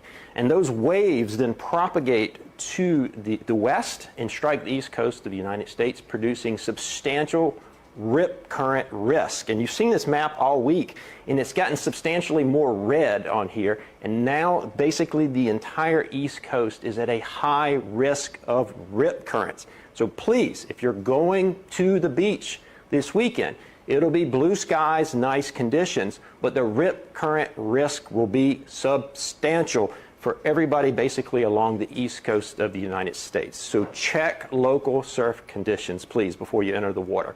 Now, a lot of you are tuning in probably to hear about newly formed Tropical Depression number 9. And so this is a big IR picture so you can see where you are, proximity to the continental United States. And if we zoom in here and look at the visible, we've talked about this all week. It was the absence of a low level of circulation that really prevented us from initiating advisories because the predictability was so low. Now you can see that a low-level circulation has in fact formed.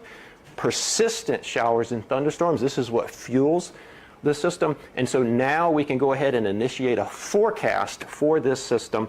And you can see why the predictability has improved by waiting for it to actually form. Earlier in the week, there were some models, I know you were all looking at them, there were some models that showed a substantial threat in the western part of the Gulf of Mexico. Those scenarios don't seem as likely now. It now appears that it will be in the eastern Gulf of Mexico where we'll see the greatest threat of a hurricane, most notably Florida. So I'm a Floridian too, so I'm going to speak to you candidly. Don't panic. We are still in the early stages of this event. This is a 5-day cone. This is the 5-day forecast. So we have some time. That said, if you are watching us from Florida, and I practice what I preach, I did it last night, you really need to start going through your hurricane supplies, making sure you have everything on hand. You pull out all of your emergency supplies, make sure you have everything that you need on hand. Top things off if you need to, make sure you're ready to go. So fill up your cars with fuel, get all situated for a possible event. This is the cone that shows where the center is forecast to go, not the impacts. So don't get too infatuated on the cone over the next couple of days. Generally speaking, the depression is going to move off to the west-northwest over the next day or so, most likely becoming a tropical storm, at which point it would acquire a name, then turning more towards the north, moving over really warm waters here in the northwest Caribbean Sea, crossing western Cuba, and then potentially impacting Florida. Unfortunately, it could impact Florida as a major hurricane. Category 3 is the current forecast. But again, we have a lot of time. This forecast can and will evolve. For those of you going into the weekend, it's very, very, very important, we're all active on the weekends, that you not tune this out. You've got to check back for updates daily because this forecast can and will evolve. In terms of timing, this is a timing graphic. Think of this as when you should have everything completed, done, wrapped up in terms of preparation. Florida Keys, South Florida, you really need to be done by sunset Monday. Let me say that again. Preparation in the Florida Keys, South Florida, really needs to be completed by sunset Monday because conditions could start spreading over the area overnight Monday or Tuesday morning. So have everything bundled up as you go into the weekend. You now know how much time you have to execute your hurricane plan. So think about that. For North Florida, if impacts were to spread that far north, it would be more likely to come late in the day on Tuesday. So I want to end with this. It is important that you take this threat seriously and begin to execute your hurricane plans in a calm and orderly fashion while there's still time to get ready. Don't panic. There's still a lot of time. Just move through your hurricane plan slowly and calmly. Also, rest assured that we'll be providing you constant updates, including this live briefing every day at this time. If necessary, we'll start doing 2-a-day briefings. But for now, we will see you right back here at the same location at the same time tomorrow. And that is it. All right. Thank you so much again to the National Hurricane Center's acting director, Jamie Rome, as he again was giving us that update. This is a live look again at that track. As he mentioned, it is going to pick up strength as it continues to make its way northward, especially as it heads towards the Gulf side of Florida. And that's definitely something that, as he just mentioned, people need to be concerned about, especially when it comes to your preparedness. So let's go ahead and just remind some of our viewers here as you are getting ready for hurricane season. Make sure you know the risks to your area. You want to decide if there is landfall near you. What are some of the things that you and your family members or friends need to know? There should be an evacuation plan that you put in place. Likely there is already some sort of evacuation zone, but there are times when you need to determine if there's other areas that you need to move you and your family to. Local and state emergency management offices do have maps to help you determine where you are living, what evacuation zone you might be in. And then also you want to make sure to follow those instructions given by local officials as they come. You want to make sure to have that hurricane supply kit with you. So have some extra cash on hand, have some of those battery powered items like radios and flashlights available. And if you do have any of those USB chargers, the portable chargers, make sure those are stocked up just in case you do lose some power. You also want to make sure to have some of that non-perishable food, some water and medicine to last you at least a few days if that would be necessary. And then also another good thing to do is prepare your home for the hurricane is by making sure you have those storm shutters in place, as well as checking with your insurance's policy on coverage that you may have. So again, Live Now from Fox is going to be staying on top of this as it is going to be making its way towards Florida. As we've mentioned, we've been keeping up to date on all of these different systems that have been making their way here across Atlantic as we are getting into the middle now of hurricane season. And right now it is called Tropical Depression 9, but as it does make its way into a tropical storm and then eventually into a hurricane, that name will be changing. And Live Now from Fox will be right on top of that here for you as well. We're going to step away for a brief 2-minute break. When we come back, continuing to give you more of these top stories you need to know about right here when you return.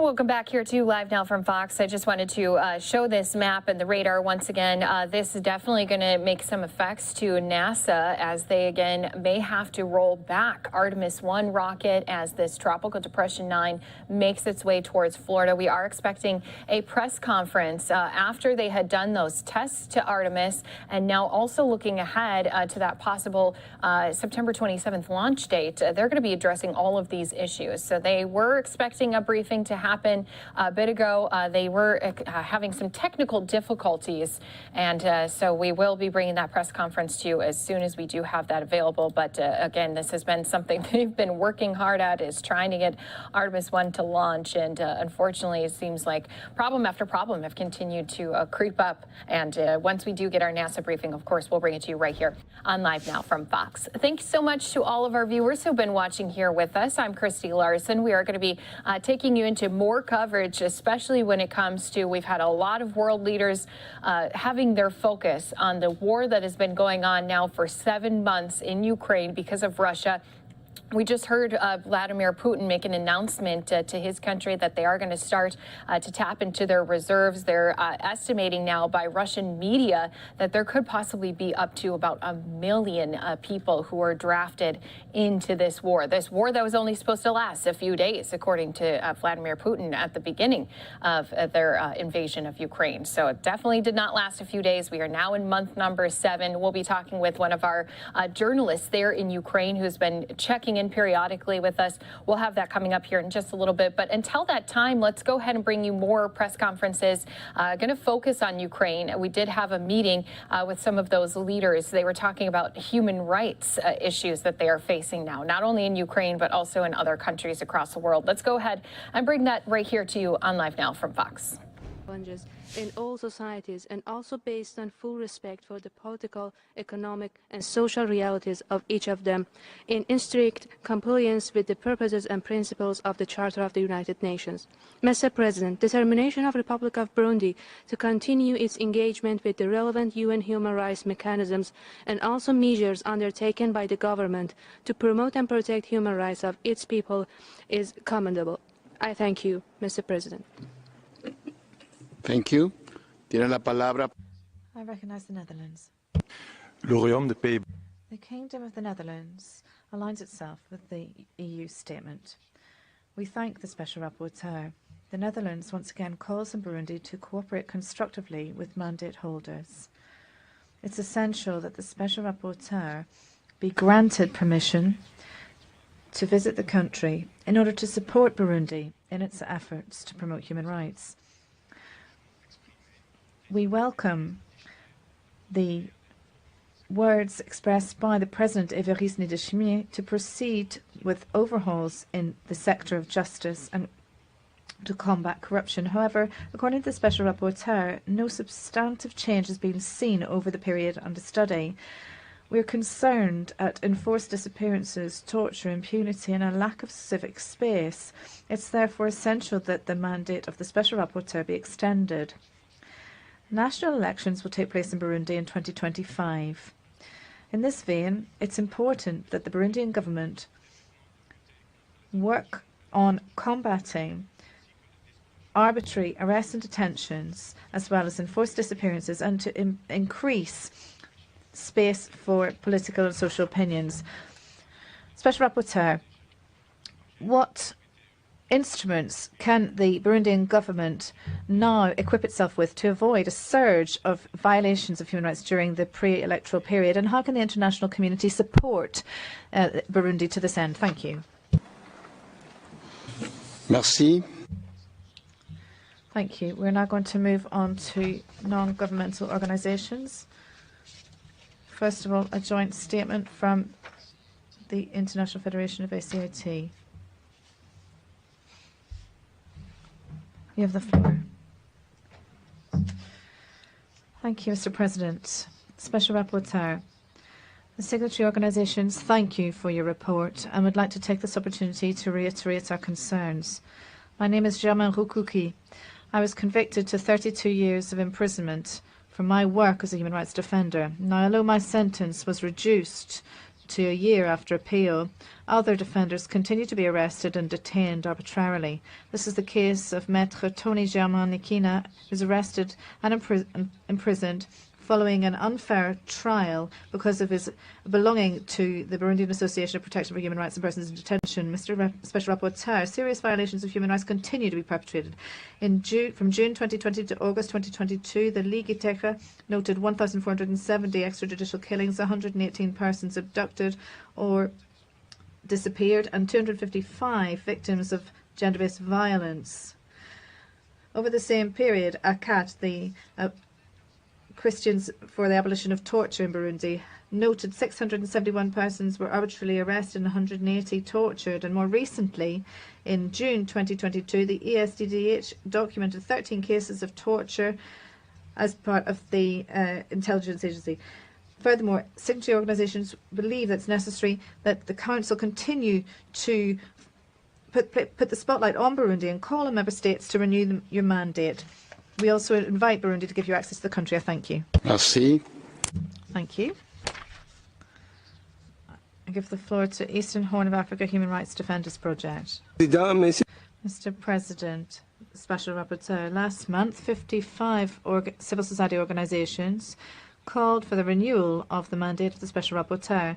We noted that the Special Rapporteur needs time to fulfil his mission, and in the absence of structural improvements, the Council must continue close oversight regarding the situation of Burundi. We encourage Mr. Zongo to pursue his work and call on the members of the Council to extend the mandate. We call on the country to grant the Special Rapporteur a visit. 7 years after the outbreak of the crisis, the Court of Justice of the Eastern African Community published a ruling from 2021 declaring that the third mandate of President Nkurunziza was illegal and the violations of impunity continue. For the victims, justice is more elusive than ever.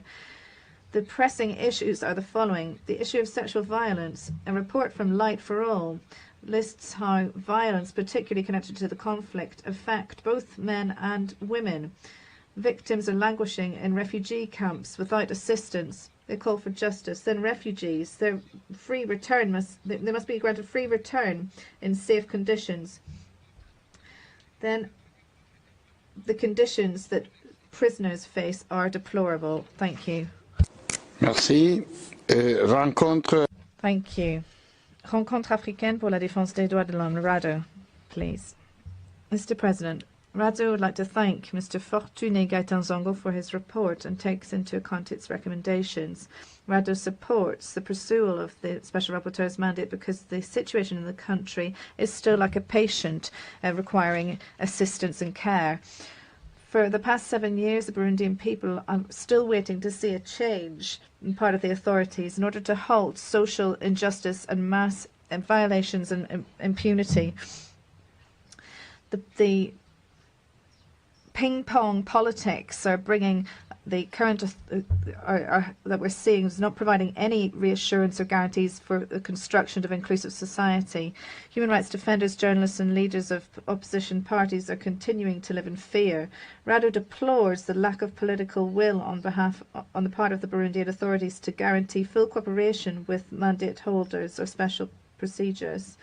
To conclude, RADO would ask the Burundian authorities to create right conditions for the return of all political exiles and to take steps to halt reprisals and intimidation against human rights defenders and journalists who are critical of the government. Furthermore, RADO would like to know what Mr. Zongo would suggest as a solution to provide to guarantee the security of journalists and human rights defenders in Burundi. Thank you. Thank you. Human Rights Watch, please. Nous remercions le rapporteur spécial. We'd like to thank the Special Rapporteur for his report and the update on Burundi.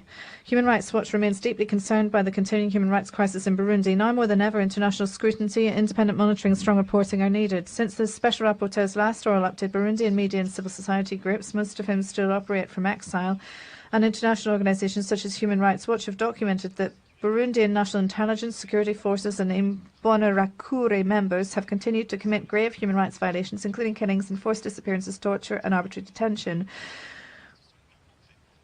We have seen that positive steps taken under President Evariste Ndayishimiye's presidency are still limited. Meanwhile, the lawyer and former human rights defender Tony German-Nikina, who was arrested in October 2020, remains unjustly imprisoned. Despite no credible evidence presented by the prosecution, he was convicted of collaborating with a rebel group. Despite some government promises to address the pervasive climate of impunity and restore confidence in the justice system, the vast majority of these abuses go unpunished. The government's repression remains entrenched. It's time for Burundian authorities to turn promises into action, giving access to the Special Rapporteur, releasing all those unjustly imprisoned and arresting and appropriately prosecuting the perpetrators of serious human rights violations would demonstrate the government's commitment to do so. We need to urge the Council to ensure the Special Rapporteur is granted the time needed to fulfil its mandate and support its renewal for a further year. We wish to ask the Special Rapporteur how he plans on ensuring inclusive consultations with civil society groups and continued monitoring of human rights violations in Burundi if he continues to be denied access to the country, and what resources his mandate would need moving forward to properly carry out the work. I thank you. Merci. International Service for Human Rights. Tiene la palabra. Merci, Monsieur le Mr. President, Special Rapporteur, first of all, we'd like to reiterate our support to your mandate as the only independent mechanism to document human rights violations in the country. Indeed, although President Ndayishimiye has, on a number of occasions, been committed to bring about justice and encourage political tolerance, these remain pipe dreams. We are concerned at the fact that young people in power, such as the Imbonerakure, continue to commit in full impunity violations of human rights, such as acts of torture, killings, enforced disappearances, arbitrary arrests, as well as sexual violence, with the complicity of the intelligence service and the police. The local NGO Fokode documented 80 cases of enforced disappearances during the 2 years of power of the Ndayishimiye government. Furthermore, certain political opponents have seen flagrant violations of law and criminal procedure law. We would call on Burundi to recognise the existence of challenges to human rights and to fully cooperate with the Special Rapporteur. Finally, we would call on the Council to renew the mandate of the Special Rapporteur in Burundi and continue to carefully monitor the human rights situation in Burundi and keep it on its agenda, and as well as to have an inquiry into respect for human rights. I thank you. Thank you. Civicus, please. Thank you, Mr. President. Civicus Burundian civil society members thank the Special Rapporteur for his report. The human rights situation in Burundi has not changed substantively, despite President Ndayishimiye's promises to deliver justice and promote civil and political tolerance. Since the president came to power, the same patterns of extrajudicial killings, forced disappearances, torture and other forms of human rights abuses that characterized his predecessor's rule can be seen. In August this year, a Burundian woman human rights defender was arrested and detained in the Burundian Intelligence Bureau after her return from Rwanda, where she had been living. She is accused of espionage against Burundi. We also note with concern a statement made by the ruling party's Secretary General, in which he called on the Imbonerakure to continue night patrols and to kill any troublemakers. Lack of cooperation with UN human rights mechanisms has continued under this government. We call on the Burundi government to cooperate with the Special Rapporteur and grant him access to the country. In light of the human rights situation and at the early stages of the mandate, we urge the Council to renew the Special Rapporteur's mandate to ensure that the human rights situation in Burundi remains under the scrutiny of the Council. We thank you. Thank you. World Organization Against Torture. Tiene la palabra. Thank you, Mr. President. The UMCT and SOS Torture Burundi are concerned at the refusal of Burundian authorities to collaborate with the Special Rapporteur in Burundi, preventing him from discharging his mandate. Although the authorities have made some progress in terms of the overcrowding of prisons by freeing 3,000 prisoners due to presidential pardon, prison overcrowding remains at 290%. This is a challenge. From the 1st of May to 31st of August, serious violations of human rights have been recorded in Burundi, with around 125 persons killed, 138 arbitrarily deprived of their liberty, and 10 abducted, and 36 facing gender-based violence. These violations are fueled by a culture of impunity. Despite the promises of the head of state to protect citizens, the National Intelligence Service and the Imbonerakure militia continue to arrest and torture regime opponents And furthermore, members of the militia recently joined the FRAD. Mr. President, organizations would call on the Burundian authorities to immediately free human rights defenders such as the lawyer Tony Germanikina and to allow the Special Rapporteur to carry out visits to oversee the situation of human rights in Burundi. Finally, we would call on the renewal of the mandate of the Special Rapporteur in Burundi. I thank you. Merci. Thank you. I recognize Eliska Relief Foundation. Thank you, Mr. President. We want to thank the Special Rapporteur on Burundi for releasing his report. Also to thank him for focusing on human rights violations because of corruption and violence in political life, which obviously committed by the executive authority. We follow with deep concern the human rights violation committed by some officials that caused corruption. In addition, there is a lot of arbitrary execution committed by various elements of defense and security, particularly the National Intelligence Service, the Army and the police. Also torture, harsh punishments, cases of sexual violence affecting both men and women, arbitrary arrest, detention and enforced disappearance. Mr. President, in the context of these violations, we recommend the government of Burundi to set strict penalties for corruption and to activate the role of administrative control to put an end to the impact of corruption on human rights. We also call on the Special Rapporteur to cooperate with the government of Burundi to launch strategy in line with the achievement of SDG 16 on eliminating corruption and UN Convention against corruption to eradicate the governmental corruption. Thank you, Mr. President. Thank you. Y último orador. The final speaker, Society for Threatened Peoples.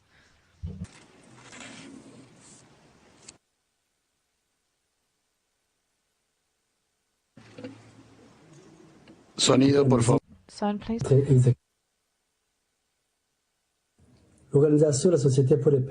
The Organization Society for Threatened Peoples appreciates the measures which have been taken by the government to free specific prisoners, but regrets that the measure takes too long to be fully implemented.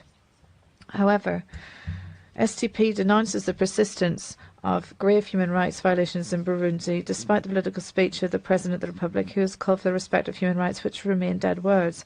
STP condemns the absence of justice for the victims of different human rights violations and the impunity which has manifested itself for different alleged perpetrators, among others law enforcement officials, the Secret Service and the militia Imbonerakure, youths who are affiliated with the ruling party CNDD-FDD.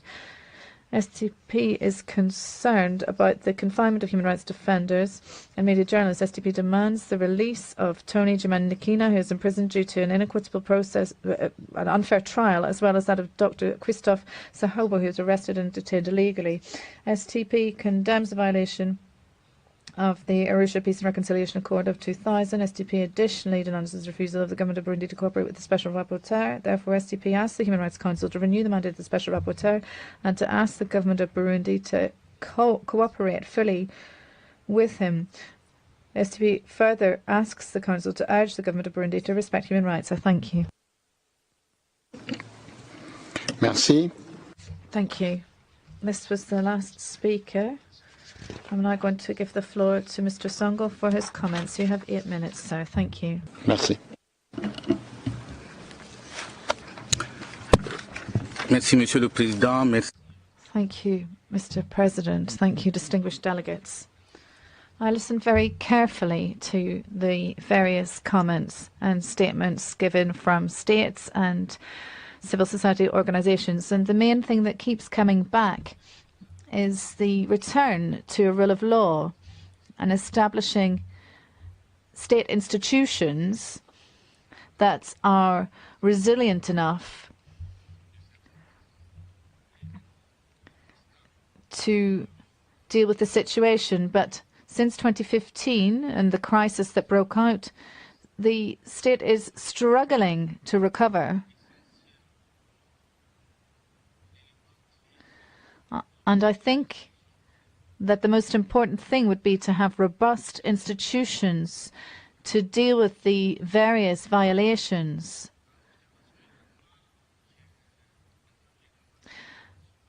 I also heard mention of cooperation. I must remind you that Burundi joined the UN in 1962, 60 years ago,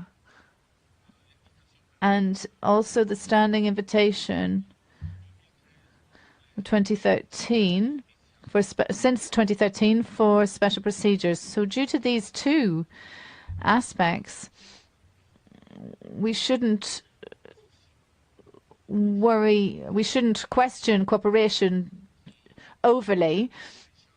Furthermore, the Arusha Accords helped to lay the groundwork for a country emerging from a crisis, and various steps have led to a degree of stability in Burundi. We've seen a deterioration since 2014-2015, which undermined many achievements that had been reached over the period of the Arusha Accords. So you see, when we look at the figures when it comes to right to food, right to education, right to health, we've seen a dramatic drop in the figures.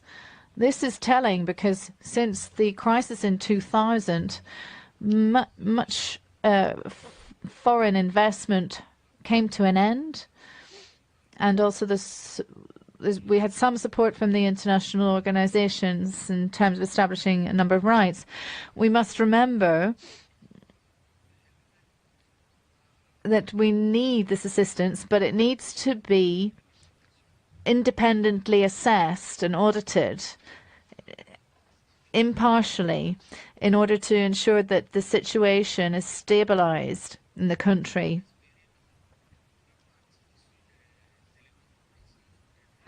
This before expecting to see growth or development and strengthening of human rights. What I can say in social, economic and cultural rights, civil and political rights, and it has to be said, it's essential to have independent, impartial justice that is fully functioning so that there's an arbiter.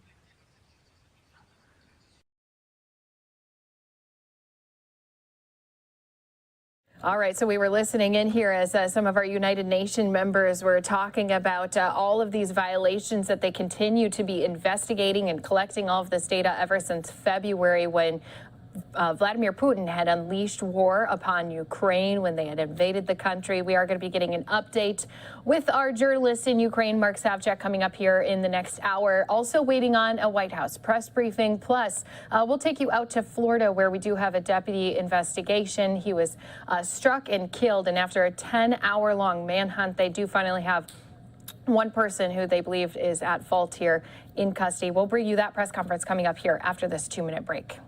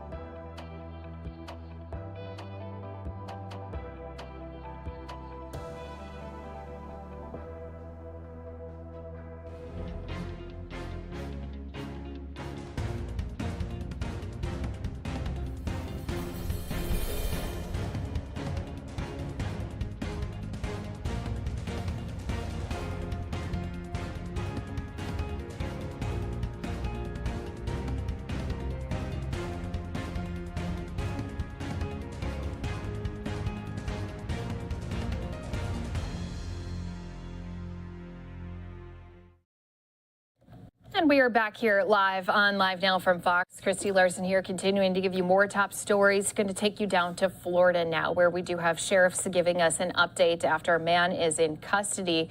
There was an incident that happened Thursday night on the interstate where a truck had struck a deputy, killing that deputy, and then that person was on the run for nearly 10 hours before finally eventually getting caught up with our law enforcement agents. So let's go ahead and bring you that press conference as they give us more details into this investigation and charges that are going to be filed. I went through it earlier at the press conference we had early this morning, but I'll just run through everything that we know happened again, and then fill in some of the things we've learned since the press conference early this morning. So Deputy Michael Hartwick is a 19-year veteran of the Pinellas County Sheriff's Office, assigned to our North District Station as a patrol deputy, 51 years old, was assigned to work a traffic detail on I-275, and it's to provide site safety and security for the construction that's ongoing on I-275. He arrived out there last night at his assigned spot at about 10:40 or so last night, 10:40, 10:41 he arrived. We know from video of the dash camera in Deputy Hartwick's car that within about a minute or so after arriving, he got out of the car, walked in front, and walked over to the shoulder of the road. So he's southbound, just north of the Roosevelt Boulevard exit, and gets out of his car and is over on the shoulder of the road. He was blocking the two lanes. There's 4 lanes out there. He was blocking the 2 lanes that were closest to the shoulder of the road with his cruiser. There were 2 other deputies out there, one 1,500 feet in front of Deputy Hartwick, and another one 1,500 feet in front of him.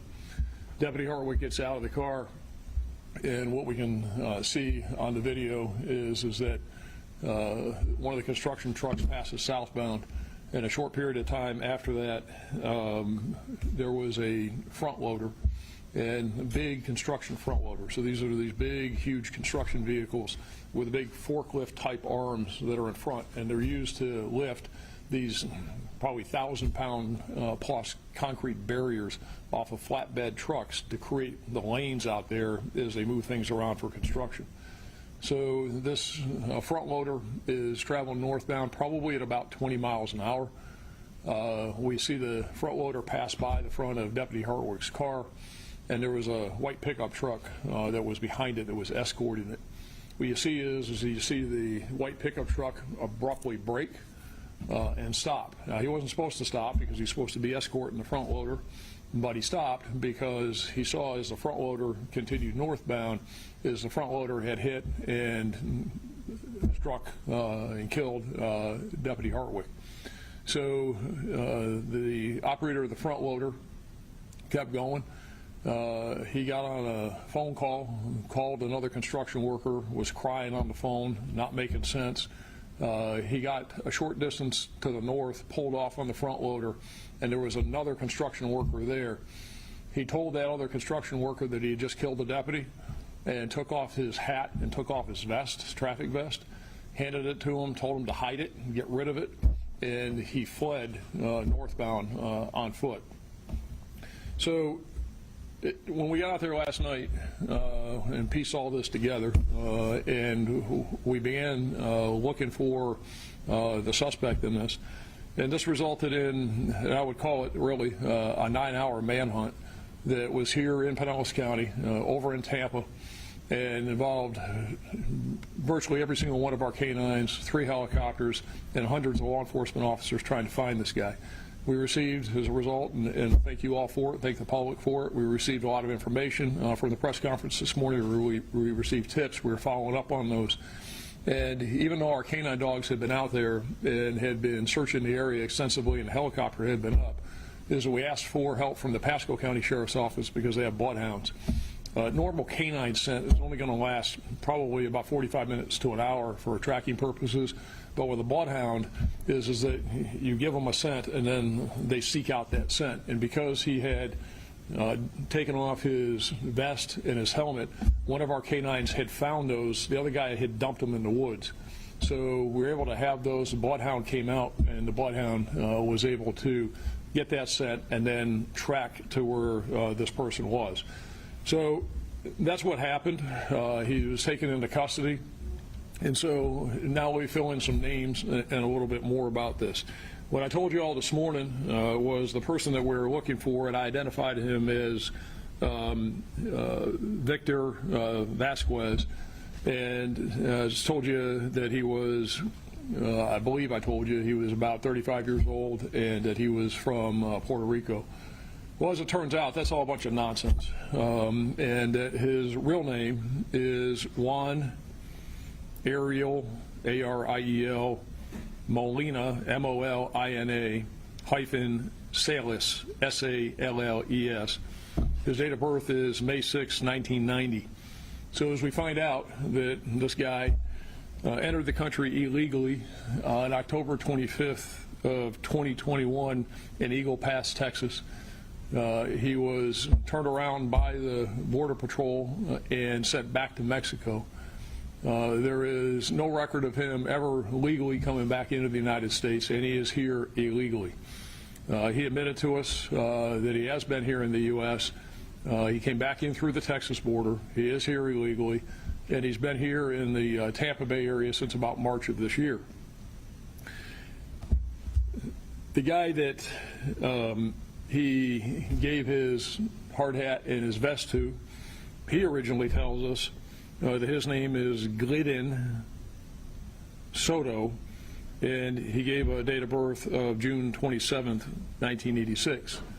Well, it turns out that that's all a bunch of nonsense, too, and that his real name is Eliezer, E-L-I-E-S-E-R, A-U-R-E-L-I-O.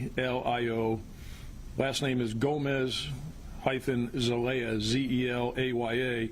And his real date of birth is 5/8 of 91, and he too is here illegally, and he's from Honduras. So this guy, Eliezer, we've charged him with a felony of accessory after the fact. We've charged Molina Salles with leaving the scene of an accident involving death. It's a first-degree felony with a 4-year minimum mandatory in state prison. So what we find also is that there are a lot of construction workers out there last night, a lot of people out there. The majority of them were lying to us. The majority of them were giving us false names. They were hindering the investigation, not giving us answers to the questions that we needed. And importantly, they're all giving us fake names, like these guys were giving us fake names.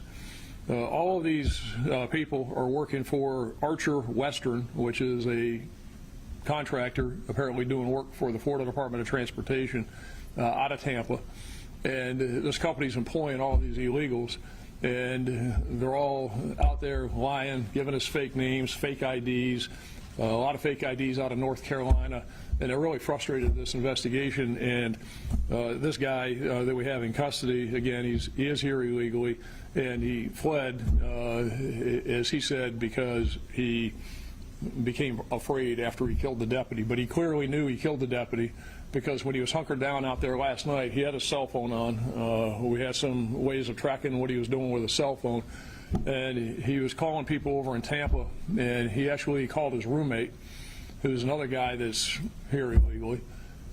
He came over and tried to pick him up, and he actually saw all of the law enforcement activity, called him back and said, "I'm not getting involved in this," and he turned around and went back to Tampa. So we were interviewing people in Tampa, chasing this thing around all day. But the essence of it is what I told you. Deputy Harcourt gets hit. Molina Salles flees, hides from law enforcement, and you got a bunch of illegals working for this state contractor out there who shouldn't be here, and they shouldn't be working, and they shouldn't be out there doing this. And this guy was going, I think, too fast for this thing.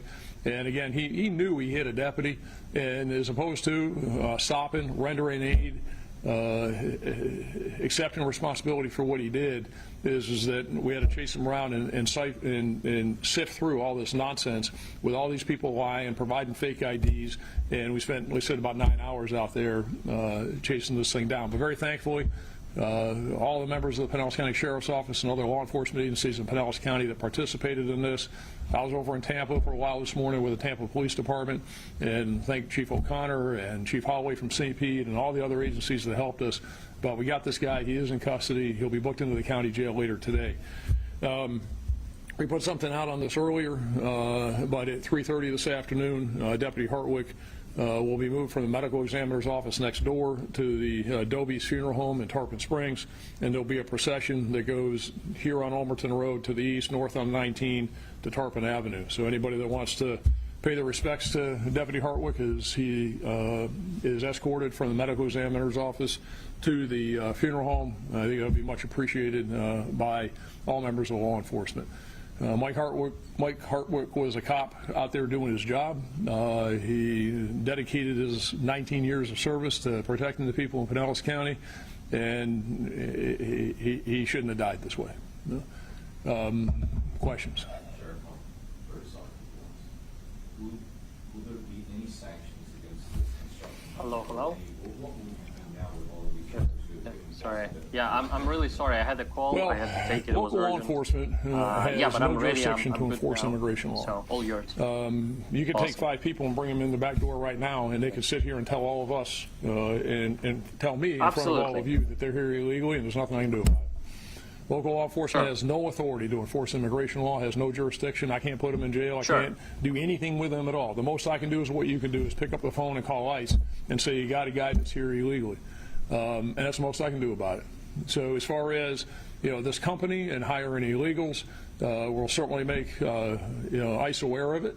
And it's up to them to act and do something about it. I'm sure that the state is aware of this. I made a phone call to let people know what happened with this contractor, and what the state does with it. I don't have any control over that, but this is wrong. Does it change anything in the charging process? A very sad story coming to us out of Florida after, again, that deputy out working on the road in a construction area was hit and killed. Thankfully, though, police, after nearly 10 hours, were able to catch back up with that suspect to bring him into custody here today. But a family going to be in mourning after that accident.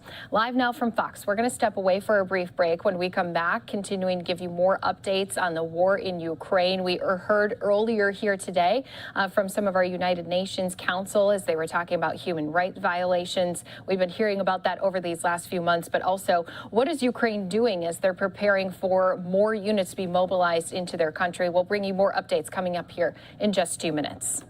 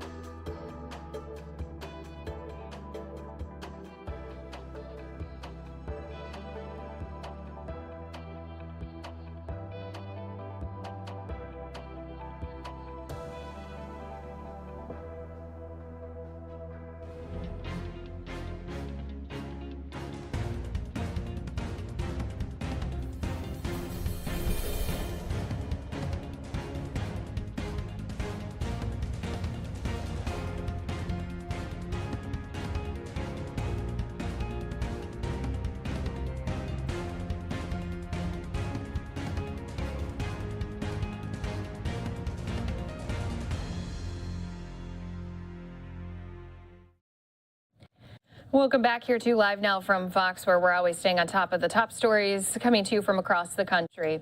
The war in Ukraine has now been raging on for 7 months, and we've known that it will continue on as they now prepare to head into some winter months. That update last time was brought to us with Mark Savchuk. He is joining us here once again on Live Now from Fox as we continue to keep you up to date on the very latest. Mark, we appreciate you being on here with us. We know that things have been so hectic, especially with some of the recent things that have been happening, like Vladimir Putin trying to send even more people into your country. What were your thoughts when you heard that announcement being made? Hello. Well, first of all, it wasn't a surprise for us at all because in about late March, it became absolutely obvious that the forces that Putin has mobilized is not going to be enough to fulfill their strategic goals. And actually, in 6 months, not only there were not enough resources to achieve the goals, we were actually starting to turn the tides on the battlefield, and we have conducted an incredibly successful offensive. And it became absolutely clear if Putin didn't throw in additional manpower, then we would have started to attack regularly, and Russian forces would have been retreating constantly, and the fate of this offensive would be over. So it was a desperation move, but this was also a desperation move that we we thought that this would happen at some point for sure. And his speech of partial mobilization is absolutely, it's a BS. They are trying to mobilize absolutely everyone they can possibly can.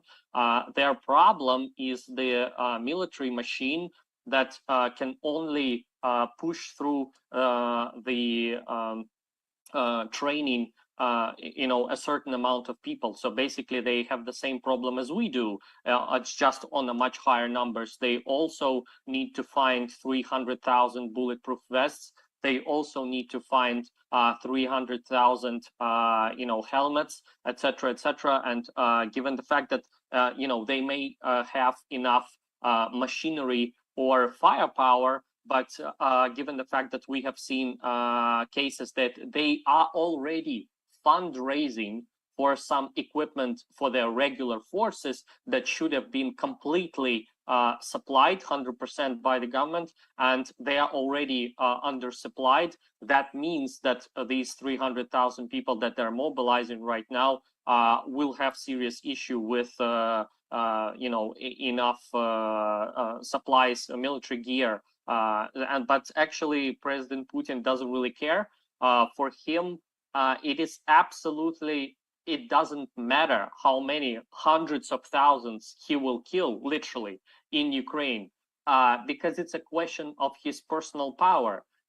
He will literally be forced away from presidency and probably be killed by his own people if he doesn't do something in Ukraine. So he's absolutely desperate, and that's why he's mobilizing as quickly as possible. I mean, you already see in videos that they are literally grabbing people on the streets, and I'm not exaggerating. You have reports from students in unis where they actually say that people from military came in and they have literally started drafting people in the university. So these people are already on the planes going into military bases where they will be given a 2 weeks training, and they will be sent here. And there are like huge number of alcoholics. There is like a person who is 64 years old. He has problems with his heart. So he is not only older than the line where he should be accepted in the military, he has also health conditions that he shouldn't have been drafted into the army, but he is. And obviously this person will simply die, and probably not even from bullets. He will just simply die because he will have a heart attack and have nobody who will attend to his health.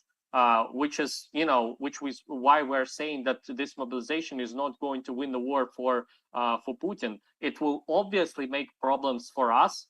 It will obviously increase casualties that we endure, unfortunately. Obviously, we will have to rely even more on military aid, which the West will have to step up, because, I mean, we are going to be fighting additional 300,000 Russians in the next few months. So obviously we need more weapons. I mean, but if you're mobilizing literally people from the streets who are not soldiers, it will not turn the tide of war, because we want to fight. We want to kick them out of the country, and the people who are mobilized to come here, they don't want to be here, most of them, and so they will be very bad soldiers. So we will win, but obviously we will need much more resources to do that, because this becomes quite literally the biggest war since Second World War.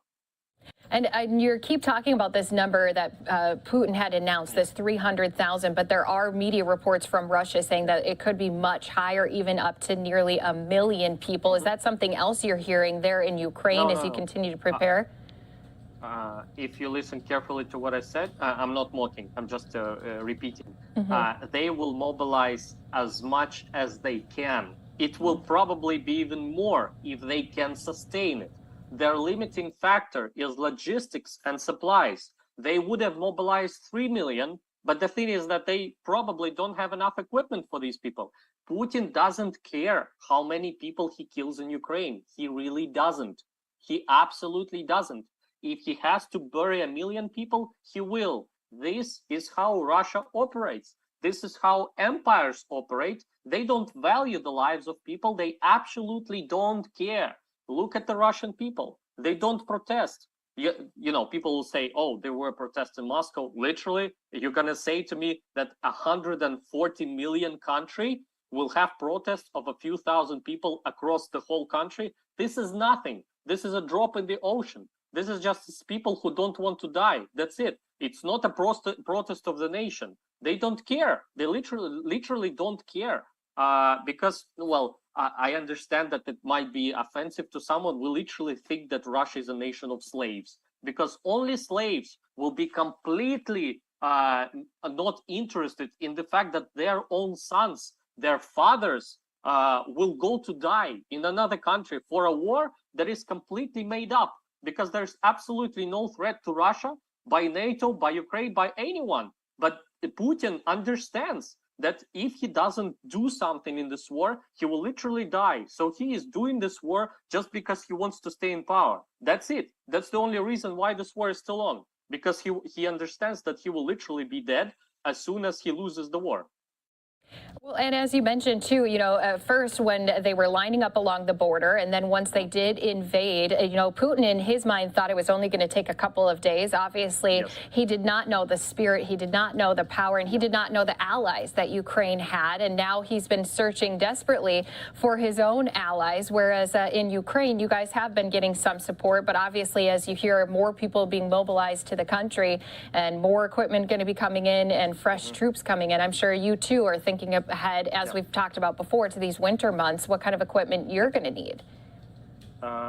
Well, there is two sides of the story. One is civilian, and the other one is military. Obviously, right now, the bigger priority is the military, because, as I've said, look, Russian forces are going to diminish in quality step by step. As the more people they mobilize, the more ancient their weapons will be. Their tanks won't have like thermal sights anymore. They will be literally fighting with the Soviet army from 1980s. And I'm not exaggerating. This is literally the army that we're going to see, because Ukrainian army have decimated their regular troops. We have completely decimated the first tank army, which is one of the basically the best tank army they had. It is located near Moscow, so it should have been the army that they used to attack and break the lines, most elite guys. Then they have airborne like divisions and stuff like that were dropped on Hostomel airport on the 24th of February. Those are the most elite units they have. They are all completely dead by now. So, and those were the best trained and the best supplied troops they had. Right now, we have destroyed more than 2,000 tanks, more than 4,000 APCs. Now, the numbers that I'm telling you are larger than the entire army in Europe. If you take into account Italy, France, Germany, United Kingdom, we have destroyed more equipment, thanks to your help, than all those army combined. Yes, of course, I understand that the Russian tank is not the same as German tank. I'm not trying to say that those are quantity exactly the same. I'm talking about the quality and the, I'm sorry, not the quality, but the quantity. The quantities that we have destroyed are absolutely insane. They're literally insane. That is exactly why we're asking for additional military aid, because we're literally fighting one of the largest militaries in the world. And it's not because they're so good, it's because they're sitting on this huge heritage of the Cold War. Because during the Cold War, they have made thousands of tanks, tens of thousands of APCs, which is absolutely insane number. But we are incredibly lucky because Russia has been neglecting to look over their army. And we right now know that their actual supplies are less than they state. We don't know by how much, but because their army is corrupt, obviously, you know, their equipment that is ready to use is much less than what they say on paper. That obviously doesn't mean that, you know, they're close to being to be broken. Absolutely not at all. Ukraine will need still much larger aid from the West. You know, we are asking for tanks. Unfortunately, Germany doesn't want to give them to Ukraine.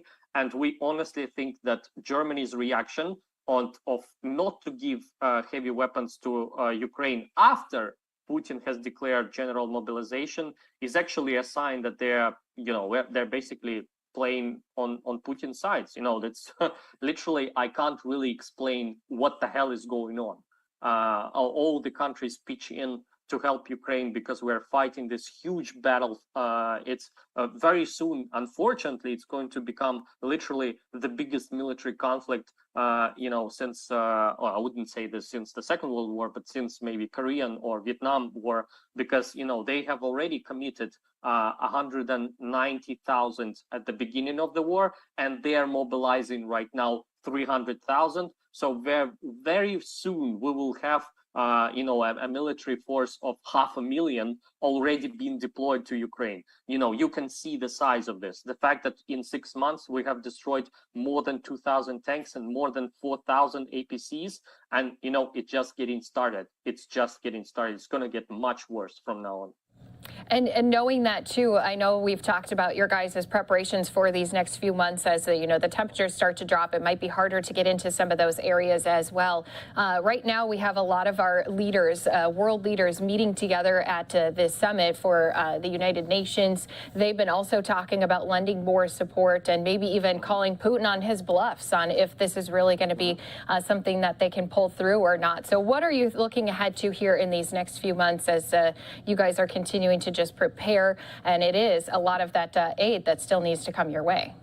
Yeah, so absolutely, we need, what Ukraine needs is obviously a very united position. So it's not going to be good if only US says that, you know, Ukraine, we have your back, we will be with you, you know, we will help you all the way.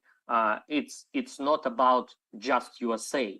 You know, I think President Biden has said it best. He said that Russia thinks that it can just invade some another country and say that this belongs to us right now. Because what will prevent it saying tomorrow that Warsaw is actually a Russian territory, or that sometime in the past they controlled some another country, I don't know, like Austria, or the states at the Baltics, like Estonia, Latvia, you know, and you know, we were occupying these territories 60 years ago, and we want to occupy them again. It's a huge problem. In 21st century, we don't do this anymore. No, we should completely ban and punish anyone who does invasion on sovereign nation, other nation. And calling it their territory now, like what Putin wants to do at Kherson Oblast, Lugansk Oblast, and Donetsk Oblast. He just wants to say, we will hold the referendum. Obviously, the referendum is completely is a complete sham. People will tick something, but it doesn't matter what they tick. The decision will be made in Kremlin, and he will simply say that these lands are now Russia. That's it. If we accept that, then different countries, for example, China, will wake up one day and say, I think I like that area over there. And given the fact that I have a very large military and I can invade it, and if nobody will do anything to me because I'm so big and powerful, then I will simply invade it. So if we let this conflict go, then you will literally see wars popping up all over the world. And I think President Biden just clearly understands this, and this is exactly why Russia must lose this war and return back to its its borders, and like borders of Ukraine have to be completely liberated. We're not talking just about Ukrainian democracy and just about Ukrainian freedom. We're talking about actually about the global security. If you allow countries to change borders, then you are on the verge of the Third World War, because what will stop other countries doing exactly the same, saying we have a large army and we like that country over there. And that's exactly what will happen. So we are waiting for a unified position. We hope it will emerge. That's number one, to just say that, look, Putin, no matter what you do, you can mobilize like 3 million people. We don't care. We will give Ukraine how much weapons they need to fight for their freedom. Next question is, of course, sanctions on Russia. Look, the world must stop buying Russian oil and gas. It's just as simple as that, because this war will continue as long as Putin has money. In the first quarter of 2022, Putin received more than 100 billion euros from Europe. Of course, I understand that it's impossible to get rid of Russian oil and gas in one day like that. I understand that. This is realism. But look, it has been more than 6 months in this war right now. We understand where it all goes. Literally, Putin says, I will mobilize as many people as I need to actually conquer Ukraine. Well, when we have a situation like this, countries in the world have to make a decision. Again, we're talking about global security here. This war will continue unless we keep on buying Russian oil and gas. So we have to stop that, because we need to basically, switch off the plug from the Russian economy so that they can't afford to do war. As simple as that. So they just run out of money, and he will have to secede. And then I think another good thing that you said is that we need to call his bluff. Obviously, he's trying to terrorize the world with nuclear weapons. Again, it's a big question. Look, the whole world is now terrified that Putin can use nuclear weapons. I'm sorry, but Ukraine has clearly said to the world that in 2014, after annexation of Crimea, that Putin is crazy. His main opposition rival, Boris Nemtsov, who was shot in Moscow, said that Putin is completely mental. And what the West did? Nothing. They kept not only they kept buying more oil and gas from Russia, subsidizing their military budget. They have agreed. Germany has agreed to build a Nord Stream 2, an underwater pipeline to sell even more gas to Russia. So obviously, right now we are at the point where we may see the use of nuclear weapons, and I'm saying this as a person who lives in Kiev, in a probable target of Russia. And so it's a question of the world, do they want to see a nuclear war? And if the answer is no, they need to destroy Russian economy so that he doesn't do it. There is a question if he will give the order. Well, even if he does give the order, there are other generals and people in the military who understand what will happen after the use of nuclear weapons. And I'm absolutely convinced that allies, including US, have said to Russia, look, guys, if you use nuclear weapons, this is game over. We can't risk nuclear war. And I'm sure that even China will absolutely refuse any kind of trade if Russia uses nuclear weapons. Why? Because every single country has a nuclear doctrine which clearly states in which cases the country will use nuclear weapons. And if they invade Ukraine, they have already invaded Ukraine. If they use nuclear weapons during the invasion of another country, that will clearly mean that Russia is breaking their nuclear doctrine, because it doesn't say that they use nuclear weapons as offensive. It says that they will use nuclear weapons only if there is a threat to their statehood, meaning that someone is invading Russia effectively. So it means that the leadership is completely out of control. It means that all these military doctrines and nuclear doctrines that are specifically written so that other parties in the world know what kind of threats there are and in what cases the country will use its nuclear weapons. And we have a rogue nation that can clearly, just wake up one day and say, I want to bomb Europe, or I want to bomb China, or I want to bomb Washington. Nobody can say for sure what will Russia do tomorrow. So that is why I think that, if Russia does use nuclear weapons, this will automatically mean that, it's the end of the story. So basically, I don't obviously know what the response is going to be, but I'm sure it will be quite significant. And I think we will see the demise of Russia literally within days after that, because, it's either that or we have a mutual annihilation everywhere. And I just think that even China, who is very light on Russia, doesn't want that, because they have a huge economy. They're a huge trading partner with with the EU and USA, and they just don't want to lose that. They have created so much wealth in the past 20 years, and to lose all that because Putin has gone mad, I'm absolutely obvious that China doesn't want that. Yeah, and obviously you pointed out what is the most important thing right now is these world leaders need to do something now, because their actions that they're taking right now against this war in Russia, Ukraine is also going to have a ripple effect for time to come. Yeah. So we do appreciate you giving us a lot of insight again here today. Mark Savchuk joining us here on Live Now from Fox. Thank you so much, Mark. Thank you. And Live Now will continue to obviously give you more updates on the war as it continues to happen. Let's go ahead and take a live look here at our stock exchange. Right now, you can see we are down in the red, more than 790 points. Unfortunate to see, especially here as we're getting ready to wrap up a week. But of course, earlier in the week, we did have our interest rates raised yet again. So Federal Reserve obviously had been a big part of this in the middle of the week. Let's go ahead, step away for another brief 2-minute break. Last one of this hour. We'll give you the White House press briefing when we return here in 2 minutes.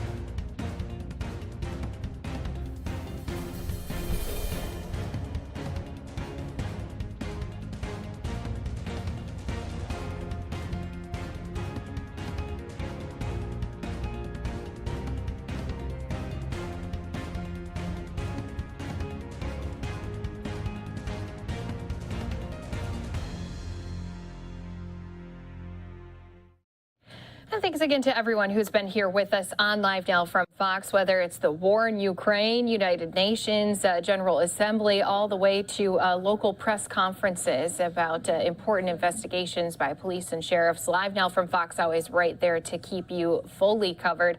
Earlier here today, we've seen both party lines, Republicans and Democrats, out in full force, rallying up the troops ahead of November elections. And right now, we're going to take you out to Capitol Hill, where we do have a White House press briefing taking place. It started a few moments ago. We always like to start from the top for you so you don't miss anything. It's happening right here on Live Now from Fox. Good afternoon, everybody. Good afternoon. Happy Friday. Okay, a couple things at the top.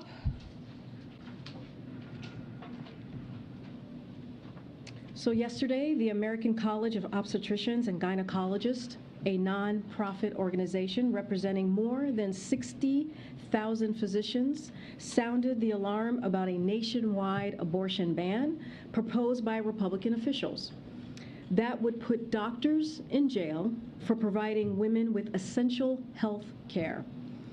Under Senator Graham's ban, doctors and providers could be criminalized and sent to jail for performing an abortion to save a woman's health, providing an abortion to a woman carrying a fetus with little to no chance of survival, offering critical care in the event of a miscarriage, or even treating a rape or incest survivor who has not complied with medically unnecessary delays or reporting requirements.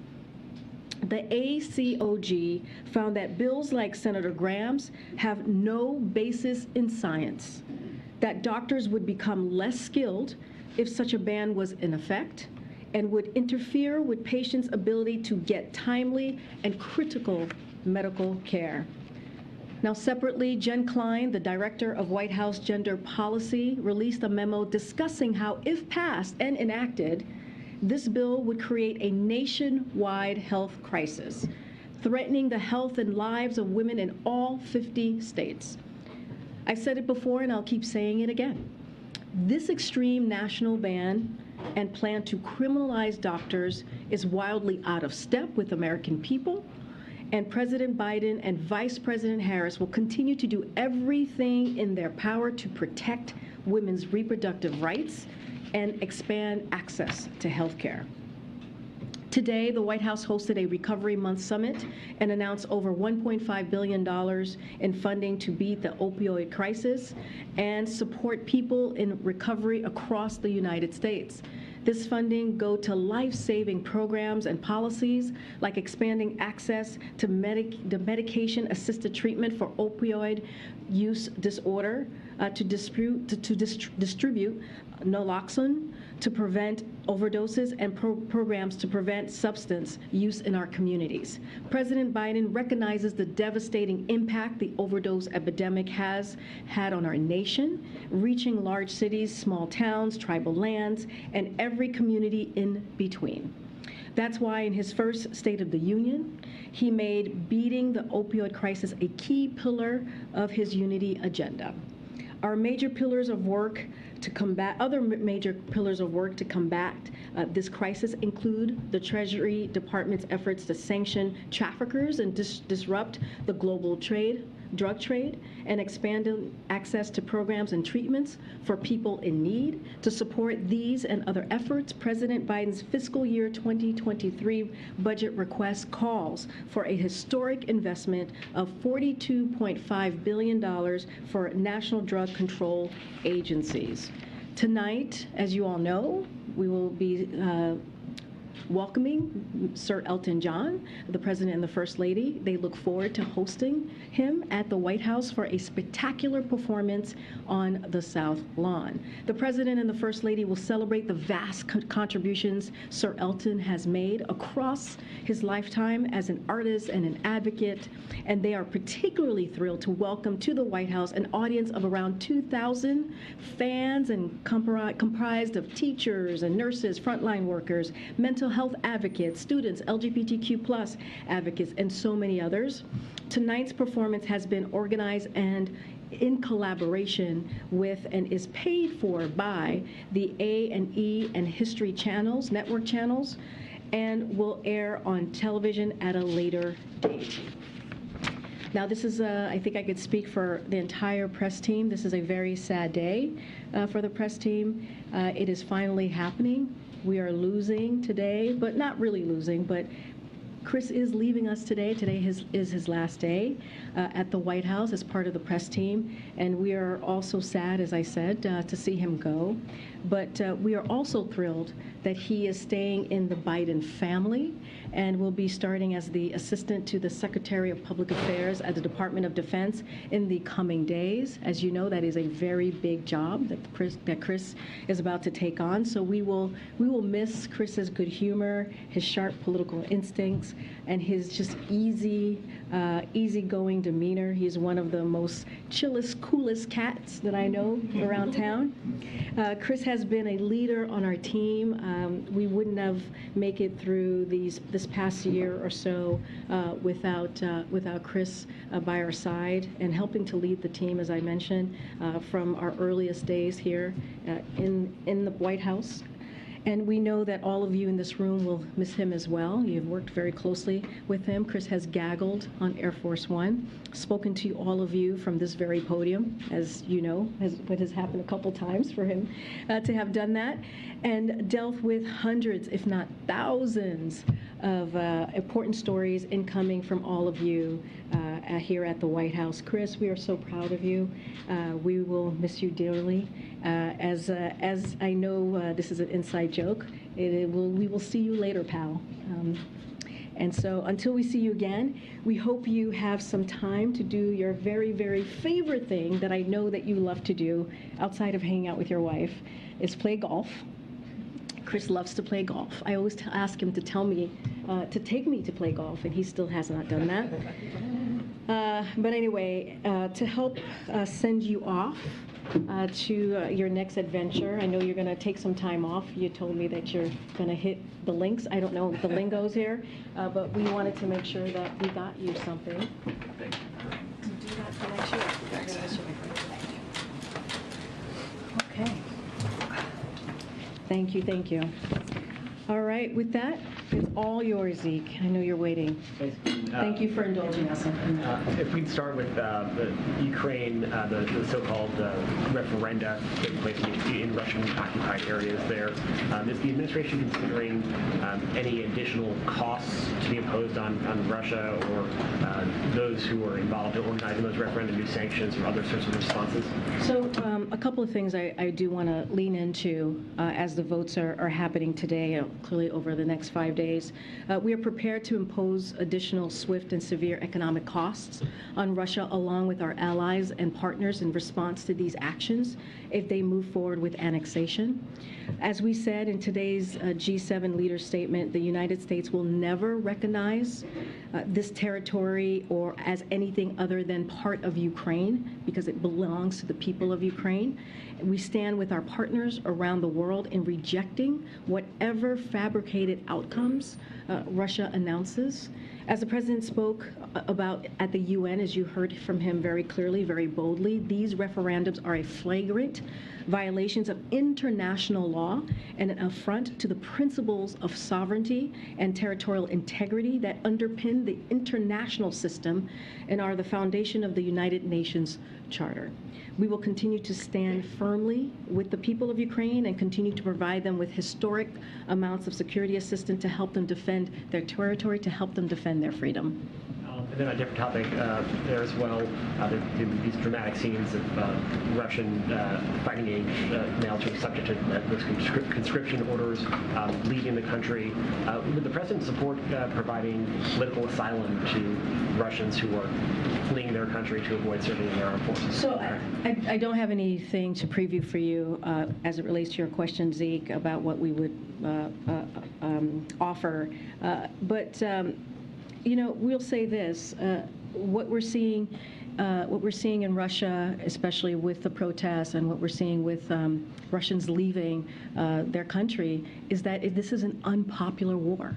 We have to remember this is an unpopular war that was started by the Kremlin, a brutal war that was started by the Kremlin, an unprovoked war against Ukraine. That is why you have heard from this president. He's been very clear, especially during his UN, most recently during his UN address, that we will continue with our allies and partners to offer the assistance that Ukraine needs to fight against the aggression of Russia. So again, what you're seeing is not what Russia is doing, what Putin is doing. He's not coming from a place of strength. He's coming from a place of weakness, and now the Russian people are being very loud and clear. This is, again, an unpopular war. And just domestically, it's been several days now. The power is still out in parts of Puerto Rico. Does the president plan to visit? Do you update us on the he plan to go there? And then separately, there's another storm that appears to be bearing down for parts of Florida next week. Will that affect the president's travel plans for Tuesday? So your last question first. We are monitoring the forecasts in close coordination with the National Hurricane Center and also with FEMA. As always, FEMA has supplies and staged at various distribution centers across the country to deploy as needed. So this is the case here as well. As you remember, the president was also briefed at the start of the hurricane season. Some of your colleagues were there on preparedness effort and how we were going to move forward in this hurricane season, and we'll continue to maintain a forward-leaning posture throughout the remainder of this hurricane season. As far as the president's travel plans, I don't have any changes to read out at this time. As well. So just a little bit. So yesterday, as you know, the president joined the New York governor, Kathy Hochul, and New York Mayor Eric Adams to receive a briefing from FEMA Administrator Criswell and Puerto Rico Governor as well. As you all know, FEMA Administrator Criswell was on the ground earlier this week to assess emergency recovery and response efforts. Yesterday, the president announced the federal government is covering 100% of the cost of debris removal, emergency protective measures for the next month in this recovery. The president also increased critical needs assistance from $500 to $700 to support individuals and families with immediate or critical needs as a result of being displaced from primary dwelling. As of today, there are more than 900 federal response workers on the ground in Puerto Rico supporting operations, planning, power restorations, debris removals, and urban search and rescue. And so we will continue to monitor what's on the ground and continue to help Puerto Rico, our brothers and sisters in Puerto Rico as best as we can. Thanks. First, to follow up on the referendum in Ukraine, if Russia does annex these parts of Ukraine, could it put the U.S. in a more dangerous situation, especially if Ukraine uses American weapons in those areas? So just to be very, very clear here, I spoke about this just now. We have sent a loud message, and our allies as well, about this illegitimate vote that we're seeing today across the next several days. We will never recognize this. If they go forward with the annexation, we will never recognize that. That's not just coming from us. That is also coming from G7 leaders I mentioned. They put out a statement. And so we will continue to speak very forcefully about that. We will continue to be very clear. We know that these referenda will be manipulated. We have information that shows Russian officials setting targets for voter turnouts and approval rates for the referendums. For example, in some regions, they have reportedly already set the required figures for voter turnout and support for accession into Russia at over 75%. So Russia is rushing to conduct these sham, again, referenda, but these are not acts of confidence or strength. They are complete opposite. We will continue to speak loudly. Again, I don't want to get into hypotheticals. I'm about to answer your question. I'm not getting into hypotheticals, but we are making sure that we are loud and clear with our G7 leaders. I understand that how the United States is not going to view the outcome of, like you said, a sham election, but if Russia views the outcome as now annexing more Russian territory, and is there a risk of escalation? Their foreign minister said today they strongly urge the U.S. to avoid a situation capable of leading to direct military clash with Russia. So if they start saying that now American weapons are being fired into what they are considering Russian territory, does that risk escalation? So we've said this before, and we'll say it again. We do not seek conflict with Russia. Of course, we are attentive to managing escalation in this conflict, as always, as we have been for the past 6 months or more of this war, and so throughout this year. But to reiterate, there is only one country that is responsible for this war, and that is Russia. They are the ones who are causing this brutal war. They start this conflict and could end this at any time. Yeah, good. Thanks, Karine. What is the White House's take and the President's take on World Bank President Malpass's comments on climate change? And does the President still have confidence in this response? So I'll take your, I guess I'll take both your questions first. So we disagree with the comments made by President Malpass. We expect the World Bank to be a global leader of climate ambition and mobilization as well, of significantly more climate finance for developing countries, as is the business of the World Bank. The Treasury Department, which oversees our engagement with international financial institutions, has and will continue to make that expectation clear to the World Bank leadership. And with regard to the confidence that the President has or does not have? Again, we disagree with the comments of the President. I'll leave it there. I have one other question on today's news. The markets are falling, the stock markets are falling. The dollar is strengthened significantly, the pound has dropped. What is the White House's take on that and the broader implications for the U.S. economy? So the stock market, as you've heard us say many times, is just one measure of the economy that shows how the economy is doing. And so we are always watching these different indicators closely, including the stock market. It's also important to look at what's happening on Main Street. This is something that we think is important, as you've heard us talk about, to also look at. We have one of the strongest job markets on record with 3.7 unemployment rate, and we've created 10 million new jobs in the president's 19 months in office. More people are looking for work, and we think those indicators are important as well. So because of the economic plan, the businesses are investing in America at record rates, and we are making more in America, and that is important to note as well. We always know,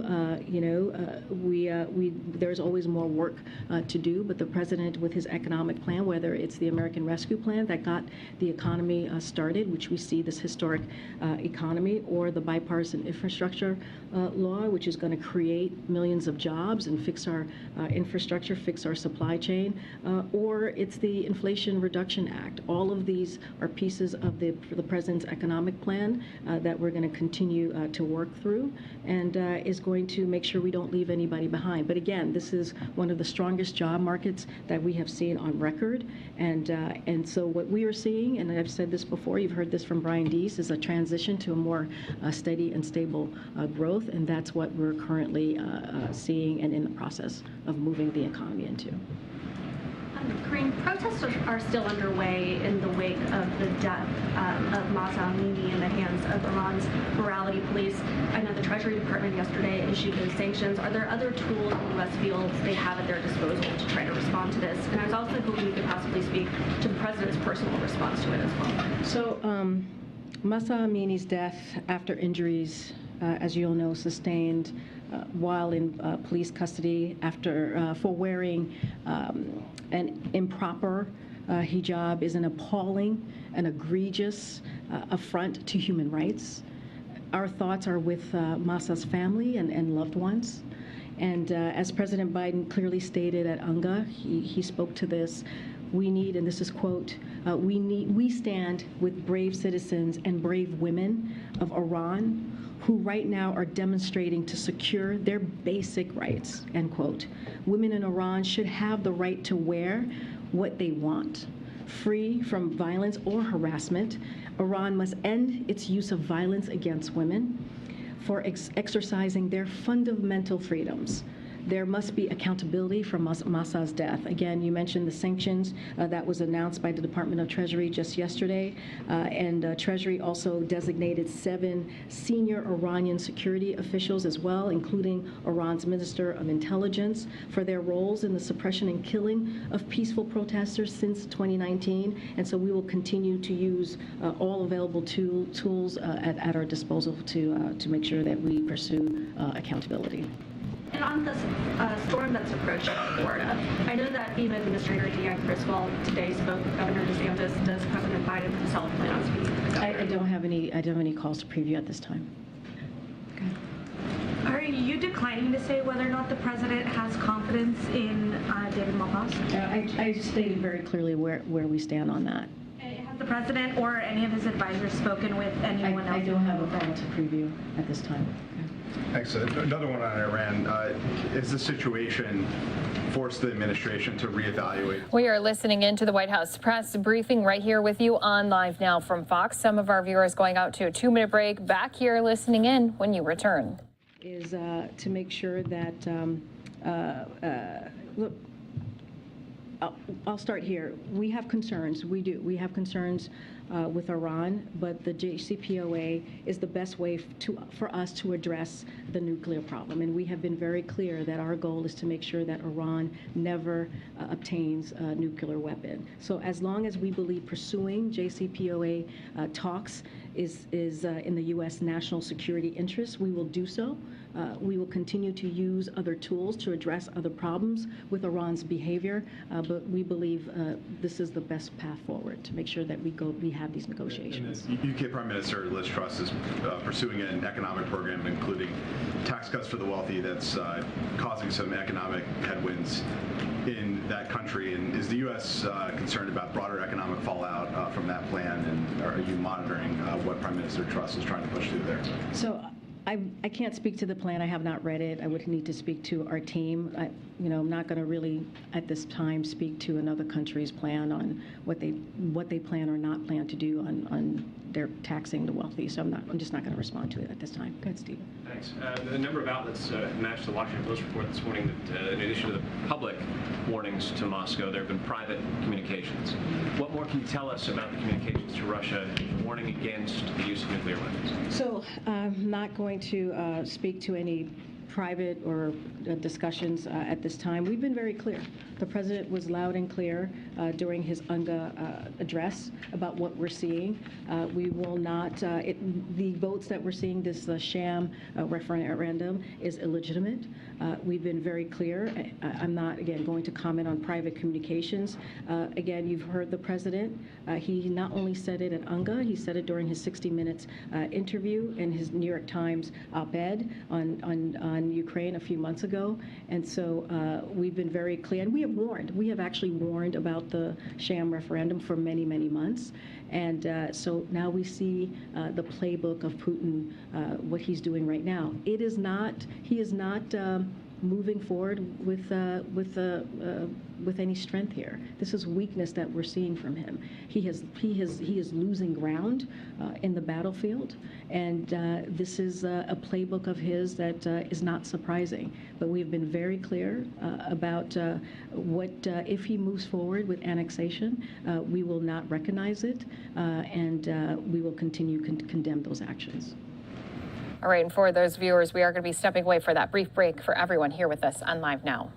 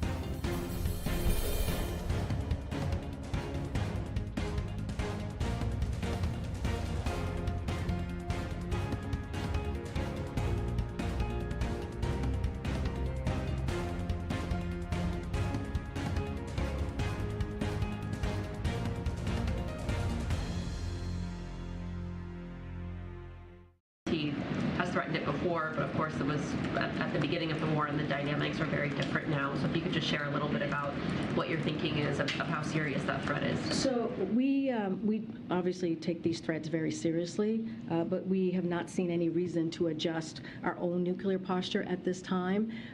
Look, you know, the consequences of a nuclear use by Russia, the president was very clear about this, especially during his 60-minute interview, would be disastrous for the world. And Russia would be a pariah on the world stage. But again, we are not seeing any reason to adjust our own posture, but we take this threat very seriously. Move around. Okay, Peter. On the Iranian president who was here in the U.S. just recently, why did the Biden administration grant a visa waiver for President Raisi to come to the United States, given the crackdown that we're witnessing take place in his own country? Because he attended the UN. You mean the UNGA? He was here as part of the United Nations. No, I know. I'm just talking. You're talking about UNGA specifically. Look. You know, it is UNGA is an opportunity for, as we know, heads of states, global world leaders to come together and talk through their agreements, disagreements, how they're going to move forward, and that's what you saw.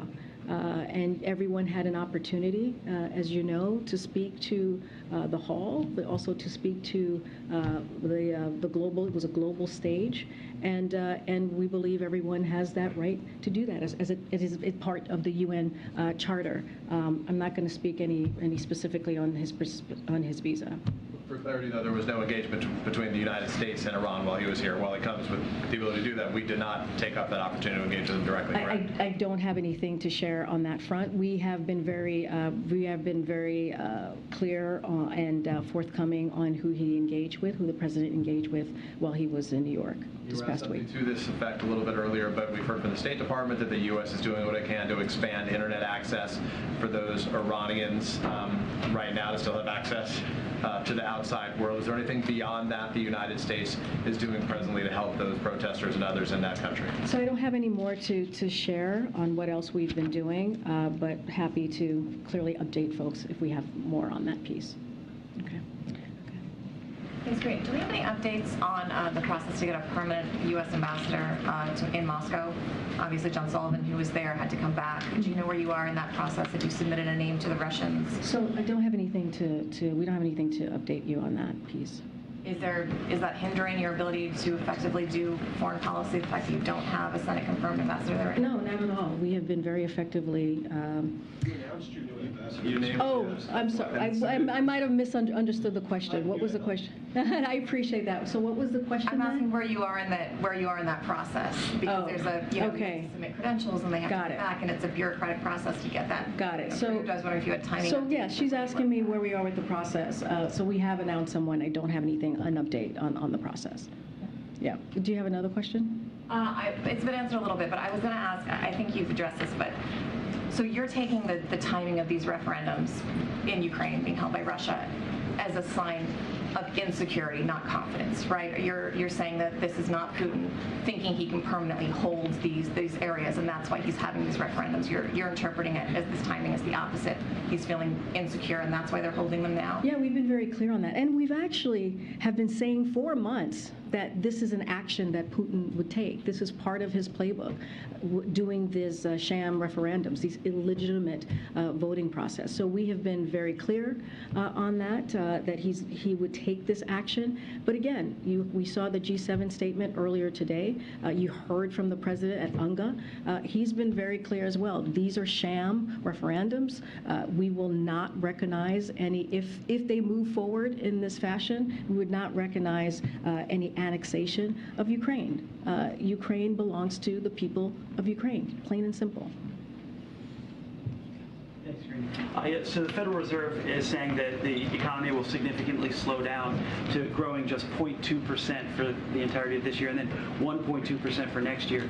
Is this the stable growth the president is moving us towards? You're talking about what he said yesterday? Yeah, it was the projections the Federal Reserve came out. They projected the economy would grow at just 0.2% this year and 1.2% next year, which is pretty slow growth. And I'm just curious, is this the stable growth that you're talking about? So I mean, I talked about this a little bit already, how we're coming off of last year's historic economic growth. A lot of that is because of the work of this president and Democrats in Congress passing the American Rescue Plan, which puts us in a position where we saw the most stable growth, strongest growth that we have seen in modern history. So it's no surprise that the economy at this point is going to slow down, is going to cool off just a bit as the Federal Reserve takes action to bring down inflation. So the Fed's projection, as you mentioned, of growth over this calendar year implies growth between 1% and 2% in the next 2 quarters. So our goal is to bring down inflation. That's what we have been doing for the past several months, making sure that we're doing everything that we can to give the American public a little bit more breathing room without sacrificing all of the historic gains that we made this past year and life-changing economics gains this country has made over the last 19 months, this past year and a half. So given the encouraging initial signs that we have seen on inflation and the continued strength of growth in the job market, so we believe the transition remains possible. We believe that we will get to a strong and stable growth. We believe that we will see that cooling that you hear economists talking about. On inflation, one more if I could. Americans are making tough choices related to inflation, and last week they saw the president do the celebration during the Inflation Reduction Act when core inflation rose for the first time in 5 months on that day. This week there's another celebration 48 hours after the Fed chairman said there'd be more economic pain. Is that optics of those two celebrations insensitive to what Americans are going through?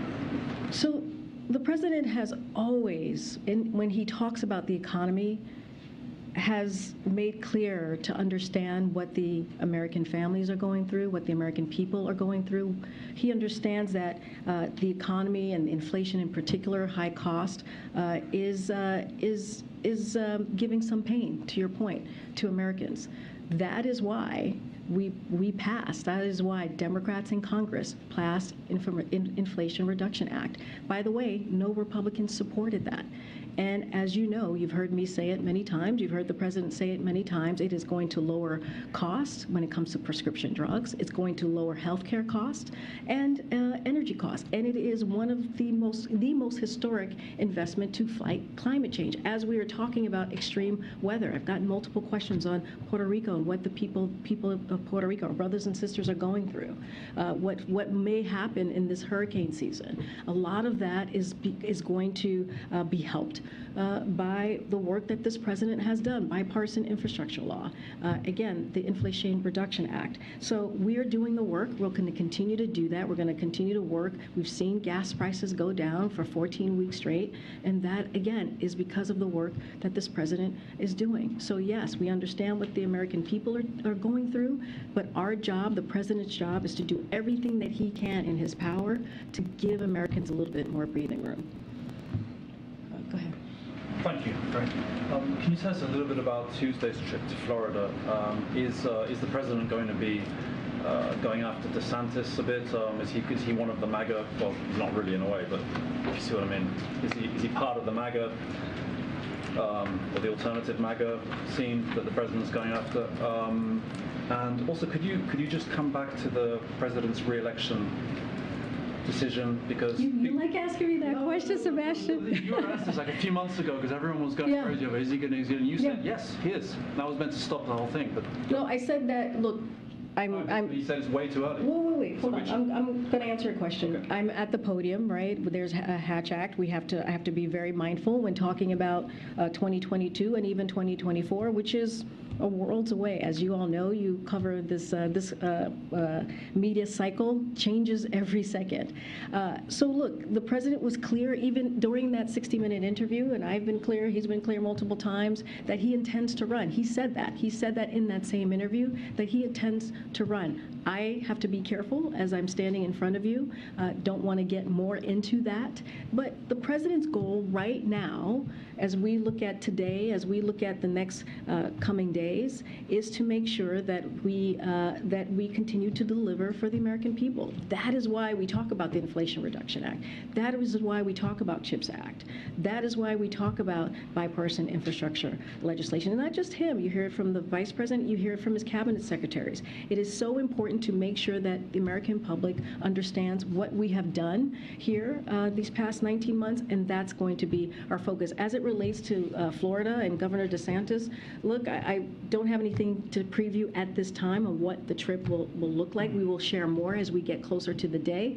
Look, we have talked about this as well. You know, when it comes to extremism, when it comes to behaviors that is inhumane and cruel, that is what we're seeing from Governor DeSantis. That is what we're seeing in specifically to how he is using people who are leaving communism, people who are freeing, trying to get away from political persecution, talking about Venezuela, Nicaragua, Cuba.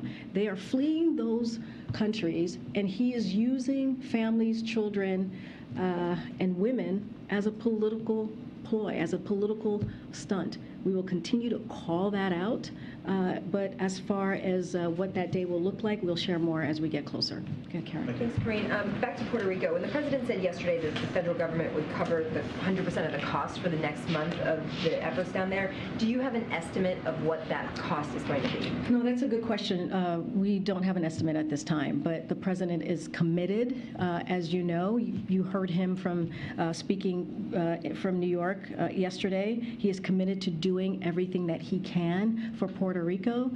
He has spoken to the governor several times. Our team has been in touch with the governor and local officials throughout this time, and so he's committed to doing everything that he can, and this is how he sees his role. He's done this multiple times when we've seen this extreme type of weather, these disasters hit communities, and as president, he's going to continue to be a loud voice in that and use the resources of the federal government to make sure that we help the people of Puerto Rico at this time. On Iran and the internet, has the administration heard from any American tech companies that will move forward with offering internet services in Iran, and is there any way to estimate how much of an impact that will actually have on the Iranian people?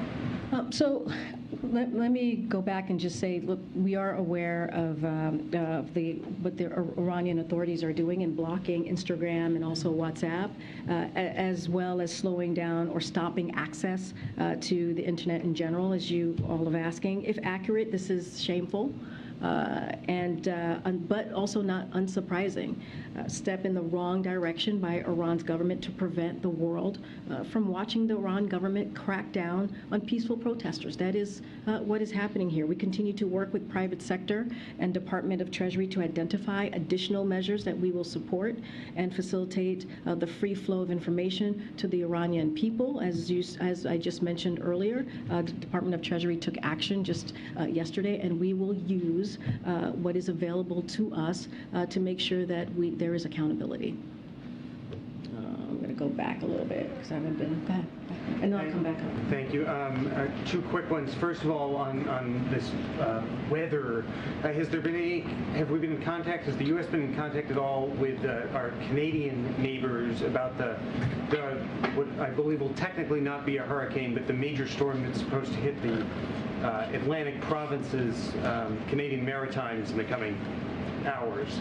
Clearly, that's something that we are monitoring from here. We would have to check in with our friends at NSC, our colleagues, to see if we've been in close touch with Canadian officials. But that is something that FEMA is continuously monitoring as well. And when we have any updates on that, we're happy to share. And then the second thing is we're a week away from the end of the government's fiscal year, and is there any reason why anyone should be concerned that there might be a lapse in funding, or is the President and the White House confident that whatever is going back and forth with Senator Manchin's permitting bill and the rest of the CR negotiations, that will all be worked out by next Friday? So we have, we believe, and I've said this before, there's still time for lawmakers on the Hill to enact a short-term funding bill by the Friday deadline.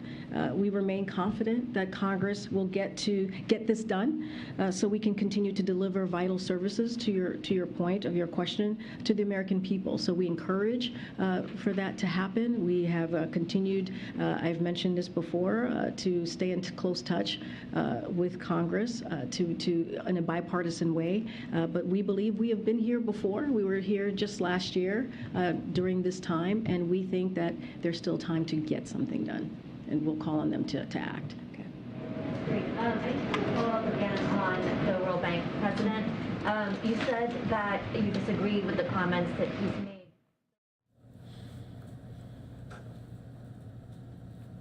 All right, while the White House briefing continues to carry on, we will take a quick 2-minute break here and come back right here for you, right here on Live Now from Fox.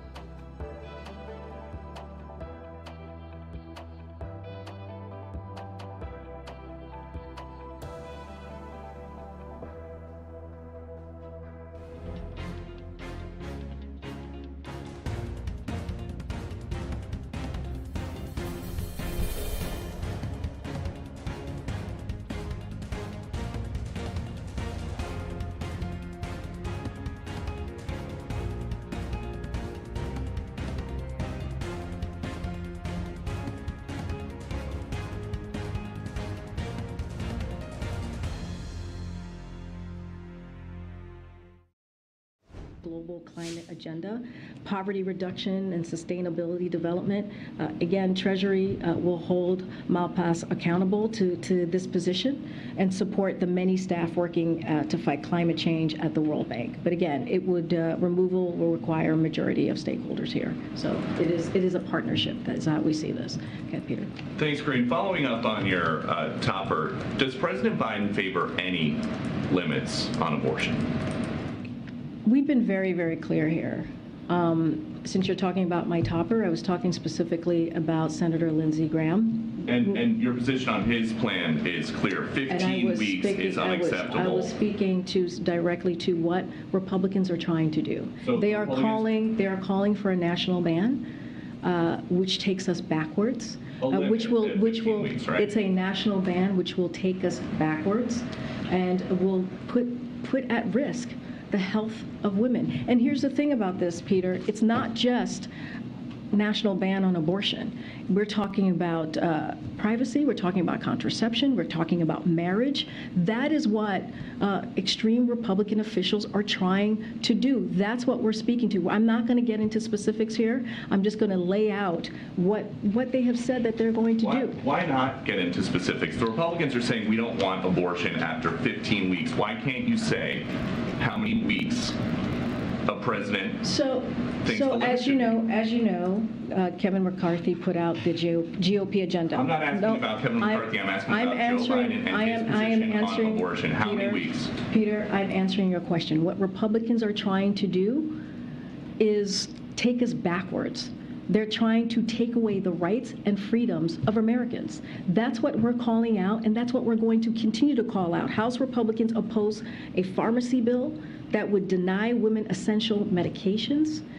As of September, 166 House Republicans have signed onto a heartbeat bill that would decide abortion at the federal level, even though 28 of those members have since said decisions on abortion should be left to the state. And this week, a Michigan GOP official said he wants to ban contraception. So we should really listen to what Republicans are trying to tell us. And that's what we are speaking out against, and that's what we're going to talk about the national ban that Republicans are continuing to push when majority of Americans do not want that. We are all covering the Republican plan. I'm just, why can't you say how many weeks for Biden? No, go ahead. I answered your question. Go ahead, Courtney. I did. Why can't you say? Go ahead, Courtney. I wanted to ask you, the president announced that he was elevating Jennifer Klein to a more senior role.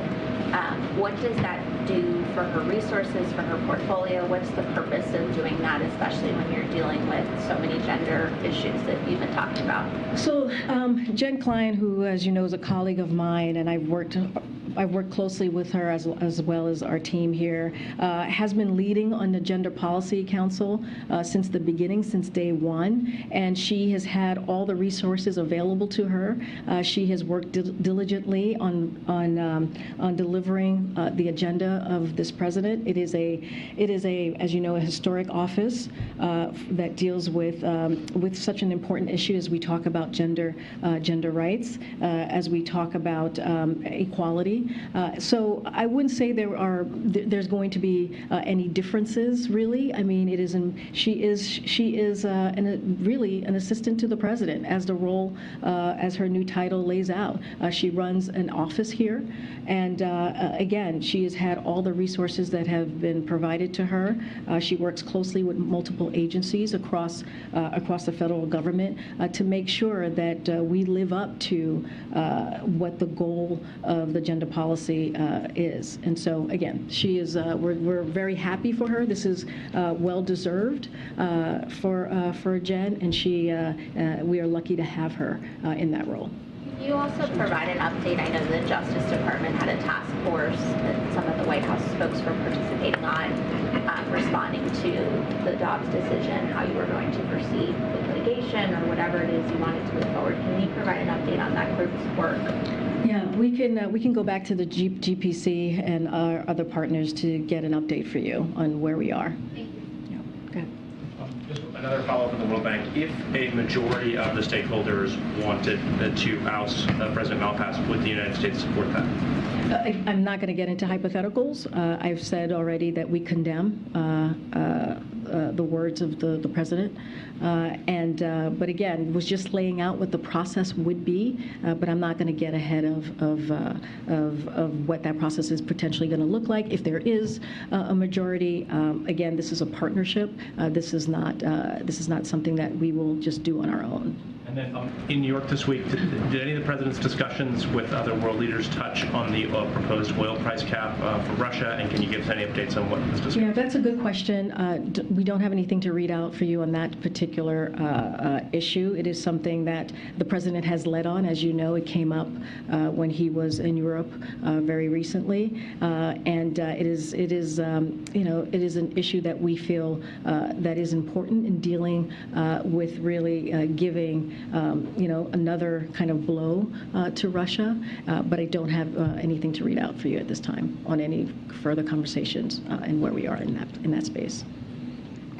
Okay. There's videos out there of a drunken man in Russia brawling and resisting going to the front. Do you, in light of this conscription order, so do you assess that Putin is going to have trouble producing 300,000 members of the armed forces, or do you think he's going for far more than that? And is he capable of doing it? Look, I can't speak to what he's capable of doing or not doing, but I can speak to what these acts, that these announcements and his speech laying out what he wants to do, right? Whether it's a 300,000 more personnel. Look, again, this is not an act of strength. This is not coming from a place of confidence.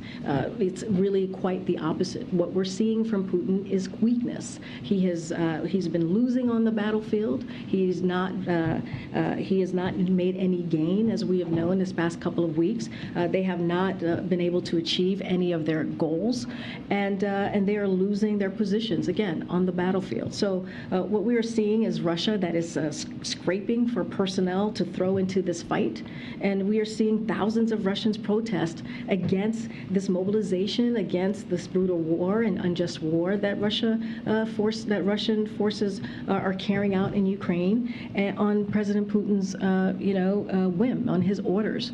So again, this is not a strength or confidence here that we're seeing. This is coming from a place of weakness. It is up to Putin to see what he's capable of doing. But we are seeing from the protests, right? We're seeing very clearly that people are protesting in the street because this war is incredibly unpopular. This war, again, that Putin has started, that Putin put onto the people of Ukraine. And there's a report out of the UN today about potential or alleged war crimes in Russia, including sex crimes of very young and very old Ukrainian people. In light of what the president has said, calling Putin a war criminal in the past, what is he doing now? So we are engaging the Ukrainians to learn more about what's happening on the ground. We have been clear that war crimes Russian forces have committed need to be investigated, and that Russia needs to be held accountable.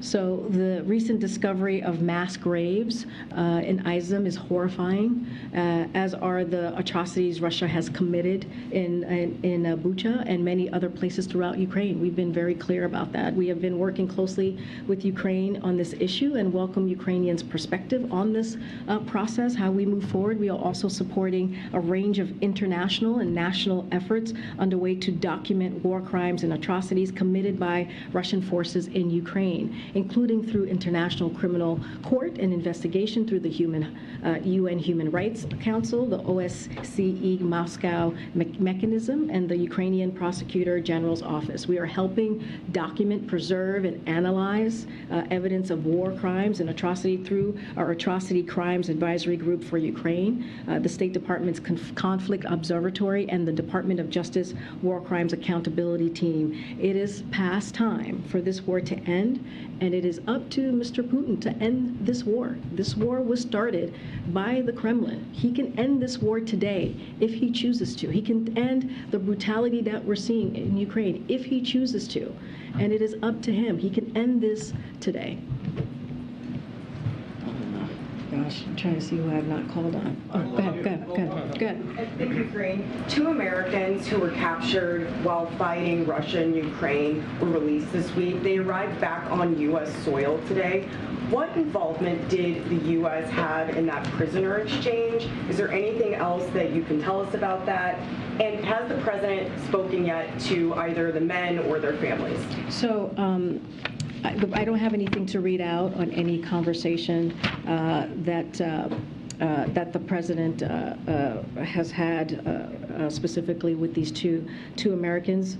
The United States welcomes the negotiated prisoner exchange between Ukraine and Russia, which includes the 2 U.S. citizens that you just mentioned captured while serving in Ukrainians' military. We are appreciative of Ukraine including all prisoners of war, regardless of nationality, in its negotiations, and we look forward to these U.S. citizens being reunited with their families. We also thank the Crown Prince and the government of Saudi Arabia and the Turkish government for facilitating the exchange of prisoners between Ukraine and Russia. We once again reiterate the State Department's travel advisory warning U.S. citizens not to travel to Ukraine, and that those who do participate in fighting in the fighting, they face a significant risk, and the United States cannot guarantee their safety. We've been very clear about this from the very early days of this war. We continue to encourage Americans to devote their energies toward the many other opportunities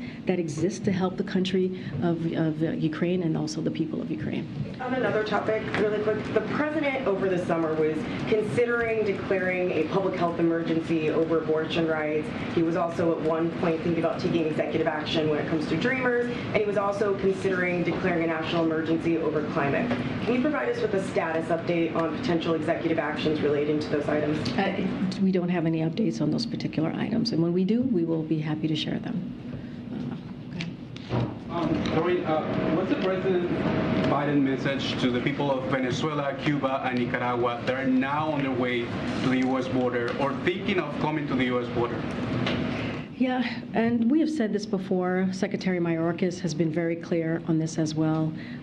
It is a dangerous journey. We understand the political persecution. We understand what the people of Ukraine. I'm sorry, Ukraine. I was just talking about Ukraine. What the people of Nicaragua, Venezuela, and Cuba are going through. But again, these are very, very dangerous. This is a very dangerous journey. We recommend that they don't put their lives at risk. But what we're seeing, how they are being used as political pawns, is something that we're going to continue to call on. It is inhumane. It is unacceptable. How folks who are fleeing, again, political persecution, who are fleeing communism, are being treated. And that is something that you'll continue to hear President Biden condemn. You'll continue to hear us condemn. What Republican governors are doing is unacceptable. It is shameful. And not only that, it is causing chaos and confusion. And that is not how we fix the system. If we want to fix the system, the president put forth on his first day in the White House a legislative solution, a comprehensive immigration reform to deal with these very issues.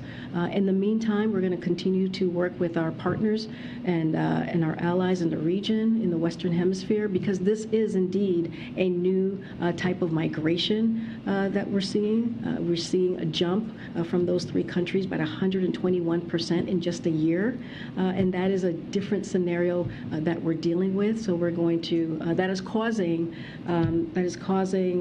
havoc across the Western Hemisphere.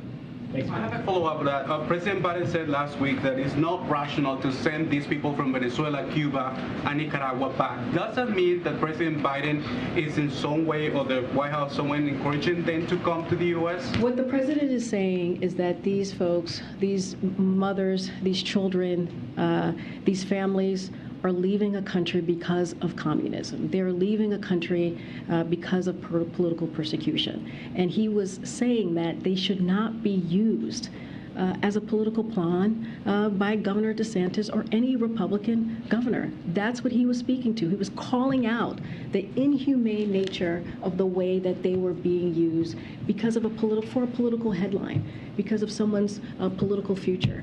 And so he's going to continue to call that out. It is, again, I'll say this again, it is inhumane. You hear the president talk about this many times throughout his career, not just as president. It is important to treat people with dignity.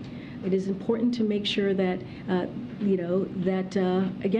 that folks who are fleeing communism are not treated this way. And so we'll continue to call that out. Thanks, everybody. Thanks,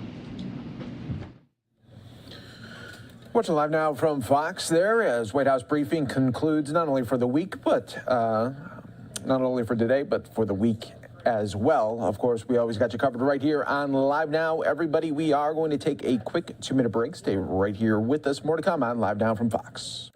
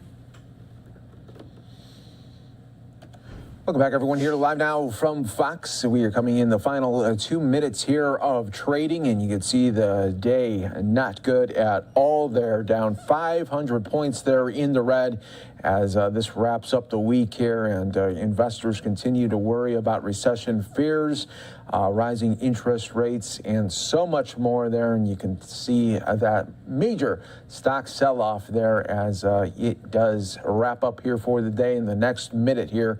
Of course, we'll always got you covered right here on Live Now from Fox. Want to go out to Illinois next here. Some business-related news as the governor of Illinois, J.B. Pritzker, announced alongside Taiwanese leaders for the sale of about 2 million of Illinois soybeans and a $600 million worth of Illinois corn over the next 2 years. Let's listen right here on Live Now from Fox.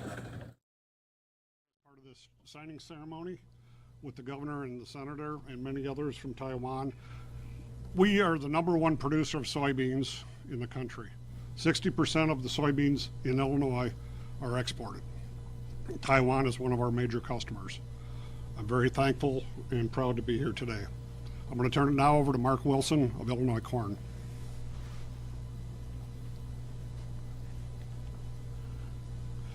Thank you. My name is Mark Wilson. I represent the Illinois Corn Marketing Board. I'm the past chair.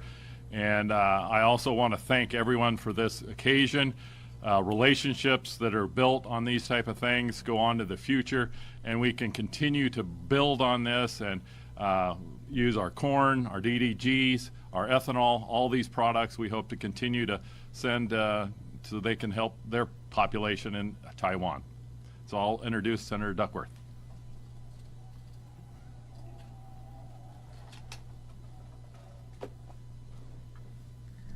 Well, I am just so pleased to be here. I just want to say this about our soybean crop. It's not only do we produce the most soybean in the country, we produce the highest quality soybean in the country.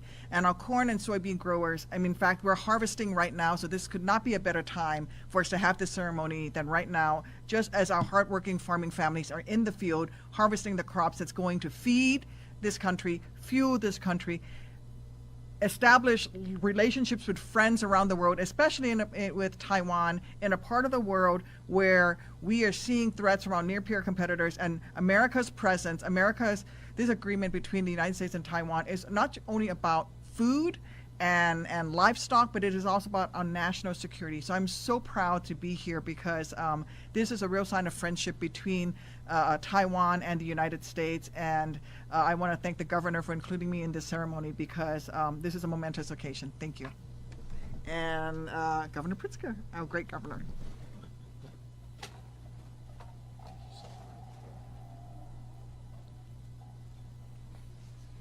Well, thank you so much to Senator Duckworth for that kind introduction, and let me just say thank you to the senator for all the work that she does to uplift and support Illinoisans and farmers, especially at our federal level in the United States. Before we get to today's announcement, on behalf of the state of Illinois, I want the people of Taiwan to know that the people of our state are with them in spirit as they recover from this week's devastating earthquake. Your friends across the Pacific are thinking of you and holding you close in our hearts. Now to happier news. I am thrilled to be here with Senator Tammy Duckworth, with Chairman Steve Pitstick of the Illinois Soybean Association, and Director General Johnson Chiang of the Taipei Economic and Cultural Office in Chicago, to witness our second multi-billion-dollar agricultural deal between Illinois agricultural associations and Taiwan since 2019. Illinois is honored to have a long-standing trade partnership with Taiwan dating back decades. Since 1978, 13 Taiwan agricultural trade goodwill missions have visited our nation, resulting in the exports of more than 3 billion bushels of corn worth nearly $14 billion and 1.5 billion bushels of soybeans worth upwards of $15 billion.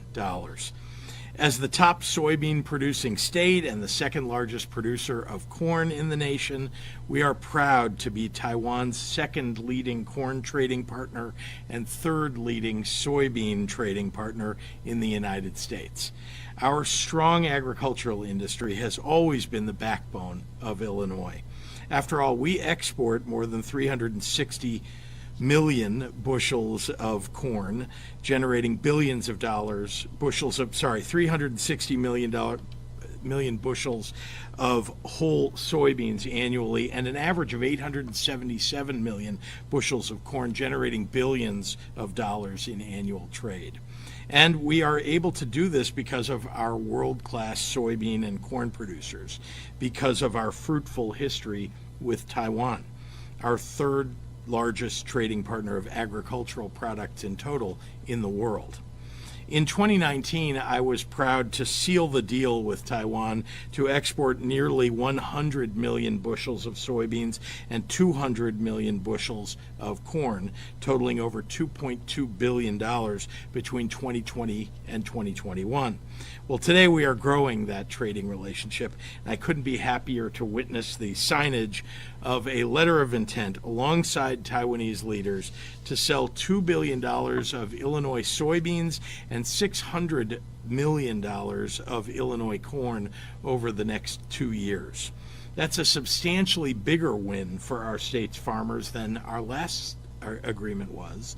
And it's a testament to the hard work that our agricultural industry puts in and day out to make us a top global producer of corn and soybeans. I have no doubt that Illinois and Taiwan will continue to enjoy a mutually prosperous friendship for many, many years to come, and I am forever grateful for their partnership. It is additionally a great honor to welcome the Taiwanese dignitaries here with us today. Thank you for joining us in the land of Lincoln to mark this occasion. We're very proud to be your friends. And with that, it is my great pleasure to turn it over to Director General Johnson Chiang. Director General.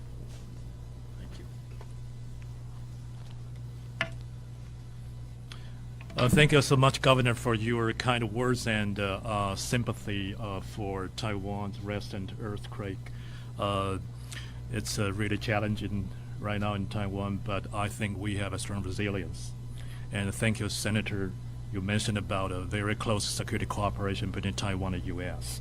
And 95% of soybean and corn in Taiwan relies on imports.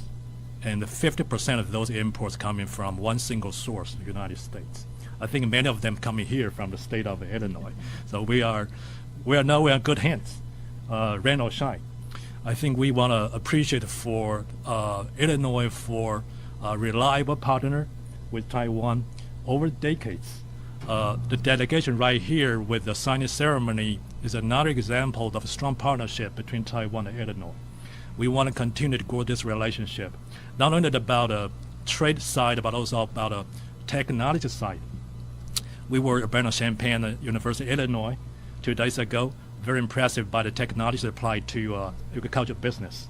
I think that's the strength of Illinois. And also we are very impressed by the Illinois as the transportation center here. A few months ago, I took delegation down to Carroll. I understand there's going to be construction there. I think it's very strategic with convergence between Mississippi River, Ohio River. It's going to help a lot for agricultural transportation. It's a good news for the solutions for the supply chain congestion nowadays globally. We want to be part of that, so we're going to continue to work together with American farmers here in Illinois to strengthen this relationship. In this regard, I want to introduce Senator Fowler for his support about this. Thank you. Thank you, Director General Chong. I really appreciate that. And I always want to start my speeches with just saying how thankful I am to represent this great state of Illinois, to represent the 59th District in Illinois State Senate, where I live, and to have this incredible relationship that I've developed with Taiwan and the delegation. And as Deputy Director mentioned, you know, we have so many opportunities to continue transporting our soybeans and our corn corn across the nation, and especially with the economic development projects, as he had mentioned, in Cairo, the Cairo Port Project, as well as a new project, fairly new, in Old Shawneetown, Illinois. So we're really excited about that and the opportunities that we have to continue to take advantage of our waterways and our railways and our infrastructure to be able to move product throughout the entire nation. And for that, we should all be thankful. We live in a great geographic location here in Illinois, and we have so much to be thankful for with tourism and everything that we have to offer right here in the state of Illinois.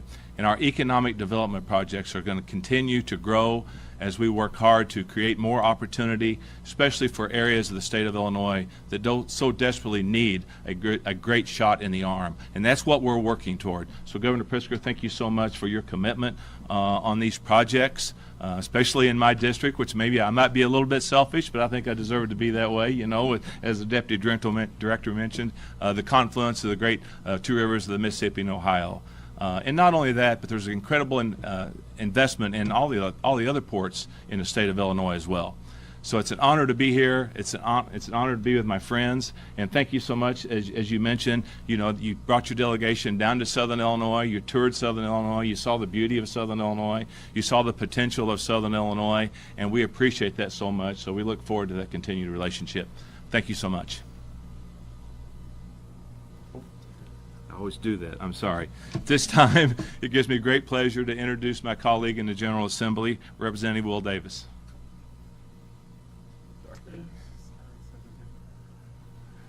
Good afternoon, everyone. I am Will Davis. I'm state representative of the 30th District out in the south suburbs of Chicago. I'm pleased and honored to be here with you today to celebrate this historic occasion, but more importantly, as a member of the Taiwan Friendship Caucus in the House. As a matter of fact, I'm the co-chair in the House of the Taiwan Friendship Caucus. I'm honored that I've been able to build this relationship with the country of Taiwan and the Director General for several years. The importance of this kind of effort for someone like me is I'm not in Southern Illinois. I don't have farmers in my district, but when we think about the growth and the surgence of agriculture and the growth of agriculture here in the state of Illinois, students in my district are going to benefit from these opportunities when they have the opportunity to attend schools like the University of Illinois, Southern Illinois University of Carbondale, where I'm an alumni.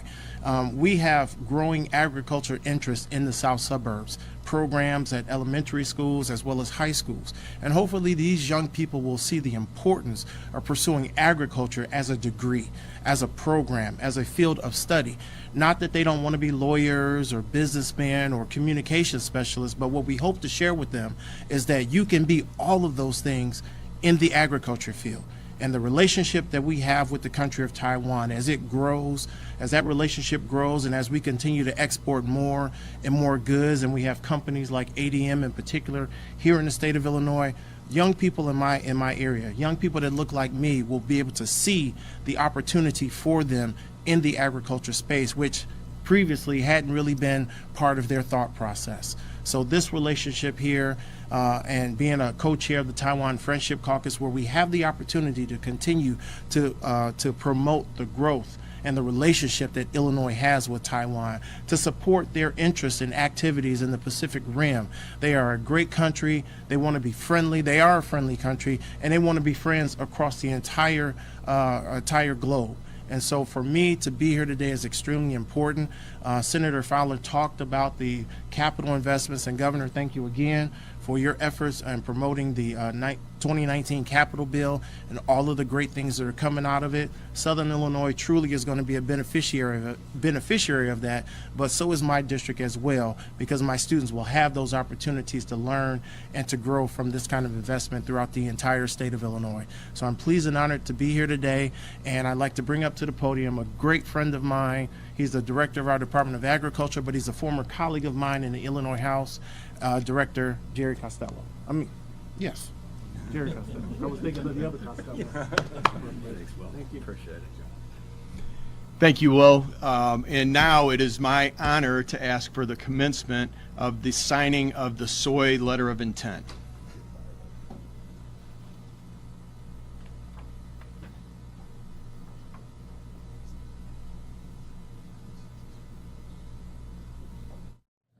Some of you are going to see a quick 2-minute break. Stay right here with us. More to come on Live Now from Fox.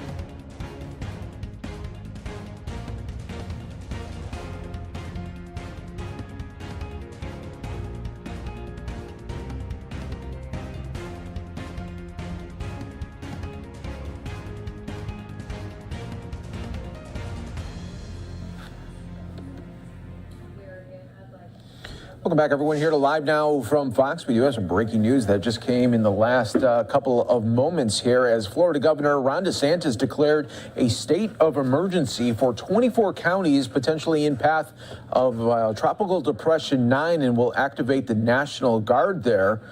Of course, we always got you covered right here on Live Now from Fox as this is all pre-storm procedures being implemented right now ahead of what could be a pretty big hurricane. Now let's go out to the Hurricane Center here, the National Hurricane Center, for their latest report and updates regarding this situation. Hey, welcome back, everyone, with your 11 a.m. update on several systems in the Atlantic. The tropics have really gotten heated up here. And for those of you tuning in for newly formed Tropical Depression number 9, I'll be right back with you. But first, we need to give you an update on Hurricane Fiona. So just look at the big picture first. You can just see where everything is. So here is Major Hurricane Fiona, Tropical Depression number 9. But first, let's zoom in on Fiona. You can still see a well-defined satellite presentation indicative of a major hurricane. Bermuda is right here, so it's passing just north of Bermuda. Their conditions should be on the improvement for the rest of the day. Now, in terms of where Fiona will go over the next several days, turning more towards the north and unfortunately impacting Atlantic Canada with some pretty substantial impacts this weekend. The red area is areas under a hurricane warning, meaning hurricane conditions are expected. The blue area here, tropical storm warning, so tropical storm conditions are expected. And for you here in Canada, you really got to wrap up your preparation by sundown today. So if you're watching us from Canada, please go ahead and wrap your preparations soon. Switching gears, we've talked about this all week, and it may not be intuitive why we have to talk about this, but with a major hurricane like this over the open waters of the Western Atlantic, it churns up the seas substantially. And those waves then propagate to the west and strike the east coast of the United States, producing substantial rip current risk. And you've seen this map all week, and it's gotten substantially more red on here. And now basically the entire east coast is at a high risk of rip currents. So please, if you're going to the beach this weekend, it'll be blue skies, nice conditions, but the rip current risk will be substantial for everybody basically along the east coast of the United States. So check local surf conditions, please, before you enter the water. Now, a lot of you are tuning in probably to hear about newly formed tropical depression number 9. And this is a big IR picture so you can see where you are, proximity to the continental United States. And if we zoom in here and look at the visible, we've talked about this all week. It was the absence of a low level of circulation that really prevented us from initiating advisories because the predictability was so low. Now you can see that a low level circulation has in fact formed. Persistent showers and thunderstorms, this is what fuels the system. And so now we can go ahead and initiate a forecast for this system. And you can see why the predictability has improved by waiting for it to actually form. Earlier in the week, there were some models, I know you were all looking at them, there were some models that showed a substantial threat in the western part of the Gulf of Mexico.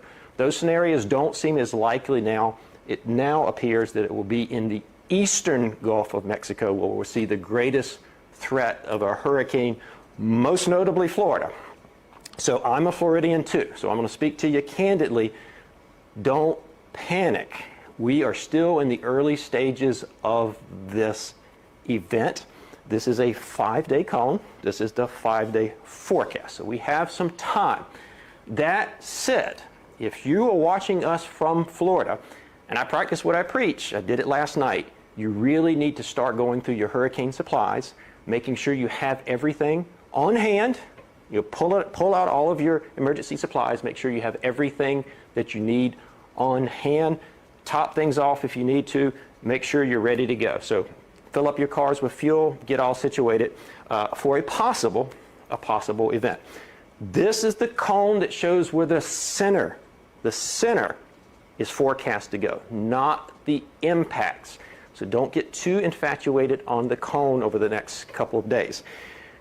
Generally speaking, the depression is going to move off to the west-northwest over the next day or so, most likely becoming a tropical storm, at which point it would acquire a name, then turning more towards the north, moving over really warm waters here in the northwest Caribbean Sea, crossing western Cuba, and then potentially impacting Florida. Unfortunately, it could impact Florida as a major hurricane. Category 3 is the current forecast. But again, we have a lot of time. This forecast can and will evolve. For those of you going into the weekend, it's very, very, very important, we're all active on the weekends, that you not tune this out. You've got to check back for updates daily because this forecast can and will evolve. In terms of timing, this is a timing graphic. Think of this as when you should have everything completed, done, wrapped up in terms of preparation. Florida Keys, South Florida, you really need to be done by sunset Monday. Let me say that again. Preparation in the Florida Keys, South Florida, really needs to be completed by sunset Monday because conditions could start spreading over the area overnight Monday or Tuesday morning. So have everything bundled up as you go into the weekend. You now know how much time you have to execute your hurricane plan. So think about that. For North Florida, if impacts were to spread that far north, it would be more likely to come late in the day on Tuesday. So I want to end with this. It is important that you take this threat seriously and begin to execute your hurricane plans in a calm and orderly fashion while there's still time to get ready. Don't panic. There's still a lot of time. Just move through your hurricane plan slowly and calmly. Also, rest assured that we'll be providing you constant updates, including this live briefing, every day at this time. If necessary, we'll start doing 2-a-day briefings. But for now, we will see you right back here at the same location at the same time tomorrow. And that is it from the National Hurricane Center. All right, we will be keeping it up on those updates as well. And of course, we'll have all the information and in top weather alerts when they do come. Watch Live Now from Fox. Let's take another quick 2-minute break here. And then when we come back, we'll take you out to Philadelphia for an update on a senseless crime that happened there. We'll tell you all about it, and we have the video to back it up as well. Coming back here in just moments on Live Now from Fox.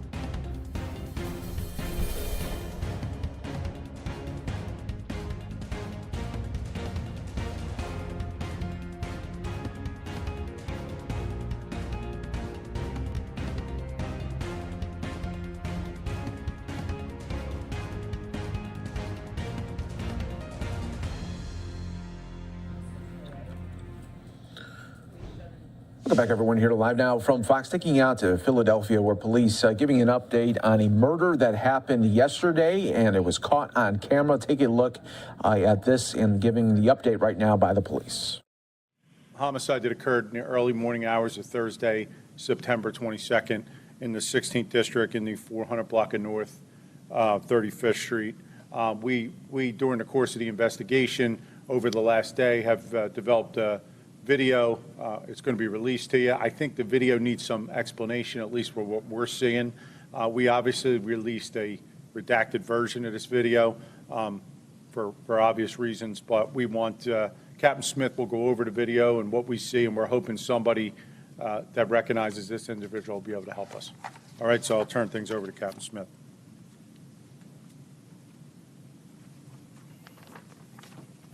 All right, good afternoon, everyone. So I'm just going to read a brief synopsis of the job, and then we'll get into the video that we recovered, capturing this horrific incident.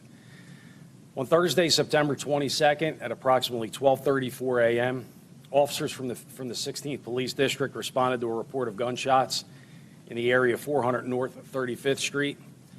Upon arrival, officers located a shooting victim who was identified as Everett Beauregard, 23 years old. He was lying on the sidewalk, unconscious.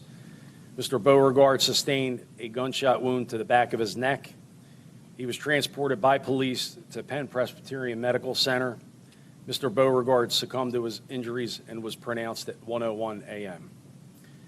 Our preliminary investigation indicates that after having left a get-together with friends in South Philadelphia, Mr. Beauregard utilized public transportation and got off of a train in the area of 34th and Market Streets.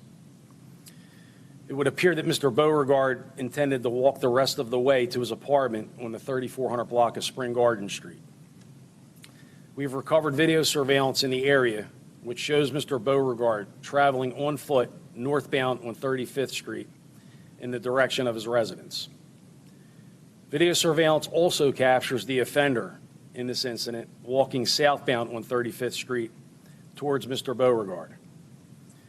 As Mr. Beauregard passes the offender quickly turns around and immediately begins firing at Mr. Beauregard as his back is turned towards him. Mr. Beauregard is struck one time in the base of his neck, severing his spinal cord. Mr. Beauregard is observed collapsing onto the sidewalk. The offender then begins to run, firing off one final shot at Mr. Beauregard as he lies helpless on the ground. The offender then continues running northbound on 35th Street towards Spring Garden Street. The offender in this incident is described as being a black male, thin build, wearing a dark hooded sweatshirt and dark pants. He had on a light in color COVID-style mask, which covered his mouth and chin. The offender was observed on video surveillance lingering around in the area well before the incident at 11:21 p.m. Mr. Beauregard was only 23 years old. He was a Temple graduate who was going to be entering a master's degree program. He was employed by Wells Fargo and had no prior arrests. Tragically, Mr. Beauregard's life was cut short by this horrific act of violence, and for no apparent reason whatsoever. This was not a robbery attempt, as we initially believed. This wasn't an argument between Mr. Beauregard and the offender. Not a word was spoken between the two prior to the offender turning and shooting Mr. Beauregard in his back. Mr. Beauregard wasn't part of a gang. He didn't deal drugs. By all accounts, he was a good person going about his day, living his life. It is for this reason that I am asking for the public's help to assist us in identifying the individual responsible for the unprovoked murder of Mr. Everett Beauregard. There is a standing $20,000 reward for information which leads to the arrest and conviction of the person responsible for this murder. Tips can be called into the homicide unit at 215-686-3334 or into our real-time crime center at 215-686-8477. Tips can be made anonymously. And with that, I will open it up. Well, we're going to show the video first. Is that correct? Or okay.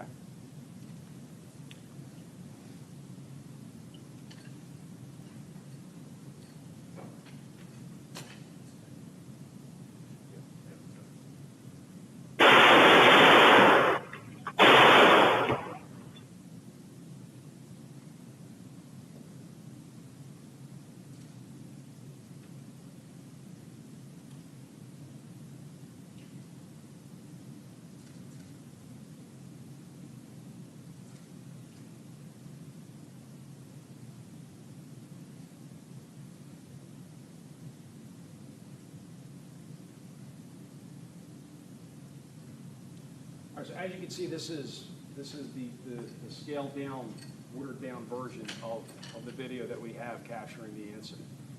So if we can go back, this is going to be 35th Street. Okay, our suspect. I'm sorry. Into the microphone. Okay. As you can see, the suspect, I believe that's going to be northbound on 35th Street. Okay, this is where the incident is ultimately going to occur.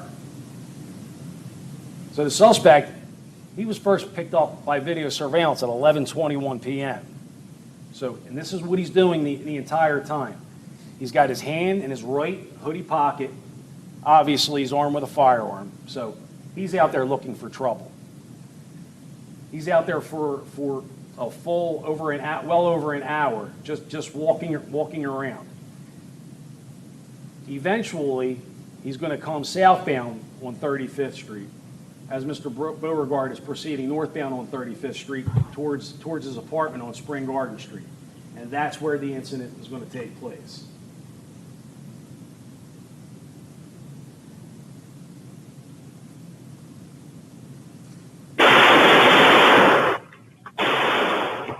But as you can tell, this incident was completely unprovoked.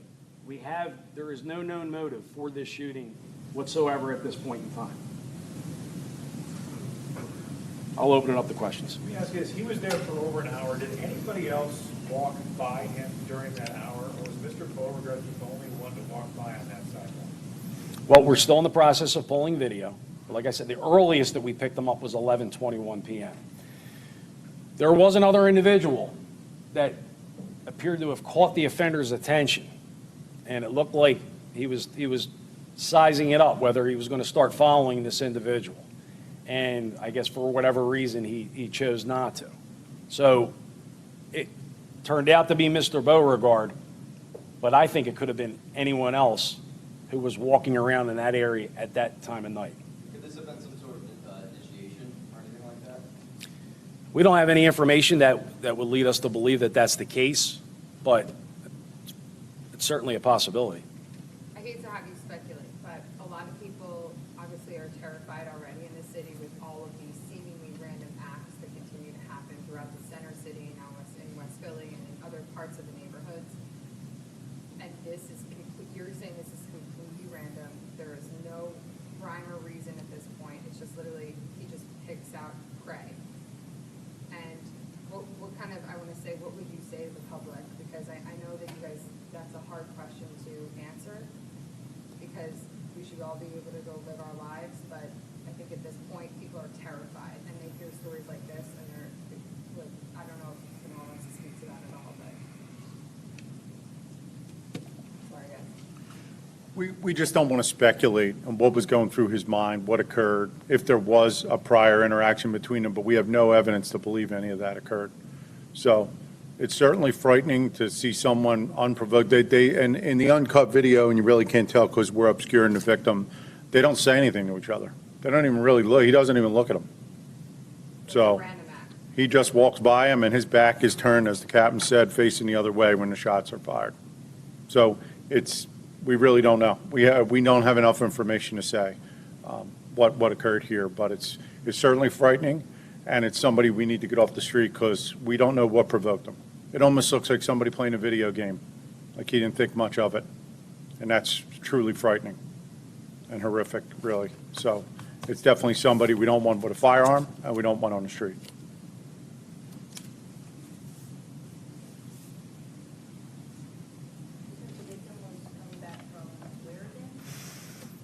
He was at a gathering with friends in South Philadelphia. I know initially we had reported, or we were under the belief that he had obtained an Uber to that, in close proximity and got dropped off. That turned out to not be the case. We're working closely with Drexel's Police Department, and they picked Mr. Beauregard getting off a train at 34th and Market Street, and then they began following Mr. Beauregard along the route up to the time of the incident. So they've certainly been assisting us a great deal in this endeavor. How far do the cameras go that they captured the suspect walking away? Did the cameras stop at some point? Are there more cameras Now this area there's a lot of video surveillance in this area. So I don't want to specifically tell you where we have followed the suspect up until this point, but we've followed him a couple blocks away. And this is within the Drexel Police Patrol area as well, where this happened? I believe so, yes. I believe that's all in their area. Did he escape through public transportation, anything like that, or do you know how he got away? The offender we're talking about, the last we had him was on foot. We're continuing to pull more video. You're continuing to look for more video. Oh, absolutely. Yes. Yeah, we're going to, I've explained this before, Chris. When we pull video, we go not only after the incident, but before.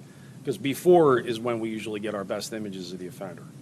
How were police notified about the shooting? Was it a 911 call? It was a 911 call, report of gunshots. With some of these incidents, the suspects wearing masks, still COVID masks, is that an issue with identifying them? Yes, of course, absolutely. Yes, because if we don't have a clear image of the offender, then facial recognition becomes difficult. But again, that's why we follow before, because the offender may have made a stop into a store where we get a closer image of him, and perhaps he pulls his face mask down, and then we go from there. Is that proven to be annoying and troublesome for you guys that many are covering the face with health masks? Of course, yes. How many total shots were fired? We have 4. In this video, you can see 2 shots, but there were 2 other shots besides what we There were 3 fired initially, and then 1 as the offender was running past Mr. Beauregard. He turned around and fired behind him. Right, so we still have to wait for the ME's report, medical examiner's report, to make it official. But we're aware that he's struck at least 1 time. He could be struck upwards of 2 times. But we're not entirely sure at this point. So that second shot that you can see on the surveillance video where he's running and she's behind him, that shot may or may not have actually hit the victim? We're not sure. Anyone else? Nope. Okay, thank you. Can we ask about the other stuff? Oh, you want to get into the, okay, not a problem. The Taryn Johnson, can I just ask you where you may be on that one? And she's the 17-year-old who was walking the dog last Monday. On Horrocks Street. Yes, on Horrocks. Correct. Yes, we still believe that it's going to be domestic related. We have good direction on that investigation, but there is still a lot of work to be done, a whole lot of work. All right? And then can I ask you about the 2 16-year-olds yet, or? From yesterday? Yes. All right. Or anything about the teen shootings from yesterday? So the one teen shooting, 16-year-old female, 16-year-old male. yeah, the incident with the male, they are investigating a relative. There was a fight between a 16-year-old and a 29-year-old who are related to each other. It appears that after that fist fight, the 29-year-old goes and obtains a firearm and shoots the 16-year-old as part of the incident. So we are actively investigating that individual. Not arrested yet, so I'm not going to. I don't know if we have a warrant yet. That was the incident that occurred in the 2000 block of North 22nd Street. Yeah, the one in South Philadelphia that occurs, in that case, officer in the area hears a gunshot, at least 2, goes in foot pursuit of who we believe would have been our suspect in that case, and then hears this female calling for help. He realized she was hit by gunfire.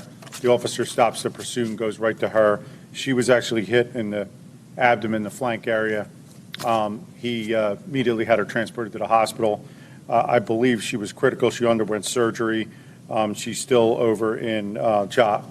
But at this point, we have not, we don't really have, they're looking for video also. This happened in the Wilson Park area, 2700 block of like Wolf Street there. So if we get more video, I'm sure Captain Walker will share it. Do you have an update, or sorry, anything to say on the 8-year-old crazed 1500 block north of? I don't have much as far as a description. We know there was up to 5 males there. They're targeting a vehicle. And when they're targeting that vehicle, we believe the 8-year-old who's sitting on a porch gets caught by a round. It was almost up to, there was 47 pieces of ballistics out there. So one of those rounds probably skims off the car and then goes in and grazes her. Very, very, very lucky in that case that she'll be okay. But we need help on that one. So if someone knows who these individuals were, they were obviously waiting for that vehicle and targeting that vehicle. But we don't have a real good description or much video in that case either yet. Not yet, no. All right? All right, thank you. That was the latest out there in Philadelphia on that horrible crime that was caught on video. We're going to take a quick 2-minute break. Stay right here with us. More to come on Live Now from Fox.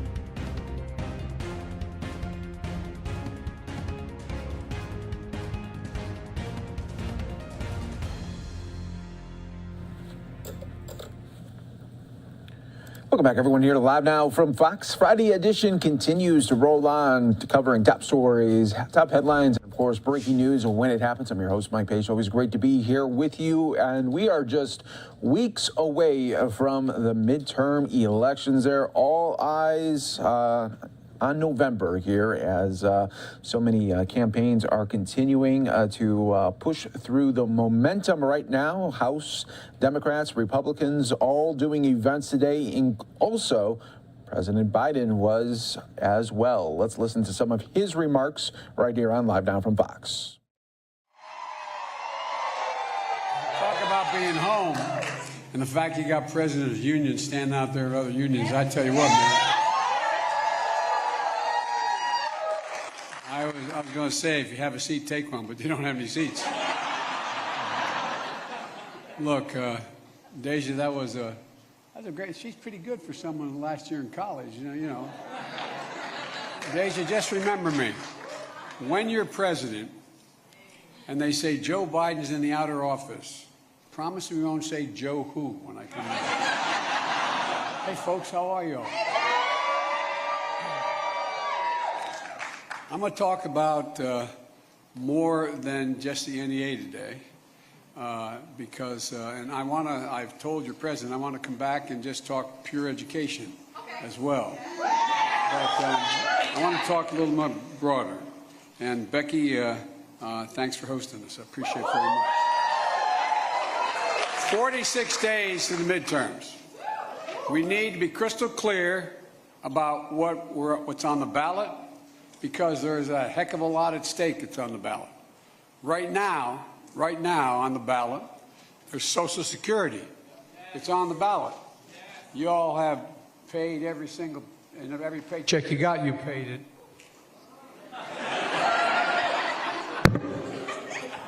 You paid into, holy mackerel. Anyway.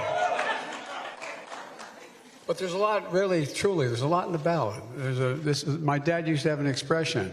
He'd say, Joey, don't compare me to the Almighty, compare me to the alternative. And we have a real alternative here that this is not going to be a election that isn't of significant consequence. Gun safety for our kids and gun violence on the ballot. The idea that you start school this year and kids in many parts of the country are learning how to duck and cover no, I'm serious, think about it.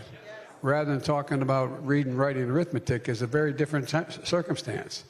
It's not right. It's not who we are. It's not who we should be. And folks, look, the survival of our planet is on the ballot. And that sounds like hyperbole, but it genuinely is. Well, I tell you what, the thing that we found out, and everybody found out, there's not a lot of total climate deniers anymore after they've seen what happened this year. But guess what? We got a lot to do. You gotta say hi to me. We go back a long way. She was 12, I was 30, but anyway, this woman helped me get an awful lot done. At any rate, but right now, and it's not hyperbole to suggest right now democracy itself, this is on the ballot as well.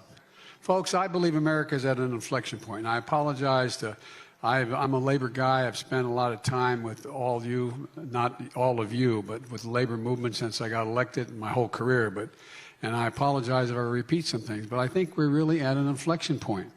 It occurs every 3, 4, 5 generations. It doesn't occur every election. And by inflection point, I mean that these moments, these are going to determine the shape of everything to come after, what we do now. What we do in the next several years is going to determine what this country looks like in 25 and 30 years. It's that consequential. Now, 46 days to choose, 46 days. And the path offered by Democrats is contrasted with the one offered by the MAGA Republicans. And by the way, not all Republicans are MAGA Republicans. So I want to make that clear. And for years and years, I had a reputation. I remember I got beat up in the campaign by saying that I wanted to unify the country and unify the parties. I used to be able to do that. But things have changed a whole bunch. The MAGA Republicans control the Republican Party right now, and that's self-evident. That's self-evident. So there's a lot at stake here. And I'm going to talk a little bit about that right now. Earlier today, after opposing and obstructing everything we tried to do to stop progress for the last 2 years, the House Minority Leader, Kevin McCarthy, went to Pennsylvania and unveiled on what he calls a commitment to America. That's a thin series of policy goals with little or no detail that he says Republicans are going to pursue if they regain control of the Congress. In the course of nearly an hour, here's a few of the things we didn't hear. We didn't hear him mention the right to choose. We didn't hear him mention Medicare. We didn't hear him mention Social Security. So let's take a look at what Kevin said today. He said Republicans want to, quote, preserve our constitutional freedom. That sounds great. I'm for doing that as well. We all are. But look at what they've actually done. The MAGA Republicans just cheered and embraced the first Supreme Court decision in our entire history, the first one in our entire history, that just didn't fail to preserve a constitutional freedom. It actually took away a fundamental right that had been granted by the same court to so many Americans, the constitutional right to choose. And now nearly half the states in the United States of America have either passed a ban on abortion or will shortly. And in many states, abortion is already banned even in cases of rape and incest. A fundamental change. Already 166 House Republicans have signed on to a bill that would ban abortion nationwide. And the senior senator from South Carolina, Lindsey Graham, has proposed a national ban on abortion with criminal penalties put on doctors and put them in jail if they, in fact, violate the ban. So in 46 days, America's going to choose. If Republicans win control of the Congress, abortion will be banned. And by the way, it will be initially banned, but if they win Congress, I will veto it.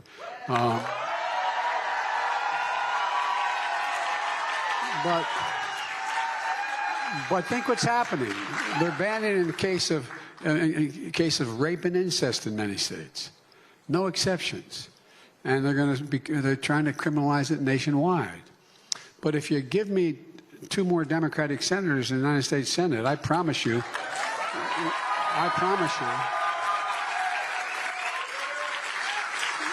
we're going to codify Roe.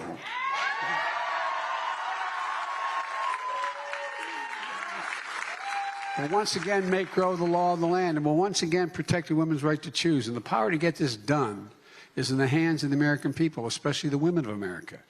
And no, really, Justice Alito said the women can decide the outcome of this election, paraphrasing a quote in the actual decision. Well, he ain't seen nothing yet.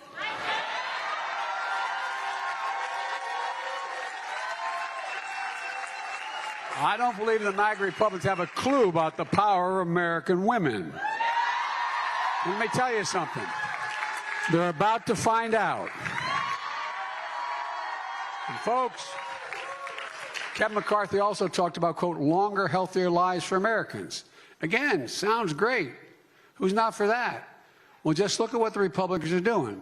Already, 158 House Republicans have signed on to a Republican budget that will cut Medicare and Social Security. Already.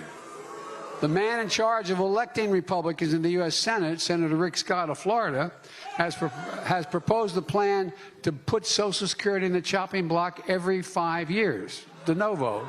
No, I know this sounds like, but I really mean it. Look, go on the internet and check it out. They've laid out the platform.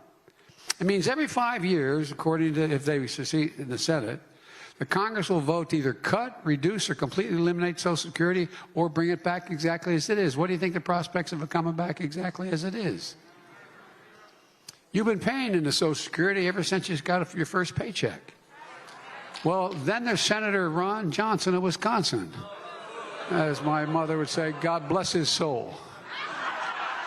Look, he thinks waiting 5 years is too long. He wants to put Social Security in the chopping block every single year. If Congress doesn't vote to keep it, it goes away.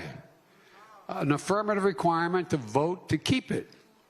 Now think of that. It's not just Social Security he wants to put up. He wants Medicare, Medicaid benefits. Every federal budget, every federal benefit gets up and has to be voted on every year. De novo, just from scratch. So in 46 days, America's going to face a choice. If Republicans control the Congress, Social Security will be on the chopping block. But if you support the Democrats, I promise you this, Social Security will be protected, period. And I won't let any MAGA Republican take it away. Leader McCarthy talked about wanting a nation that's safe. Well, let's look at what Republicans have done to make it safe. They voted against virtually everything we've done to reduce crime and keep communities safe. The American Rescue Plan, it was when we first got in office, we passed it. You know, it was dying to do. An awful lot of mayors and governors and county executives, they didn't have a tax base because I was left with an economy that was in distress. So we said, here you go. We're going to give you this money so you can make sure you can keep your schools open. You can make sure you keep police departments open. Make sure you keep your hospitals open. Make sure you keep the fire departments open. And guess what? Every single Republican in the Congress voted against that. Every single Republican voted against it. Now, look, we're in a situation where now the MAGA Republicans are calling for defunding. They're defunding the FBI. Now, let me tell you something. I don't think, and I know some of you weren't happy with me, I didn't think we should defund the police. I never believed that and said so at the time. But I sure in hell don't think we should be funding the FBI either. And then there's the day we'll never forget on January 6th. What happened on the 6th? Law enforcement was attacked, assaulted, brutalized, and stomped on, and later several died. Some lost their lives because of that day. The MAGA Republicans didn't side with law enforcement. They sided with the insurrectionists. And they still do. Don't tell me you support law enforcement if you can't condemn what happened on January the 6th. Don't tell me that. You can't be pro-law enforcement and pro-insurrection.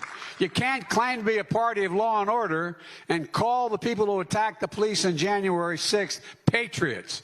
That's what they're called. And you can't claim to be for a safe America if you take orders from the NRA. Look, we just passed the most meaningful gun safety law in 30 years in this country, but most Republicans voted against it. Some, thank God, joined us and we passed it. And but most sided with the NRA. After Buffalo, Uvalde, Newtown, El Paso, Parkland, Charleston, Las Vegas, Orlando, I went to every one of those places. I spent hours and hours and hours with those families. Not a joke. Not a joke. Hours with them. I know what it's like under different circumstances to lose children. But lose children like they lost their children? Enough. We've had enough. It's time to pass the assault weapons ban. Look, I support the Second Amendment. I have 2 shotguns. The only thing I really do is really target practice. I haven't done that in a long time. But here's the thing. There's no justification for weapon of war. None. The speed of that bullet is 5 times that comes out of the muzzle of most weapons. It can penetrate your vest. And by the way, as I pointed out when I got it passed the first time as a senator, in Delaware, we're a big gun-owning state. A lot of duck hunters, a lot of hunters. And I'd be going, and I literally went up and down the streams campaigning and going to the people who were who belonged to the NRA and others. And I'd say, how many deer out here are wearing Kevlar vests? You know, no, but I'm seriously, think about it. What in God's name do you need an assault weapon for? It's an assault weapon designed to kill people, to defend America, to defend people. But folks, look, it's way out of hand. I've taken on the RNA and I beat them before and I plan on doing it again.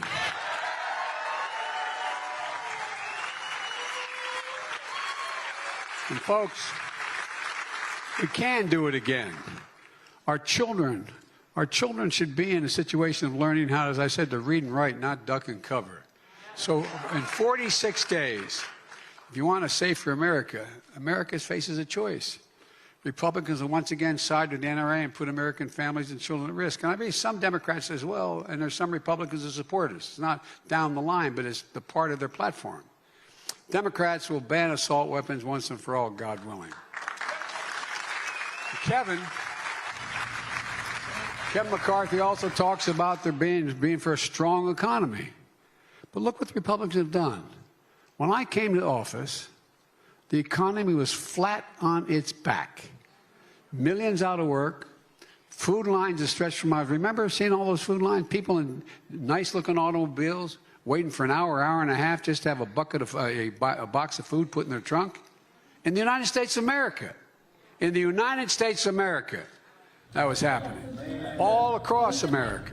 You're watching Live Now from Fox, everyone. We always appreciate you joining us here. That was a little bit of President Biden from earlier today, though. We want to go out to Fox 32 Chicago coverage. The breaking news that they were following all day today regarding a suburban home in Chicago there that was barricaded and then tragedy hit. Let's listen. Of the children managed to escape. Oak Forest police responded to the home on this block just after 6:30 this morning for a domestic disturbance. When they arrived, they found 2 victims in the driveway and a third in the street, all with gunshot wounds. Emergency crews performed life-saving measures, but none of them survived. With the suspect still at the home, police asked those nearby to shelter in place. One child was sent out of the home and made it to safety. Soon after, a fire started at that home.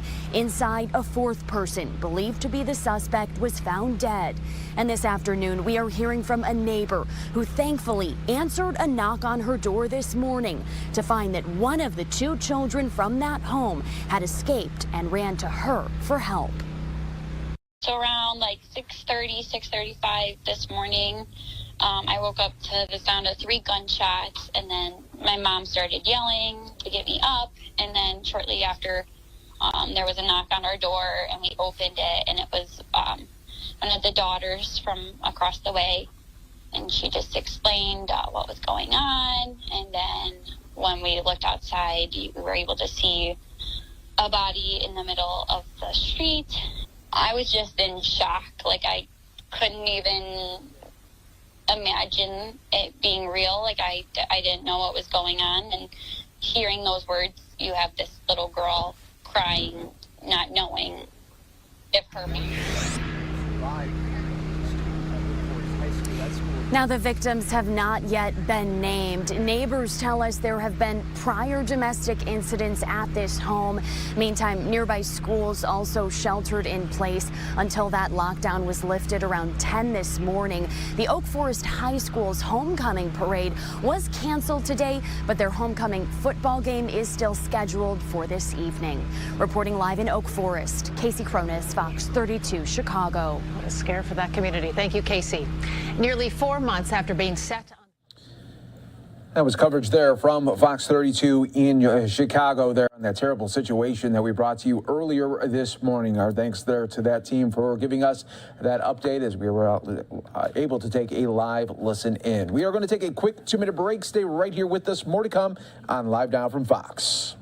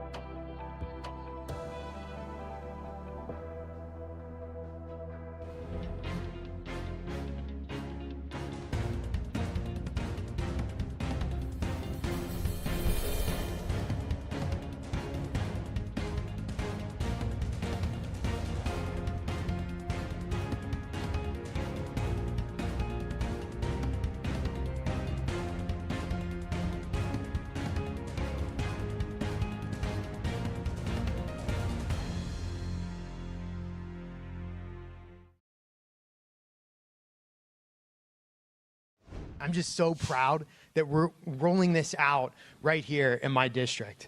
And, you know,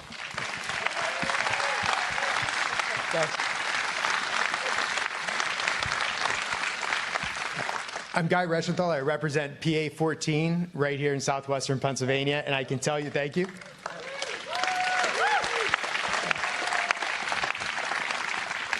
You know, I tell everybody, I've been so fortunate in my life. I've literally traveled all over the world, both in the Navy and in this job. But I tell everybody, there's no place that's more beautiful on the entire planet than right here in southwestern Pennsylvania.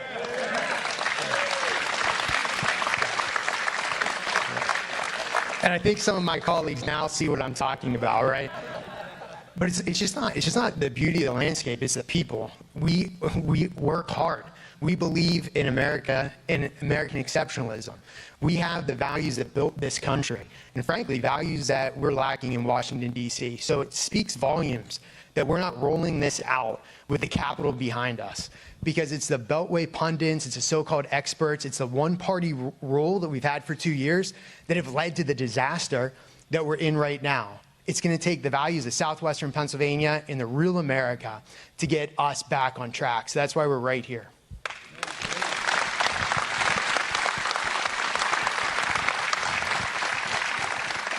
Well, I want to thank DMI and I want to thank Ray Yeager for hosting us and having us here. The tour was amazing. I told some of my colleagues a story. I don't know if people know this, but I grew up with the founder's grandkids. We were really good friends. I know Pete is somewhere in the audience now, but I vividly remember being told about Pete's grandfather coming here to the United States with $5 in his pocket.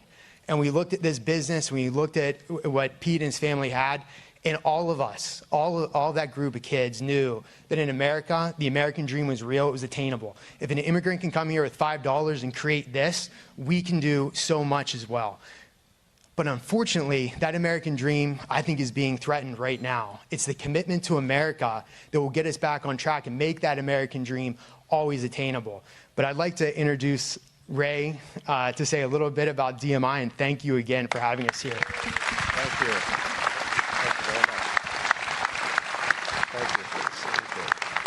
So welcome to DMI. Just a little about DMI. We are a world-class lean manufacturer. If you get a chance to take a tour later, what you'll see is Industry 4.0 in action. Our facilities utilize advanced technology with digital capabilities. So you'll see the best of the best as you walk around. Additionally, I want to mention that our employees, our amazing employees, are so proud that we are one of the best sustainable manufacturers in Western Pennsylvania. In fact, we are the only manufacturer in Western Pennsylvania with gold certified zero waste to landfill. And that's pretty amazing. That means we divert. So we divert 96% of our waste away from the landfill into other uses, which they are very proud of. They made happen. So after this is over, if you'd like to take a tour, look for somebody with the DMI logo. We'll be happy to show you around. And again, I want to thank you for being here on this historical day. This is amazing. Guy? Thanks, Ray. I appreciate it. I want to introduce next my good friend, Kevin McCarthy. But before I do, I just want to point out two things. Number one, this commitment to America, every member here had input in it. And members all across the conference from all over the United States contributed to that. And that shows you one thing. We're not going to have this top-down leadership. Kevin McCarthy is going to rely on all of us to have bottom-up leadership that comes from the districts and goes onto the national platform. And also, I'd be remiss if I didn't point this out. If you look around, we got members here from New York all the way to the border with Tony Gonzalez. We've got people that have different approaches all the way from Dave Joyce to Marjorie Taylor Greene. But we're all united behind Kevin McCarthy. He's the one that's unified the party. He's the one that came up with this plan. He's the one that's going to take us back to the majority. And with that, it's my honor to introduce my good friend, the next Speaker of the House, Kevin McCarthy. Thank you, my friend. Well, thank you, Guy. First of all, thank you. Do you not believe America is exceptional? Well, I want to thank Ray and the whole DMI team and family. Thank you for letting us come in. Thank you for what you do and wake up every single morning to go to work. You know, Ray didn't tell you this is a 24-hour job. They're working this shift each and every day. And that's what the people dream about in America. To all the members back here, and what we're going to roll out today is a commitment to America. In Washington. Not Washington, D.C., but Washington County, Pennsylvania.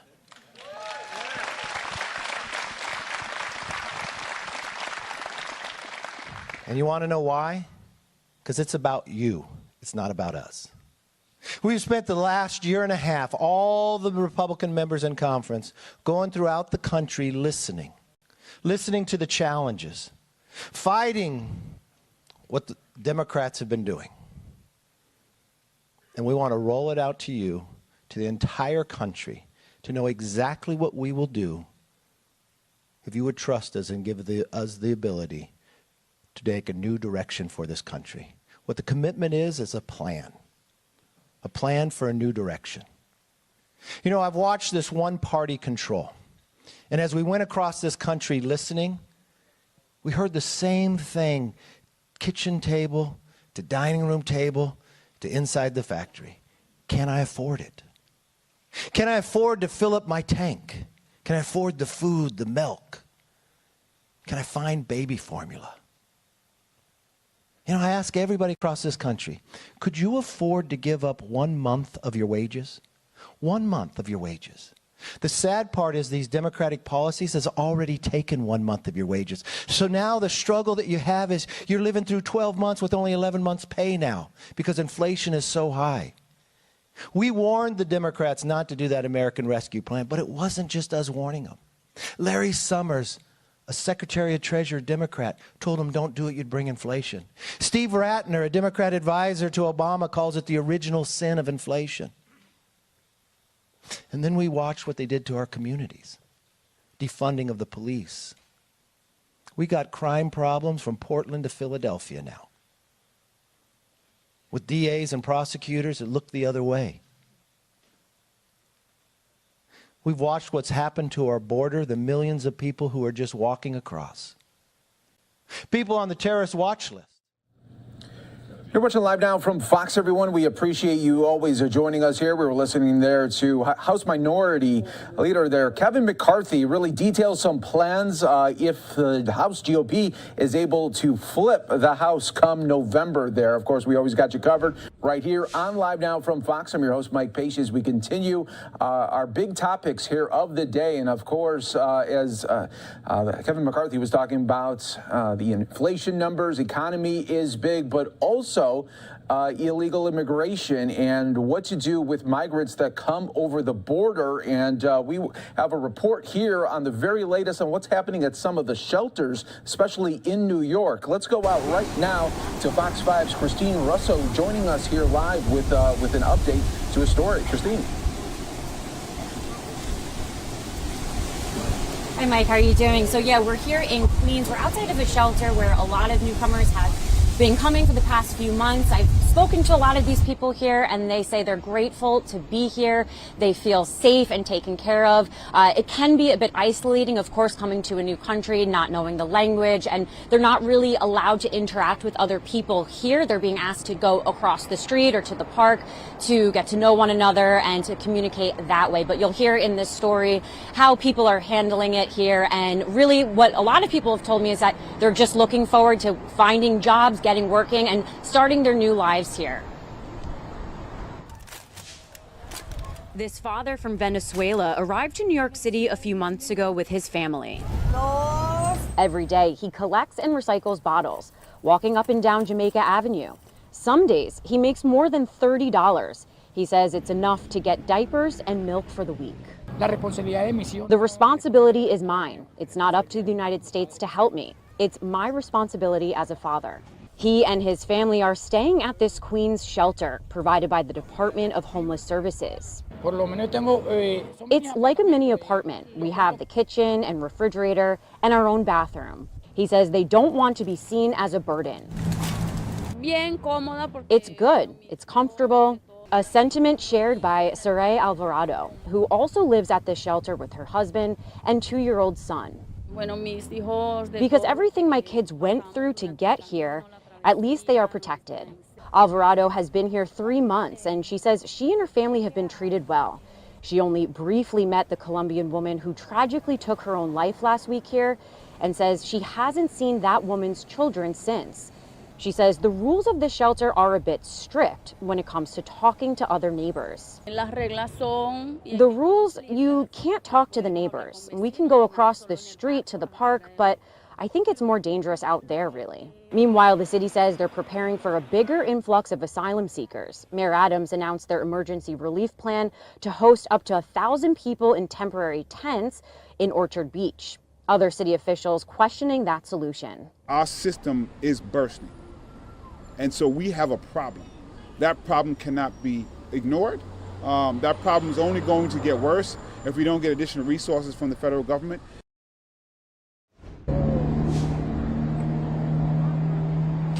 Well, the public advocate actually toured this shelter here earlier today, and he says the conditions are as good as they can be, especially since they are reaching their maximum capacity here. He says, again, that the federal government really needs to provide some resources here because we're in a dire situation when it comes to the immigration situation here. But again, talking to people, they're really out here looking for jobs or looking for work.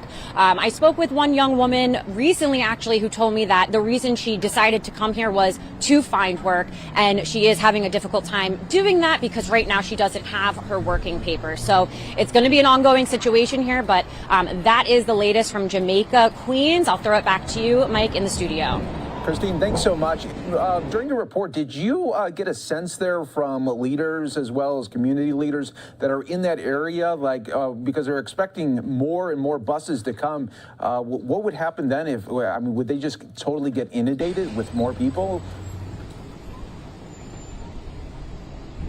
Yeah, so I mean, it's a good question. I think a lot of people feel, a lot of, at least, well, the public advocate, like you heard, says he really doesn't want people to be treated like pawns or political ploys here. They have this plan that they're planning on doing for this emergency relief plan that the mayor has set up here in Orchard Beach in the parking lots. They're going to have tents there that are going to be temporary, really only for 4 days. After that, it is unclear where people are going to go. Those tents I know can hold up to 1,000 people, but it does seem sort of like planning as they go along here. And the public advocate earlier today was saying, we knew this was going to happen. We should have been prepared for this. And this, what can you expect when you have an influx of people coming here? We should have been better prepared, really, is what the sentiment here has been so far. Well, there you go. Thank you so much. Fox 5's Christina Russell breaking it all down for us this evening. We appreciate it right here on Live Now. No problem. And we always got you covered right here on Live Now from Fox, bringing you top stories and headlines all in the mix right here. We are going to send you to a quick 2-minute break. Stay right here with us. More to come.